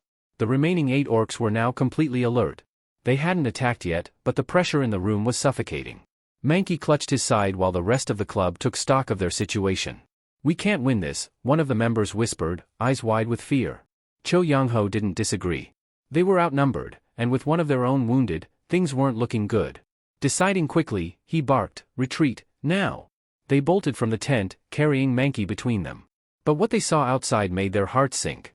The clearing they'd passed through earlier, which had been free of danger, was now swarming with more orcs, another 10 at least, and all headed straight toward them. "Where did all of these come from?" someone shouted in panic. "About 10 more," another quickly counted, eyes scanning the crowd of snarling enemies. Panic began to set in. The member supporting Mankey stumbled slightly, muttering, "This is it, we're done." Mankey, groaning in pain, wondered if this really was the end of their journey. But Cho Young-ho wasn't finished yet. "Raise your weapons," he said coldly, eyes scanning the horde. Some hesitated. A few were already mumbling their final words to each other. One looked to Cho Young-ho with tears brimming in their eyes. "We can't win. Why are you still fighting?" "Look closely," Cho Young-ho replied. "Why do you think they haven't attacked us yet?" Confused, the team turned their eyes to the orcs. And then they saw it, smirks. Wicked, amused expressions twisted the faces of the monsters. They're laughing at us, he said. They find this amusing. They see us as prey trembling before the slaughter. Doesn't that enrage you? The silence that followed was heavy. Do you enjoy being looked down on like this? Treated like insects in a cage? If this is the end, then take at least one of them with you. Let's fall with dignity. His words struck like thunder, lighting something inside their hearts. Slowly, each member raised their sword, a fierce determination replacing their fear. Even Mankey, wounded and barely standing, gritted his teeth and prepared to fight again. The orcs, seeing the humans change in attitude, stopped mocking. Their expressions shifted to cold focus as they began closing the distance slowly, menacingly. Cho Young-ho raised his hand once more. When I give the signal, strike together. Same target. But just as tension reached its peak, a loud explosion echoed across the village. A fiery glow burst from a distant section, lighting up the sky. Startled by the sudden noise, several of the orcs turned away, their attention drawn to the disturbance.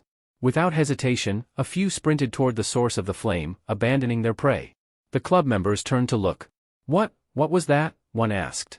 A fire was spreading in the distance, though they couldn't tell how or why. Cho Young-ho narrowed his eyes. The chaos had worked in their favor, but not all the orcs had left. The original 8 from the tent still stood their ground. Their numbers are down, he called out. Now's our chance. With their leader's voice rallying them, the group lunged forward. Blades clashed and shouts rang out. Fueled by adrenaline and desperation, the team fought with everything they had. When the dust settled, the last orc collapsed to the ground. The players, covered in sweat and blood, stood, barely, but they were alive. One of the members dropped to their knees, panting. We only survived because of you, Captain. But Cho Young-ho shook his head. We all chose to fight. Without you, I wouldn't be standing here either. He turned to Mankey, who sat slouched against a tree. How bad is it? I've had better days, Mankey replied with a strained smile, his eyes wet with tears. But I'll live. Knowing Mankey needed to rest, Cho Young-ho instructed the others to hide and remain silent. Despite their protests, he insisted on going alone to investigate the earlier commotion. Moving cautiously between tents, Cho Young-ho noticed something odd. An eerie stillness had settled over the village. No orcs in sight. The air was heavy but calm.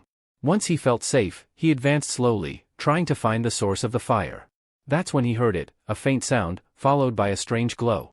He turned the corner and stopped dead in his tracks. Dozens of orcs were strewn across the ground, lifeless. A golden light shimmered faintly from their corpses before their bodies began to dissolve into motes of light, disappearing into the air.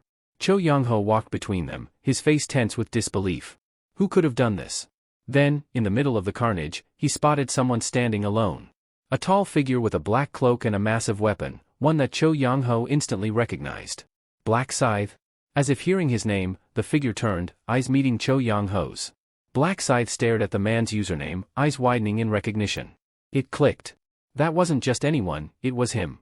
The player known to the world as the Mercenary King. Ryu Min begins explaining the mercenary class. He says it's a close-range combat class, similar in nature to a warrior. Mercenaries often carry a wide variety of weapons, and their combat skills also resemble those of a warrior.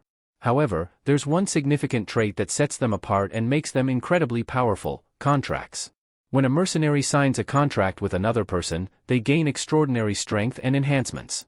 Because of this, mercenaries often prefer to form parties, either with people they trust or by entering a contract with a special class holder known as the Mercenary King. The Mercenary King is a unique solo class that allows its user to lead and command all contracted mercenaries. Anyone who signs a contract with the Mercenary King receives various powerful buffs and additional effects. Due to these benefits, there's rarely a reason for anyone to decline such a contract. Ryu Min then looks at the person standing before him and realizes, he's face-to-face with Yango, a solo-class Mercenary King. This surprises Ryu Min, as he hadn't expected to meet such a person here. Yango approaches Ryu Min with a nervous smile and greets him. Hello, Black Scythe. Ryu Min asks, you know me? Yango chuckles, replying, of course. Who wouldn't know about someone who's always ranked number 1? Internally, Yango is panicking. Damn, I really shouldn't be meeting someone who's ranked first in every zone. He might not take it well if I ask for a handshake. Reading Yango's thoughts, Ryu Min quietly reflects, he doesn't seem like someone who would deceive others. Maybe that's why he qualifies as a Mercenary King. He has the mindset and heart of a true leader. Yango then asks him, did you really kill all those orcs alone? Ryu Min nods. Yango is visibly shocked and says, you're truly amazing. You live up to your reputation. He then bows deeply and says, thank you. Because of you distracting them, I managed to survive. I didn't even know you were here. Yango acknowledges that even if Ryu Min didn't deliberately help them, killing the orcs indirectly saved their lives. Ryu Min replies, "Alright, hurry up and get out of here with your team. I've killed all the orcs in this village, so you don't have to worry about them." Yango, slightly confused, asks, "Wait, how did you know I was with my team?" Just then, he turns around and sees his teammates arriving. Shocked, he says, "What are you guys doing here? I told you to wait." One of them responds, "We thought maybe you'd leave us behind." Yango is taken aback and replies, "I'd never abandon you like that." Ryu Min observes the interaction and thinks, these four must be the mercenaries under Yango's contract. They came because they were worried about him. He's already formed a team that truly cares about him. The group then notices Ryu Min, and one of them asks, "What are you doing here?" Ryu Min casually replies, "I just came for a bit of hunting." But when they see the pile of orc corpses around, they realize he has eliminated them all without much effort, even if there were over 100 of them. Ryu Min then urges them, "Leave now. If you're done here, get moving. A boss might spawn soon because of the orc massacre. It could be dangerous."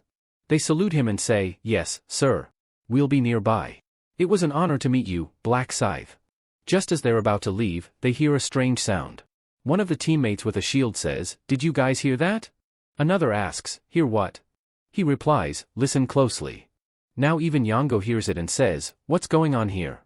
Ryu Min calmly answers, "An intermediate boss is spawning. Get out now." Yango is stunned, "An intermediate?" Before he can finish, a huge orc boss jumps into their view. Yango's teammates are horrified.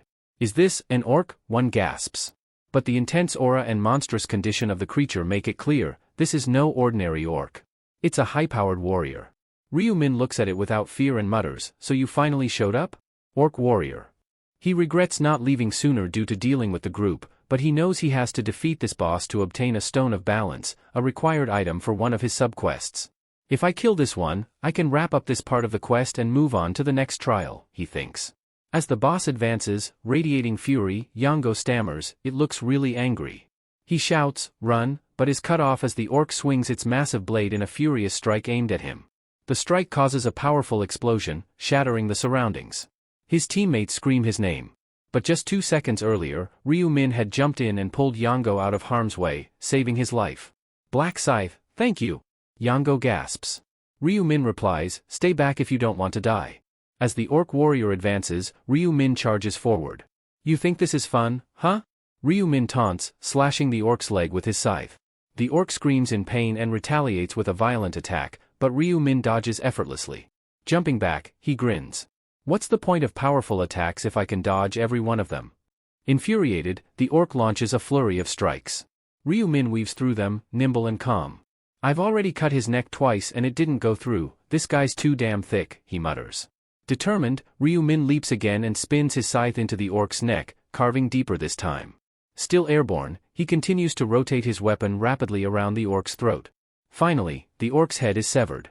It tumbles to the ground, and Ryu Min stands triumphantly atop the corpse. Thanks to this victory, Ryu Min gains 37.73% EXP, 4,000 gold, and a 2,000 gold bonus. As Ryu Min stepped down from the dead orc's core, everyone looked at him in awe. Did he kill that thing? A new message appeared before Ryu Min, listing the items he had earned. You have obtained Sword Ring Pommel, Orc's Heart, Lesser Azure Mana Stone, Stone of Balance. Subquest Progress, Stones of Balance, 1 out of 4. A faint grin curled at the corner of Ryu Min's lips as he read the notifications. He thought to himself, taking down a boss is miles more satisfying than dealing with those weaklings. The EXP bar that had barely moved throughout the earlier skirmishes now surged upward, an increase of over 37% in one go. That alone would have been impressive, but there was more.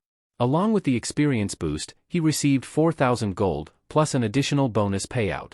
Not bad, he mused, but that's not even the best part. Several rare items had dropped as well. The most eye-catching among them was the sword labeled Ring Pommel Sword. Ring Pommel Sword. Type, Weapon. Rarity, Epic. Attack Power, 100. Effect, with every successful strike, gain plus 5% attack speed. Stacks up to 10 times. Durability, 1000. Requirement, usable by regular grade players or higher. A blade distinguished by a loop-shaped guard. Elegant yet deadly, it was forged for relentless pursuit and momentum. Ryu Min stared at the weapon and muttered to himself, shame it's a sword and not a scythe. If the item had been his weapon of choice, there would have been no hesitation. He considered the numbers. His current weapon, the Reaper's scythe, only had 25 attack power, though the Reaper's rune doubled that when used with a scythe. Even then, it topped out around 50. That meant the ring pommel sword had twice the raw damage. Still, Ryu Min thought, damage isn't everything. Despite the sword's advantages, switching weapons wasn't so simple. He was used to the scythe's rhythm, its sweep, its reach. Even though he started out as a hunter, he had grown comfortable with all kinds of weapons over time. None, however, fit him as naturally as the scythe did. I'll hang on to it for now, he decided. A rare weapon like this will fetch a hefty sum later. He tucked the sword into his inventory, then moved on to the next drop, the Orc's Heart. Orc's Heart. Description: a dense, crimson stone shaped eerily like a heart. Despite its unsettling appearance, it's not biological. Highly valuable for crafting certain unique items. Many discard it out of ignorance, but doing so is a costly mistake. This one's a keeper, he thought. The Orc's Heart was a required material for an upcoming craft he had in mind. Tossing it would be idiotic. He also pocketed a lesser azure mana stone, a decent reagent, and another stone of balance, inching him closer to finishing that particular subquest. That boss was worth it, he thought, glancing down at the slain orc warrior. After wrapping up his inspection, Ryu Min turned around, and stopped. Yango stood there, eyes wide, clearly shaken by the display he had just witnessed. In the next second, he composed himself and spoke with deep respect. You're truly something else, Black Scythe. I wouldn't even dream of taking on that creature myself, let alone solo. He gave a sincere bow. Thank you. You didn't just defeat the monster, you saved our lives doing it. I'm not in the habit of letting people die when I can help it, Ryu Min replied simply. Yango hesitated, then asked, did you know it was going to appear? Ryu Min didn't feel like going into the mechanics. After clearing the regular orcs, a mid-boss typically shows up. Nothing unusual. With that, he turned, ready to move on. My business here is done. I'll be leaving now. Understood, Yango replied, bowing again. Thank you once more, Black Scythe. Safe travels. Ryu Min was about to walk off when he overheard a voice behind him. Let's go hunt. Seeing Black Scythe fight lit a fire in me. Their morale had clearly skyrocketed. But before they could move, one of Yango's comrades suddenly collapsed to his knees with a pained groan. Mangy. Yango rushed over in alarm. What's wrong? The injured man clenched his teeth. I can't go on. My body's at its limit. You said you were fine earlier. I said that because I was worried about you, Hyungnim, Mangy rasped. But now I can't keep up. Yango gritted his teeth, panic settling in. You have to endure. If we can survive until the round ends, we'll get healed when we return. Mangy weakly shook his head. You know it too. If we don't meet the 300 kill quota, we vanish. There's no second chance. I don't have the strength to keep fighting. Please, just leave me behind. A heavy silence fell. Ryu Min stopped walking. Yango, usually composed and reliable, was clearly rattled. You can still swing a weapon, right? We'll soften up the orcs, just finish them off. That should count. Mangy looked at his brother, eyes heavy with guilt. But if you focus on helping me, none of you will get enough kills. I'll drag everyone down. I don't want to slow you down, Mangy murmured, voice trembling with fatigue. Please, just go. I don't want you to see me like this. Zhou Yong's face twisted with helplessness as he crouched beside his injured comrade. No, he said firmly, shaking his head. I can't leave you like this. You're losing strength by the minute. How could I possibly turn my back on you now? From a few paces away, Ryu Min paused and narrowed his eyes, watching the exchange. He hadn't expected this reaction from Zhou Yong, the famed mercenary king, known for leading vast battalions with unwavering resolve. To see him so visibly distressed over one injured man was surprising. If it were Ryu One lying there like that? Ryu Min thought silently, recalling his own brother. He would have reacted the same. That moment of empathy led him to a decision. Looks like you're in a tough spot, Ryu Min said as he stepped forward, addressing the group. Mind if I take a look? Zhou Yong and the others turned toward him with expressions of confusion and uncertainty. Ryu Min's unexpected offer was met with silence, their hope tempered by skepticism. In their minds, there didn't seem to be any way to save Mangy now. Is there really something you can do? Zhou Yong asked cautiously. Ryu Min didn't answer with words. Instead, he knelt beside Mangy and examined the injuries. These are serious, he said, but not beyond repair. He placed a hand over the worst of the wounds and began to chant softly, words unintelligible to the others. Then, a soft green light radiated from his palm, bathing Mangy's battered form in a calming warmth. The group watched in stunned silence as the bleeding stopped and the wound visibly closed. The astonishment was palpable. Mangy looked down in disbelief, his mouth opening but no words coming out. "It's gone," he finally whispered, pressing a hand over the newly healed skin. "Even the pain, it's just gone." "That's right," Ryu Min replied calmly. What the others didn't know was that the healing he'd just performed had technically exceeded the skill's intended capabilities. Though the skill, First Aid, was categorized as a basic one, Ryu Min's intelligence stat, bolstered to an impressive 123, and the bonus 32% skill amplification from the rune, had turned it into something far more potent. Normally, the skill would only treat light injuries or stop bleeding, but in his hands, it could even mend a dislocated shoulder. "Try moving your arm," he instructed. Cautiously, Mangy rolled his shoulder. As the pain failed to return and his mobility returned, his eyes lit up in joy. "It works. I can move again. It doesn't even hurt." "Don't get carried away," Ryu Min warned. "It's an emergency patch-up, not a full recovery. Push yourself too hard and the injury could reopen. But for now, you should be able to fight without issue." "Black Scythe, thank you. I owe you my life," Mangy said with heartfelt gratitude. Jo Young stepped forward next, bowing slightly. "I'm deeply grateful. I can't thank you enough for saving one of my own." He opened his inventory and took out a crimson mana stone, low tier, but still valuable. The rest of the party followed suit, producing items from their own pouches. Some offered mana stones, others, spare equipment they'd intended to sell.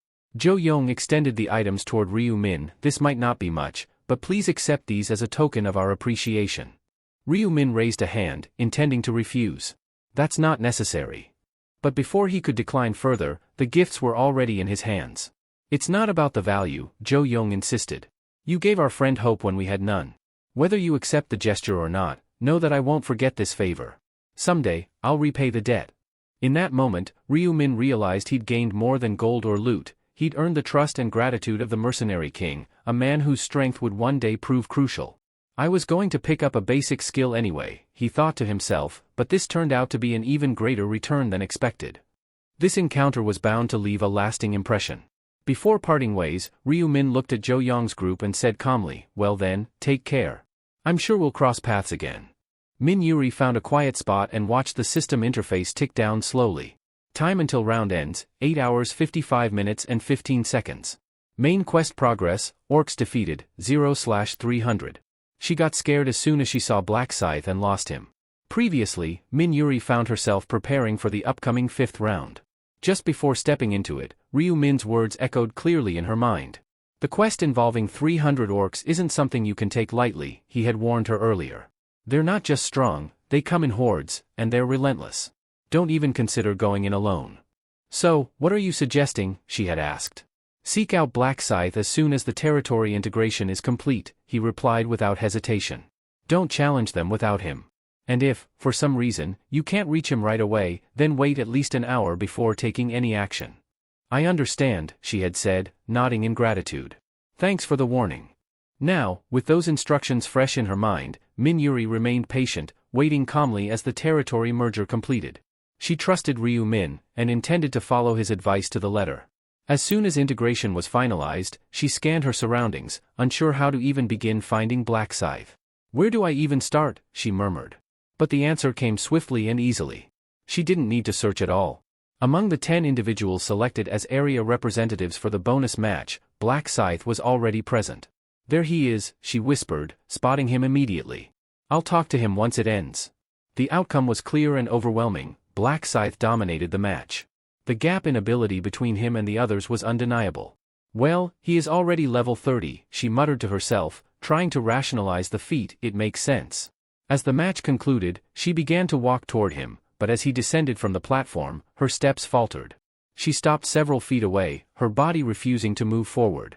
She didn't understand why at first. "What's wrong with me?" she asked herself, confused. But the answer was painfully clear. It was fear.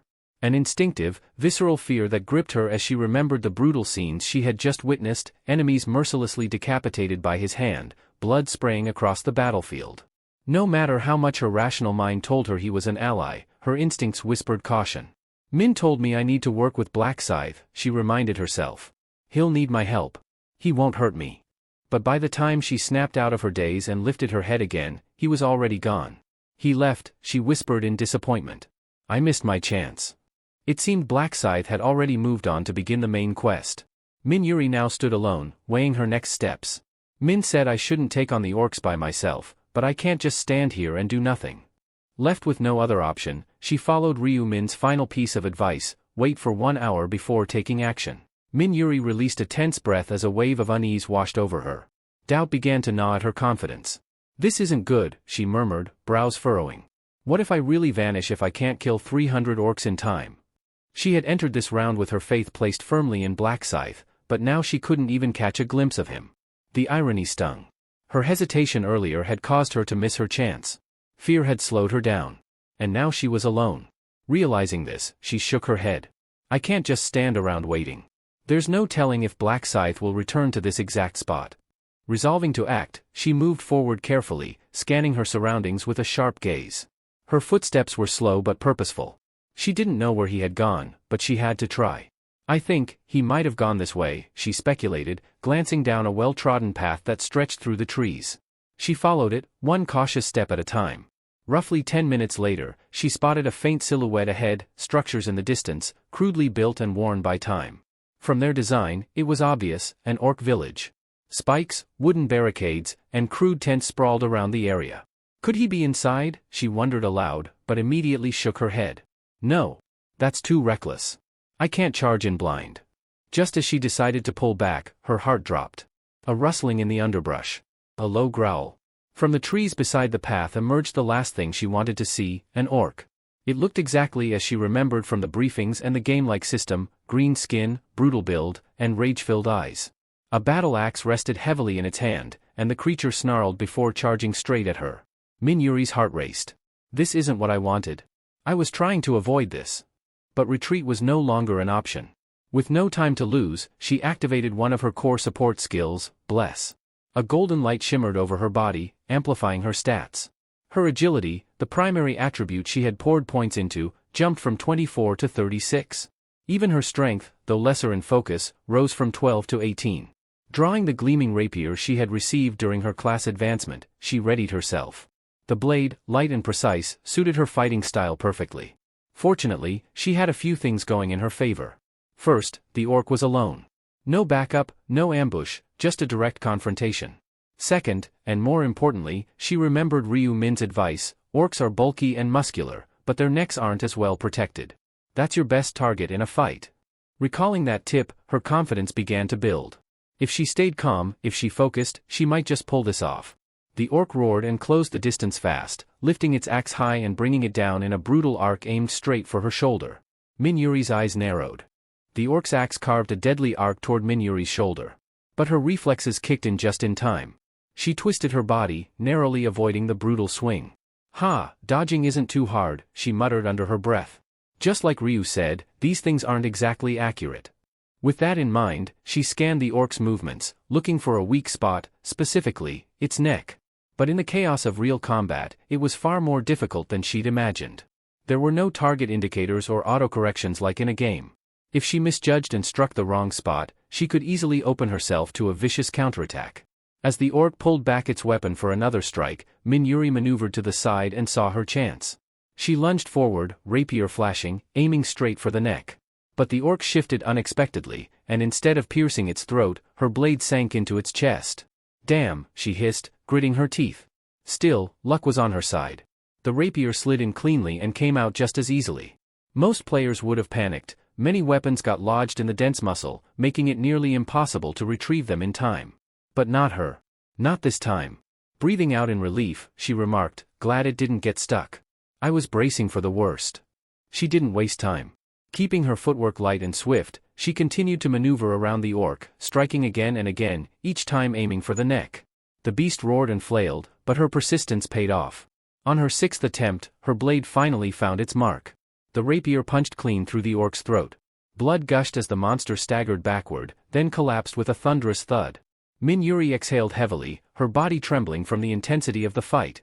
She bent forward slightly, catching her breath. That was harder than I thought, she whispered.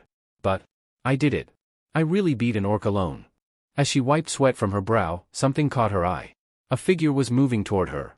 She blinked, once, twice, trying to make sure she wasn't hallucinating. "Wait, is that really him?" she whispered, her voice filled with disbelief. The figure's silhouette became clearer as it approached. Cloaked in shadow, radiating a quiet dominance, it was unmistakable. "Black Scythe," she said, barely above a whisper. Relief flooded her. After all the searching, the man she had been desperate to find was finally in front of her. But just as she was about to greet him, he walked past her without a word, his attention fixed elsewhere. Startled, Yuri quickly called out, "Excuse me." She couldn't afford to lose this chance again. The man halted mid-step and slowly turned to face her. His piercing gaze met hers. "What is it?" he asked, his voice curt and unreadable. Yuri hesitated. Her throat tightened, words caught between nerves and urgency. But she swallowed her anxiety and spoke, her voice trembling slightly. "Black Scythe, let's form a team." His brow arched, clearly unimpressed. "Why would I do that?" Yuri knew words wouldn't be enough. So instead of replying, she raised her hand. A radiant light bloomed from her palm, "Bless." The warm glow extended outward, enveloping Black Scythe's form. A soft hum filled the air. As the energy soaked into him, he paused. His expression shifted, not from genuine surprise, but from calculated play-acting. After all, he already knew the truth of her abilities. He'd known everything from the beginning. Feigning intrigue, he glanced at the notification window in front of him. "Huh, what's this?" Yuri smiled, regaining some confidence. "It's my buff skill. Bless. It boosts all stats by 50% and lasts 3 hours." With the aura still shimmering between them, she stood tall, her pride evident. And Black Scythe, playing along with the charade, opened the system menu to confirm what he already knew. Ryu-min gave a small nod, eyes glancing at the buff's effect still lingering on his body. "It checks out," he said calmly. Yuri clasped her hands together, trying to remain composed. "Is that enough of an explanation? My buff skill could be a huge asset in any hunt." Ryu tilted his head slightly, as though weighing the offer. "So you're saying, if I want continued access to this buff, I need to work with you?" She nodded. "To put it simply, yes. I'd like your help with my hunting." Ryu crossed his arms, deliberately drawing out the silence. Then, with a hint of a smirk, he replied coolly, "You do realize I'm the one with the advantage here, right? I could just recruit you as a subordinate." The statement caught Yuri completely off guard. She blinked, clearly not having expected that angle. He narrowed his eyes at her, his voice lowering. "Are you the kind of person who would betray a partner?" "Of course not," she quickly answered. "Good," Ryu said, finally relenting. "Then we'll try this partnership out." His tone softened just slightly as he added, "Since we're going to be cooperating, let's at least introduce ourselves. Black Scythe, level 32. Class, Reaper." Yuri perked up. "Oh. I'm Democracy, just call me Yuri. Level 13. My class is a buffer." Ryu raised an eyebrow. "A buffer, huh? From what I saw earlier, you seem to handle that orc decently. Are you sure you need help?" Yuri scratched the back of her head sheepishly. "That was actually my first real fight, and it was harder than I expected." With an exaggerated look of surprise, Ryu chuckled. "So it took you almost 90 minutes to score your first kill?" Yuri laughed along awkwardly. It wasn't exactly like that. I lost a bit of time waiting around for someone." She couldn't bring herself to say it outright, but she had been circling the area in hopes of finding him again. "Well, either way," Ryu said, glancing at the system clock, "we're short on time." Yuri gave a serious nod. "Yeah. I've only managed to take down 1 orc so far. I've got 299 to go." "Then let's pick up the pace," Ryu offered. Yuri looked at him curiously. "How do you propose we do that?" "I'll weaken the orcs to the brink," he replied matter-of-factly. "You move in and finish them. As long as you land the final hit, the kill will register as yours." In gaming terms, he was giving her the chance to last hit, an efficient method to rack up numbers quickly. Yuri's eyes lit up with confidence. "I can do that. You've already seen what I'm capable of, I won't mess up the finishing blow." "Then we've got nothing to worry about," Ryu said, turning away. "Let's move." But just as he began walking, Yuri called out, "Wait." He stopped and turned, calm and composed. "Something wrong?" She hesitated, her brows furrowing. "I really appreciate your help, but I can't help but wonder. Will tagging along interfere with your own mission?" Ryu looked at her with an expression bordering on amusement. "Don't worry. I've already finished the main quest."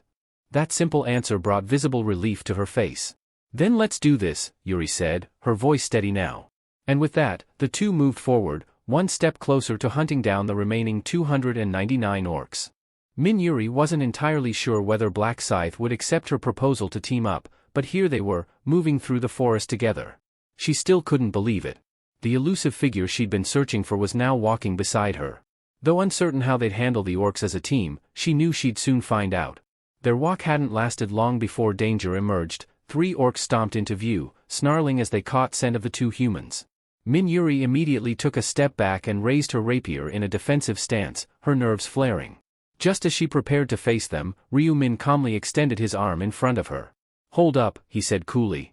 Without waiting for a response, he advanced. His scythe arced low with a fluid motion, the blade slicing through the air with terrifying speed.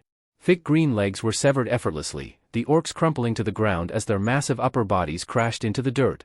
Then, with a second swing that moved faster than Yuri could follow, Ryu's scythe carved through the air again. This time, it was their arms that were cleaved from their bodies. All 3 orcs, now reduced to head and torso remnants, writhed in pain and let out tortured howls. "Now," Ryu said, his voice emotionless, "finish them." Yuri hesitated. Despite their helpless state, the sight of the mutilated orcs made her pause.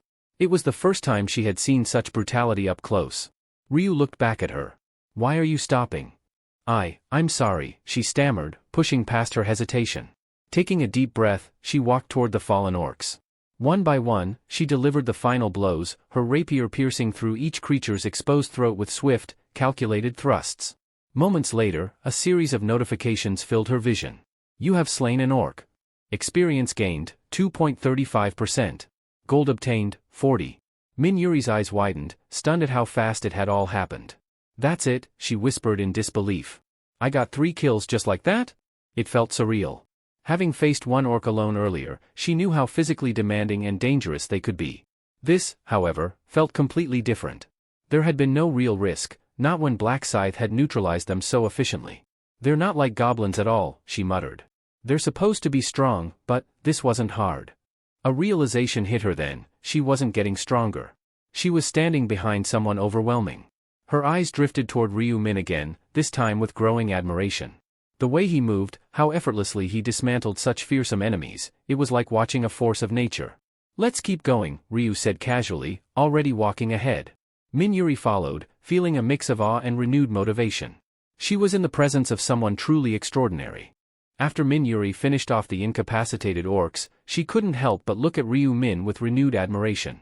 Watching him dismantle enemies with such composure and efficiency made her realize how fortunate she was to have crossed paths with him. When he said, "Let's move on," she nodded eagerly, responding with an enthusiastic, "Yes." They continued through the forest, pressing deeper into orc territory.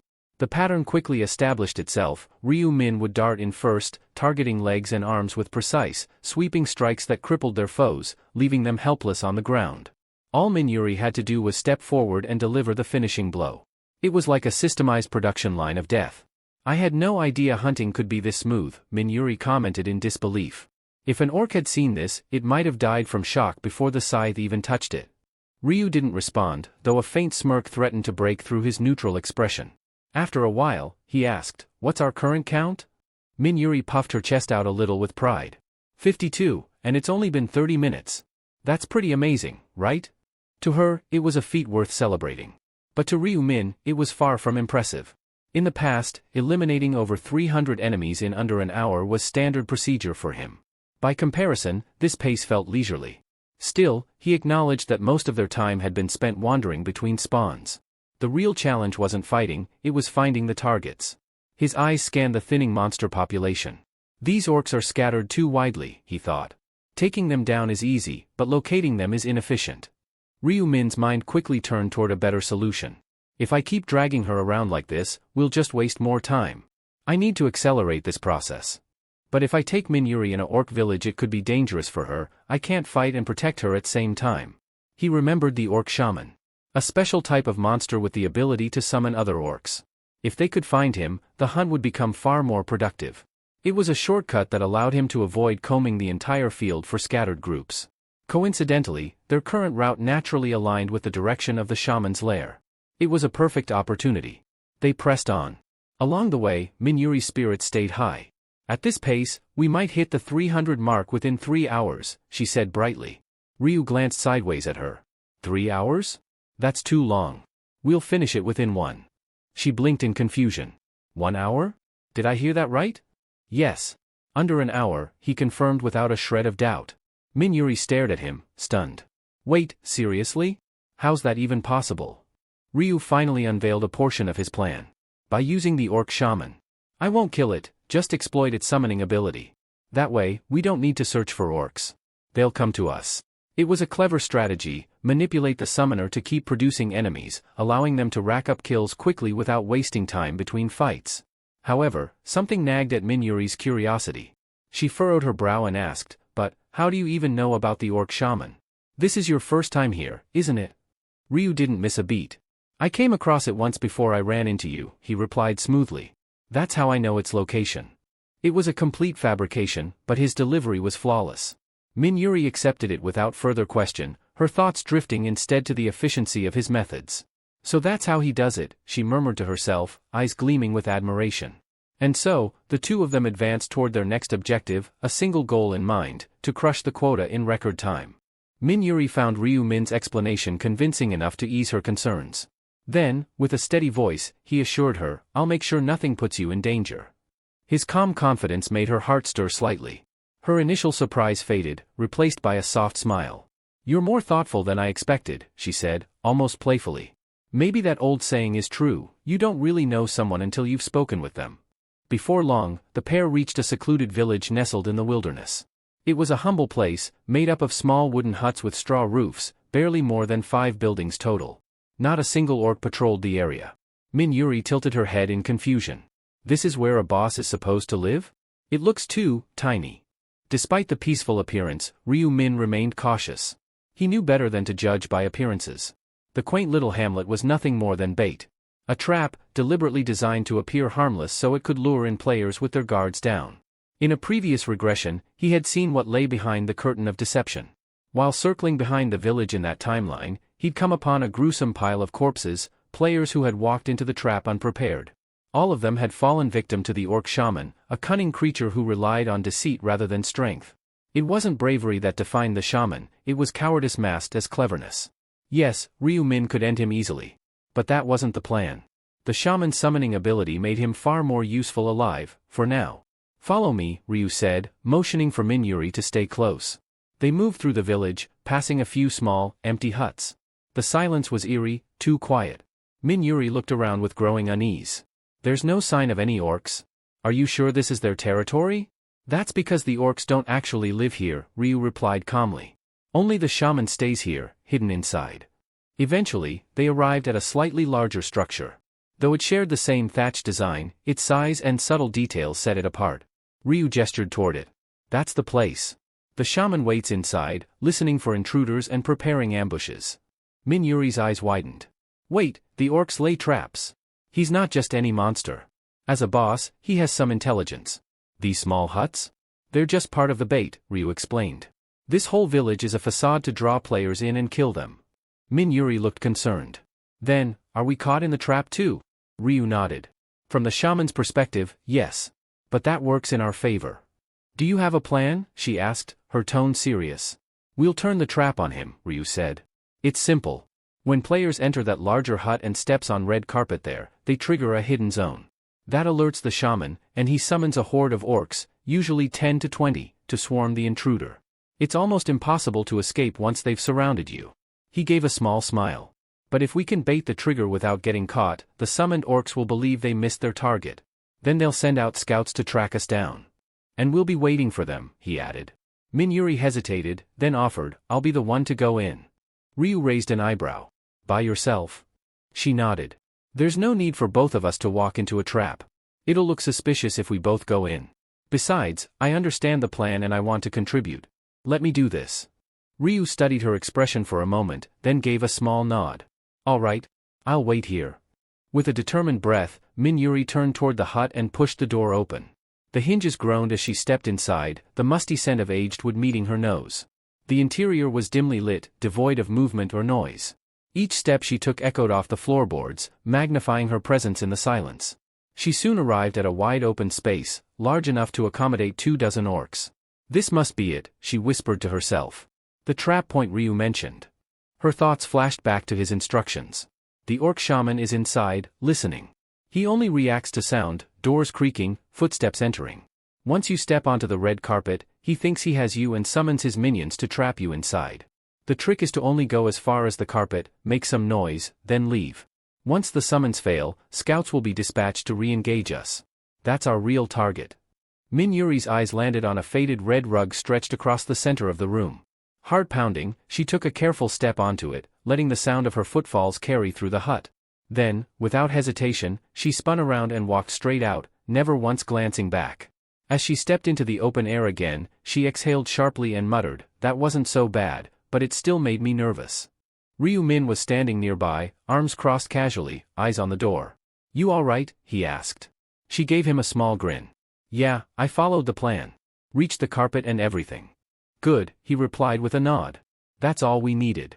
Still unsure, she glanced back at the hut. "Will the orcs really send scouts?" Ryu didn't answer right away. "We'll know soon enough. Just wait." Almost as if on cue, the door creaked open behind them. Just as they waited in silence, the door creaked open. 6 orcs stepped out, their heavy boots thudding against the ground. Their orders were clear: track down the humans who had fled moments earlier and lead them back into the trap. That was when Ryu Min calmly emerged from the shadows, his scythe already drawn. "Looking for someone?" he asked coolly. Before the orcs could even react, the steel edge of his weapon blurred through the air. One orc collapsed instantly, its limbs severed in an instant. The gruesome thud of flesh and bone echoed as the others instinctively reached for their axes. They were too slow. With a flurry of precise, ruthless strikes, Ryu disabled the rest, arms and legs cleaved cleanly before their weapons could even leave their belts. Once the orcs lay helpless, writhing or unconscious, Ryu stepped back without another word. His part was done. Now it was Min Juri's turn. With a flick of her rapier, she elegantly dispatched the downed enemies. Each thrust and slash was clean, efficient, and without hesitation. As the final orc gurgled its last breath, Min Juri let out a sigh, brushing a strand of hair from her cheek. "That's the last of them, for now." Ryu nodded, then said, "Let's draw out the next group." Min Juri looked at him, eyebrows raised. "You think they'll really fall for the same trick again?" "They might have some wit," Ryu replied with a dry chuckle, "but their memory is no better than a goldfish's." Without another word, Min Juri turned on her heel and slipped back into the hut. Again, she triggered the trap. Again, a group of orcs emerged, only to be swiftly dismantled by Ryu and finished off by Min Juri. Their teamwork grew sharper with each repetition, as though they'd trained together for years. Strike after strike, trap after trap, the process repeated. In time, the bodies of summoned orcs were piled beside the huts, a grotesque monument to their growing synergy. Finally, as the last orc fell, Min Juri's voice rang with excitement. "Black Scythe? That makes 300. Ryu Min opened his status window and gave a satisfied nod. "Right on time. 1 hour." Min Juri clapped her hands with a laugh. "Can you believe it? We caught 248 in just 1 hour. That was amazing." Her voice softened as she added, "Really, thank you. I wouldn't have managed this without you." Ryu offered her a small smile, his expression genuine. "Glad to hear it. So, how much did your level go up?" Beaming, she replied, "I'm at level 19 already." "Just 10,000 experience left until level 20, he said, half to himself. Once she ranked up, she'd unlock more powerful abilities, skills that could significantly strengthen their partnership. Then he looked at her and said, "What if I help you get there right now?" Surprised, Min Juri shook her head. "You don't have to go that far." "I do," Ryu said plainly. "I need a buff from you before I take down the High Orc. It's the only way I'll have a shot at setting a new record." The 5th round's High Orc was no ordinary boss. It was an elite enemy, dangerous enough to rival a mid-tier boss, and under stricter kill conditions. Time was critical. If he wanted to beat the record, everything had to be perfect, including having the right support. But before he could explain further, Min Juri lifted a hand gently to stop him. "You've already helped me so much. You don't need to do more." Ryu arched a brow. "So, are we done hunting together?" "What? No," she replied quickly, almost flustered. "After everything you've done? I wouldn't dream of walking away now. This time, I'll be the one helping you." He smiled. "Then help me by reaching level 20. Let me handle the rest until then." She didn't respond immediately. Instead, she stood in thoughtful silence. There was no irritation in her eyes, only quiet contemplation. She glanced at him and murmured inwardly, "I can't believe someone like Black Scythe is looking out for me like this." Finally, she looked up at him with a soft smile, grateful, touched, and more determined than ever. "All right. I'll reach level 20. Let's finish this together." Minjuri gave a sheepish smile, brushing her hair behind her ear. It's a little embarrassing to say, but I'll be relying on you. Ryu Min gave her a casual nod, already turning back toward the village. Let's get back to it, then. But just as they were about to resume their hunt, a low rumble echoed behind them, faint at first but quickly growing louder. They both turned instinctively, gazes sharpening. A group of 5 men emerged from the edge of the treeline, their weapons drawn but held cautiously at their sides. They didn't look like monsters, these were players. One of them pointed abruptly and called out, "Hey, over there, isn't that Black Scythe?" The moment they recognized Ryu Min, their steps halted, tension freezing them mid-motion. It was as if they'd stumbled across a predator while strolling through a peaceful glade. Then another voice piped up from their group, tone laced with surprise. "Wait, there's a woman with him." Their wary expression softened slightly, giving way to confusion and curiosity. The men exchanged quiet, uncertain looks. Eventually, one of them stepped forward and raised a hand half-heartedly. Hello?" Ryu didn't respond. His eyes narrowed as if he were looking at something unimportant and mildly irritating. His silence was heavy and intentional. Another tried to break the ice, speaking with caution. "Are you doing something here?" But none of them were really focused on the conversation anymore. Their attention had shifted to the heap of orc corpses stacked beside the huts. "Wait a second," one murmured. "All of those were taken down by them?" A realization began to settle among them. The carnage wasn't caused by random chaos. It was the result of coordinated, efficient slaughter. And the culprits were right before them, Black Scythe and his companion. "Seriously, that many orcs in one tiny village?" one of the men muttered, confused. "This doesn't add up." Another squinted at Minjuri, curiosity quickly turning into speculation. "Who's the girl?" "A teammate," he whispered under his breath. "Since when does Black Scythe work with anyone?" A different man leaned closer and commented with a smirk, "Weird, her face is a mix, but her body's definitely something. Didn't think he was into that kind of thing." While they didn't speak these thoughts aloud, the judgments and crude comments swirled freely in their minds. They thought themselves untouchable, as if they could mock anyone in their heads, even someone as dangerous as Black Scythe. They had no idea how wrong they were. Ryu slammed his scythe on the ground. Ryu Min's eyes sharpened. His voice cut through the tension like a blade. "If you're not here for something important, get lost." The men were taken aback. One blinked rapidly, confused by the sudden hostility.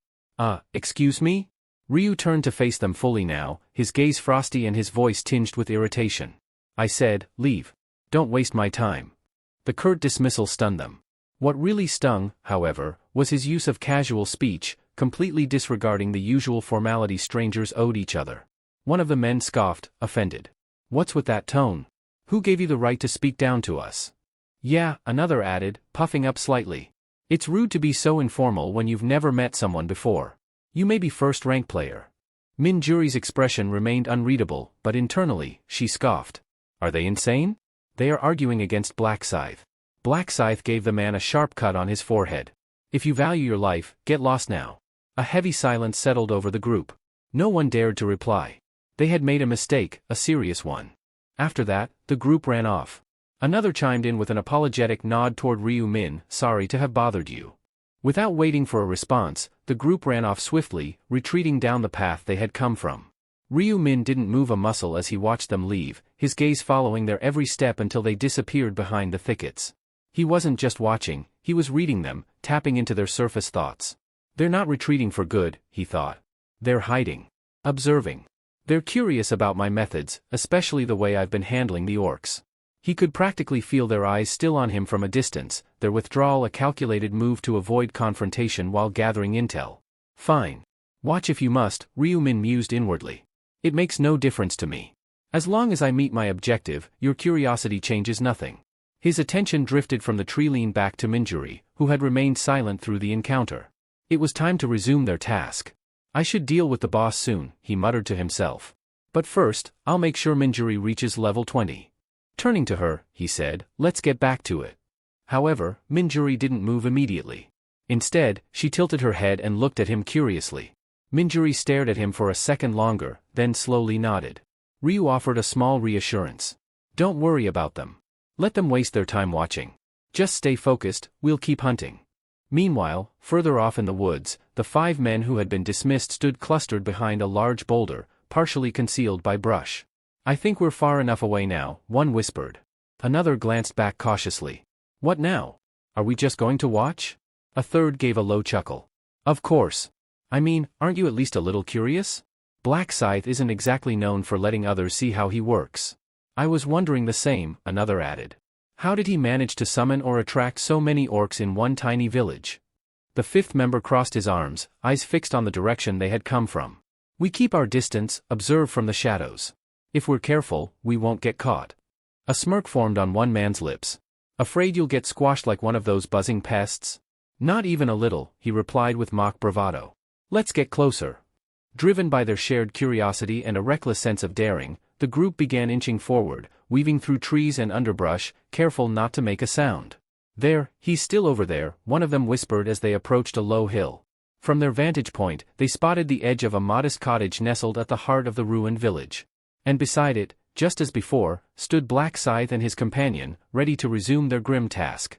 From this distance, we should be safe from his detection, one of the observing men whispered, crouching low behind a bush. Their eyes stayed fixed on the scene ahead, where Ryu Min, standing outside the small thatched cottage, faced off against a fresh wave of orcs that emerged from the nearby shadows. Without hesitation, he moved like a silent reaper, his blade slicing through limbs with chilling precision. Severed arms and legs hit the ground with dull, sickening thuds, quickly forming a grotesque heap. And just as suddenly as it began, Ryu Min stepped back, as if signaling that his role was done. He stood there like a conductor whose final note had been struck, withdrawing from center stage.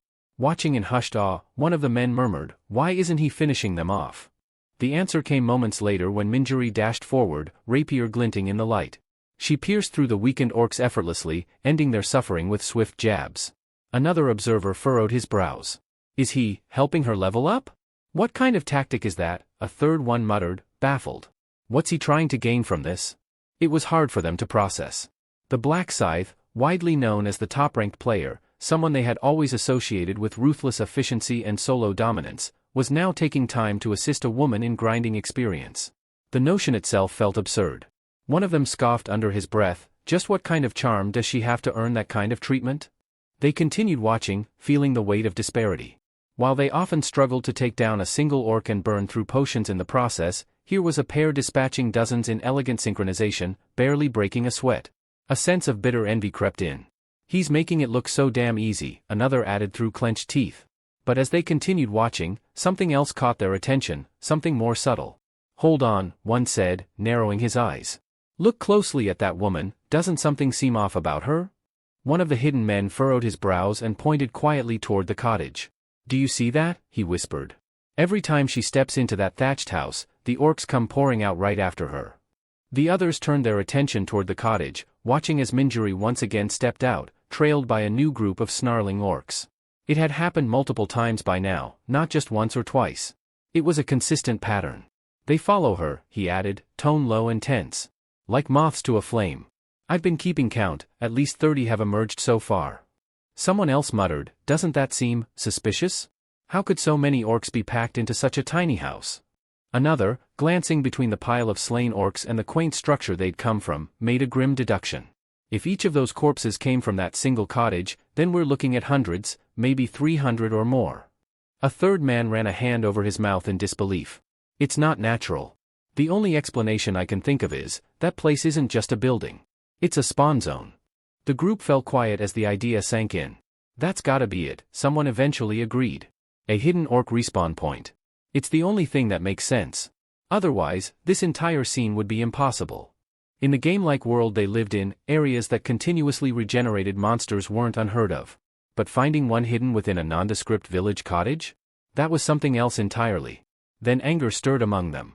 A frustrated voice hissed, so that's why they drove us off earlier. They didn't want competition for the spawn point. They're farming the orcs for themselves. Another slammed his fist into his palm.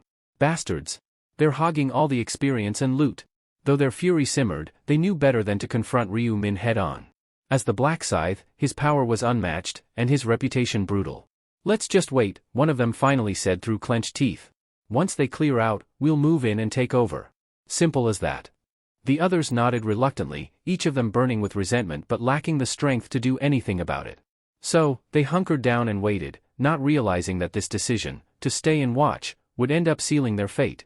Back near the cottage, Minjuri was practically beaming. Her cheeks were flushed with excitement, and her grip on the sword was tighter than usual. "Black Scythe," she called out, eyes shining. "I hit level 20. It had taken her less than 20 minutes. A rapid ascent no ordinary player could hope to match. Ryu Min looked over at her with his usual calm. "Congrats." She nodded enthusiastically.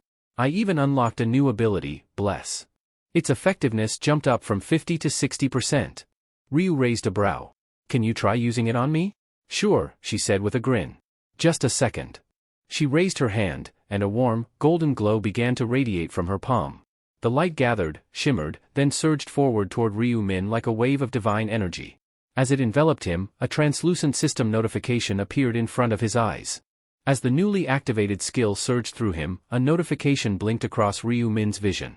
Bless, activated, all stats increased by 60%. Duration, 2 hours 59 minutes and 59 seconds. An emerald light enveloped his mind and body, flooding his senses with strength and clarity. It felt like being wrapped in raw, divine energy. Minjuri stepped closer and proudly announced, "That was my latest buff skill." She then raised her hand again, this time casting another spell. A wave of wind-like energy flowed from her fingers as she said, "This one's called Swift. It boosts both your attack and movement speed by 60%. Swift, activated, attack speed plus 60%, movement speed plus 60%. Agility increased by 40. Duration, 29 minutes and 59 seconds. Though its effect didn't last nearly as long as Bless, Swift was by no means trivial. A speed enhancement of this magnitude, even for half an hour, was a powerful edge, especially when coupled with a significant agility bonus. It wasn't just a buff, it was a combat accelerator, a true game changer. Ryu nodded in recognition. "That's a solid skill," he said, already calculating how it would shorten his kill times. "I'll keep it refreshed every 30 minutes, Minjuri chimed in cheerfully. "No need to worry about its short window." "Good. In that case, let's wrap up the grind here and go after the orc shaman next." Minjuri hesitated for a moment. "Isn't it still efficient to farm here? These orcs keep coming." "It is," Ryu admitted, "but we can't camp here forever. There are stronger bosses we need to take down. We move when the job is done." She looked up at him, eager. "Then, is there anything I can do to help when we fight the boss?" His voice grew sharp, more command than suggestion. "Don't get in the way. I'd rather you stay safe than become a burden." Minjuri wasn't offended. Instead, she smiled faintly, sensing the concern buried under his strict tone. "Got it. I'll be careful." Before heading toward the cottage again, Ryu Min took one final glance to the side, toward the 2 o'clock direction, without turning his head too obviously. A faint smirk crossed his lips. "They're still there," he thought. The same 5 men he had previously sent away were now crouching in the distance, thinking they were hidden. But they had no idea he'd sensed them long ago. The rune of inner thoughts allowed him to pick up faint traces of their intent and emotions, like reading whispers in the wind. "So," he mused internally, "they're still bad-mouthing us. Even now." He let out a silent exhale, not of frustration, but of resolve. He had already devised something, an improvised little lesson. A subtle test of character. A way to expose their cowardice and ill intent. With the corner of his mouth lifting ever so slightly in a sly grin, Ryu turned back to the cottage and pushed open the door. Minutes later, the silence shattered, literally. The wooden door exploded outward, cleaved in half by the violent slash of a scythe. Ryu Min stormed out, his cloak whipping behind him, the blade of his weapon trailing energy. Orcs came running after him. Ryu Min burst through the doorway, his movements sharp and deliberate. Minjuri, keeping a wise distance so as not to get caught in the chaos, gasped the moment she laid eyes on him. "Why is he running?" she whispered in disbelief. This was the Black Scythe, the man who had effortlessly torn through waves of orcs like they were nothing more than twigs. To see someone like him fleeing was both shocking and puzzling. What kind of threat could drive him to retreat? Even the 5 men were stunned to see him running. He is Black Scythe, why is he running? Then they realized. Trailing closely behind Ryu was a towering orc, its appearance immediately distinguishable from the rest. It radiated a presence that was darker, more commanding. This one wasn't a grunt. It was the orc shaman. A guttural roar burst from the shaman's mouth, and in a flash, 24 orcs manifested around Ryu as if summoned by dark magic. They encircled him like a trap snapping shut. One of them asked, "What's with the orc in mask?" Other replied, "Maybe it's the boss orc, and he is summoning orcs." Minjuri's heart skipped a beat. "He's completely surrounded," she murmured anxiously. "Should I jump in to help?"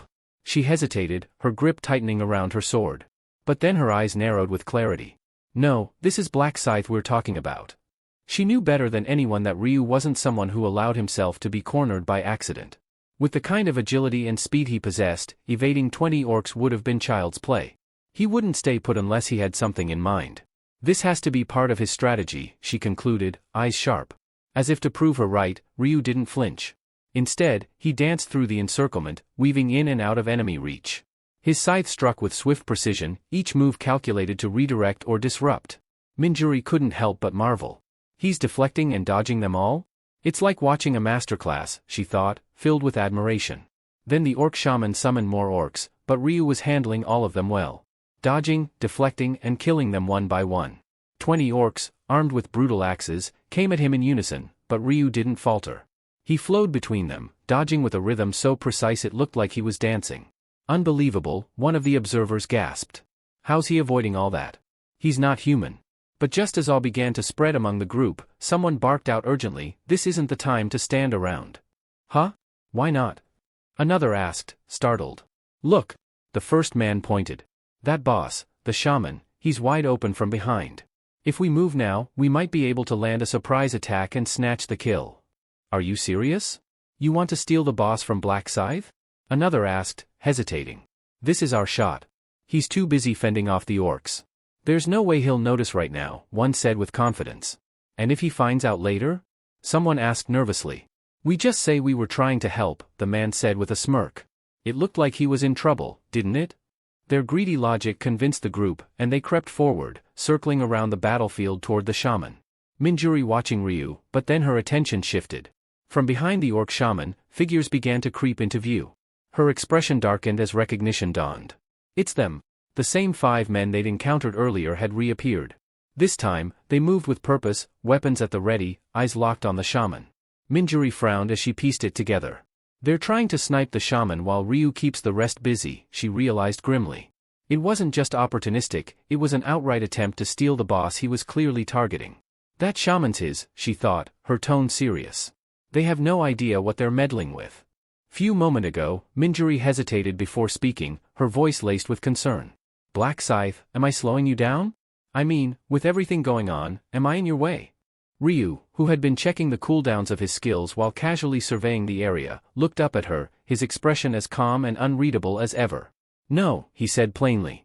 I've already cleared the main quest. Minjuri blinked, caught off guard. You already finished it? Ryu gave a slight nod, as if it wasn't anything worth making a fuss over. Now I'm just wrapping up the side objectives. I've already collected 1 stone of balance. Minjuri's eyes widened in disbelief. Wait, you're serious? You've already got 1? I am after the bosses, I killed 1 orc warrior. Ryu said. The weight of that single word, already, hung in the air like a thunderclap. In present, 5 men. Their weapons were drawn, their footsteps cautious, but just as they closed in, everything turned pitch black. A shroud of darkness blanketed their vision, plunging them into confusion. What the hell? Someone gasped, trying to keep his voice down.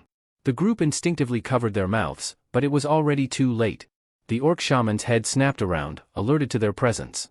He immediately backed away, sensing the danger. Damn it, one of the men hissed. He noticed. The shaman, perhaps enraged at the failed ambush, raised his axe skyward and bellowed a warcry that shook the air. As the veil of darkness lifted, the group was met with a chilling sight. 20 orcs stood before them, summoned in an instant. No, this is bad. We're screwed, one of them cried. Following their leader's orders, the orcs charged without hesitation, axes swinging. The men screamed in terror. Help! Somebody! Unlike Ryu, they had no skills, no speed, no experience to handle such a coordinated assault. They had struggled even against 5 orcs earlier, and now they were facing 4 times that number. The attack was brutal. Steel clashed against flesh, and the battlefield filled with the screams of men who had thought themselves clever. From afar, Ryu stood calmly, his expression unreadable. The panic, the bloodshed, it hadn't surprised him in the slightest. So they took the bait, he murmured to himself. He had planned for this. Ryu could have easily dispatched the orcs back in the house. Instead, he faked a retreat, putting on a performance to see if those men would succumb to temptation. It was a test, not of skill, but of character. And they had failed. I knew it, he said quietly. They couldn't resist the opportunity. The moment they made their move, Ryu had cast Night of Death, enveloping the area in darkness. When the light faded, the aggro had shifted to them. The shaman no longer focused on Ryu, he turned his fury toward the backstabbers. The result was clear, all 5 had perished without landing a single blow. Ryu felt no remorse. They tried to use my struggle for their gain. If they had shown restraint, they'd still be breathing. He had even given them a chance to walk away, by asking them to leave earlier. But greed had sealed their fate. Now, with the dead lying behind him, Ryu tightened his grip on his scythe and stepped forward. As the shaman spotted him returning, the massive creature let out a roar and lifted his axe once more. The summoned orcs charged, weapons raised. But this time, Ryu made no move to dodge. As they crossed into his range, his scythe blurred through the air. A flash of motion, then silence. A spray of green blood erupted into the sky as the orcs dropped to the ground, cut down in an instant, unable to even complete their attack. Ryu stood in the center of it all, unfazed, his weapon dripping, his presence radiating cold finality. No matter how many orcs surged toward him, the outcome remained unchanged. Each one was effortlessly cleaved down before they could even raise their weapons. Their bodies fell apart mid-charge, as though they had stepped into a vortex of invisible blades. To anyone watching, it would have looked like they were being fed into a high-speed shredder, an execution so fast it was almost imperceptible. Amidst the carnage, Ryu muttered to himself, "Yeah, the attack speed really has gone up." He felt it clearly. With the effects of the blessing buff and the swift passive stacking together, and an additional 50% speed bonus granted by nightfall, his strikes had become blindingly fast, nearly undetectable by the eye. The orc shaman, wide-eyed in disbelief, watched as his summoned kin were annihilated without resistance. Driven by desperation, he began casting again, gripping his staff tightly to conjure more reinforcements. But before the spell could even take shape, Ryu's silhouette flashed through the darkness like a whisper of death. "Rest in pieces," Ryu said coldly as his scythe cut a perfect arc through the air, severing the shaman's head in a single, clean motion. A system alert immediately appeared before his eyes. System message. You have defeated Orc Shaman. Experience gained, plus 37.73. Gold obtained, 4,000. Level up. Item acquired, Marble of Eternity. Item acquired, Mystic Wooden Totem. Item acquired, Lesser Blue Magic Stone. Subquest progress, Stone of Balance, 2/4. Among the dropped loot, Ryu's eyes were drawn to one item in particular. Item, Marble of Eternity. Classification, Necklace. Rarity, Epic. Description, a necklace set with a cloudy white bead said to trap the souls of fallen enemies. Effect, each monster kill grants 1 stack.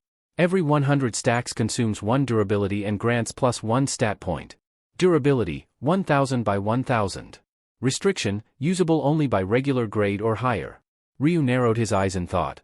It was reminiscent of the Flame Dragon's absorption rune, though this one required kills rather than absorption. The principle was straightforward. For every 100 enemies defeated, 1 stat point could be earned, up to a total of 10 points before the necklace would break from wear. Not bad at all, Ryu murmured. It's basically a permanent stat booster. Still, he frowned slightly. The limitation was clear, the item was consumable. Once its durability hit 0, it would vanish. But what if I had a way to restore its durability, he mused with a grin. Then I could raise my stats infinitely. Hell, even 100 points. And he knew such a way existed. Somewhere in the upcoming 8th round, a special rune could be obtained, one capable of restoring item durability. If he could pair that rune with this necklace, the potential gains were limitless. Just then, Minjuri's voice rang out nearby, tinged with confusion and curiosity. "Black Scythe? Where are you?" But Ryu didn't respond. Having activated the power of the Reaper rune earlier, his figure had been cloaked in shadows so dense that even when standing still, he was virtually invisible. With a silent breath, Ryu finally deactivated the Night of Death, a skill. The darkness around him dissipated, and his silhouette gradually reappeared under the faint moonlight, calm, composed, and already thinking several steps ahead. Ryu had erased those 5 men dead bodies using his skill before undoing the Night of Death. Just then, the shifting interplay of shadow and dim light finally led Minjuri's gaze to settle on a familiar silhouette.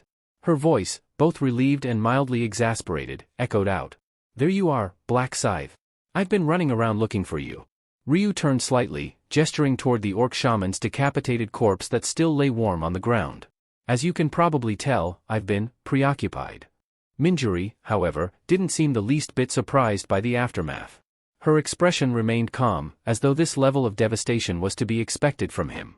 "So you've managed to eliminate him," she said. "But, didn't you see anyone else nearby? I thought I heard shouting. It seemed like someone might have been trying to steal the shaman's kill." Ryu shook his head lightly. "Can't say I noticed anyone." Her brow furrowed with suspicion. "That's strange. It really sounded like people were screaming. Ryu fell silent. There was no need to elaborate on what had actually happened, on the evidence erased in the blood-soaked soil. Some truths were best left buried. Instead, he changed the subject. Let's move on. We should clear the next boss before time catches up with us. They soon made their way to the third target, the orc archer. Compared to the grueling fight against the shaman, this battle was over in the blink of an eye. Ryu didn't waste time. With rapid, precise cuts, he sliced the archer to pieces in mere moments. Then came the familiar chime of the system alert. System message. You have defeated /orc archer. Experience, plus 37.73%. Gold earned, 4,000. Acquired, agile archer's boots. Acquired, rusted arrowhead. Acquired, lesser green magic stone. Subquest progress / stone of balance, 3/4. Ryu's gaze swept over the loot, though one item drew his attention more than the others, the marble of eternity. This epic-grade necklace had more than proven its worth, steadily accumulating stacks from every monster he had slain. For every 100 kills, a stack could be converted into a permanent stat increase, at the cost of 1 point of durability. Not only that, but the agile archer's boots he had just obtained offered a notable bonus, plus 10 to agility. A significant improvement over his current pair. With that in mind, he quickly decided to attempt a fusion upgrade. Pulling out an old green magic stone from his inventory, he paired it with the newly acquired lesser one. System alert. Item combination successful. Result, agile archer's boots, plus 4 agility bonus. With this enhancement, his agility stat received a further boost. Pleased, Ryu took a moment to reflect. He had now cleared all the mid-tier bosses in this zone. All that remained was the final enemy, the High Orc. Unlike the others, this final boss followed a different rule: the faster the kill, the greater the reward. This one's got to go down fast, Ryu muttered to himself. The quicker I finish, the better the loot. He remembered his previous best time, 43 seconds. A frustrating benchmark he had never managed to beat, not even across 99 regressions. But this time, he had an advantage: Minjuri's buffs. With renewed confidence, Ryu decided to hold off on fighting the High Orc for a bit longer. He wanted to take full advantage of the time he had left to grind levels and stats using the Bead of Eternity while its durability still held. Driven by that plan, he launched into an all-out massacre. Orcs fell before him like wheat under a scythe. He didn't slow down, didn't pause. By the time he stopped, his kill count had reached an astonishing 2,415. System message. Time remaining, 30 minutes 41 seconds. Ryu took a deep breath. Time to switch strategies, he thought. I don't think I'll be able to hit the next level before time's up. He was currently sitting at level 39. Just one more level would grant him access to a new set of skills, but realistically, the clock was against him. Still, he didn't feel disappointed. He had pushed himself hard, hunted relentlessly for nearly 7 straight hours, and wiped out thousands of enemies. That effort hadn't been in vain. Minjuri had stuck with him the entire time, and he'd even left her more than 100 orcs to slay, giving her enough to level up too. On top of that, her buffs had helped him immensely. But what truly satisfied Ryu was the 9 stat points he'd managed to acquire through the Bead of Eternity. One more kill, and this thing's durability hits 0, he noted, checking its stats. Durability, 1/1000. To make sure he could use it again in the future, he needed to stop now and later restore it using a rune he'd gain in the 8th round. Just then, Minjuri approached and asked, "Are you done hunting?" Ryu gave a short nod. "This should be enough." She smiled. "Then it's time to take down the final boss. Any clue where it might be?" "We'll have to look for it," he replied. Their eyes briefly met. Then, without warning, Ryu stepped back and said quietly, "Let's part ways here." Minjuri blinked. "What? You've followed me long enough," he said, his voice steady. "You've done enough, and I'm used to moving alone." Minjuri's eyes dimmed with a faint sadness as she murmured, "So, this is where it ends, huh?" Her expression clouded over, a subtle blend of disappointment and resignation painting her features. Though the words were never spoken aloud, her inner thoughts wavered. Should I ask if I can stick around until we clear the final boss? No. I shouldn't. Staying beside him any longer would probably just get in the way. This is the right moment to step back. Her reasoning was firm, even if her heart resisted. Deep down, she knew parting here was the smarter choice. Ryu Min, aware of her lingering thoughts, said nothing. He could sense the emotion behind her silence, but the danger that lay ahead made it clear Minjuri didn't need to be dragged into a fight that only he was prepared for. The High Orc wasn't just another target, it was a menace. Still, Minjuri stepped closer, extending her hand toward him.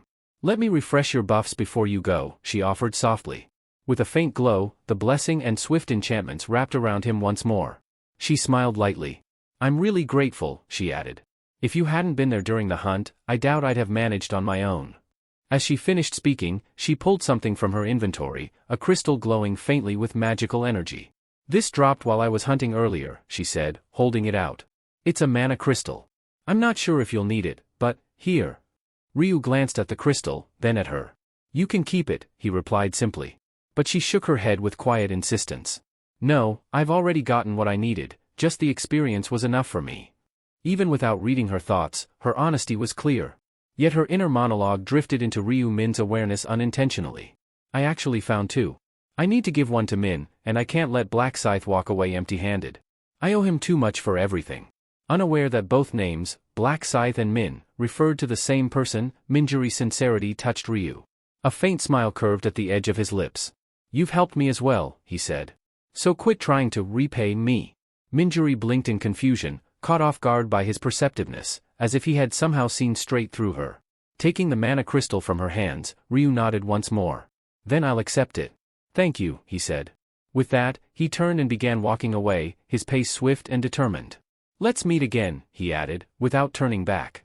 Minjuri watched his figure shrink in the distance, unable to fully grasp what had just passed between them. But for Ryu Min, there was no time to waste. The clock was ticking, and the final challenge stood ahead. Distance from target 1,121 meters. Of all the foes in the fifth round, the High Orc towered above the rest in both strength and menace. Its monstrous power was no exaggeration. Under normal conditions, even a group of 20 players at level 20 would be crushed beneath its blows. Realistically, perhaps only 100 players working together, throwing their lives at it repeatedly, might stand a chance. But such a coalition had never formed, not in any timeline. That's why Ryu felt secure. As long as the round hasn't ended, he murmured to himself, no one's crazy enough to attempt it. This was a boss no one else dared to touch, not unless they wanted to court death. In his early regressions, even he hadn't considered facing it head-on. The first time he encountered it, he had merely been on his way to complete a subquest, and ended up paying the price with his life. 4 times. But each death taught him something, its patterns, its timing, the mechanics of the time challenge. And from the 5th try onward, the High Orc had never killed him again. With every round, he refined his strategy. Every attempt brought faster execution. Eventually, he brought his record time down to 43 seconds, his personal best. This time, he whispered, his eyes sharpening, I'll break that record. Fueled by the renewed swiftness buff, his legs surged forward with blinding speed. At full stride, he could now cover 100 meters in 7 seconds, a level of mobility most players could only dream of. His mind honed in on one objective. The High Orc wasn't confined to a static location, it wandered the field freely, unlike other bosses tethered to specific coordinates. That made tracking it a challenge, one Ryu had overcome by unlocking a key skill. He activated it now. System message. Skill activated, tracking. Target, High Orc. Status, target located. Distance, 321 meter. His heart thudded once in anticipation. There it was. The battle to set a new record, and maybe change fate, was about to begin. Tracking wasn't a privilege reserved only for players, monsters, too, could be marked and followed. As long as the user remembered the target's appearance and name, the skill worked just as effectively. While many assumed tracking was designed solely for locating bosses, its utility extended far beyond that. It was just as effective on regular monsters. As Ryu Min closed the gap between himself and his target, the outline of the High Orc gradually came into view on the distant horizon. The moment it entered his line of sight, he exhaled with visible relief. Good. No one's gotten to it yet. If I act fast, I can. But before he could finish that thought, he froze mid-step. His eyes narrowed. Something was wrong. The High Orc wasn't idly roaming. It was already in combat. A group of players had engaged it, and it wasn't going well. The monstrous orc had lifted a man into the air, gripping him by the torso. With a sickening crunch, it crushed him like a dried twig, tossing aside the broken corpse. The remaining players stood frozen, terror rooting them to the spot. Ryu Min's expression hardened. There were 5 of them in total, a makeshift party hastily formed out of necessity rather than camaraderie. Strangers, really. They joined forces after realizing that slaying 300 standard orcs alone was nearly impossible at their level, which hovered around 12 or 13. Their alliance had been born from shared desperation.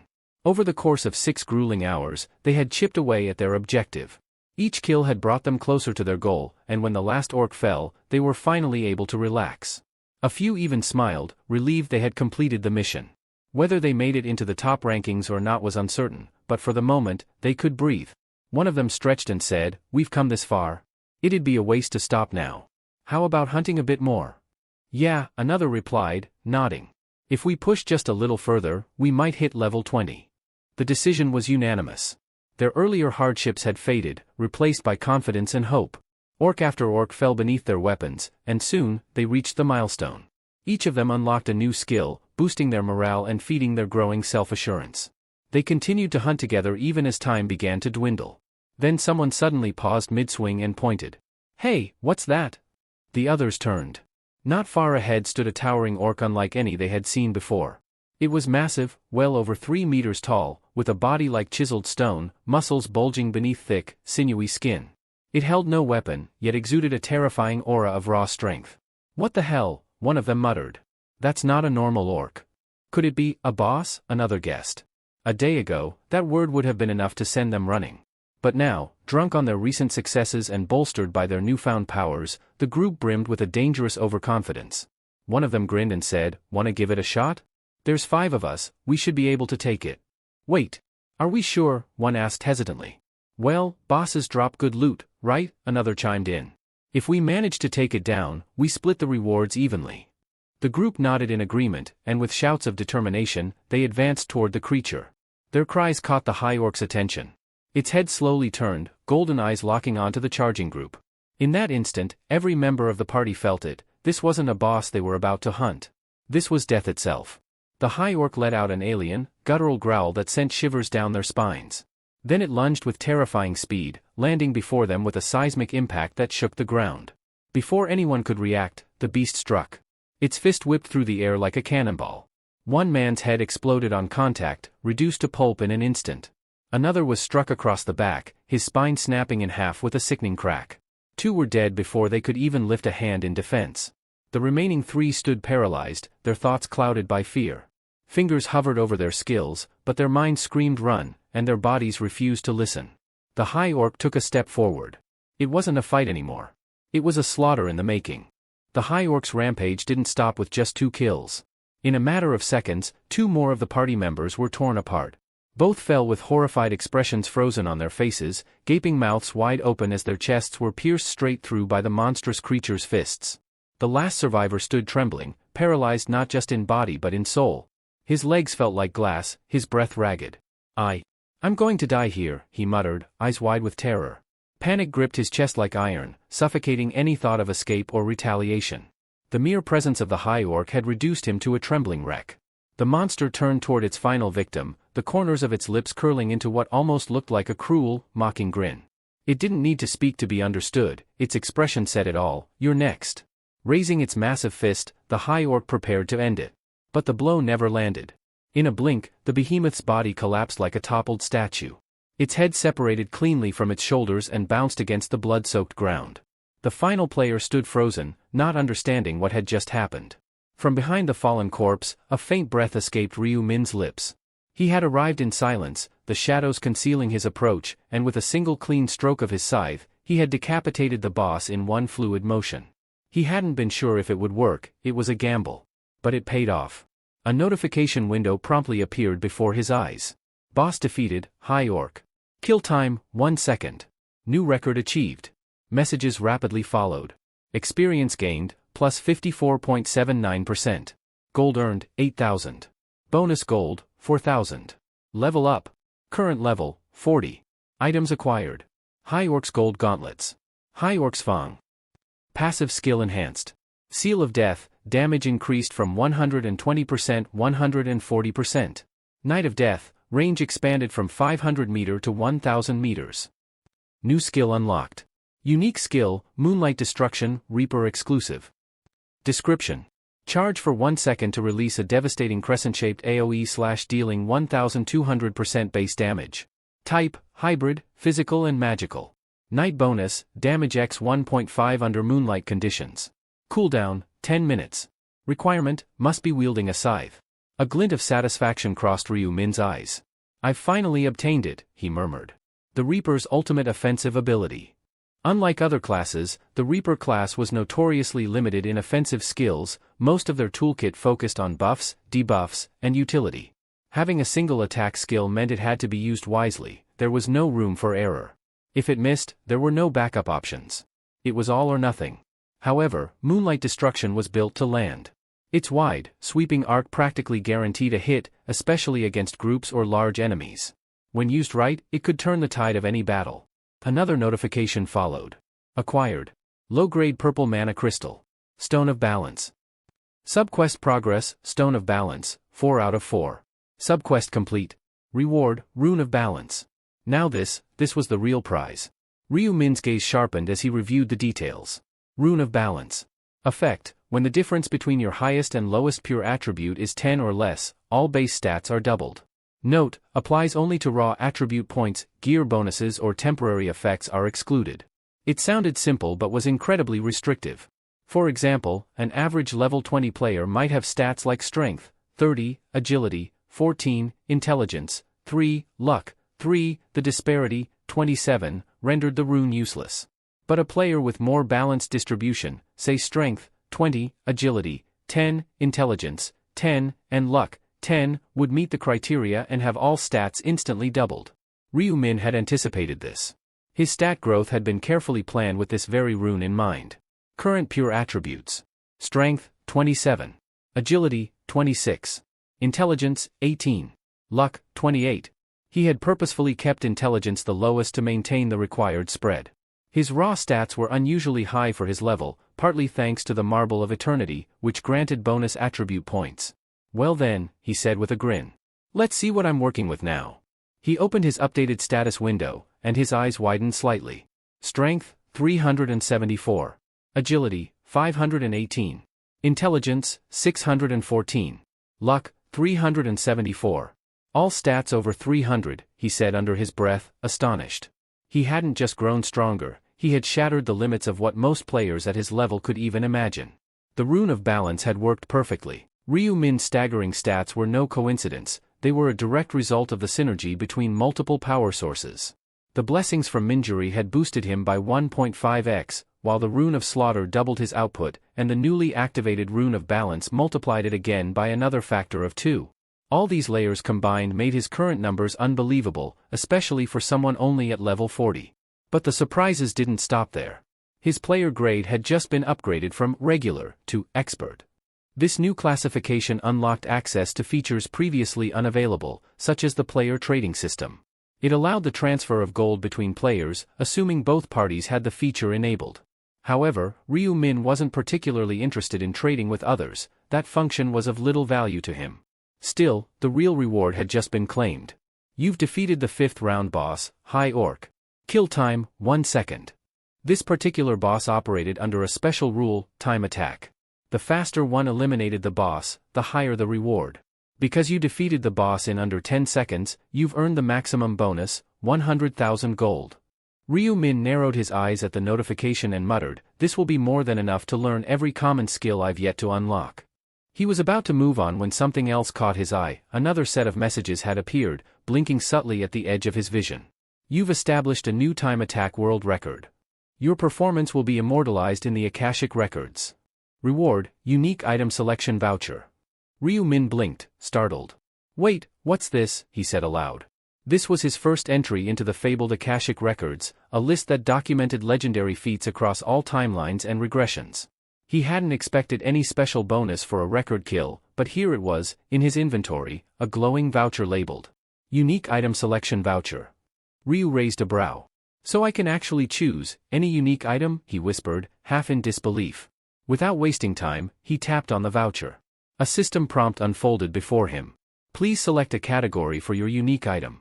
1. Weapon. Shield. Helmet. Armor. Gloves. Boots. Necklace. Ring. Huh? They're letting me pick the item type too. He rubbed his chin in thought, narrowing his gaze. As for weapons? I plan to forge my own when I return, so I don't need one now. What I need is utility, something helpful for my current run, not just raw power. His fingers hovered over the interface, debating. Then, a realization clicked into place. A helmet, that might just work, he muttered, before pressing option 3. Meanwhile, a short distance away, the lone surviving member of the five-man party stood rooted in place, eyes locked on the fallen corpse of the high orc. His mind was reeling. Did I just survive that? He thought, breath ragged. Am I really still alive? The sight before him was surreal.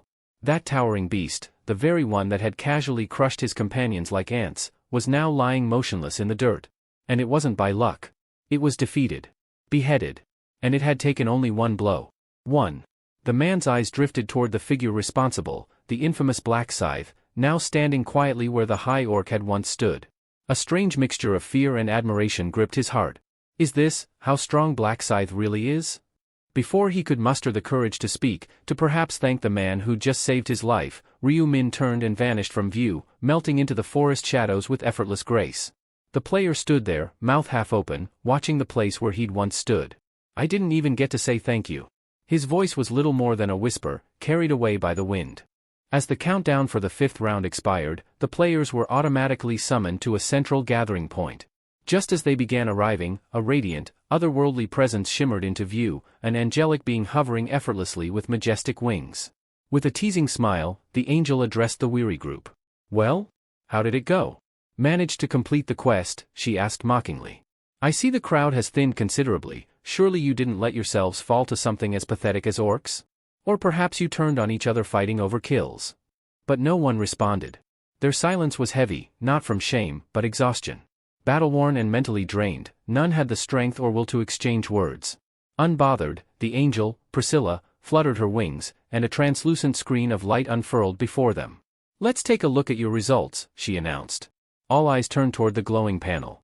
And when the names and rankings appeared, expressions of shock, disbelief, and awe spread like wildfire among the crowd. All zone rankings. First, Black Scythe, level 40, Reaper, 1 hour 0 minutes 6 seconds. Second, Dumb Idiots, level 25, Shaman, 2 hours 30 minutes 21 seconds. Third, Heavenly Demon, level 24, Dark Knight, 2 hours 47 minutes 21 seconds. Zone C ESKS 007 rankings.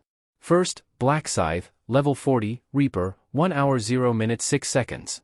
Second, Democracy, level 21, Buffer, 2 hours 55 minutes 38 seconds. Third, No Pain No Gay, level 23, Warlock, 3 hours 19 minutes 12 seconds. Gasps rippled through the crowd. Level 40? Are you serious? Someone muttered in disbelief. Most couldn't even react properly. The gap was too immense, the performance too surreal. While many stood slack-jawed, a few nodded in grim understanding. After all, Black Scythe had maintained his iron grip on first place since the beginning. This wasn't luck. It was consistency.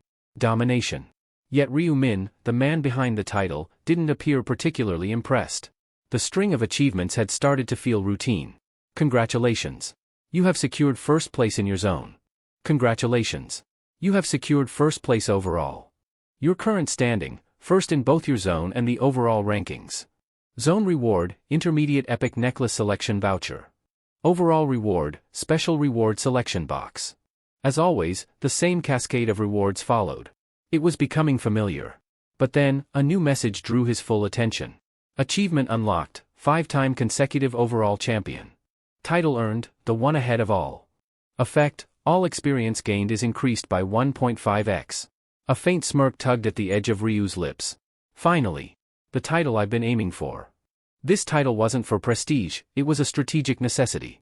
With a 50% increase in experience gain, Ryu Min's leveling pace would now accelerate even faster, granting him a valuable edge in future rounds. I need to grow fast. Opportunities like this don't come twice, he said to himself. With that settled, it was time to claim his reward. Please select one of the following epic necklaces. Necklace of the Skeleton Knight. Necklace of the Java Tribe. Necklace of Resilience. Most would be clueless here, left to guess based on names alone, but Ryu Min had done his homework. He'd studied each of these items through his prior regressions and knew exactly which one he needed. No hesitation. Option 2. He tapped the Java Tribe necklace, and it instantly materialized in his inventory. Necklace of the Java Tribe. Type, necklace. Grade, epic. Description, a mystical relic of the otherworldly Java Tribe, pulsing with arcane energy. Effect, +3 to all stats, plus 35% resistance to abnormal status effects.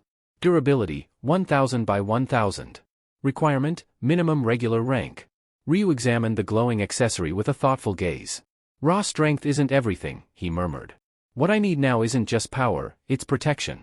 He had seen it countless times before, formidable players crumbling under the weight of status conditions. Poison, confusion, charm, there were monsters in later rounds that could incapacitate even the strongest warriors in seconds. They may not have shown up yet, but they will come, he muttered.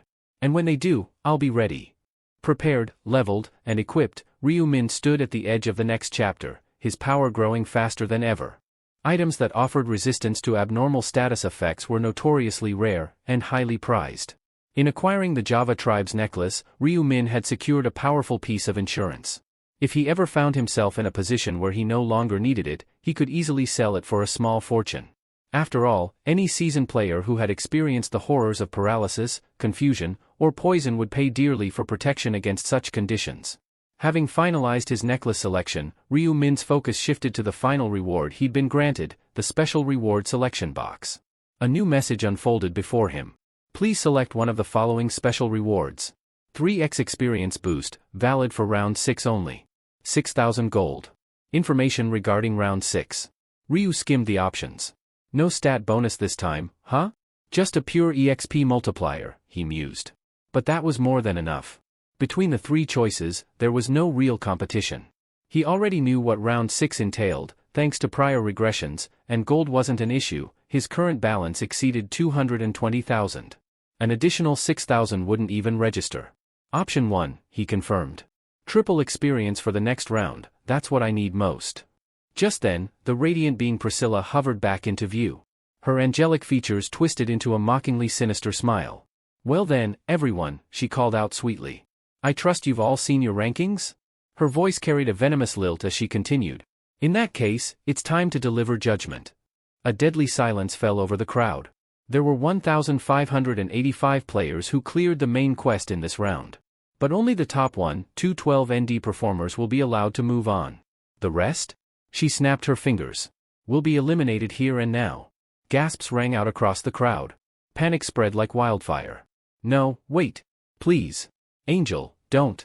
Have mercy. But it was too late. The remaining players, ranked below the 1,211 spot, were already marked. Light flared. Screams echoed. And one by one, bodies crumbled into dust. As Priscilla looked on with cold detachment, she scoffed. Pathetic. Groveling, shrieking, begging like vermin. Humans really are insects. Watching the carnage unfold, Ryu Min narrowed his eyes. TCH. You're no better, he muttered quietly. I've seen angels crawl and whimper before, beneath my feet. For a brief moment, Priscilla's gaze flickered toward him. There was something different in her eyes, something tense. A flicker of wariness. Still, she murmured, glancing across the now much smaller crowd, I didn't think any of you would manage to complete the sub-quest, but it appears someone did. She didn't name Ryu Min, but her eyes told the story. System message. Round 5 complete. Total survivors, 19,327,557. Zone C ESKS 007 remaining players, 1211. Priscilla spread her wings, her voice rising once more. That concludes the 5th round. Rest while you can. Your consciousness will soon return to your home dimensions. She gave a final, mocking smile. The next trial, round 6, will begin promptly at midnight, June 1st, 2022. And with that, the angel vanished. After the results of round 5 were finalized. Ryu wake up. After that, he had a meal with his brother and then Ryu Min sat down to take care of some long overdue crafting. Opening the item combination interface, he began to load in the various rare materials he'd gathered during the past 10 hours of slaughter. This time, he wasn't aiming for an ordinary enhancement, he was determined to forge a unique grade item. For the primary catalyst, Ryu selected Reaper's Scythe, his current weapon, which had served him well up to this point. He gently detached the embedded low-grade orange gemstone from the hilt. If this works, he murmured, it'll evolve into something far beyond an epic-grade weapon, perfect for someone at the expert level. Next, he filled the remaining slots with supporting materials. Orc's heart, still warm from battle. Mysterious wooden totem, pulsing faintly with latent magic. Corroded arrowhead, etched with traces of ancient curses. High Orc's molar, a grotesque but potent relic. But Ryu wasn't done yet.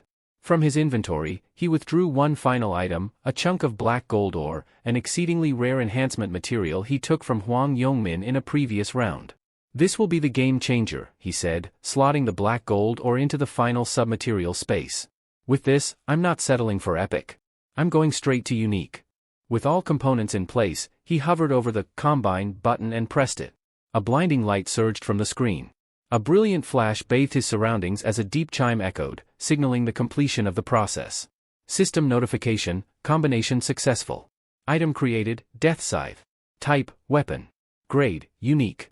Description, a legendary scythe whispered to have once belonged to the Grim Reaper himself. Wherever this blade moves, the shadow of death follows. Attack power, 300. Effects, all stats plus 10, skill damage plus 10%. Durability, 3000/3000.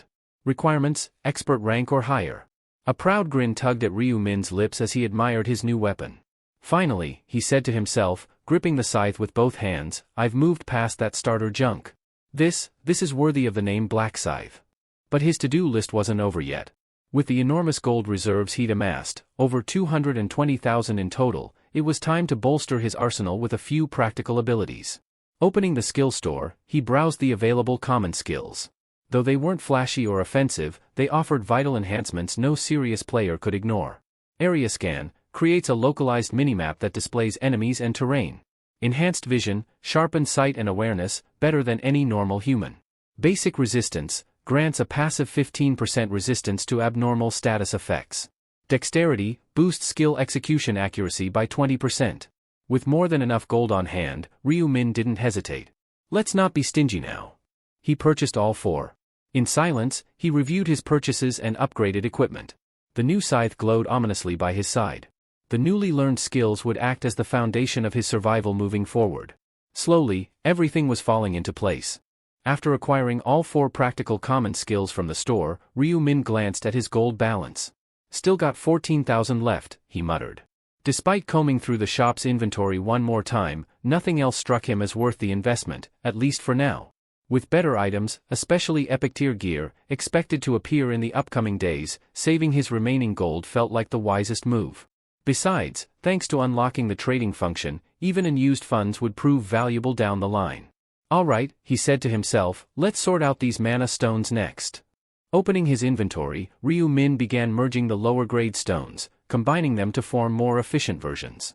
Once refined, he embedded them into his equipment, boosting his power incrementally. After ensuring every slot was filled and his gear was optimized, he equipped his full loadout and opened his status window to assess the final result. Name, Ryu Min. Alias, Black Scythe. Rank, Expert. Level, 40. Class, Grim Reaper. Titles, Time Regressor, Hidden. First Angel Slayer, Hidden. Challenger of Retribution, Hidden. The One Who Leads, Hidden. Attributes. Strength, 106. Intelligence, 150. Agility, 136. Luck, 106. Common skills. Tracking. Detection. Trace erasure. First aid. Area scan. Enhanced vision. Basic resistance. Dexterity. Exclusive skills. Seal of Death. Night of Death. Moonlight Slaughter. Runes. Rune of Slaughter. Rune of the Reaper. Rune of Illumination. Rune of Inner Thoughts. Rune of the Doppelganger. Rune of Balance. Remaining stat points, 0. All four base stats now stood in the triple digits, even without any temporary buffs. This was purely due to his base growth and the Rune of Balance, which doubled his stats so long as their difference remained within 10 points. And once I add Minjuri's buffs and bless, he thought, my stats will spike even higher. Plus, with Rune of Slaughter active, his raw power would double again.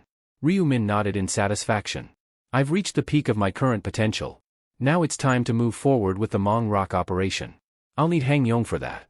His thoughts turned to the player he had subtly manipulated across several rounds. Wonder if that guy's still alive, Ryu mused, and without delay, activated tracking. Tracking activated. Target, Hang Yong Min. Face and name matched. Target is currently alive. A quiet chuckle escaped him. Perfect. Looks like I can still use him one more time. Despite Hang Yong's past bullying, Ryu had been quietly steering him to survive up to this point. But this would be the final round he'd involve him. In real life, that guy would never believe how much of his fate depended on someone he used to treat like dirt. The following day, Minjuri sat at a cozy cafe, seated alone at a corner table. The ticking clock above made her heart race. She was waiting for Ryu Min. Her hands wrapped around the warm cup in front of her, trying to steady her nerves. Why did he want to meet me? What could it be, she wondered, a flicker of hope sneaking into her heart. She quickly shook her head, catching herself spiraling into wishful thinking. Don't get carried away. Keep it cool. Don't let your feelings show. Still, her cheeks flushed lightly, and her heartbeat betrayed her efforts to appear calm. The cafe door creaked open, and there he was. Ryu-min stepped in, scanned the room, then approached with a relaxed smile. You're already here. Hope I didn't keep you waiting, he said casually. Minjuri straightened up in her seat, smiling back, trying not to seem too eager. No. I only just got here myself. In truth, she'd been there early, perhaps too early, but she didn't want him to know that. As they sat in the soft hum of background music, an awkward silence hung in the air. Why does it feel weird all of a sudden, she wondered, avoiding eye contact. Is it because of my silly daydreams earlier? Ugh? Ryu eventually broke the silence with a gentle question. So, how was round 5? Did you run into the Black Scythe? Minjuri, relieved by the change in topic, eagerly leaned into the conversation. Yes, just like you predicted, we ended up hunting together, she said with a bright expression. Honestly, I wasn't sure someone ranked that high would bother teaming up with me. But once he saw what I could do, he agreed. Ryu-min gave a casual smile, keeping up the act. Told you, he said knowingly. Once he saw the quality of your buffs, there's no way he'd turn you down. Encouraged, Minjuri continued with excitement. And it really paid off. The hunt went smoother than I ever imagined. It was the most comfortable run I've ever had, and for the first time, I actually came in second place in my zone. Feigning admiration, Ryu raised his brows and let out a low whistle. Second place? Not bad at all. What did you get as a reward?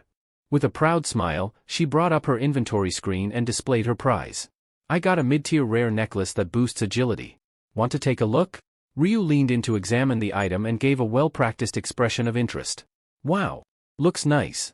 Of course, in a game world teeming with epic-grade gear, a rare-tier necklace barely earned a glance. But Minjuri's happiness was genuine, and that was what mattered. What do you think? She asked, watching him closely. Does it suit me? Ryu gave a polite nod. Yeah. Looks great on you. Then came the unexpected part. Minjuri took the necklace out of her inventory and extended it to him. Here. I want you to have it. I wouldn't have earned this without your advice, so it's only fair. Surprised, Ryu waved his hand, declining the offer. No need for that. You earned it through your own effort. Why give it away? She insisted with a small smile. It really wasn't that hard. Like I said, hunting with the Black Scythe made everything easier. Ryu tilted his head. Then why not gift it to him instead? Minjuri let out a soft laugh. You think someone like him needs a low-tier item like this? Come on. That kind of gear's completely beneath someone at his level. He nodded with a chuckle, agreeing internally. Fair enough. Even if he sold it, it wouldn't be worth much. Once again, he gently declined. Thanks, but no. I haven't even reached the regular rank yet. Something like that wouldn't help me right now. Minjuri blinked, visibly surprised. Wait, you haven't reached regular rank yet? What level are you, then? Ryu exhaled lightly, feigning frustration. 19. I barely managed to kill 300 orcs on my own in the full 10 hours. Though she didn't say anything, her expression soured slightly. Her thoughts flickered behind her eyes. Clearly, she found it hard to accept that someone with a prophetic skill was stuck at such a low level. Well, I guess prophets aren't meant for frontline combat, she offered diplomatically. But in her mind, she wrestled with something that didn't quite sit right. A prophet who can see the future is already broken, but if someone like that also had top-tier combat power? That would just be too much. It would break the entire system. What she didn't know was that the very man she was thinking about, Black Scythe, was sitting right across from her. Then, without warning, she asked something Ryu-min didn't expect. Minjuri glanced at Ryu-min curiously and asked, by the way, Min, how does a prophet even fight? Ryu gave a sheepish chuckle and scratched the back of his head. Ah, well, I use magic. It's honestly nothing impressive, I'm kind of embarrassed to show it. Minjuri was quiet for a moment, clearly thinking. Then, doesn't that mean you don't really need this agility necklace? She asked, lifting the item she had shown him earlier. Wouldn't something that boosts intelligence help more? That's true, Ryu nodded, but even magic users benefit from a bit of agility. Not for casting speed, but for movement and dodging. A little survivability goes a long way. Of course, none of that applied to Ryu-min, he wasn't a mage at all. But he kept up the story. Still, he firmly turned down the necklace once more. With a sigh, Minjuri relented and tucked it back into her inventory. Well, she said, a little deflated, how about this instead? From her inventory, she retrieved a small, faintly glowing red mana stone, the lowest grade available. I picked this up while we were hunting. It's probably not worth much, but it's just a little thank you. Please accept it, she said, holding it out to him. Ryu Min could sense that she had intended this gesture for him long ago, even before now. It warmed him more than he expected. Thanks for thinking of me, he said softly, accepting the stone. The sincerity in his voice clearly caught her off guard. Her cheeks flushed, and she stammered, I didn't do it just for you. I mean, you've been helping me all this time, so I thought I should show some appreciation. Her flustered explanation brought a gentle smile to Ryu Min's lips. I appreciate it either way, he said. And since you've given me something, it's only fair I return the favor. Minjuri blinked. Huh? Really? What kind of favor? Information, he said with a grin. About round 6. For a second, she seemed mildly disappointed. But that passed quickly, and she lit up with enthusiasm. Seriously? I'd love that. As he began explaining the details of the upcoming round, her expression gradually shifted from curiosity to surprise. Her eyes widened especially when he mentioned one particular player. So, you're saying I should try to team up with the Black Scythe again? She asked. Definitely, Ryu confirmed. He already knows what your buffs can do, and since you worked well together in the last round, I doubt he'll say no. Minjuri gave a slight nod, then mumbled, I just didn't think I'd be working with him again so soon. Isn't that a good thing? Ryu teased gently. I guess, she said with a shy smile. He was unexpectedly kind. Not as intimidating as I thought. Sure, a bit arrogant, but I suppose that comes with being at the top. Ryu Min raised a brow, amused at her backhanded compliment of himself. He also seemed really perceptive, she added. Like he could read people better than most. It's hard to explain, but it felt like he understood what I was feeling. Well, I do have the rune of inner thoughts, Ryu thought, amused by how effective it truly was. She saw Black Scythe as confident, empathetic, and strong, qualities that most would aspire to, yet Ryu knew how much effort and failure it had taken to get there. I may seem like I've got it all together, he thought to himself, but I failed over and over, 99 times, to be exact. This round is my final shot. I can't afford to fail again. He turned to look at Minjuri as if to commit the moment to memory. She has to be on my team. Her and the American priest. The rest? I'll figure out. Just then, Minjuri noticed his quiet stare. Min? Are you alright? You're zoning out. Are you nervous about the next round? Yeah, a little, Ryu admitted, snapping out of it. I'm not exactly strong, after all. That statement would have sounded absurd to anyone who knew the truth, but he had to maintain the prophet persona. Minjuri, unaware, gave him a sympathetic look. If only our zones were connected? I'd help you without question, she said earnestly. But I'm sure we'll see each other again soon. Yeah, Ryu smiled. Until then, stay strong. She pumped her fist in determination. You too. Ryu chuckled to himself, wondering how she'd react when she discovered that the Black Scythe she admired was the same man sitting across from her. The next day, Ryu Min was back in his car, cruising toward the corporate building where he had arranged a meeting. Originally, the Heavenly Demon had invited him to lunch at a hotel restaurant, but Ryu had declined. He wanted the meeting to happen on his terms, inside the company's walls. This meeting's not just about business, Ryu thought, his gaze fixed ahead. It's about control. He'd already built credibility as a prophet. That was no longer in question. He was confident that Heavenly Demon, known for placing growth above all else, would be fully on board with whatever venture Ryu proposed. This wasn't just about generating wealth. To Ryu Min, money was simply a means to an end. If I can get this company behind me, he thought, I can acquire any item, anytime. No more waiting. No more grinding. Just steady power growth. And for someone racing against time, that was the only thing that mattered. Expanding the company wasn't just a strategic move for Ryu Min, it was a calculated step to tighten his connection with Heavenly Demon and, more importantly, gain access to the elusive priest. The financial windfall that came along with this plan? Just an added bonus. When Ryu arrived at the corporate headquarters, the bodyguard at the entrance greeted him with notable respect. Please wait here, sir. I'll escort you to the executive office. His tone and body language were professional but unusually polite, clearly acting on direct orders to treat Ryu with the utmost care. After a brief elevator ride, the doors opened to a lavishly decorated office. Heavenly Demon welcomed him with a booming voice and open arms. You're here, major shareholder, he said cheerfully, gesturing to a plush seat in front of his desk. Please, make yourself comfortable. Though the enthusiasm in his tone was exaggerated, Ryu Min didn't mind. It was obvious that Heavenly Demon was trying to stay on his good side. Major shareholder and prophet, the man continued, chuckling awkwardly. Was the trip here too much of a hassle? Not at all, Ryu replied calmly. It was quite comfortable. Have you eaten yet? I was hoping we could have lunch together. Ryu shook his head, his tone firm but polite. There's something more important than sharing a meal right now. Heavenly Demon's expression immediately shifted to interest, his eyes gleaming. Don't tell me. Are you here with news about round 6? Ryu-min almost chuckled. You're so eager, it's written all over your face, he thought.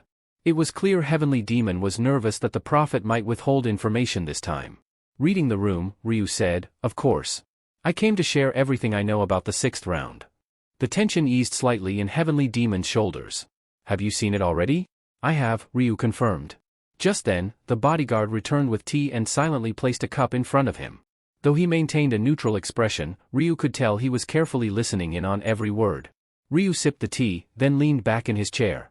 I'll tell you what's coming next, he said. But in return, I'd like us to hold an emergency shareholders meeting. Heavenly Demon blinked in surprise. An emergency meeting? Yes. It's time to discuss the next phase of our partnership. We'll be changing both the company's name and its business focus. The moment Ryu brought up actual business matters, the mood turned serious. Information about future rounds might have been valuable, but long-term financial strategies carried equal weight for someone like Heavenly Demon. What do you need from me? He asked, straightening his posture. I need your vote, Ryu replied. If we bulldoze through the changes without convincing the rest, it could create unnecessary friction. Better to make sure the others are aligned, at least on the surface. Heavenly Demon grinned, clearly enjoying the challenge. Leave it to me. I'll make sure no one causes trouble. But I take it you've already anticipated resistance? I have, Ryu said. Based on what I saw, some of the older shareholders, those in their 30s and up, won't be happy about the shift. Heavenly Demon leaned in, curiosity evident. What kind of industry are we talking about here? Even the bodyguard, standing nearby, visibly perked up. Ryu-min smirked inwardly. The business I'm aiming to launch.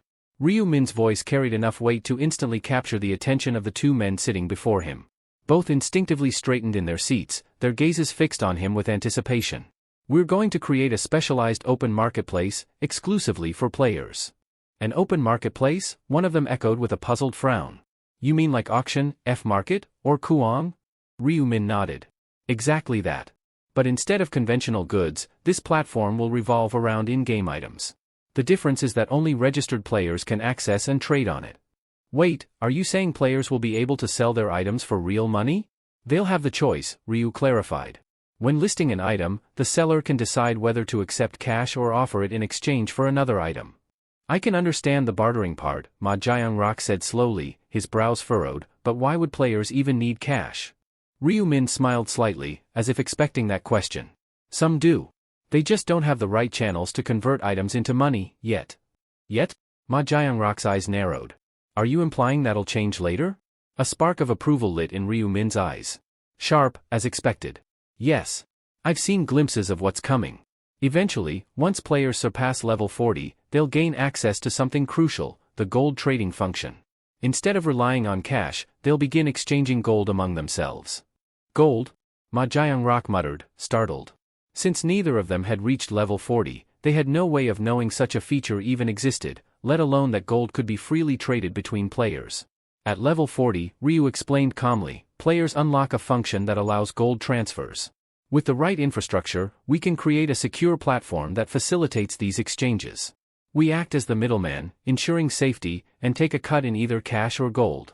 Ma Jiangrock leaned back in his chair, folding his arms as he mulled it over. A marketplace exclusive to players? Not a bad concept at all. There was undeniable appeal in the first-mover advantage. No one had claimed this space yet, which meant they could secure dominance early and set the rules. Still, he kept his expression unreadable, preferring to proceed with caution. But realistically, he said, do you think players will actually use it? Ryu-min nodded with confidence. We're now in the 5th round. Players have gathered a sizable number of items, many of which they don't need. But monster-dropped gear can't be sold to NPC stores, so these players are stuck with excess loot and no outlet. So what you're suggesting, Ma Jiangrock said, tapping the table, is to give them that outlet, a place to exchange items freely when their inventories start overflowing? Exactly, Ryu replied. Plus, most players are now past level 20. They've unlocked the item fusion feature, and naturally they're curious to try different combinations. Now imagine if there was a place where they could instantly search and buy the materials they need. There'd be plenty of interest, Ma Jiangrock admitted, nodding slowly. Especially if the platform was easy to use. Right, Ryu agreed. Which is why now, while we're still in the early phase, is the perfect time to launch this. Ma Jiangrock's skepticism had visibly melted into intrigue. He could already envision the possibilities. He's right. The demand is there. If we develop a reliable system and market it properly, it could explode. As his mind raced through implementation strategies, one idea surfaced. What if we introduce an auction feature, he suggested. Instead of flat pricing, allow people to bid. That way, rare items will drive competition and fetch higher prices. I like it, Ryu said with an approving nod. It would definitely increase engagement. Also, Ma Jiangrock added, in the beginning, we should eliminate all listing fees. Make it free to upload items to attract as many users as possible. Then implement a tiered benefit system. Players who trade frequently earn perks, like reduced commissions or special badges. Ryu Min smiled, clearly impressed with the proactive thinking. Looks like he's already on board. Good. This wasn't just a viable business, it was a visionary one. In time, the gaming world would revolve around players, and with this system in place, they would have the first and only marketplace tailored to their needs. For Ryu Min, the benefits extended far beyond profit. With this platform, I can secure any item I need in the future. Not just equipment, but rare fusion materials and relics others don't yet understand. I'll corner the market before anyone else even realizes what they're holding. The seeds of a revolution were being sown, and Ryu Min would be the one to reap the rewards. If we can secure the materials, creating not just unique grade but even legendary and divine level items will become a reality, Ryu Min thought. With the industry decided as a social market, Ma Jiangrock asked, have you given any thought to the new company name? Do you have any suggestions? Ryu Min turned the question back to him. But Ma Jiangrock quickly shook his head. I'll refrain from offering input here. In times like these, it's better to follow the vision you've already seen. And above all, aren't you the true leader of this company now? Haha, Ryu chuckled modestly, not disagreeing, because the statement wasn't wrong. In that case, he said, leaning back in thought, how about this, Player Place? A name that signifies a space created for players. Player Place, or PP for short? Ma Jiangrock repeated aloud. The abbreviation sounds catchy. It feels right. Truth be told, he wasn't entirely sure how good the name was, but if it came from the prophet's mouth, it must be brilliant. Actually, I have another idea in mind as well. Want to hear it? Ryu asked. Of course. I'd love to. Ma Jiangrock's eyes sparkled as he launched into an energetic discussion about business strategies. Ryu Min mostly listened, acting as the final decision-maker, giving nods of approval or quiet judgment depending on what he heard. Their conversation grew so intense, even the quiet ticking of the office clock disappeared beneath their voices. Hours passed unnoticed, until Ma Jiangrock glanced at the window and blinked. Oh, it's evening already? Would you care to have dinner together? I'll have to pass, Ryu Min said with a gentle smile. My brother's waiting at home. Ah, I see. Ma Jiangrock looked visibly disappointed. Clearly, he had been enjoying their discussion. How long do you think it'll take to build and launch the platform? Ryu asked as he stood. At best? A month, Ma Jiangrock replied. We could go live after the 6th round. Ryu Min gave an approving nod. That timeline works for me. By the way, he added, it's time I share the 6th round's details with you. That's music to my ears, Ma Jiangrock grinned. Even on Sangcheol, standing nearby with a stoic expression, leaned in slightly to catch every word, feigning indifference. Ryu Min outlined everything, key elements, vital strategies, and important warnings for the 6th round. Once he was finished, Ma Jiangrock leaned back, brows raised in admiration. So, cooperation will be essential again. That was very informative. Thank you for the insight, Prophet. No need to thank me, Ryu replied. As he politely bowed in appreciation, Ma Jiangrock couldn't help but smile to himself. As expected, securing the Prophet was the best decision I've made. Thanks to him, everything's aligning perfectly, both in the real world and the game. He was oblivious to the fact that Ryu Min could read every single one of those thoughts like an open book, thanks to the rune of inner thoughts. But Ryu made no sign of it.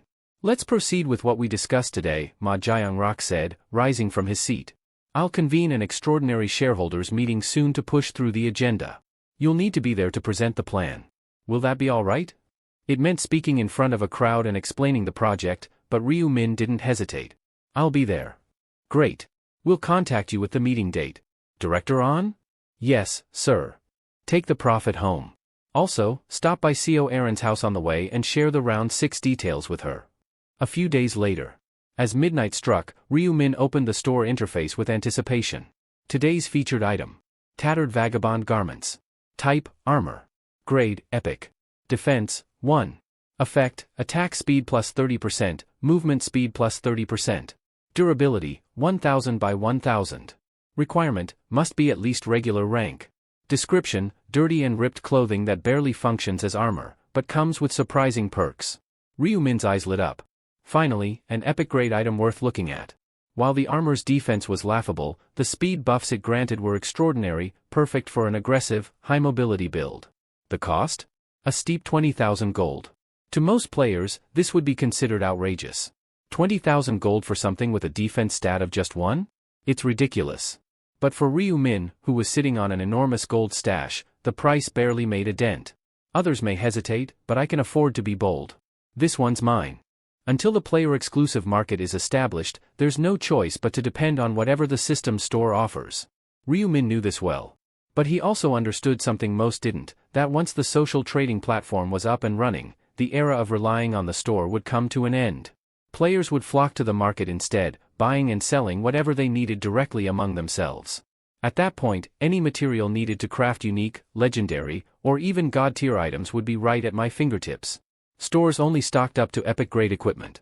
Anything beyond that, legendary or divine, could only be crafted through a complex synthesis system. But there was a catch: the right combinations were nearly impossible to figure out without guidance. And that's where I have the advantage.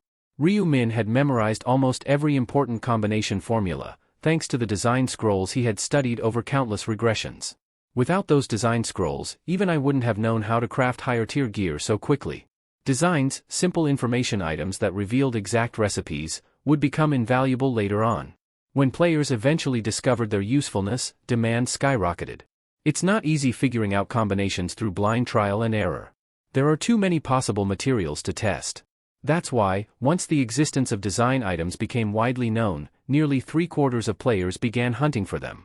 Some of those design scrolls sell for outrageous prices, millions in real-world currency, just for a single crafting recipe.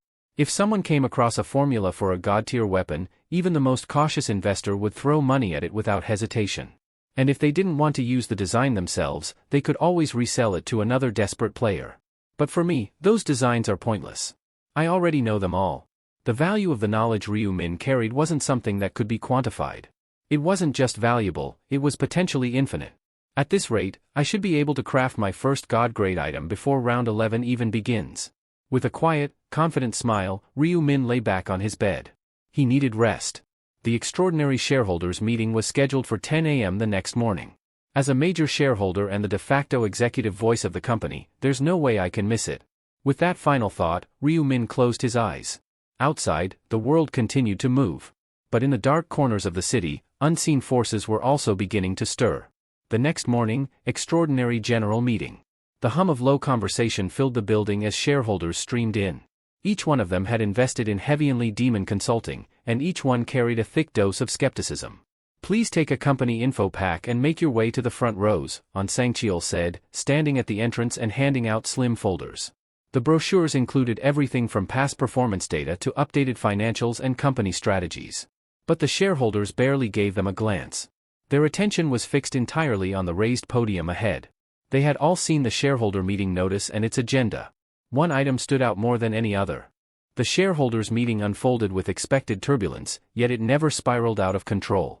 Questions flew in rapid succession, some skeptical, others outright critical, but Ryu-min held his ground with poise. Each inquiry was met with a calm, logical answer. There was no fumbling, no panic in his voice, only clarity. Even as doubts were hurled at him like arrows, Ryu stood unshaken, addressing each one with surgical precision. Gradually, the crowd's fervor waned. The barrage of questions began to thin out. The once rowdy shareholders, who had entered the hall with clenched jaws and raised brows, were now silent. "Any further questions?" Ryu asked, his gaze sweeping the room. No one responded. The air, which had earlier buzzed with tension, was now still. Shareholders exchanged glances as if wordlessly agreeing. What more is there to say? He's already laid it all out. Though most had initially doubted him, especially because of his youth, it became clear to everyone that Ryu Min wasn't someone easily flustered. The most taken aback, however, wasn't the shareholders. It was Ma Jiangrock. He'd observed Ryu closely from the sidelines, astonished by the young man's composure and command over the room. If there are no objections, Ma Jiangrock finally announced, we'll now proceed with the vote on the special resolution. To pass, the motion required a 2/3 majority, at least 67%. But with Ryu Min holding a commanding 31% and Ma Jiangrock, the so-called heavenly demon, possessing 20%, their combined support already ensured success. The remaining shareholders, while officially casting votes, were more for show, there to preserve the image of unity and legitimacy. Is there anyone opposed to changing the company's name and industry? Ma Jiangrock asked, scanning the room. Silence. With no dissenting voices, he smiled broadly.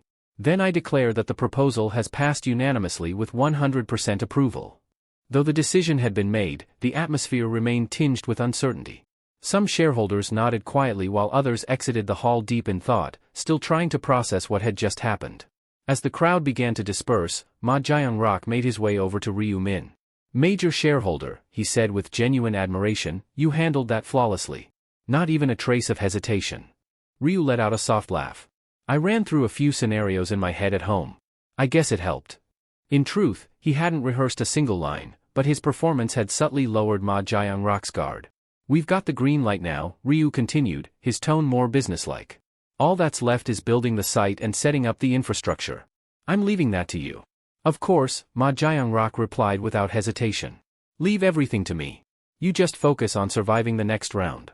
There was a flicker of concern in his voice, a trace of unease about Ryu's well-being. The prophetic abilities were too valuable to lose. If Ryu Min fell in the next round, it would be more than a business setback, it would be a disaster. Ryu picked up on this unspoken anxiety instantly, reading it as easily as a book. He's worried if I die, the prophecies will stop flowing. Understandable. Then, as if brushing away the seriousness of the moment, Ma Jiangrock offered, would you care to join me for lunch at the hotel? Sounds good, Ryu replied with a relaxed smile. Let's eat. With that, another major step had been taken, smoothly and successfully. But as they walked toward the elevator, Ryu Min's mind drifted elsewhere. Now that today's tasks are complete, there's only one question left to solve. A slow, calculating grin crept onto his face. How should I make use of Huang Yongmin next? It was Sunday, the day of the regularly scheduled meeting for PCW, the group Ryu had once infiltrated under the alias Little Kodal, and where he had previously eliminated the imposter claiming to be Black Scythe. As the virtual meeting room filled, a lively female voice suddenly rang out. Hey everyone! Good to see you all, said Yami, full of energy and cheer. But her enthusiasm was met with an eerie silence. Puzzled by the lack of response, she blinked and looked around at the other video feeds. The somber expressions on everyone's faces made her pause. What's with the mood? Did something happen? She asked, her tone shifting from bubbly to concerned. One of the members finally spoke up, his voice low. You must not have heard yet, Yami. We've lost 2 of our officers. Her eyes widened. Wait, what? Who? Another voice answered flatly, my age 30 and jam made of honey. No contact from either of them since the 5th round. All signs point to, well, they didn't make it. That explained the heavy atmosphere. Yami nodded slowly, her lips parting slightly in realization. So someone really did die. Still, something about it struck her as strange. Sure, they were teammates, but we only ever talked online. Were people really this emotionally attached? Or? She narrowed her eyes and thought, could it be for show? Trying to score points with the chairman? The chairman, the elusive leader and founder of the PCW circle, was practically treated like royalty. In any corporate or guild-like structure, it wasn't uncommon for people to align their emotions with those of their superior. And he was the type who always seemed deeply affected whenever a member passed away. So that's it. They're just playing their part. Fine. 2 can play at that game. Yami sniffled, wiping away imaginary tears as she put on a performance of her own. I can't believe this. My age 30. And jam. It's just so tragic, her voice cracked, trembling as she fought back crocodile tears. Oh no, Yami, please don't cry, one of the officers said, visibly moved by her feigned sorrow. If you cry, I might start crying too. Their voices softened in response, expressions changing to mirror hers. Amazing, she thought. Never underestimate the effect of a woman's tears. She smirked internally, watching them fall right into step with her display. Humans really are such cunning creatures, but but I can't let anyone outmaneuver me here. Just then, the chairman entered the meeting. He paused upon seeing the group. Huh? What's going on here? Why is everyone crying? Before anyone else could respond, Lost Yak jumped in, seizing the moment. His tone turned cold, direct. Chairman, it's about my age 30 and jam made of honey. They're gone. The chairman's face changed instantly. He drew in a slow breath, then covered his eyes with one hand. Not again. Why does this keep happening? It was his usual reaction whenever someone died, somber and genuine. Whether out of grief or guilt, no one could say for certain. But he always seemed to take it personally. He finally looked back up and added, "Still, we should be grateful the rest of you made it through." A quiet sigh escaped him. "Our officer counts down to 6 now," he muttered. "We're bleeding members every round." Someone cautiously spoke up, "Chairman, shouldn't we consider bringing in replacements?" "I'd like to," he replied, "but we're short on qualified candidates." "The ones who applied last time? Haven't heard a word from them since." He was, of course, referring to the trio of officer hopefuls, including the fake Black Scythe who had already been taken care of by Ryu Min. Lost Yak furrowed his brows. "You mean those 3 still haven't contacted you?" The chairman shook his head. "I've tried reaching out to them multiple times. Still nothing." "Could it be they didn't survive round 5 either?" another asked. "Well, I can't speak for the others," the chairman said, "but I know one of them made it through, Black Scythe. He came in first." This revelation stirred curiosity. Then why the silence? Why apply for officer rank and then vanish? "Beats me," the chairman admitted. "Maybe he changed his mind. Or maybe..." Someone interrupted, suspicion rising in their voice. "Maybe the person who applied wasn't the real Black Scythe to begin with." The possibility hung in the air like a dark cloud. "And if that's the case," the voice continued, "he might have died during the 5th round, and we just assumed he was the real deal." The room fell silent once more, this time tinged with unease and uncertainty. The chairman sat in silence for a moment, mulling over the conversation, before nodding slightly. "A scammer pretending to be Black Scythe? That does make a certain kind of sense." But just as the mood began to settle, one of the officers blurted out without thinking. "Still, I doubt someone like Black Scythe would ever lower himself to join a group like this." The words hung in the air like a slap. Realizing his mistake, the man's eyes widened, and he quickly clamped his mouth shut. But it was too late. The chairman turned to him slowly, his once calm expression now frosted with disapproval. "A group like this? What exactly do you mean by that?" The room tensed. "Our community, PCW, was built to unite players, helping one another through cooperation in a world where even alliances sometimes fail. We're not some throwaway guild. We're pioneers of this era." The officer stammered, "I didn't mean it like that, Chairman. I was just..." But the chairman wasn't listening. His voice turned icy. "You're no longer an officer as of this moment. In fact, you're expelled. Permanently." The man looked stunned. "What? Please, Chairman, I was just..." "We don't need anyone who mocks our foundation," the chairman interrupted coldly. "In times like these, people who plant discord are as dangerous as monsters." As the dismissed officer's protests echoed in the background, the chairman raised a hand, signaling it was over. "Blacklist him. If a new age dawns and we rise with it, he won't be part of it." Just like that, one more officer was gone. Only 5 remained. "Now," the chairman continued, as if nothing had happened, "shall we resume the meeting?" Everyone present sat a little straighter, their expressions tense. If it wasn't clear before, it was now. The chairman's word was absolute. One wrong sentence could cost you your seat. Suddenly, Lost Yak made a startled noise. The chairman turned toward him. "What is it?" Lost Yak looked slightly flustered. "A new application just came in. Someone wants to join the PCW. Now?" the chairman asked. "Yes, and the applicant's nickname is Black Scythe." The entire room stirred with interest. "Black Scythe?" the chairman echoed. "He applied again?" Lost Yak shook his head. "No, sir. It's not the same person as before. The previous Black Scythe's registered name was Kim In-hong. This one's using the name Hwang Yong-min."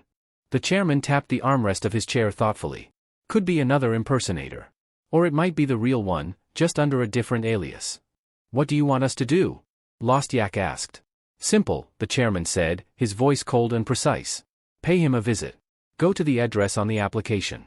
And if it turns out he's not the real Black Scythe?" The chairman's reply came like a knife. "Then he'll answer for his deception. No one makes a fool out of us and walks away unscathed." Meanwhile, far from the tension of the PCW conference room, Ryu Min sat in the glow of a monitor inside a quiet local internet cafe. The rows of gaming PCs buzzed faintly behind him. But Ryu had his focus fixed on one goal. He had submitted an application to PCW, under the name Hwang Yong-min. This time, there'd be no slip-ups. No real name verification. PCW didn't require identity confirmation, making it a haven for fake aliases and shadow moves. Exactly the kind of place he needed. Ryu smirked to himself. I'm not doing this out of vanity. It's strategy. Someone had been impersonating Black Scythe within PCW, and that deception had already cost lives and trust. But Ryu Min didn't intend to set the record straight. No, he had a better idea. This wasn't just a gamble, it was a calculated opening move. By submitting Hwang Yong-min's real home address during the application process, complete with precise villa unit and lot number, Ryu Min ensured that the PCW's leadership would come knocking. An interview, a home visit, a confrontation, whatever they planned to do to verify the identity of Black Scythe, it would lead them straight to the door Ryu had opened for them. Smirking to himself, Ryu muttered, "No matter where they run, I'll know. I can track anyone, this is my domain." Such was one of the benefits of being a seasoned player in this transformed world. While others relied on brute force or information brokers, Ryu wielded tracking skills that made secrets meaningless. Every step they took, every move they made, he could see it all. He understood why the PCW leadership behaved the way they did. They thirsted for dominance, craving control in a world spinning into chaos. But their methods, coercion, violence, and manipulation, were a different matter entirely. They pressured players into killing others, enslaved non-players, and erected walls between those with power and ordinary civilians. That divide wasn't just reckless, it was dangerous. It was a crack in the foundation of society, one that could tear civilization apart if left unchecked. And that was exactly why Ryu couldn't stand idle. They needed to be stopped, no, reshaped. He didn't want to destroy PCW. It was already too significant to throw away. Despite being in its early stages, it had quickly grown into the most powerful player organization in the country. In future, over 30% of all players will join it, and with that came scale, reach, and influence.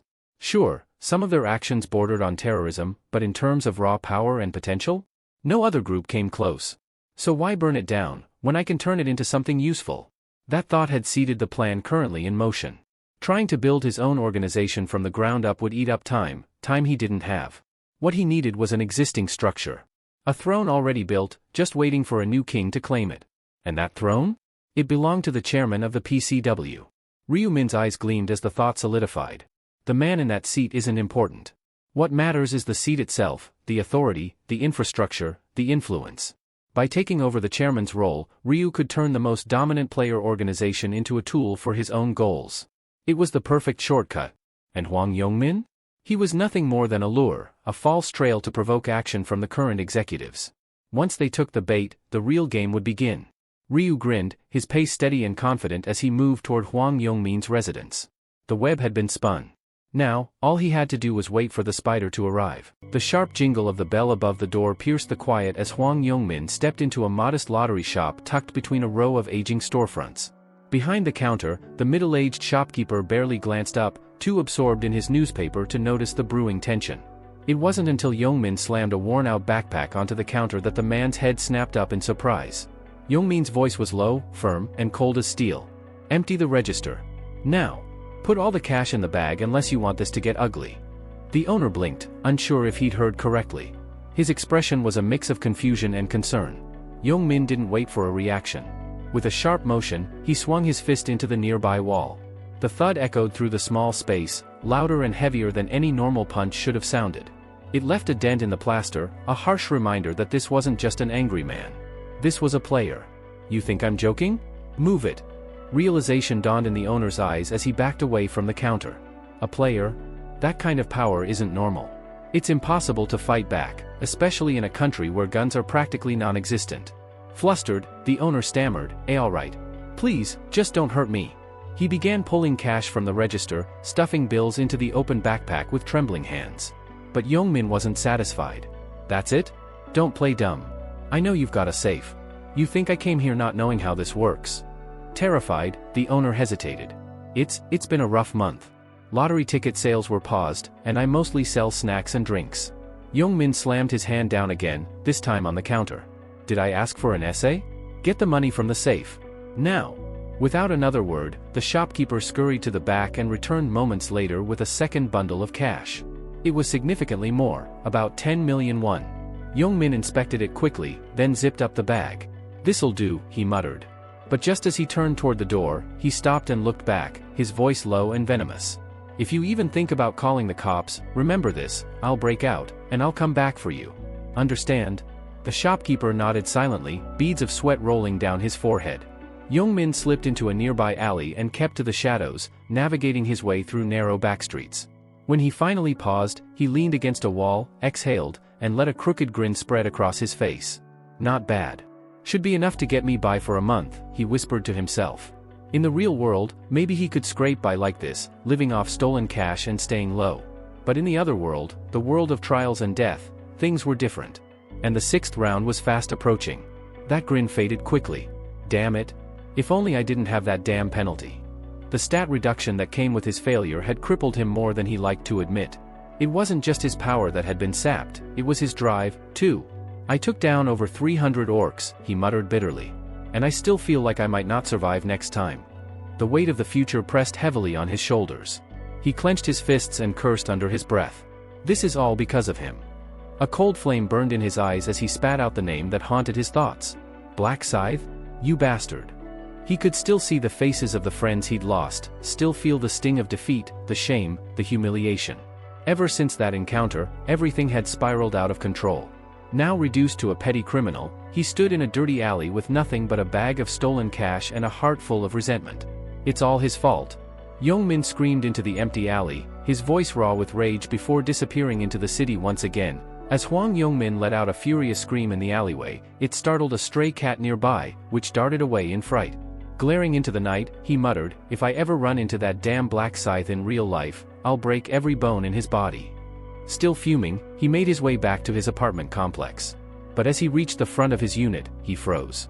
Someone was already standing in front of his door. "The hell is this?"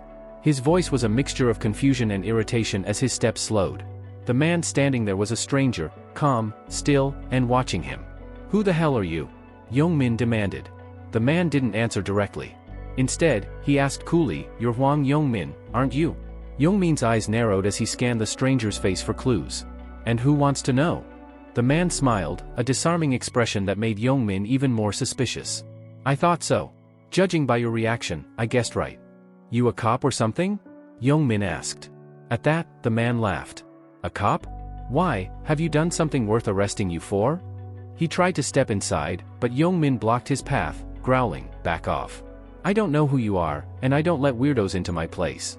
"My apologies," the stranger said politely, "my name's Lost Yak.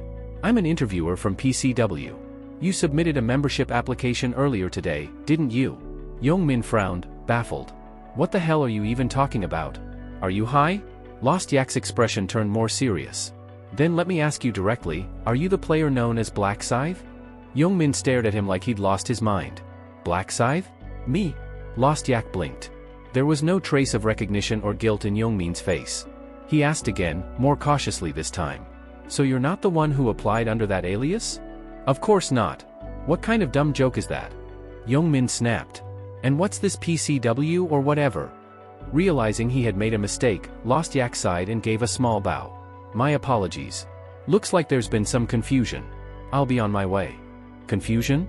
Hold on," Young-min snapped, stepping in front of him. "You show up at my door, accuse me of something, then just try to walk off? You'd better explain what this is about." Lost Yak paused, then reluctantly explained, "It appears someone used your name and address during the application process. Whoever they are, they impersonated you." "What?" Young-min's eyes widened with rage. "Someone used my identity? Who the hell would do that?" A calm voice cut through the tension. "That would be me." Both men turned at the same time. A masked figure stood at the end of the hallway, his presence quiet but commanding. Young-min's face twisted in confusion. "Who the hell?" Lost Yak immediately stepped forward. "So you're the one who used Hwang Young-min's personal details?" The masked figure gave a small nod. "Are you insane?" Young-min barked. "Who the hell do you think you are, showing up here claiming that?" The masked man didn't answer verbally. Instead, he reached into thin air and retrieved something. A massive scythe materialized in his grip. The blade was jagged and imposing, the weapon far too large to be carried by an ordinary person. For a moment, time stood still. Both Youngmin and Lost Yak could only stare. Then, the man spoke. "Does this answer your question?" Lost Yak's jaw clenched. His eyes narrowed in scrutiny. A scythe that massive could only belong to one person. In the player world, very few dared to wield such a weapon. There was only one known name that matched the image before him, Black Scythe. Still, Lost Yak remained cautious. Could this be another imposter? He thought. He's smaller than I expected, not even 170 centimeters, I'd say. His voice is lighter too. The real Black Scythe should be stronger, more intimidating, right? His eyes scanned the masked man's build, posture, and voice. It all felt off. But across from him, Hwang Yongmin's expression had gone pale. Unlike Lost Yak, Youngmin had met the real Black Scythe, and he remembered him vividly. That chilling aura. That stillness like a blade about to be drawn. And most of all, the eyes. Those calculating, icy eyes behind the mask. Youngmin backed up a step and muttered to himself, "No doubt about it, it's him. It's really him." Though the body was smaller and the tone softer, none of that mattered. You could change your voice, your clothes, even your build, but that atmosphere? That intensity? It was unforgettable. It was Black Scythe. "It's him, it's really him." The words barely escaped Hwang Yongmin's lips, his voice trembling. As he stood before the masked figure wielding that infamous, massive scythe, his body began to react instinctively.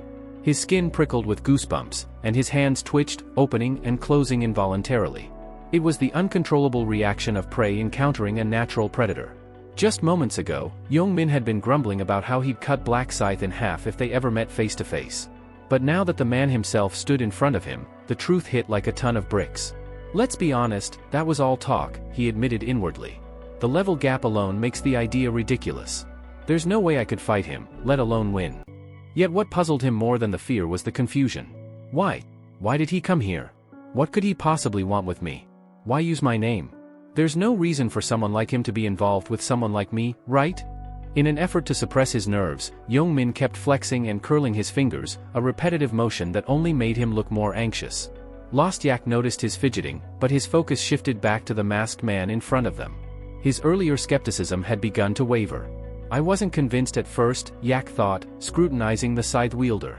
"But if this guy really is the Black Scythe, then someone like me, barely level 20, doesn't stand a chance. My only option would be a sneak attack." But before he could even entertain the idea further, the masked man spoke. "You didn't come alone," Ryu Min said calmly. "I can sense others nearby. You might as well tell them to step out." Lost Yak stiffened in shock. He knew? Even that? His respect for the stranger skyrocketed. Just moments ago, he had been uncertain about this man's identity. But now, Lost Yak was sure of one thing: whether he was truly the Black Scythe or not, this man wasn't someone to be taken lightly. And as if confirming his suspicion, two men emerged from the shadows. "Well, we've been made," one said with a sheepish grin. "How'd you spot us?" They were clearly surprised, having thought they'd stayed hidden. What they didn't know was that Ryu Min didn't even need detection skills. His awareness went beyond what they could grasp. But before they could get too close, Ryu's tone turned cold. "Stop right there," he warned, his voice sharp like a blade. "Take another step, and I'll cut you down." Big words, one of them scoffed. "You think you can threaten us alone?" Another narrowed his eyes and asked, "Are you really the Black Scythe?" Ryu lightly twirled his scythe, the glint of the blade catching in the light. "Doesn't this weapon answer that question for you? We've heard of Black Scythe and that he uses a weapon like that, but how can we be sure?" "Anyone can carry a scythe," one muttered. Ryu let out a quiet sigh, clearly growing tired of the runaround. "Then why ask, if you weren't going to believe the answer?" Despite that, they continued pressing. "We want to hear it straight from your mouth." "Fine," Ryu said, eyes unblinking beneath the mask. "I'm Black Scythe. Satisfied?" Just as the words were spoken, one of the executives, who had a truth rune equipped, suddenly received a system notification. The target is telling the truth. His expression immediately shifted. He turned to the man beside him. "It's confirmed. The system says he's telling the truth." At those words, a hush fell over the group. Every pair of eyes turned toward the masked figure, their previous doubt replaced by a silent, uneasy realization. So it's true. He really is the Black Scythe. What followed was a strange quiet, filled with awkward stares and tight gulps. Even the man who had previously spoken with such bravado now seemed to shrink under Ryu's gaze, his earlier cockiness dissolving into an awkward silence. This wasn't just some random player pretending to be famous. This was the real deal. Just moments ago, the man who had taunted Ryu stood frozen, his expression twisted as if he'd bitten into something rotten. Regret clawed at him as realization dawned. Crap, what the hell did I just say? He cursed silently. He couldn't believe he'd opened his mouth so recklessly, especially in front of someone like him. Was that stupid comment loud enough for Black Scythe to hear? No, maybe not. He's just standing there silently. Nervously, he stepped forward, forcing a polite smile. Hello there. It's an honor to finally meet you, Black Scythe.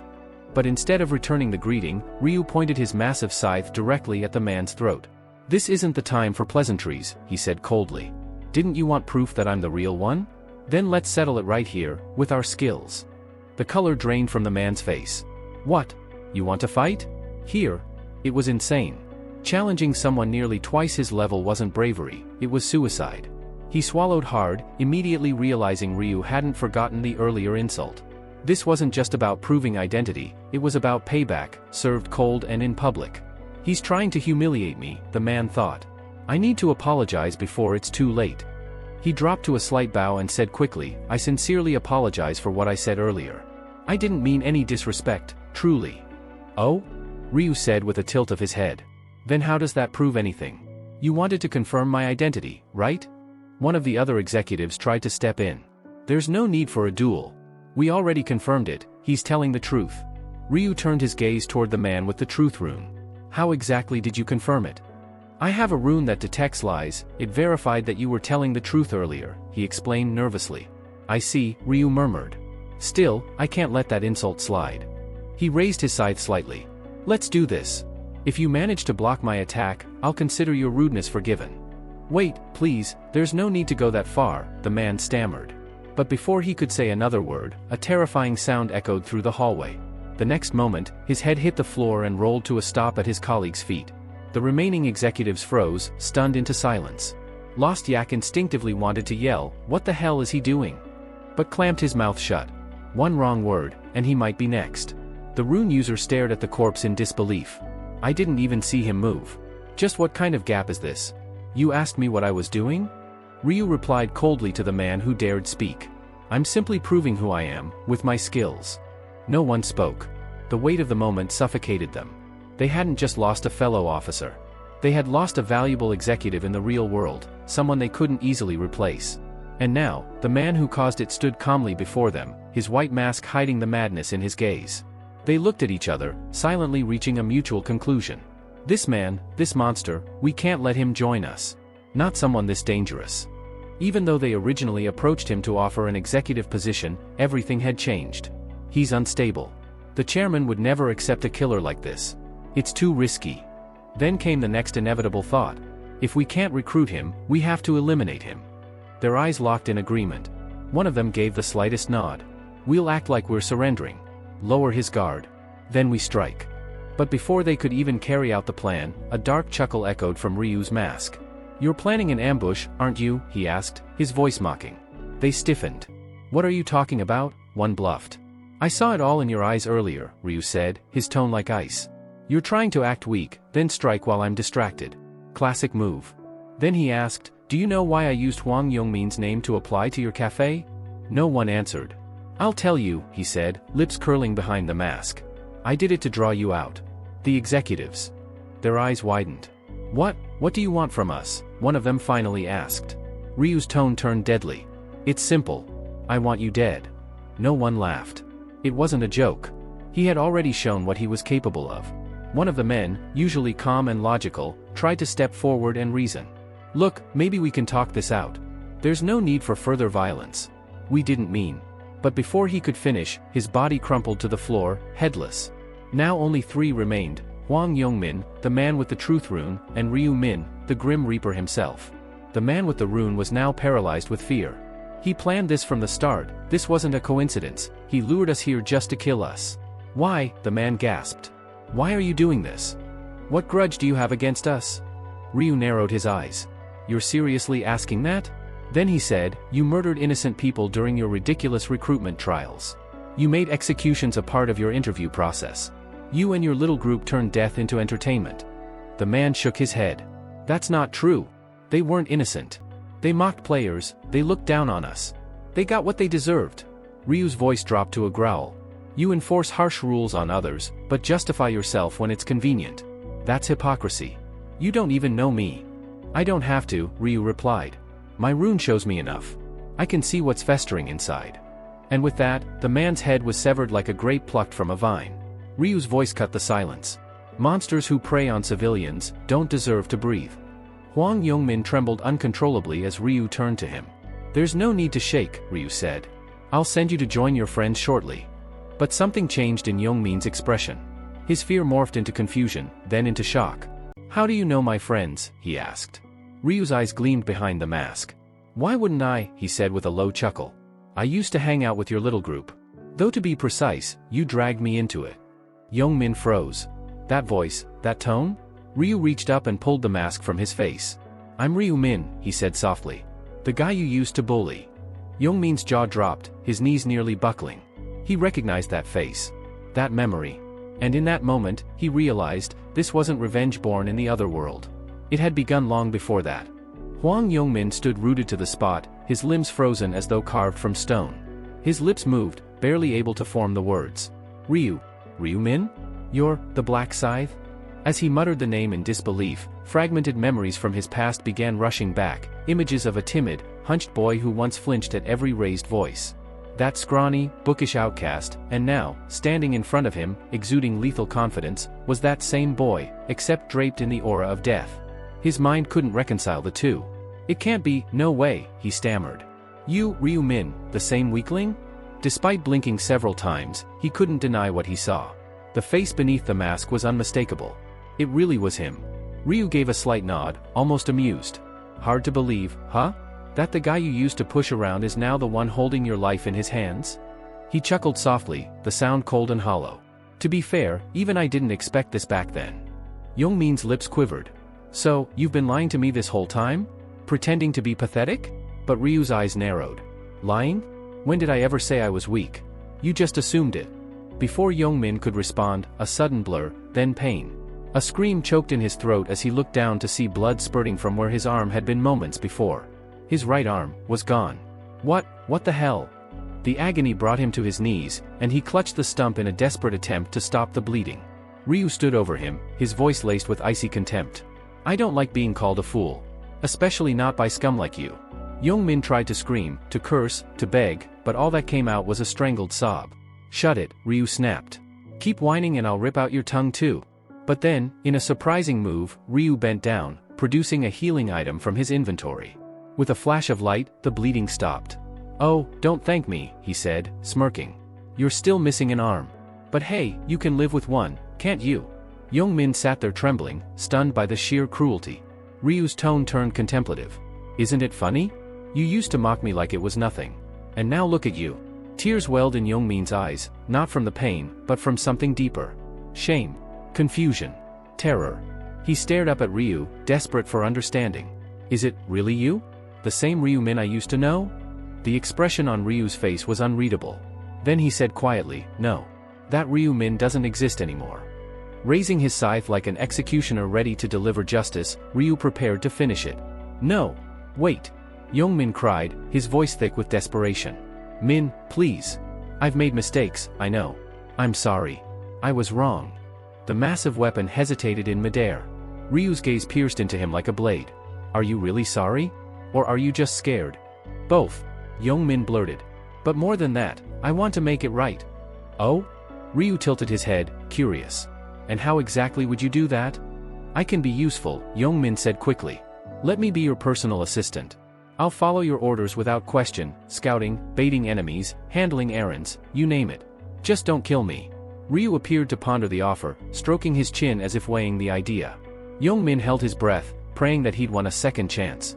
But then Ryu shook his head slowly. No, it won't work. Yongmin's stomach dropped. Why? I can do anything you want. I swear. You're a snake, Ryu replied coldly. I can see it in your eyes, you're already looking for a chance to strike me from behind. Yongmin's pupils dilated. How does he know? You think I'd let a mutt who tries to bite its master stay by my side? Ryu asked, raising his scythe once again. Please, just one more. Your value ends here, Ryu said. With one clean arc, the scythe tore through the air, and Yongmin's head hit the floor, his eyes still wide with disbelief. So ended a life woven with betrayal, arrogance, and cowardice. Ryu stood silently over the corpse, voice cold and unshaken. In past timelines, I let you live, stupidly thought you could change. He exhaled, almost in amusement. Back then, without the rune of inner thoughts, I fell for your cheap apologies. And what did I get? A knife in the back. He looked down at the lifeless body. Never again. His eyes glowed briefly as he activated a skill, and the bodies, including Yongmin's, dissolved into nothing, as if they'd never existed. Not a soul had witnessed the execution. As the area returned to silence, Ryu resealed his scythe, slipped his mask back on, and adjusted his cloak. His job was done. Yongmin and the PCW executives, wiped clean. The path toward the chairman's throne was clearing. Though it wasn't just one step closer, it was several major leaps forward. Ryu gave a faint smile. Now, maybe I should drop by his house. Would be rude not to. With that, his figure vanished into the night, like a shadow that had never been there. The next morning, the virtual meeting room of PCW was abuzz with activity as members trickled in one by one. Among them, Yami arrived with her usual bright demeanor and greeted warmly, "Good morning, Chairman." But the chairman didn't return the smile. His expression remained cold and his response was curt. "Come in, Yami." The tension in the atmosphere was palpable. Yami casually glanced around and frowned. Something was off. "Wait," she asked, puzzled, "where are the other executives?" She was referring to several high-ranking officers who were never known to be tardy. Yet today, their seats remained conspicuously vacant. The chairman let out a long, tired breath before answering. "That's exactly why this emergency meeting was called." He paused for a moment, then delivered the news with a grim tone. "They've been killed." Yami's eyes widened in disbelief. "What? They're dead?" She quickly scanned the room again, as if hoping they'd suddenly appear and this was all just a misunderstanding. But the empty chairs told the truth. "Have you tried reaching them?" she asked. "Maybe they're just unreachable for now?" "We've already attempted direct contact," the chairman said with a shake of his head. No response. "We suspect they were ambushed during a field interview assignment." Yami's mind raced, and a name surfaced almost instinctively. She looked up and asked, voice tense, "Was it him?" The chairman gave a slow nod. "Yes. Black Scythe." That name alone was enough to silence the room. "He's targeting us now. Specifically, our upper ranks," the chairman clarified. "Though the victims were all executive level, it makes no difference to him. They were part of PCW." Yami clutched her hands together as the weight of the news settled on her. "I love bread and popering too," she asked, her voice barely above a whisper. The chairman replied, "Both were among the casualties." Yami lowered her gaze in sorrow. "But why? What could they have done to deserve such a fate?" The chairman gave a bitter chuckle. "Murderers don't always need a reason. Sometimes it's about ego.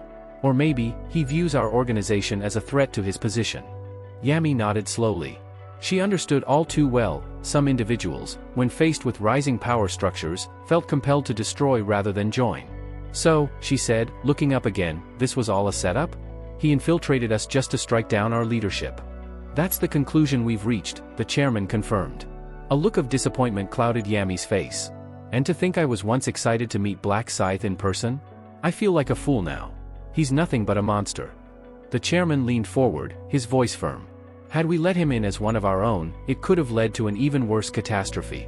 I might have been next." There was a bitter edge to his words, the kind that only came from loss. He clenched his fists and declared, "From this point on, Black Scythe is to be treated as our sworn enemy. We will not rest until justice is served and the fallen are avenged." Yami, equally resolute, replied, "Yes. We can't let this go. But, are we absolutely certain he's the one behind all this?" The chairman gave a sharp nod. "We have witnesses. People who saw him with their own eyes." He turned his head and called out, "Lost Yak, come forward and brief Yami. Give her your report." At that cue, a figure slowly stepped into view. The tension in the room deepened. All eyes shifted to Lost Yak, who bore the burden of being one of the few survivors, and perhaps the last person to speak with Black Scythe before the bloodshed began. With a somber expression, Lost Yak calmly recounted his tense confrontation with Black Scythe to the gathered executives. His voice was steady, hiding the deeper thoughts running beneath the surface. Once the debriefing ended, the chairman silently exited the room, and Lost Yak turned toward Yami with a faint nod. "Yami, until next time," he said in a composed tone. "Yes. Please rest, you've had a long day," she replied gently. Once everyone had left and silence settled in the room, Lost Yak let out a quiet breath. Now alone, he murmured under his breath, "Luckily, they didn't suspect a thing." Without hesitation, he pulled up his equipment interface and tapped a button. As the digital sound of removal echoed, the illusion shattered. The artificial gray skin and distinctive features of Lost Yak melted away, revealing the true face beneath. It was Ryu Min, his real identity now laid bare, if only in private. A smirk tugged at the corner of his lips. Maybe I should have pursued acting instead, he joked to himself. His gaze then shifted to the item he had just unequipped, the assassin's mask. Item, assassin's mask. Category, helmet. Grade, unique. Description, a delicate, nearly invisible mask highly coveted by professional assassins. Known for its astonishing 99.9% success rate, it can flawlessly replicate the face, skin tone, voice, and build of any player the wearer has eliminated. Effect, upon uttering the command, disguise, the mask mimics a fallen player's entire appearance with precision. Defense, 1. Durability, 3000 by 3000. Requirement, can only be worn by players with an expert rank or higher. Ryu Min had acquired this unique helmet by selecting it as a reward from the last time attack event, using a special item ticket. Although it lacked any meaningful defensive power or stat boosts, its value was unmatched when it came to infiltration and covert operations. Taking on the form of someone I've killed gives me an overwhelming advantage, Ryu said, almost admiring the sinister efficiency of the mask. And the benefits went far beyond mere deception in battle. The mask was perfect for intelligence gathering, sabotage, and manipulation. For an assassin, it was the ultimate disguise. He chuckled darkly. There's no easier way to assassinate someone than by posing as their trusted ally. This very principle had guided his actions today. Disguised as Lost Yak, Ryu had taken out key members of the organization from within. By replacing one of the executives, he gained access to their inner circle. Now, if I wanted to, I could even impersonate Hwang Yong-min, he said thoughtfully. But for the moment, I'll stick with Lost Yak's identity. He paused and added with a sardonic grin, if the choice was mine, I'd eliminate the chairman himself, wear his face, and control the entire organization from the shadows. Unfortunately, that plan was doomed from the start. The assassin's mask could only replicate the appearance of other players, not NPCs. And as it turned out, the chairman was not a player at all, despite being the leader of a player-heavy organization. An ironic flaw. Moreover, the chairman was under constant protection, especially from someone as formidable as Yami. Her abilities presented a serious threat to Ryu's current strength. I can't counter her powers, not yet, he admitted. Until I can, I'll continue to play the role of Lost Yak. With no immediate meetings or missions lined up, he had a rare opportunity to rest, or better yet, handle something important. There was one item in particular that needed attention. A mysterious necklace, the Marble of Eternity. This item granted permanent stat increases every time the user killed a monster. However, with each kill, its durability dropped by a single point. Once that durability reached 0, the necklace would shatter and disappear permanently. That was its fatal flaw. But there was a loophole. If one possessed the skills to restore its durability, the Marble of Eternity could become the ultimate stat farming tool. And Ryu Min had just the skill for it. As a blacksmith with a high-level repair ability, he could restore its durability endlessly. Theoretically, that meant he could keep gaining stat boosts forever. It's practically designed for someone like me, he said with satisfaction. With this, I can push my stats far beyond the limits. And so, while the world believed Lost Yak was simply resting, Ryu Min was preparing for his next step, one that would make him even more terrifying. With his objective clear, Ryu Min wasted no time and swiftly began preparing for his journey overseas. Scene transition, Cotswolds, England. Far removed from the bustling cities and modern distractions, nestled deep within a forested corner of the Cotswolds, lived Russell Daniel, a young man who had left behind traditional education 6 years ago. While others pursued degrees and careers, Russell had chosen a far more rugged path. He had secluded himself in a humble, weather-worn cabin, dedicating himself entirely to the ancient art of blacksmithing. The rhythmic clanging of metal against metal rang out through the still woods, the unmistakable song of steel being forged. At that moment, Russell was meticulously crafting a long dagger, nearly 15 caddies in weight. With each hammer strike, the red-hot iron gradually took form under his skilled hands. Once satisfied with its shape, he took a whetstone and honed the blade with practiced precision, only to then reheat the edge in his blazing forge. When the metal glowed the perfect shade of orange, he plunged it into a water trough with a sharp hiss, locking in its deadly sharpness. "Done," he murmured, gazing at his creation with a faint, nostalgic smile tugging at the corners of his lips. "Would be nice if I could sell at least one a day." But the smile faded as quickly as it had come. The truth was bleak. Business had completely dried up ever since the mysterious appearance of the angel. Customers had vanished like smoke, and his beautifully forged weapons remained untouched, collecting dust. Still, Russell wasn't entirely shocked. "I had a feeling this would happen eventually," he muttered under his breath. Blacksmithing had always been a difficult trade, and making a living off it was never guaranteed. The cost of raw materials alone was enough to eat away at what little profit he managed. Until now, he had held on through sheer persistence, but he was reaching a breaking point. His savings were nearly gone, and the thought of leaning on his parents for support filled him with guilt. "Maybe it's time to rethink this path," he admitted to himself. Becoming a blacksmith had been his lifelong dream, his identity, even. But the grim reality gnawed at him. Was it even viable anymore? He pondered, his thoughts drifting to the game's 20th round. If he could clear that final stage, he'd earn one wish as a reward. That single wish could change everything. "I can't give up now," he told himself firmly. A man has to stick to something. His eyes steeled with renewed resolve. He would reach the 20th round and claim that reward, no matter what it took. Fate had even given him a sign, the blacksmith class in the game. It couldn't be a coincidence. Though the class offered no direct combat advantage, one of its passive skills allowed him to increase any weapon's damage by 150%. That alone gave him hope. But that hope didn't fix his most immediate problem: he was broke. "No matter how determined I am, it won't pay for food or firewood," he sighed. Reality hit him like cold iron. He needed money, and fast. Blacksmithing could wait, for now. With a heavy heart, he decided to take on other work temporarily. He'd head down from the mountain and look for any job that would get him through this rough patch. Once he earned enough to survive, he would return to the forge. Because deep down, he knew, no matter how long it took, the fire in his heart for smithing would never go out. As Russell wiped the sweat from his brow and prepared to return to his cabin, he heard the sound of footsteps approaching through the underbrush. His instincts sharpened. He turned quickly, expecting to see a wild animal, but instead, he found a person. Not just any person. A young man, clearly of Asian descent, was calmly walking toward him through the trees. It was a strange sight.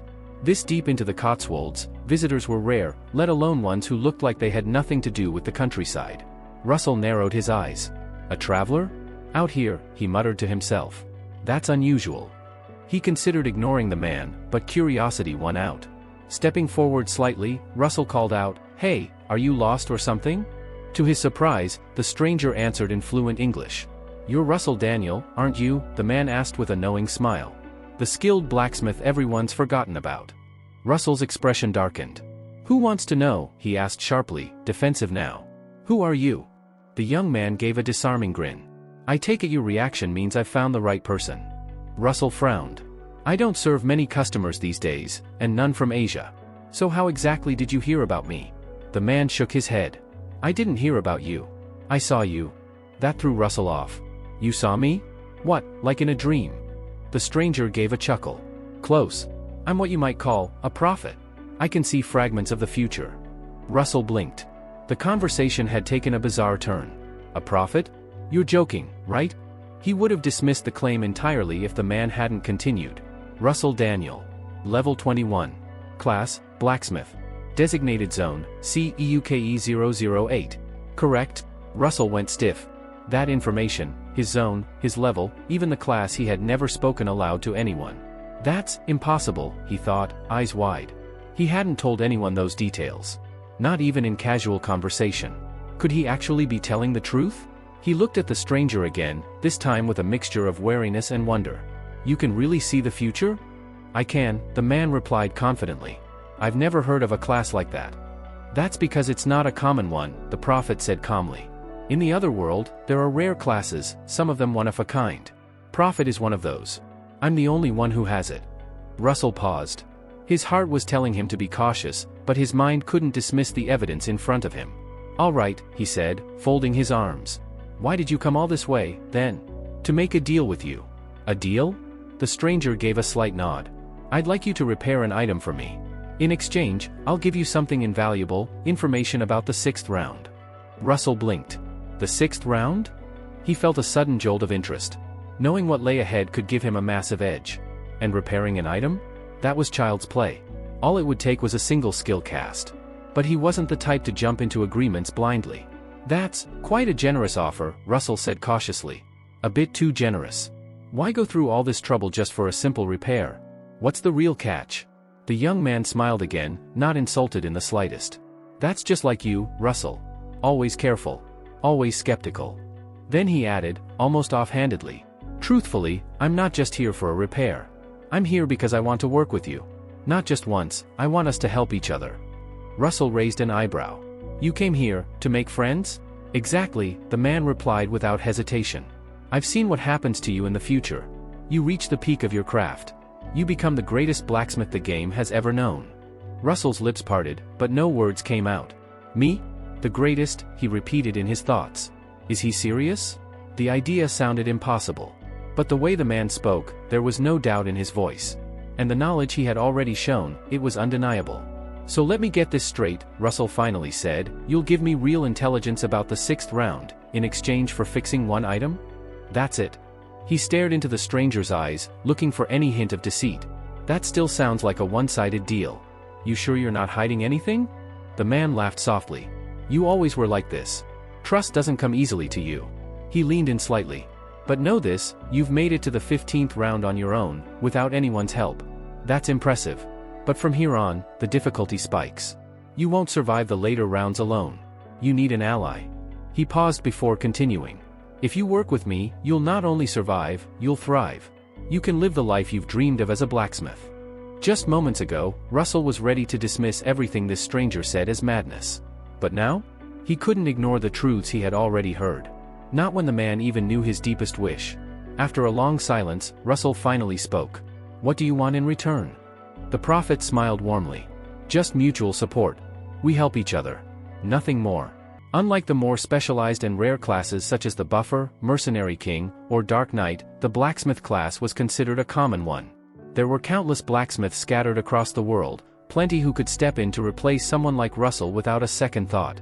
However, for Ryu, things were different. He had a very specific reason for making the long journey deep into the mountains of England in search of this particular blacksmith. It all came down to one undeniable fact: Russell wasn't just another blacksmith. The tales of Russell surviving all the way to the 15th round weren't just exaggerated rumors, they were absolute truth. Against all odds, Russell had not only endured the brutal challenges of the rounds but had risen to become one of the strongest blacksmiths in history. Ryu muttered to himself, his expression calm but filled with quiet resolve.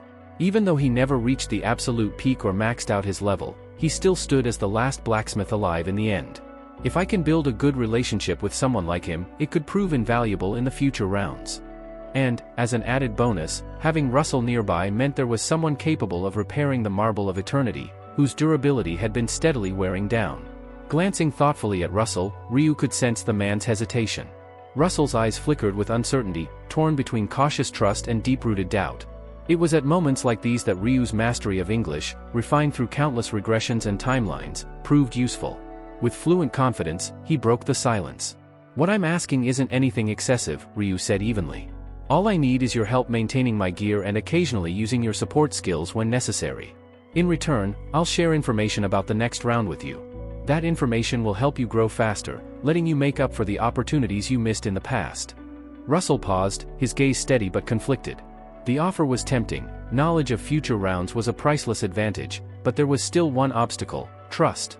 Ryu-min, Russell thought, studying him quietly. He sounds sincere, but can I really take him at his word? After a moment of contemplation, Russell exhaled and spoke cautiously. I appreciate that you're valuing my future, he admitted, but I'm still not completely sure I can trust you. So here's my suggestion: let's make this conditional. I'll decide whether to continue this arrangement after I see the results of round 6. Ryu simply smiled, unfazed. That's perfectly fine. I'm not asking you to sign any binding contract, he replied confidently. Deep down, he knew once Russell witnessed his predictions unfold, the blacksmith would naturally gravitate toward him, just like others had in the past. All right then, Russell said, picking up his tools, before we talk more, let me handle your equipment first. After that, you can share the details for the 6th round. Fair enough, Ryu nodded, reaching into his inventory.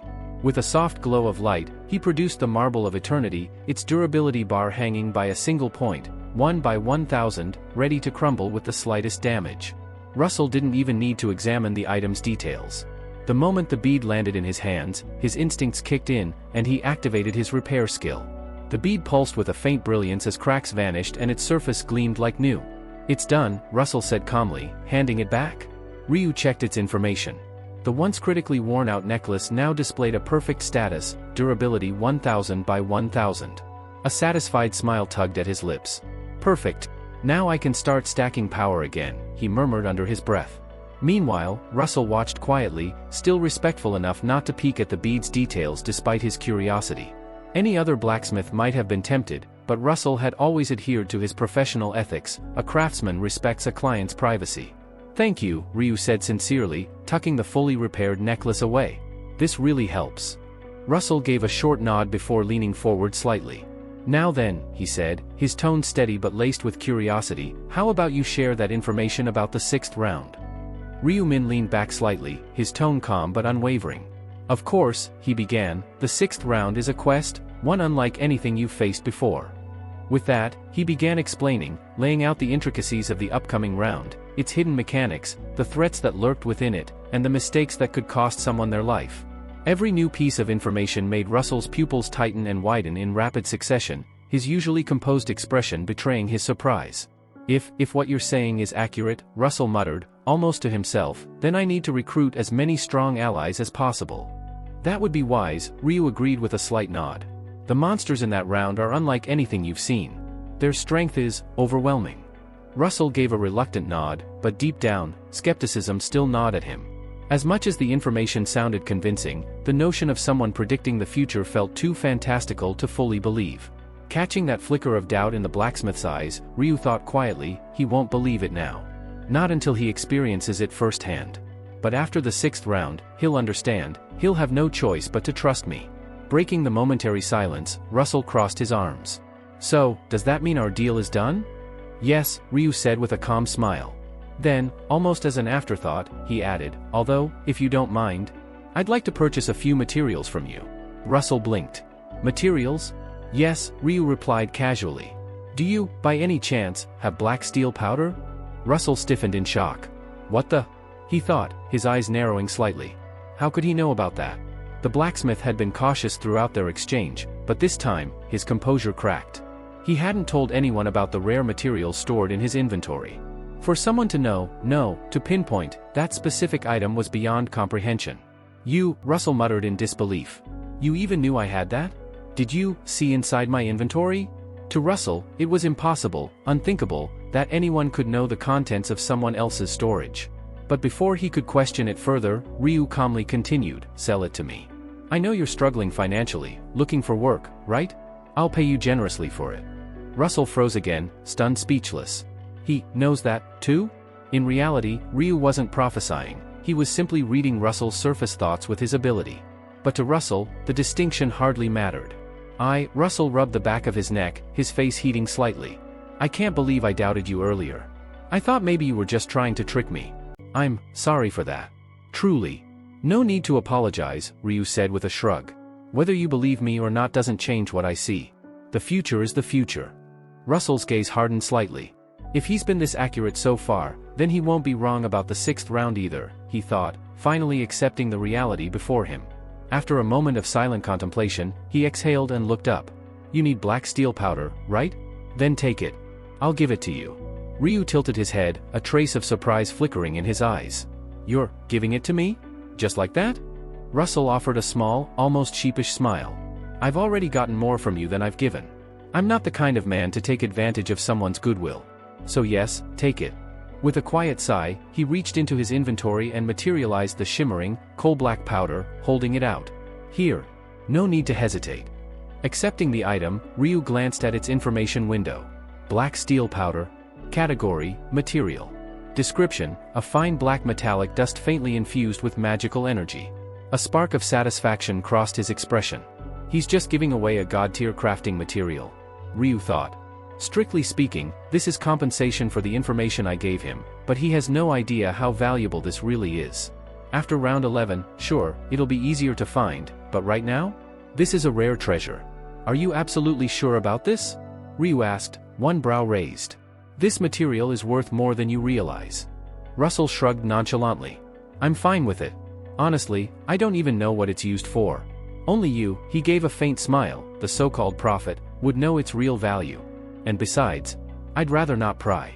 Asking for more after what you've already done for me would just make me greedy. That simple, genuine statement made Ryu smile. Russell's unspoken principle, to know when to stop and not overstep, was a rare strength in people. Reaching into his coat, Ryu pulled out a black leather bag and handed it over. Then take this. Russell blinked in confusion but accepted it. Opening the bag, his jaw nearly dropped. Inside was a neat stack of bills, 20,000 pounds, clean and crisp. That's payment for the repair job, Ryu explained casually. I figure that should cover the cost, right? Russell stammered, quickly regaining his composure. And more than enough, he muttered, almost under his breath. Then, as the realization sank in, a flood of relief washed over him. With this much, I won't need to find another job. When he looked up again, his expression had softened, his earlier tension fading into something closer to genuine warmth. Still, Russell said hesitantly, are you sure it's okay for me to accept such a large sum of money? Ryu leaned back casually, meeting Russell's cautious gaze with his usual calm confidence. It's perfectly fine, he said. That money isn't just for the repair work you did, it's also for the material you gave me. Actually, if we're being honest, I wouldn't even consider it a waste to pay you millions for something like that. But, he let out a quiet chuckle. I figured too much at once might just make you uncomfortable. Russell blinked, clearly taken aback, and Ryu continued before the blacksmith could argue. And one more thing, don't just blow through that money on food or small expenses. Russell tilted his head, curiosity flickering in his expression. Then, what should I do with it? Open an overseas stock account, Ryu instructed smoothly, his tone leaving no room for hesitation. Invest about half of what I gave you into a Korean company called Player Place. It's still flying under the radar right now, but soon, it's going to explode. If you make the investment now, you won't ever need to worry about finding a job for the rest of your life. Whether you take my advice or not, though, is entirely your choice. Russell stared at him for a long moment, weighing his words, then slowly nodded. I believe you, he said, voice firm. Your predictions have been flawless so far, Prophet. And, besides, this is money I didn't even earn myself. The least I can do is trust the person who gave it to me. Seeing Russell's genuine resolve, Ryu finally allowed himself to relax. Good, he said with a faint smile. Then I suppose my business here is done. Russell Daniel, good luck in the 6th round. He paused mid-turn, as though remembering something. Oh, and, do you have a phone? Of course, Russell replied, pulling it from his pocket. Perfect, Ryu said. I'll give you my number. Save it. You might need it sooner than you think. Oh, I forgot to ask, what's your name? Russell asked. You can call me Ryu, Ryu Min replied. Days slipped by, and soon, that familiar, foreboding moment arrived again. June 1st, midnight. As the world around him shimmered and twisted into the otherworldly battlefield, Ryu opened his eyes, his calm demeanor unwavering. Round 6, he muttered under his breath, surveying the strange terrain. This one's a cooperative round. I'll need to form a party. Min Yuri. If there was anyone he needed in this round, it was her. She was sharp, competent, and dependable, an asset to any party. But there was a catch. This round requires 5 people, he murmured to himself. No exceptions. I'll need to fill the rest of the slots, even if they're just placeholders. Before he could dwell on it, a familiar voice cut through the distance. Black Scythe. He turned to see Min Yuri approaching with an easy smile, waving as she closed the distance. It's nice to see you again, she said brightly. How have you been? Ryu raised an eyebrow, his lips curving slightly. You're talking like it's been years. It's only been a month. Still, she said with a playful grin, a month feels like a long time, doesn't it? Her smile was warm, unguarded. After their teamwork in the previous round, all the initial tension between them had long since faded. As Ryu glanced around, though, he noticed eyes turning toward them, whispers rippling through the gathered players. Who's that woman? Why is she talking to him? Wait, isn't that democracy? I swear I saw her in the rankings announcement last round. Yeah, she was 2nd place. Damn, to be on such good terms with Black Scythe. I'm jealous. He ignored the attention. Being at the top of the rankings came with its annoyances, whispers, stares, endless speculation. The cold charisma he projected made him seem untouchable, almost inhuman, and though it deterred most people from approaching, Min Yuri didn't seem to care. Did you defeat the final boss in the last round? She asked, curiosity sparkling in her eyes. I did, Ryu said simply. Wow, she said, her admiration genuine. And even with the time limit, you finished it so quickly. Then, she hesitated briefly, then added, have you completed the subquest? The one about collecting balance stones? I've already completed it, he said with a shrug. And no, before you ask, I'm not going to tell you what reward I got. Her eyes widened in shock. How did you know I was going to ask that? Just a hunch, Ryu replied evenly. She let out a small laugh, shaking her head. I've always thought this, but you really do have incredible insight, Black Scythe. Her words hung in the air for a moment, and then she realized what she'd just said. Her face flushed pink. Ah, she stammered, flustered. That was presumptuous of me, wasn't it? I am sorry. What's there to apologize for? Ryu asked, his voice calm, almost reassuring. And, thank you for the compliment. Her heart gave a small flutter at the unexpected kindness. He's considerate, yet still carries that overwhelming presence, she thought, cheeks still warm. He really is fascinating. Before she could say anything more, two figures approached, people Ryu immediately recognized, Seo Aaron and Nsang Cheol. Black Scythe, Seo Aaron greeted with a polite smile, though her eyes flicked briefly toward Min Yuri before settling on him. It's been a while. And who, she added with a deceptively light tone, is this? Ryu's response was cool, almost indifferent. I don't think that's something I need to explain, do I? Seo Aaron smiled as if she accepted the response, but beneath that polite exterior, her thoughts churned. Why is he smiling at her, and not me? Trying to ignore the twist of disappointment in her chest, she kept her composure. What do you want from me? Ryu asked, his tone sharp enough to cut through the growing tension. Of course, he already knew why they were here, but he played along anyway, curious to see how they'd respond. Seo Aaron and Nsang Cheol exchanged a quick glance, silently debating how much they could reveal. The prophecy had made it clear, their success in this round hinged on forming a party with Black Scythe. But admitting that openly would raise too many questions. Finally, Nsang Cheol stepped forward, his expression earnest. Black Scythe, he said, voice steady, we'd like to form a party with you. Ryu arched a brow. A party? With me? Yes, Nsang Cheol said quickly. We know we're not strong enough to keep up with you, but we'll do everything we can to stay out of your way. We promise not to cause you any trouble. Their sincerity was obvious. The prophecy had told them this was the only way to secure their survival, and they weren't about to miss their chance. Ryu tilted his head, pretending to think it over, though his decision was already made. In truth, whether they joined or not didn't matter much, there were plenty of other players eager to team up. But having them around could be useful, especially with Nsang Cheol likely to report this development to the Heavenly Demon. Building a positive image won't hurt, he thought. Outwardly, however, he maintained an air of hesitation, letting the silence stretch just long enough to make the two players sweat. Finally, Nsang Cheol broke, blurting out a desperate offer. We're not asking to join for free. I have information about round 6. If you accept us, I'll share it with you. Ryu's lips curved into the faintest smirk. Information I gave you myself, he mused silently. I don't need it, he said flatly. Nsang Cheol froze, clearly stunned. What? Why not? Wouldn't it help to know how to clear this round ahead of time? Ryu's gaze was cold but steady. I'll handle my strategy on my own, he said. I don't rely on information I can't verify. Watching Nsang Cheol's flustered reaction, Ryu couldn't resist. Tell me, he said with a faint, teasing smile, where exactly did you get that information?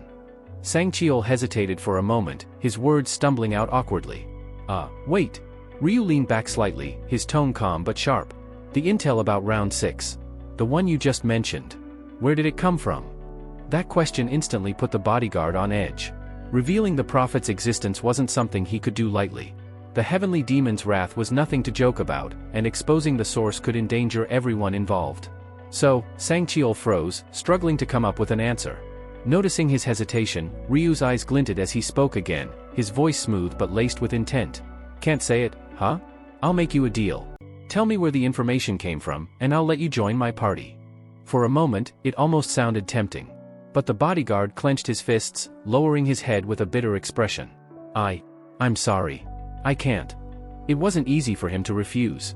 Joining the Black Scythe's party was a rare chance, maybe even a dream for someone like him. Yet the secret he held wasn't his alone to tell. Ryu, however, only smirked faintly as if he had expected that answer. Inwardly, he thought, as I figured, he won't say a thing about the prophet. He's too afraid of what the Heavenly Demon might do if the secret spreads. Still, Ryu wasn't bothered. Not in the slightest. On the other hand, Nsang Cheol was frowning deeply, his shoulders slumped. Damn it. I blew it, he muttered to himself. Now what am I supposed to tell Ma Jiangrock? The whole plan was to get into Black Scythe's party, and I messed it up. But before he could spiral any further, Ryu spoke up, his voice calm but decisive. Fine. You can join the party. The bodyguard blinked in shock. Huh? Seriously? You're letting me in? But why? Simple, Ryu replied. You didn't sell out your source, even when offered a benefit. That makes you trustworthy enough. I don't work with rats who squeal on their allies for a reward. It dawned on Sangcheol then, if he had exposed the prophet, things could have gone very badly. Realizing this, he let out a silent sigh of relief. Thank you, Black Scythe, Sangcheol said, bowing his head with genuine gratitude. His companion also expressed thanks, clearly pleased with the unexpected turn of events. Their attention, however, soon shifted toward Min Yuri, standing quietly near Ryu. The two seemed curious, glancing at her repeatedly as if wondering what connection she had to the infamous Black Scythe. Ryu caught on immediately. She's a buffer, he explained casually. Our relationship is strictly contractual. A contract relationship? A buffer? They exchanged puzzled looks. How had she even met someone like Black Scythe? What kind of contract was this? Their curiosity piled up like an overflowing stack of questions, but in the end, they decided to ask about the contract first. Yes, Ryu confirmed simply when they inquired. Such contracts exist. The short response killed any chance of prying further. His tone made it clear he wouldn't elaborate no matter how much they asked. At that point, Co Aaron shifted her gaze toward Min Yuri, offering a friendly smile. Hello. I'm Co Aaron. It's nice to meet you. Min Yuri blinked in surprise. Oh. Democracy here. Wait, Co Aaron? As in the Co Aaron? Did you change your appearance or something? Co Aaron nodded lightly. Yes, that's me. Min Yuri's eyes widened in amazement. Really? No wonder your face looked so familiar. And the name? I was curious. Oh my god, this is incredible, I'm such a huge fan. My father watches every single drama you star in. He adores your acting. He's like, the biggest Co Aaron fan ever. Co Aaron chuckled softly at the outpouring of enthusiasm and responded with her usual composure. Thank you. I appreciate it. While Min Yuri continued to gush excitedly, Sangcheol shot another cautious glance at Ryu. Are you really okay with me not giving you the details about round 6? I mean, it could help. Ryu's expression hardened, his voice turning cold. I don't need it. Keep your information. I don't like owing people favors. The blunt rejection stung. Sangcheol had been ready to trade information for an alliance, but if Black Scythe wasn't interested, there was nothing he could do. Maybe, Sangcheol thought to himself, maybe I can quietly give him a heads up if things go wrong during the quest. At least then it wouldn't feel like a wasted opportunity. The two women kept chatting casually, their voices blending with the background noise of the gathering players. Sangcheol came closer slightly and asked with a curious smile, by the way, Democracy, is your class a buffer? Min Yuri nodded confidently. Yes, I'm a buffer. Don't worry, I'll make sure to buff everyone later when we get into action. Oh, really? That's interesting, Co Aaron replied, her expression brightening. My job has something similar to a buff skill, too. I'm a summoner, so I can cast protective shields through my fairy summons. Min Yuri's eyes widened slightly, a mix of surprise and fascination flashing across her face. Wait, you're a summoner? You actually have summons? Co Aaron chuckled lightly and nodded. That's right. My profession is summoner. Right now, I can call out up to 3 different creatures. I'll show you what they look like a little later. Before the conversation could continue, the tall man who had been quietly standing nearby spoke up in a polite but firm tone. Excuse me for interrupting, but I think proper introductions are in order. My name is Sangcheol. Min Yuri turned to him, smiling politely. Ah, I see. Nice to meet you, Sangcheol. I noticed you earlier and thought you seemed familiar with Black Scythe. Sangcheol gave a small nod. Yes. We've received help from him before. He saved both of our lives during a dangerous situation. Oh. I see, Min Yuri murmured, her gaze shifting toward Black Scythe. She studied him quietly for a moment, her thoughts swirling. So, he's even rescued people in danger, she thought to herself, her instinctive sense about him growing stronger. Once again, she felt that beneath his cold exterior, Black Scythe had an unexpectedly warm and humane side. As more participants slowly gathered at the meeting point, a dazzling burst of light illuminated the area. Out of that light stepped Priscilla, her presence commanding everyone's attention. With an almost playful smile, she greeted them. Hello, humans. Have you all enjoyed your month of rest?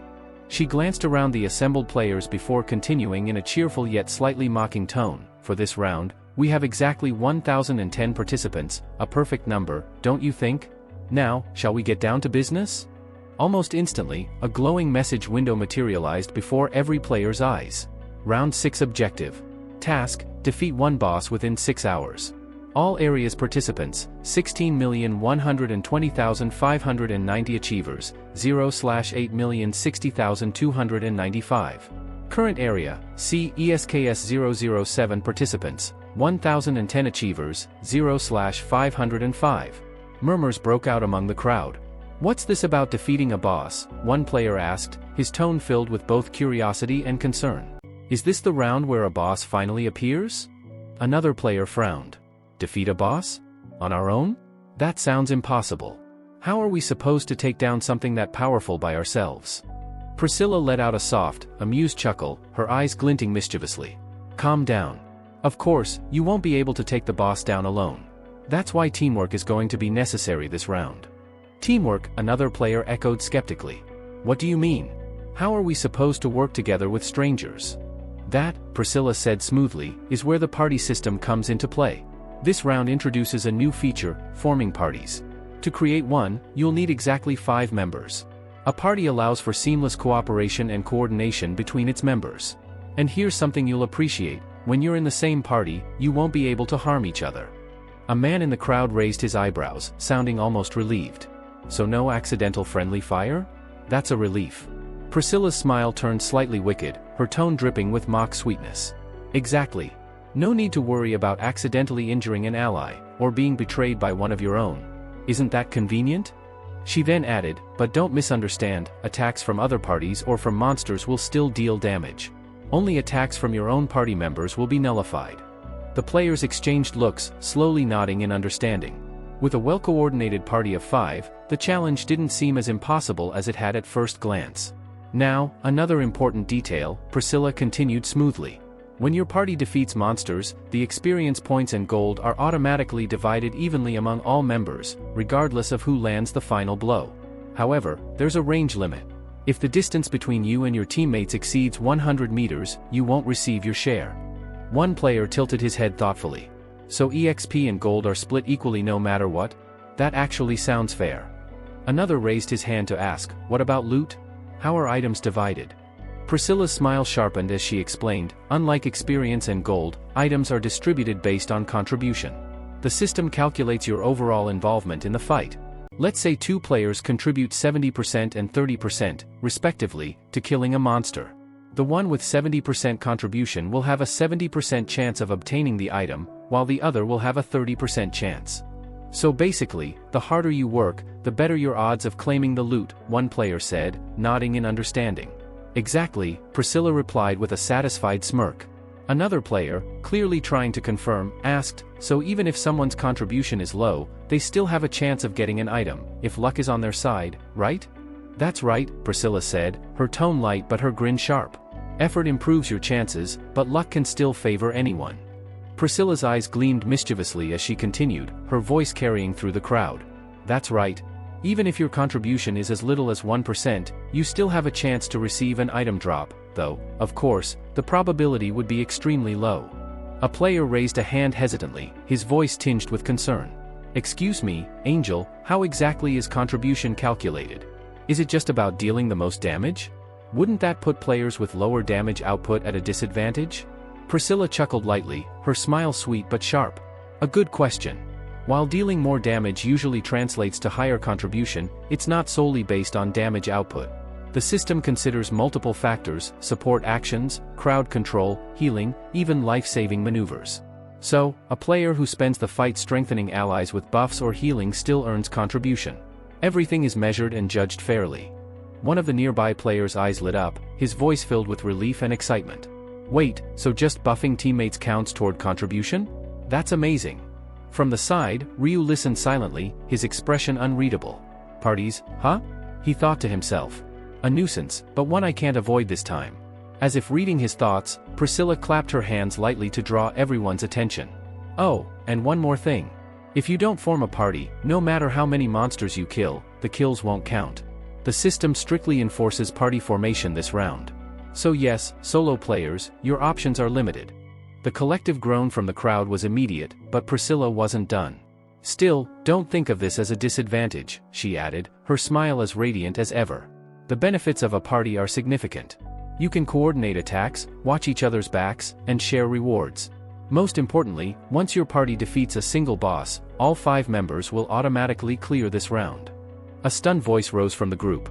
All 5 members? Really? Everyone in the same party passes together? Yes, Priscilla confirmed, her expression unchanging. But remember, only 101 bosses will appear in this area. Which means only 505 of you can survive this round. The unsettling realization spread like wildfire through the crowd, but before panic could fully bloom, Priscilla clapped her hands together again, as if concluding a performance. And that, she said cheerfully, wraps up the explanation of the party system. See? Nothing too complicated. Just form a 5-member party, work together, and defeat a boss. Simple, right? Ryu's lips curled ever so slightly at that, though there was no humor in his eyes. Simple? He mused silently. Hardly. It's never as simple as she makes it sound. Priscilla gave a playful wink as her form began to glow, her presence fading into a cascade of radiant light. Do your best, humans. Defeat your boss, clear the round. Oh, and one last note, there are no subquests this time. Focus on your main objective. Good luck. And with that, the so-called angel vanished, leaving behind only a faint shimmer in the air. The moment she disappeared, someone muttered bitterly, "Easy quest, huh? Yeah, right. This boss is going to be a nightmare, mark my words." Others grumbled in agreement, their voices filled with frustration and dread. They all knew that venting their anger at Priscilla was pointless. The angel never appeared again until the end of a round, and every curse or insult hurled her way would always fall on deaf ears. A sharp tone sounded in the player's ears as the system interface updated. Quest timer activated. Time remaining, 5 hours 59 minutes and 53 seconds. The countdown began. 6 hours to form a proper 5-member party, hunt down the boss, and defeat it, or face inevitable death. Almost immediately after, another message popped up in bold letters. Party Formation Protocol? To form a 5-member party, hold hands with your desired teammates and simultaneously recite the party formation command. Reminder, boss kills will not count unless you are in an official 5-member party. The atmosphere instantly shifted. We need to form parties, now, one player said urgently. Yeah, another agreed. No point risking it. No party, no progress. Anyone looking for members? I'm level 20, warrior class, someone called out, raising his hand above the crowd. Looking for solid DPS and a healer. Let's make this quick. The area turned chaotic in seconds, the once empty field now resembling a noisy marketplace. Players called out their levels and classes, frantically scanning for reliable partners while groups hastily formed around them. Amid the commotion, Sang Cheol, the ever-vigilant bodyguard, stood quietly beside Ryu, his sharp eyes narrowing slightly. The prophet was right, he thought grimly. Everything is happening exactly as foretold. A 5-member party is essential to survive this round. His gaze shifted briefly toward Black Scythe, who stood as composed and unreadable as ever. Sticking with him was the right decision, Sang Cheol reassured himself. After a moment of hesitation, he spoke. Mr. Black Scythe, we should. Wait, Ryu interrupted curtly, his tone even but commanding. It's a 5-member team. That means we still need one more. Minuri glanced between them with an inquisitive look. Then, who should we bring in for the 5th slot? Let's leave that to Mr. Black Scythe, Sang Cheol replied immediately, his voice steady. He's the strongest among us. He should make the call. Everyone turned their attention to Ryu, who pretended to think it over, though in truth, he had already decided. There was someone he had been meaning to recruit, someone nearby, close enough that the invitation would be smooth and natural. The entire field was buzzing as players scrambled to form parties. Voices rose above the noise. I'm level 20, warrior class. Anyone want to team up? One man shouted, raising his hand high, scanning for takers. All around, players discussed levels, professions, and strategies, trying to form their survival groups. Yet in hushed tones, many whispered the same thought: whoever manages to join Black Scythe's party will practically have their life guaranteed. To them, it was like winning the lottery. But before he could act, a nervous-looking player stepped forward, forcing a polite smile. Mr. Black Scythe, the player stammered, would you, by any chance, consider joining our party? The world seemed to still for a moment as Ryu turned his gaze on the man, his expression cold and unwelcoming. His reply was sharp as a blade, leaving no room for negotiation. No, he said flatly, his eyes narrowing. Go away. Don't waste my time. The player flinched under the weight of his voice, his face paling as if cold water had been poured down his spine. His legs wobbled slightly, his courage crumbling in an instant as he backed away in silence.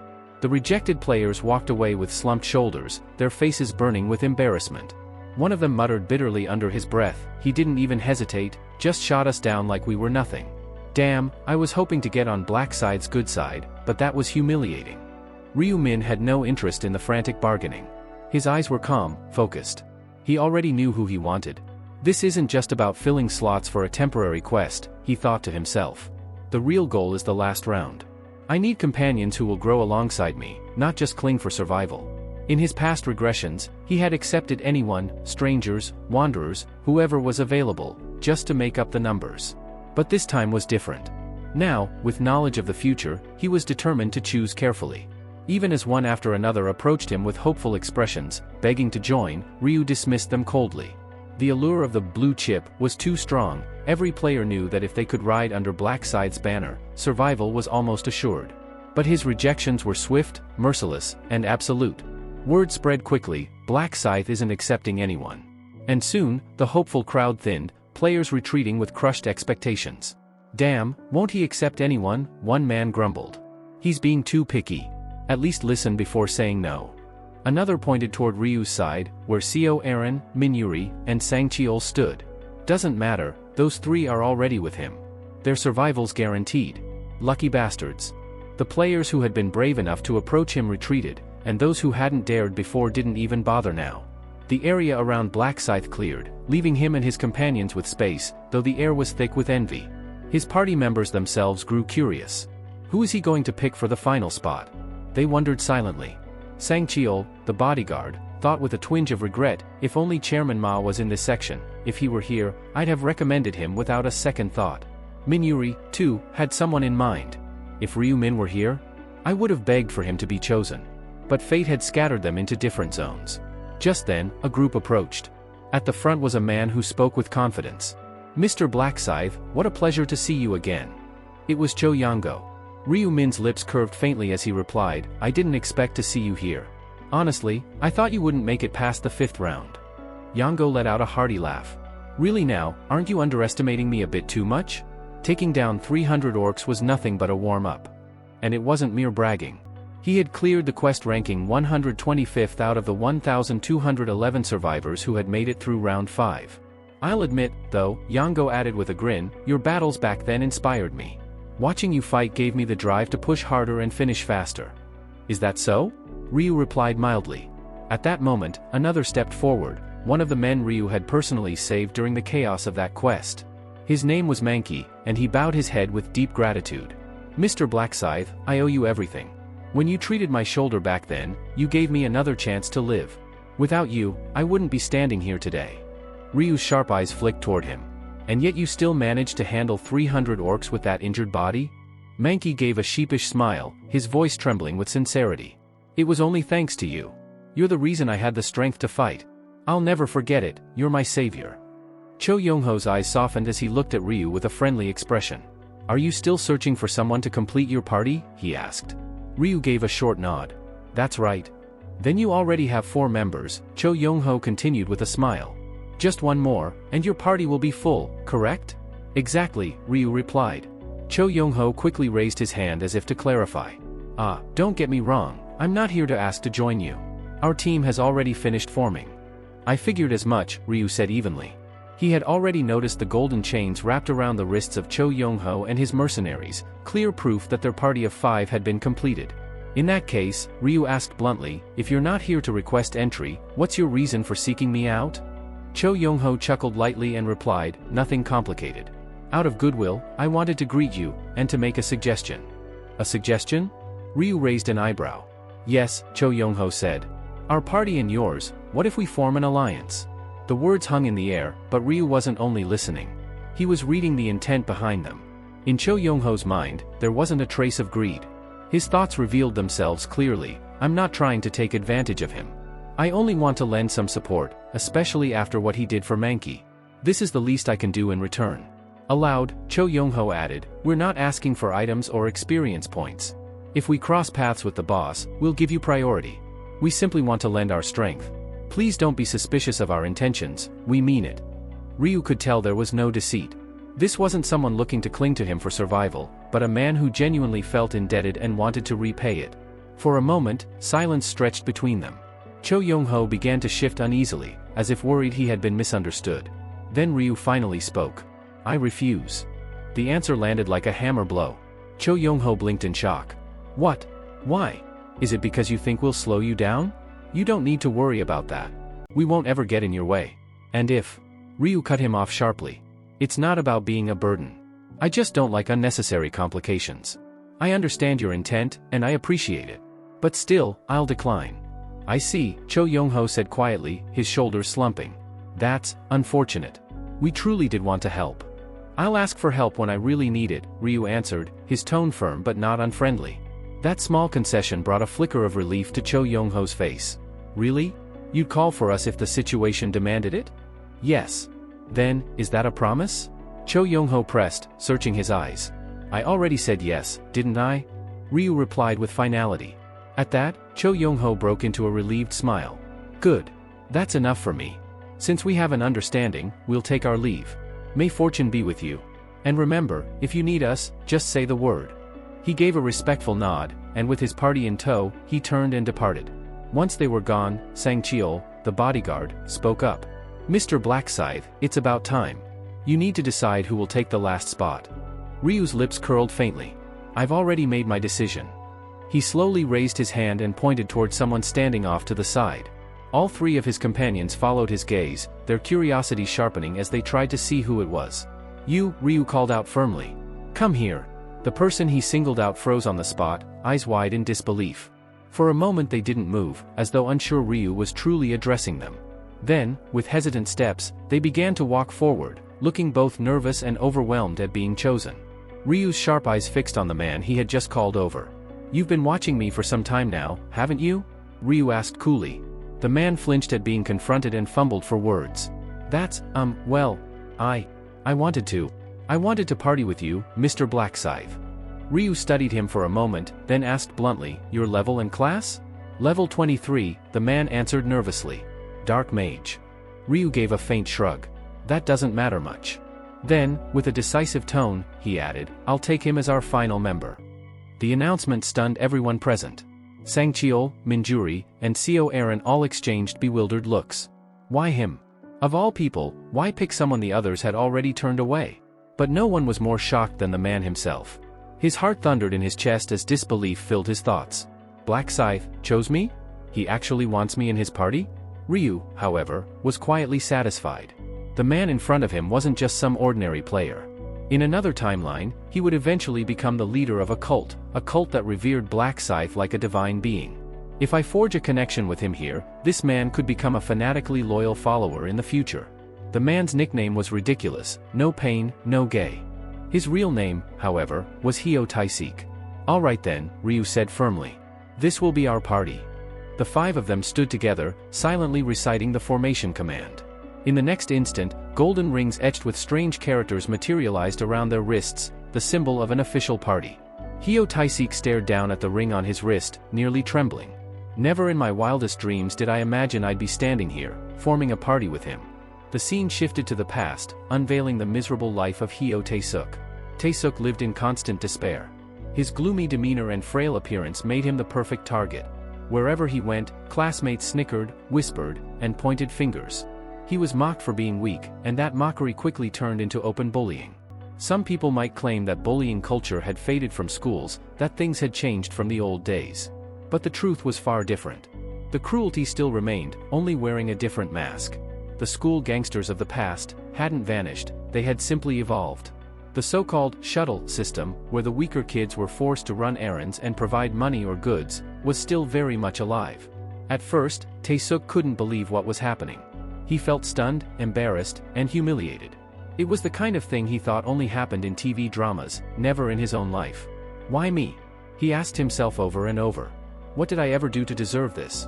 Believing he must have done something wrong, he tried to change himself, to fix whatever it was that attracted their cruelty.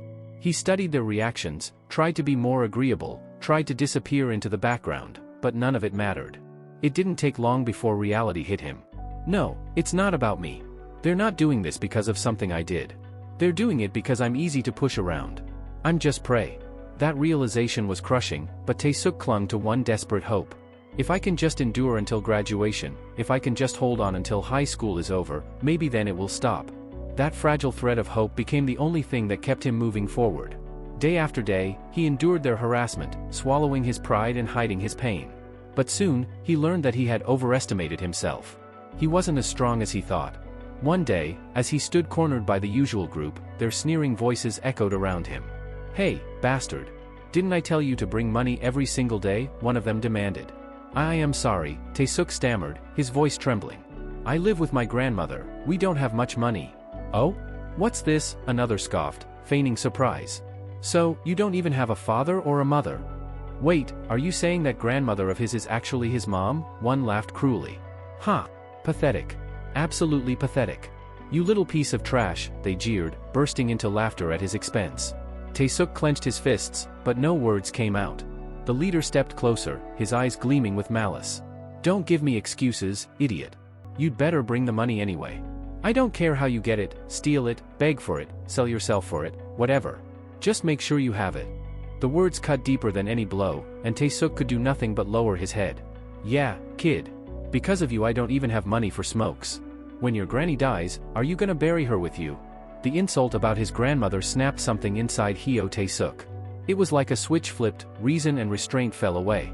"You bastards," he shouted, finally lashing out at them. That single outburst changed everything, and not for the better. "Get that lunatic," someone barked. "Just scorch his forehead a little. I'll give whoever does it a smoke break." From then on the cruelty escalated. They invented excuses to punish him, hauled him about on trumped-up accusations, beat him, threatened him, shook him down for cash. The abuses multiplied. The torment wasn't mere teasing anymore, it became a deliberate, sustained campaign to break him. It was the kind of suffering that might even make devils turn away. School stopped being a place of learning and became a daily nightmare. There were moments when Tae-suk thought the only relief left would be to end it all. Death began to look like an escape rather than something to fear. But whenever he let those thoughts near, one image rose up and shoved them back: his grandmother. If he died, who would care for her? Who would repay the years she'd spent picking through trash to scrape by, cooking, patching, and loving him when no one else did? The idea of abandoning her twisted something in his chest: guilt, shame, a fierce, incandescent loyalty. "You can't do that to her," he told himself. "You promised you'd study hard. You promised you'd get a degree and make things right for her. You owe her that." So he swallowed the dark thoughts and forced himself to continue. He would endure. He would keep breathing, keep pretending, keep surviving, because walking away would mean betraying the one person who had given him everything. Heo Tae-suk endured. Day after day, he clung to the one promise he had made to himself: to survive, persevere, and repay his grandmother's love. And when 3 years of relentless bullying finally passed, when he stood at graduation without giving in to despair, he felt a small flicker of pride. "I made it. At last, freedom." But in 2022, the world shifted. Angels descended, and the great upheaval began. Every month became a desperate struggle for survival. And just as he thought he had escaped one hell, another found him. His grandmother's health began to crumble. By the time the second round came, she collapsed. The ones who tormented him didn't stop, even in the face of his grief. "See that? Didn't I say the old hag would die of shock if you laid a finger on her? Ha, I told you I'd bury you and that wrinkled hag together." That was the moment the last thread of restraint inside him snapped. Without hesitation, Tae-suk plunged an arrow into the shoulder of the nearest thug, black mana bursting from him like a curse. A shadowy arrow tore through the air and lodged itself in another bully's eye, rotting it instantly. The bullies were dumbfounded. They hadn't realized it yet, but they had just provoked a player with class. The same miserable boy they treated as prey had awakened power they couldn't begin to grasp. Small-minded, cruel people remained the same no matter the world. Their mistake was believing sheer numbers would guarantee victory. They never saw the danger until it was too late. By the time Tae-suk regained his senses, it was already over. A body lay sprawled in a pool of blood, staining his grandmother's tiny home. "Money," he muttered, his voice breaking and twisting, slurring into something unsteady. From then on, his speech never returned to normal. His words came out broken, like his heart. He built walls around himself, isolating his feelings, closing himself off. But inside, he forged a single purpose. "They say the final round can grant any wish, then I'll wish for her. I'll bring my grandmother back, and we'll live in peace." That was all he wanted. Not his parents, who had abandoned him. Not recognition from anyone else. Just his grandmother's smile again. From that moment, his survival was no longer for himself, it was for her. He devoted everything to mastering his class. And dark mage power was nothing to scoff at. Soon, he was claiming first place in his region without fail. But no matter how far he climbed, there was always someone standing higher. Black Scythe? How is someone that strong already? The first time Tae-suk saw that name at the top of the rankings, curiosity sparked. That curiosity soon grew into something else. And when he witnessed Black Scythe with his own eyes, the man who cut down 9 players in the zone representative selection match in the span of a breath, he was spellbound. That wasn't just strength. It was overwhelming, absolute. It was art. If I had power like that, no one would have dared bully me. Grandma, she'd still be alive. Regret tore at him, regret for his weakness, for his helplessness. And beneath that regret, a desperate longing bloomed. I want to be like him. I want to be strong like Black Scythe. What began as curiosity became admiration. Admiration deepened into yearning. Could I talk to him? But what would I even say? For Tae-suk, Black Scythe wasn't just another player. He was something closer to a god. Just being in the same area as him felt like standing before a divine being. His heart pounded, his thoughts raced. And before he could stop himself, the words slipped out of his trembling lips. I'm in a party with Black Scythe. Even as he said it, he couldn't believe it was real. To fight alongside the very man he revered, it felt less like reality and more like a dream come true. Ryu broke the silence. No pain, no gay. Yes? Tae-sik responded quickly. Now that you're part of this group, introduce yourself properly. Hyo Tae-sik swallowed hard, hesitating at first, then managed to steady his voice. I'm no pain, no gay. Level 23, Dark Mage. My combat skills are black arrows and black chains. His delivery was shaky in the beginning, but by the end, he had gained confidence. Minjuri smiled warmly and said, "It's nice to meet you, no pain no gay. I'm Minjuri, a level 21 buffer. I'll do my best to support everyone." Afterward, Seo Aaron and Sang Cheol gave their own introductions. Once everyone was finished, Ryu looked over the group. Good. Now that the introductions are out of the way, shall we begin hunting? Hold on, Minjuri interjected quickly. Before we move, let me cast buffs on everyone first. She lifted her hands and began chanting, her skills wrapping her party members in waves of glowing light. Bless. Swift. One by one, the enhancements flowed into them. The moment the effects took hold, the party members widened their eyes in astonishment. My attack speed, it's nearly 60% faster. And my movement speed too, this is incredible. They could hardly believe it. Ryu, however, remained unshaken, his expression calm as always. Sang Cheol glanced at him and remarked, "So this is why you always keep Miss Minjuri by your side, isn't it? Having a buffer like her makes all the difference." Minjuri blushed, smiling bashfully. "Oh, come on, you're embarrassing me." Watching this exchange, Seo Aaron's lips tightened ever so slightly. Seo Aaron stepped forward with quiet confidence and said, "I'm a summoner as well. I can also imbue my summoned creatures with buffs through my incantations." The air shimmered as golden dust swirled, forming into 2 delicate, fairy-like beings that sparkled like fireflies in the night sky. Their wings glowed faintly as they hovered near, exuding a warm, protective aura. Then, with a deep rumble, the ground shifted, earth and stone gathered together, gradually shaping into a humanoid figure. Within moments, a full-sized stone golem stood before them, towering and imposing. Min Yuri's eyes lit up in awe. "Oh my gosh, what are those adorable little creatures?" "They're fairies," Seo Aaron explained, her voice carrying a hint of pride. "Protective summons. They specialize in shielding allies. At first, they had no offensive capabilities, but when I reached level 20, a 3rd fairy manifested, one that can actually cast attack spells." "Wow, that's incredible. And what about that big one made of stone?" Min Yuri asked, still brimming with curiosity. "That's my golem," Seo Aaron replied. "I earned it at level 20 as well. It can't provide buffs like the fairies, but it's perfect for pulling monster aggro. I usually summon it in advance so it can tank." Min Yuri clapped her hands together with delight. "That's amazing. You have both a tank and support skills, you're really impressive, Uni." Though showered in Yuri's admiration, Seo Aaron's eyes were fixed on one person alone. Turning toward Black Scythe, she asked with a hopeful look, "What do you think? Don't I bring something worthwhile to the team?" Her expression carried both pride and a silent plea, waiting for acknowledgement. But Ryu Min hardly glanced her way. Instead, he looked ahead, expression cool and unreadable. "Let's move out," he said simply. The brush-off left Seo Aaron stifling her frustration, her desire for recognition unfulfilled. Still, she followed as Ryu took the lead, with the rest nodding and falling in line behind him. Not far back, Hyo Tae-suk, no pain no gain, watched the team with uneasy determination. A buffer and a summoner, both of them are really skilled. I can't drag the group down.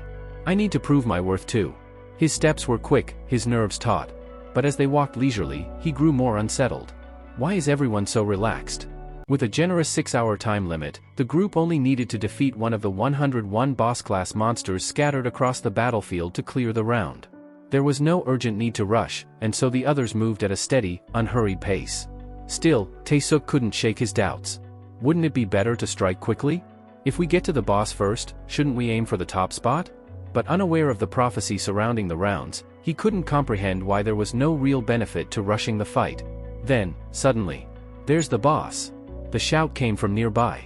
All heads turned toward the commotion, and a collective gasp followed. From the shadows of the trees emerged a monstrous figure, a centaur, towering and broad-shouldered, with the muscular upper body of a man fused to the powerful frame of a horse. In its grip, a massive double-edged spear gleamed menacingly. That's ours. If we kill it, we'll take first place, a player roared, rallying his team. Without hesitation, the rival party charged. Steel clashed against the beast's weapon as the centaur swung fiercely, forcing the players back with its overwhelming strength. He's too strong, spread out, don't clump up, someone barked. Go for its back. Aim for the rear legs, another commanded. Obediently, one of the players darted behind the beast, only for disaster to strike. Thud. The centaur's hind legs lashed out in a devastating kick, catching the unlucky attacker square in the chest. The man was hurled 10 meters into the air before crashing down and tumbling another 3. He groaned in agony, but he was alive, barely. Tch, idiots, Ryu muttered under his breath, clicking his tongue. Going for the rear like that? Foolish. Still, the remaining players pressed on, fueled by anger. This bastard's going to pay. Everyone, now. Their combined skills rained down on the monster. Fire, ice, blades, and bolts of energy struck in tandem. The centaur roared in defiance, but it was soon overwhelmed by the barrage. With one final cry, the beast collapsed. We did it, one of them shouted triumphantly. We're first place. We finally cleared the quest before anyone else. Wasn't that easier than we thought? Another added, laughing in relief. Their party rejoiced, cheering and congratulating one another. Watching from afar, Tae-suk felt his chest sink. Damn it, the top spot's gone. We missed our chance. Instinctively, his gaze shifted toward Black Scythe.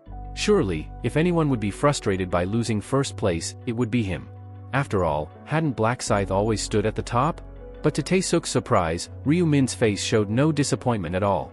His expression was cool, calm, and completely unconcerned, like none of it mattered in the slightest. As time ticked by, the cheers from the rival party slowly died down. Confusion crept in. Wait, why hasn't the quest completion message appeared yet? One of the players asked, his excitement giving way to unease. Could it be? Another muttered, a hint of dread in his voice. Just then, Ryu's lips curled into a faint smirk. So, they finally caught on, he thought.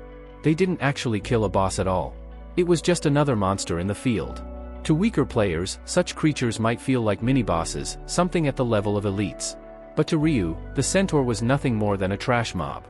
For a 5-man team, it was challenging but manageable. The real threat, however, was something entirely different. Hidden somewhere in the field lurked the true boss, a minotaur, massive and brutal, with the body of a man and the head of a raging bull. Unlike the centaur, the minotaur demanded overwhelming strength to bring down, at least 20 players, all around level 20, fighting in perfect coordination. In short, you'd need 4 full parties working together. The angel had indeed announced there were 101 bosses spread across the field. But what she didn't say was just as important. She never once claimed that only bosses existed here. That omission was intentional. Ryu observed the field with a cold calmness. From my perspective, it's just another bulky monster with slow swings, but to anyone else, it's a death sentence. Most teams probably came in thinking, it's a 5-person party quest. With just us, we can kill the boss first and take the top spot. He scoffed inwardly. What a foolish notion. Even level 30 players would struggle here. Maybe, just maybe, someone at level 40 could handle it. That's why the angel made it clear this boss wasn't to be attempted solo. They crafted the trial to mislead, making everyone believe 5 people could take it down, when in reality you'd need 4 full teams. This deception was the real trap of round 6. Nothing in the angel's words explicitly promised a 5-man party could actually kill the boss. She simply left the crucial details unsaid. So that's their plan, Ryu mused. Hand us only half the truth, keep us blind, and let desperation do the rest. She's clearly just carrying out her orders from above. That was also why the time limit was 6 whole hours. Not to rush toward the Minotaur, but to grind through mobs, gather levels, and prepare before facing the true challenge. And as for rankings, they weren't determined by who landed the first kill, it all came down to clear speed. Whoever finished the boss fight fastest would secure first place. With that in mind, Ryu and his companions didn't rush forward like the reckless teams did. They knew better. Only one person didn't understand, the Hyo Tae-suk. Since he hadn't heard the prophecy, he still thought everything was straightforward. Finally, Ryu started his method acting. He broke his silence, turning to his allies. Let me explain the plan. That centaur wasn't the boss monster, it seems. For now, we're not touching the boss. Instead, we'll focus on hunting centaurs and using the time to level up. We'll keep at it for about 5 hours. The no pain no gain blinked. But, why? What's the reasoning? Ryu looked at him steadily. Didn't you just see how those level 20 players struggled against centaurs? If mobs this week give them so much trouble, what do you think will happen against the real boss? Charging in recklessly is pointless. And who's to say there aren't more traps waiting for us? Realization dawned on no pain no gain. Ah, I see. So you mean, it's better to prepare first? Exactly, Ryu said. Besides, think about this, what if we kill the boss too early, like I did in the first round, and then get sealed in that pillar of light? We'd waste the remaining time, gaining nothing. Far better to hunt mobs, collect experience and gold, and then challenge the boss when the moment is right. The Hyo Tae-suk nodded slowly. So the idea is, power up first, then face the Minotaur later. That's right, Ryu confirmed. But, what if we lose the chance to claim the top spot? Hyo Tae-suk pressed, still uncertain. It doesn't matter, Ryu replied firmly. Even if someone else snatches first place, we'll come away with more strength and resources. 6 hours of hunting is far more valuable than wasting them sitting inside a pillar. Hearing this, the Sang-chul fell silent, filling his expression. Unbelievable. He pieced it all together exactly as the prophecy foretold. It's like he can see through every trap before it even springs. Finally, the Min-yuri said, understood. Then, should we all group up and start clearing centaurs together? Maybe decide roles and positions first? But Ryu shook his head. His voice was sharp, unwavering. No need for that. Leave the monsters to me. I'll handle them alone. Everyone froze, disbelief etched across their faces. What? You'll fight them by yourself, Black Scythe? Co Aaron blinked in surprise and asked, what? You're going to fight alone, Black Scythe? The thought weighed on everyone. A monster that even a full 5-member party struggled against, could one man really handle it by himself? Hyo Tae-suk, however, didn't doubt. Of course, if it's him, it's possible. With Black Scythe's level and strength, it's not impossible at all. Still, he couldn't help but wonder what role the rest of them were supposed to play if Ryu decided to go solo. As if reading their minds, Ryu spoke up. You don't need to worry. All of you just stick close to me. Hunt alongside me, collect experience and gold. Think of it as a free ride. His voice was calm but absolute. In other words, I'll carry this run. But in exchange, I'll take all the item drops from contribution calculations. That's my only condition. You'll still level up and earn plenty of gold without any risk. So, what do you say? The terms were blunt, but undeniably fair. None of them could argue against it. Who would refuse free experience and money, even if it meant giving up a few items? The group glanced at one another before nodding. All right. We're fine with it. Ryu inclined his head slightly, a hint of satisfaction in his eyes. Good. That's the smart choice. You won't regret it. Truthfully, this arrangement was more convenient for him. Fighting alongside people who weren't on his level would only slow him down. This way, he could hunt freely without distraction. He tightened his grip on his weapon, the black blade of the death scythe gleaming faintly.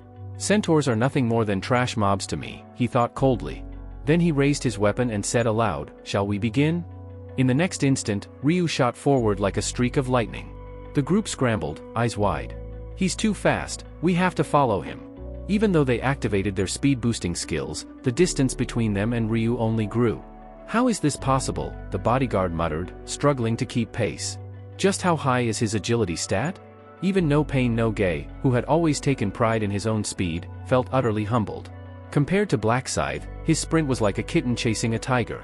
By the time they managed to close in, Ryu was already face to face with his prey. The centaur bellowed, lifting its weapon. But its cry ended halfway. Ryu's scythe carved through the air in a blur, and the centaur's head separated cleanly from its body. Thud. The monster collapsed before it could even register what had happened. Kill time, 0.3 seconds. The others froze, stunned into silence. What just happened? Someone whispered.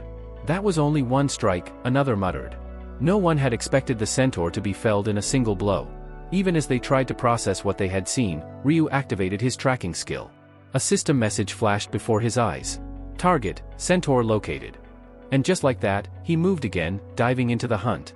He was like a reaper in motion, swift, efficient, unstoppable. A killing machine disguised as a man. Minutes bled into half an hour. Ryu finally paused, scanning through the stream of messages flooding his vision. Centaur defeated. Experience acquired. Title effect, plus 1.5x experience. Experience, 0.89%. Gold obtained, plus 60. Current kill count, 172/100. Rune of Slaughter effect, all stats increased by 100%. Ryu narrowed his eyes. 172 kills in 30 minutes. Not bad at all. With 2,000 centaurs roaming this field, I could probably wipe them all out within the 6-hour limit. But I suppose I should leave some for the other players. His gaze flicked to another notification. Marble of Eternity, current stacks, 11. Right. Just like before. All I need to do is keep hunting until the durability drops to 1. Then, when I return, I'll ask Russell to repair it. As he was turning these thoughts over in his mind, the sound of heavy footsteps reached his ears. When he glanced back, he saw his party members stumbling toward him, out of breath and clearly worn out from the relentless chase. The sight pulled a faint smile from him. If you're tired, take a breather, Ryu said lightly. Their faces brightened immediately. Really? Thank you. They collapsed onto the ground, grateful for the respite. Co Aaron and No Pain No Gay, both having the lowest stamina among the group, didn't even bother with dignity. They lay flat on their backs, gasping for air. No Pain No Gay groaned. Damn it, just keeping up with him is exhausting. And here I thought a 100-meter radius would be plenty of space, but it's not enough at all. The bodyguard gave a small nod and said, yeah, that's true. They did say that. But his expression betrayed a different emotion. It wasn't worry but rather a sense of pride and satisfaction. After all, they had gained a level in barely half an hour. Minjuri's eyes widened in awe as she turned toward Ryu. Min, Black Scythe, you're really incredible. The speed at which you hunt is just unreal. Ryu tilted his head slightly, a playful edge in his tone. What? You don't like it? Catching the teasing in his words, Minjuri quickly waved her hand, flustered. No, not at all. Just keeping up with you is enough for us to level up. It's actually amazing. At that moment, Hio Taisik cut in with a grin, joining the exchange. So this is what they call getting a free ride, huh? Black Scythe, you're probably doing 10 times the work compared to us. But Ryu Min, as usual, brushed it off with his calm, indifferent attitude. Not really. If anything, it looks like you guys are putting in more effort than me. That casual remark made the whole group break into laughter. Their tension melted for a moment as they chuckled and caught their breath together. But their light-hearted moment didn't last long. From the distance, a group of people began approaching. It's Black Scythe, wow, it really is him, one of them exclaimed in surprise. Hio Taisuk muttered, they are heading our way. As the newcomers neared, the laughter of Ryu Min's party gradually faded. Their smiles stiffened, replaced with wary glances as they quietly assessed the approaching group. That's it for today. Thank you so much for watching. If you enjoyed the video, don't forget to hit that like button and subscribe for more. We'll see you in the next one.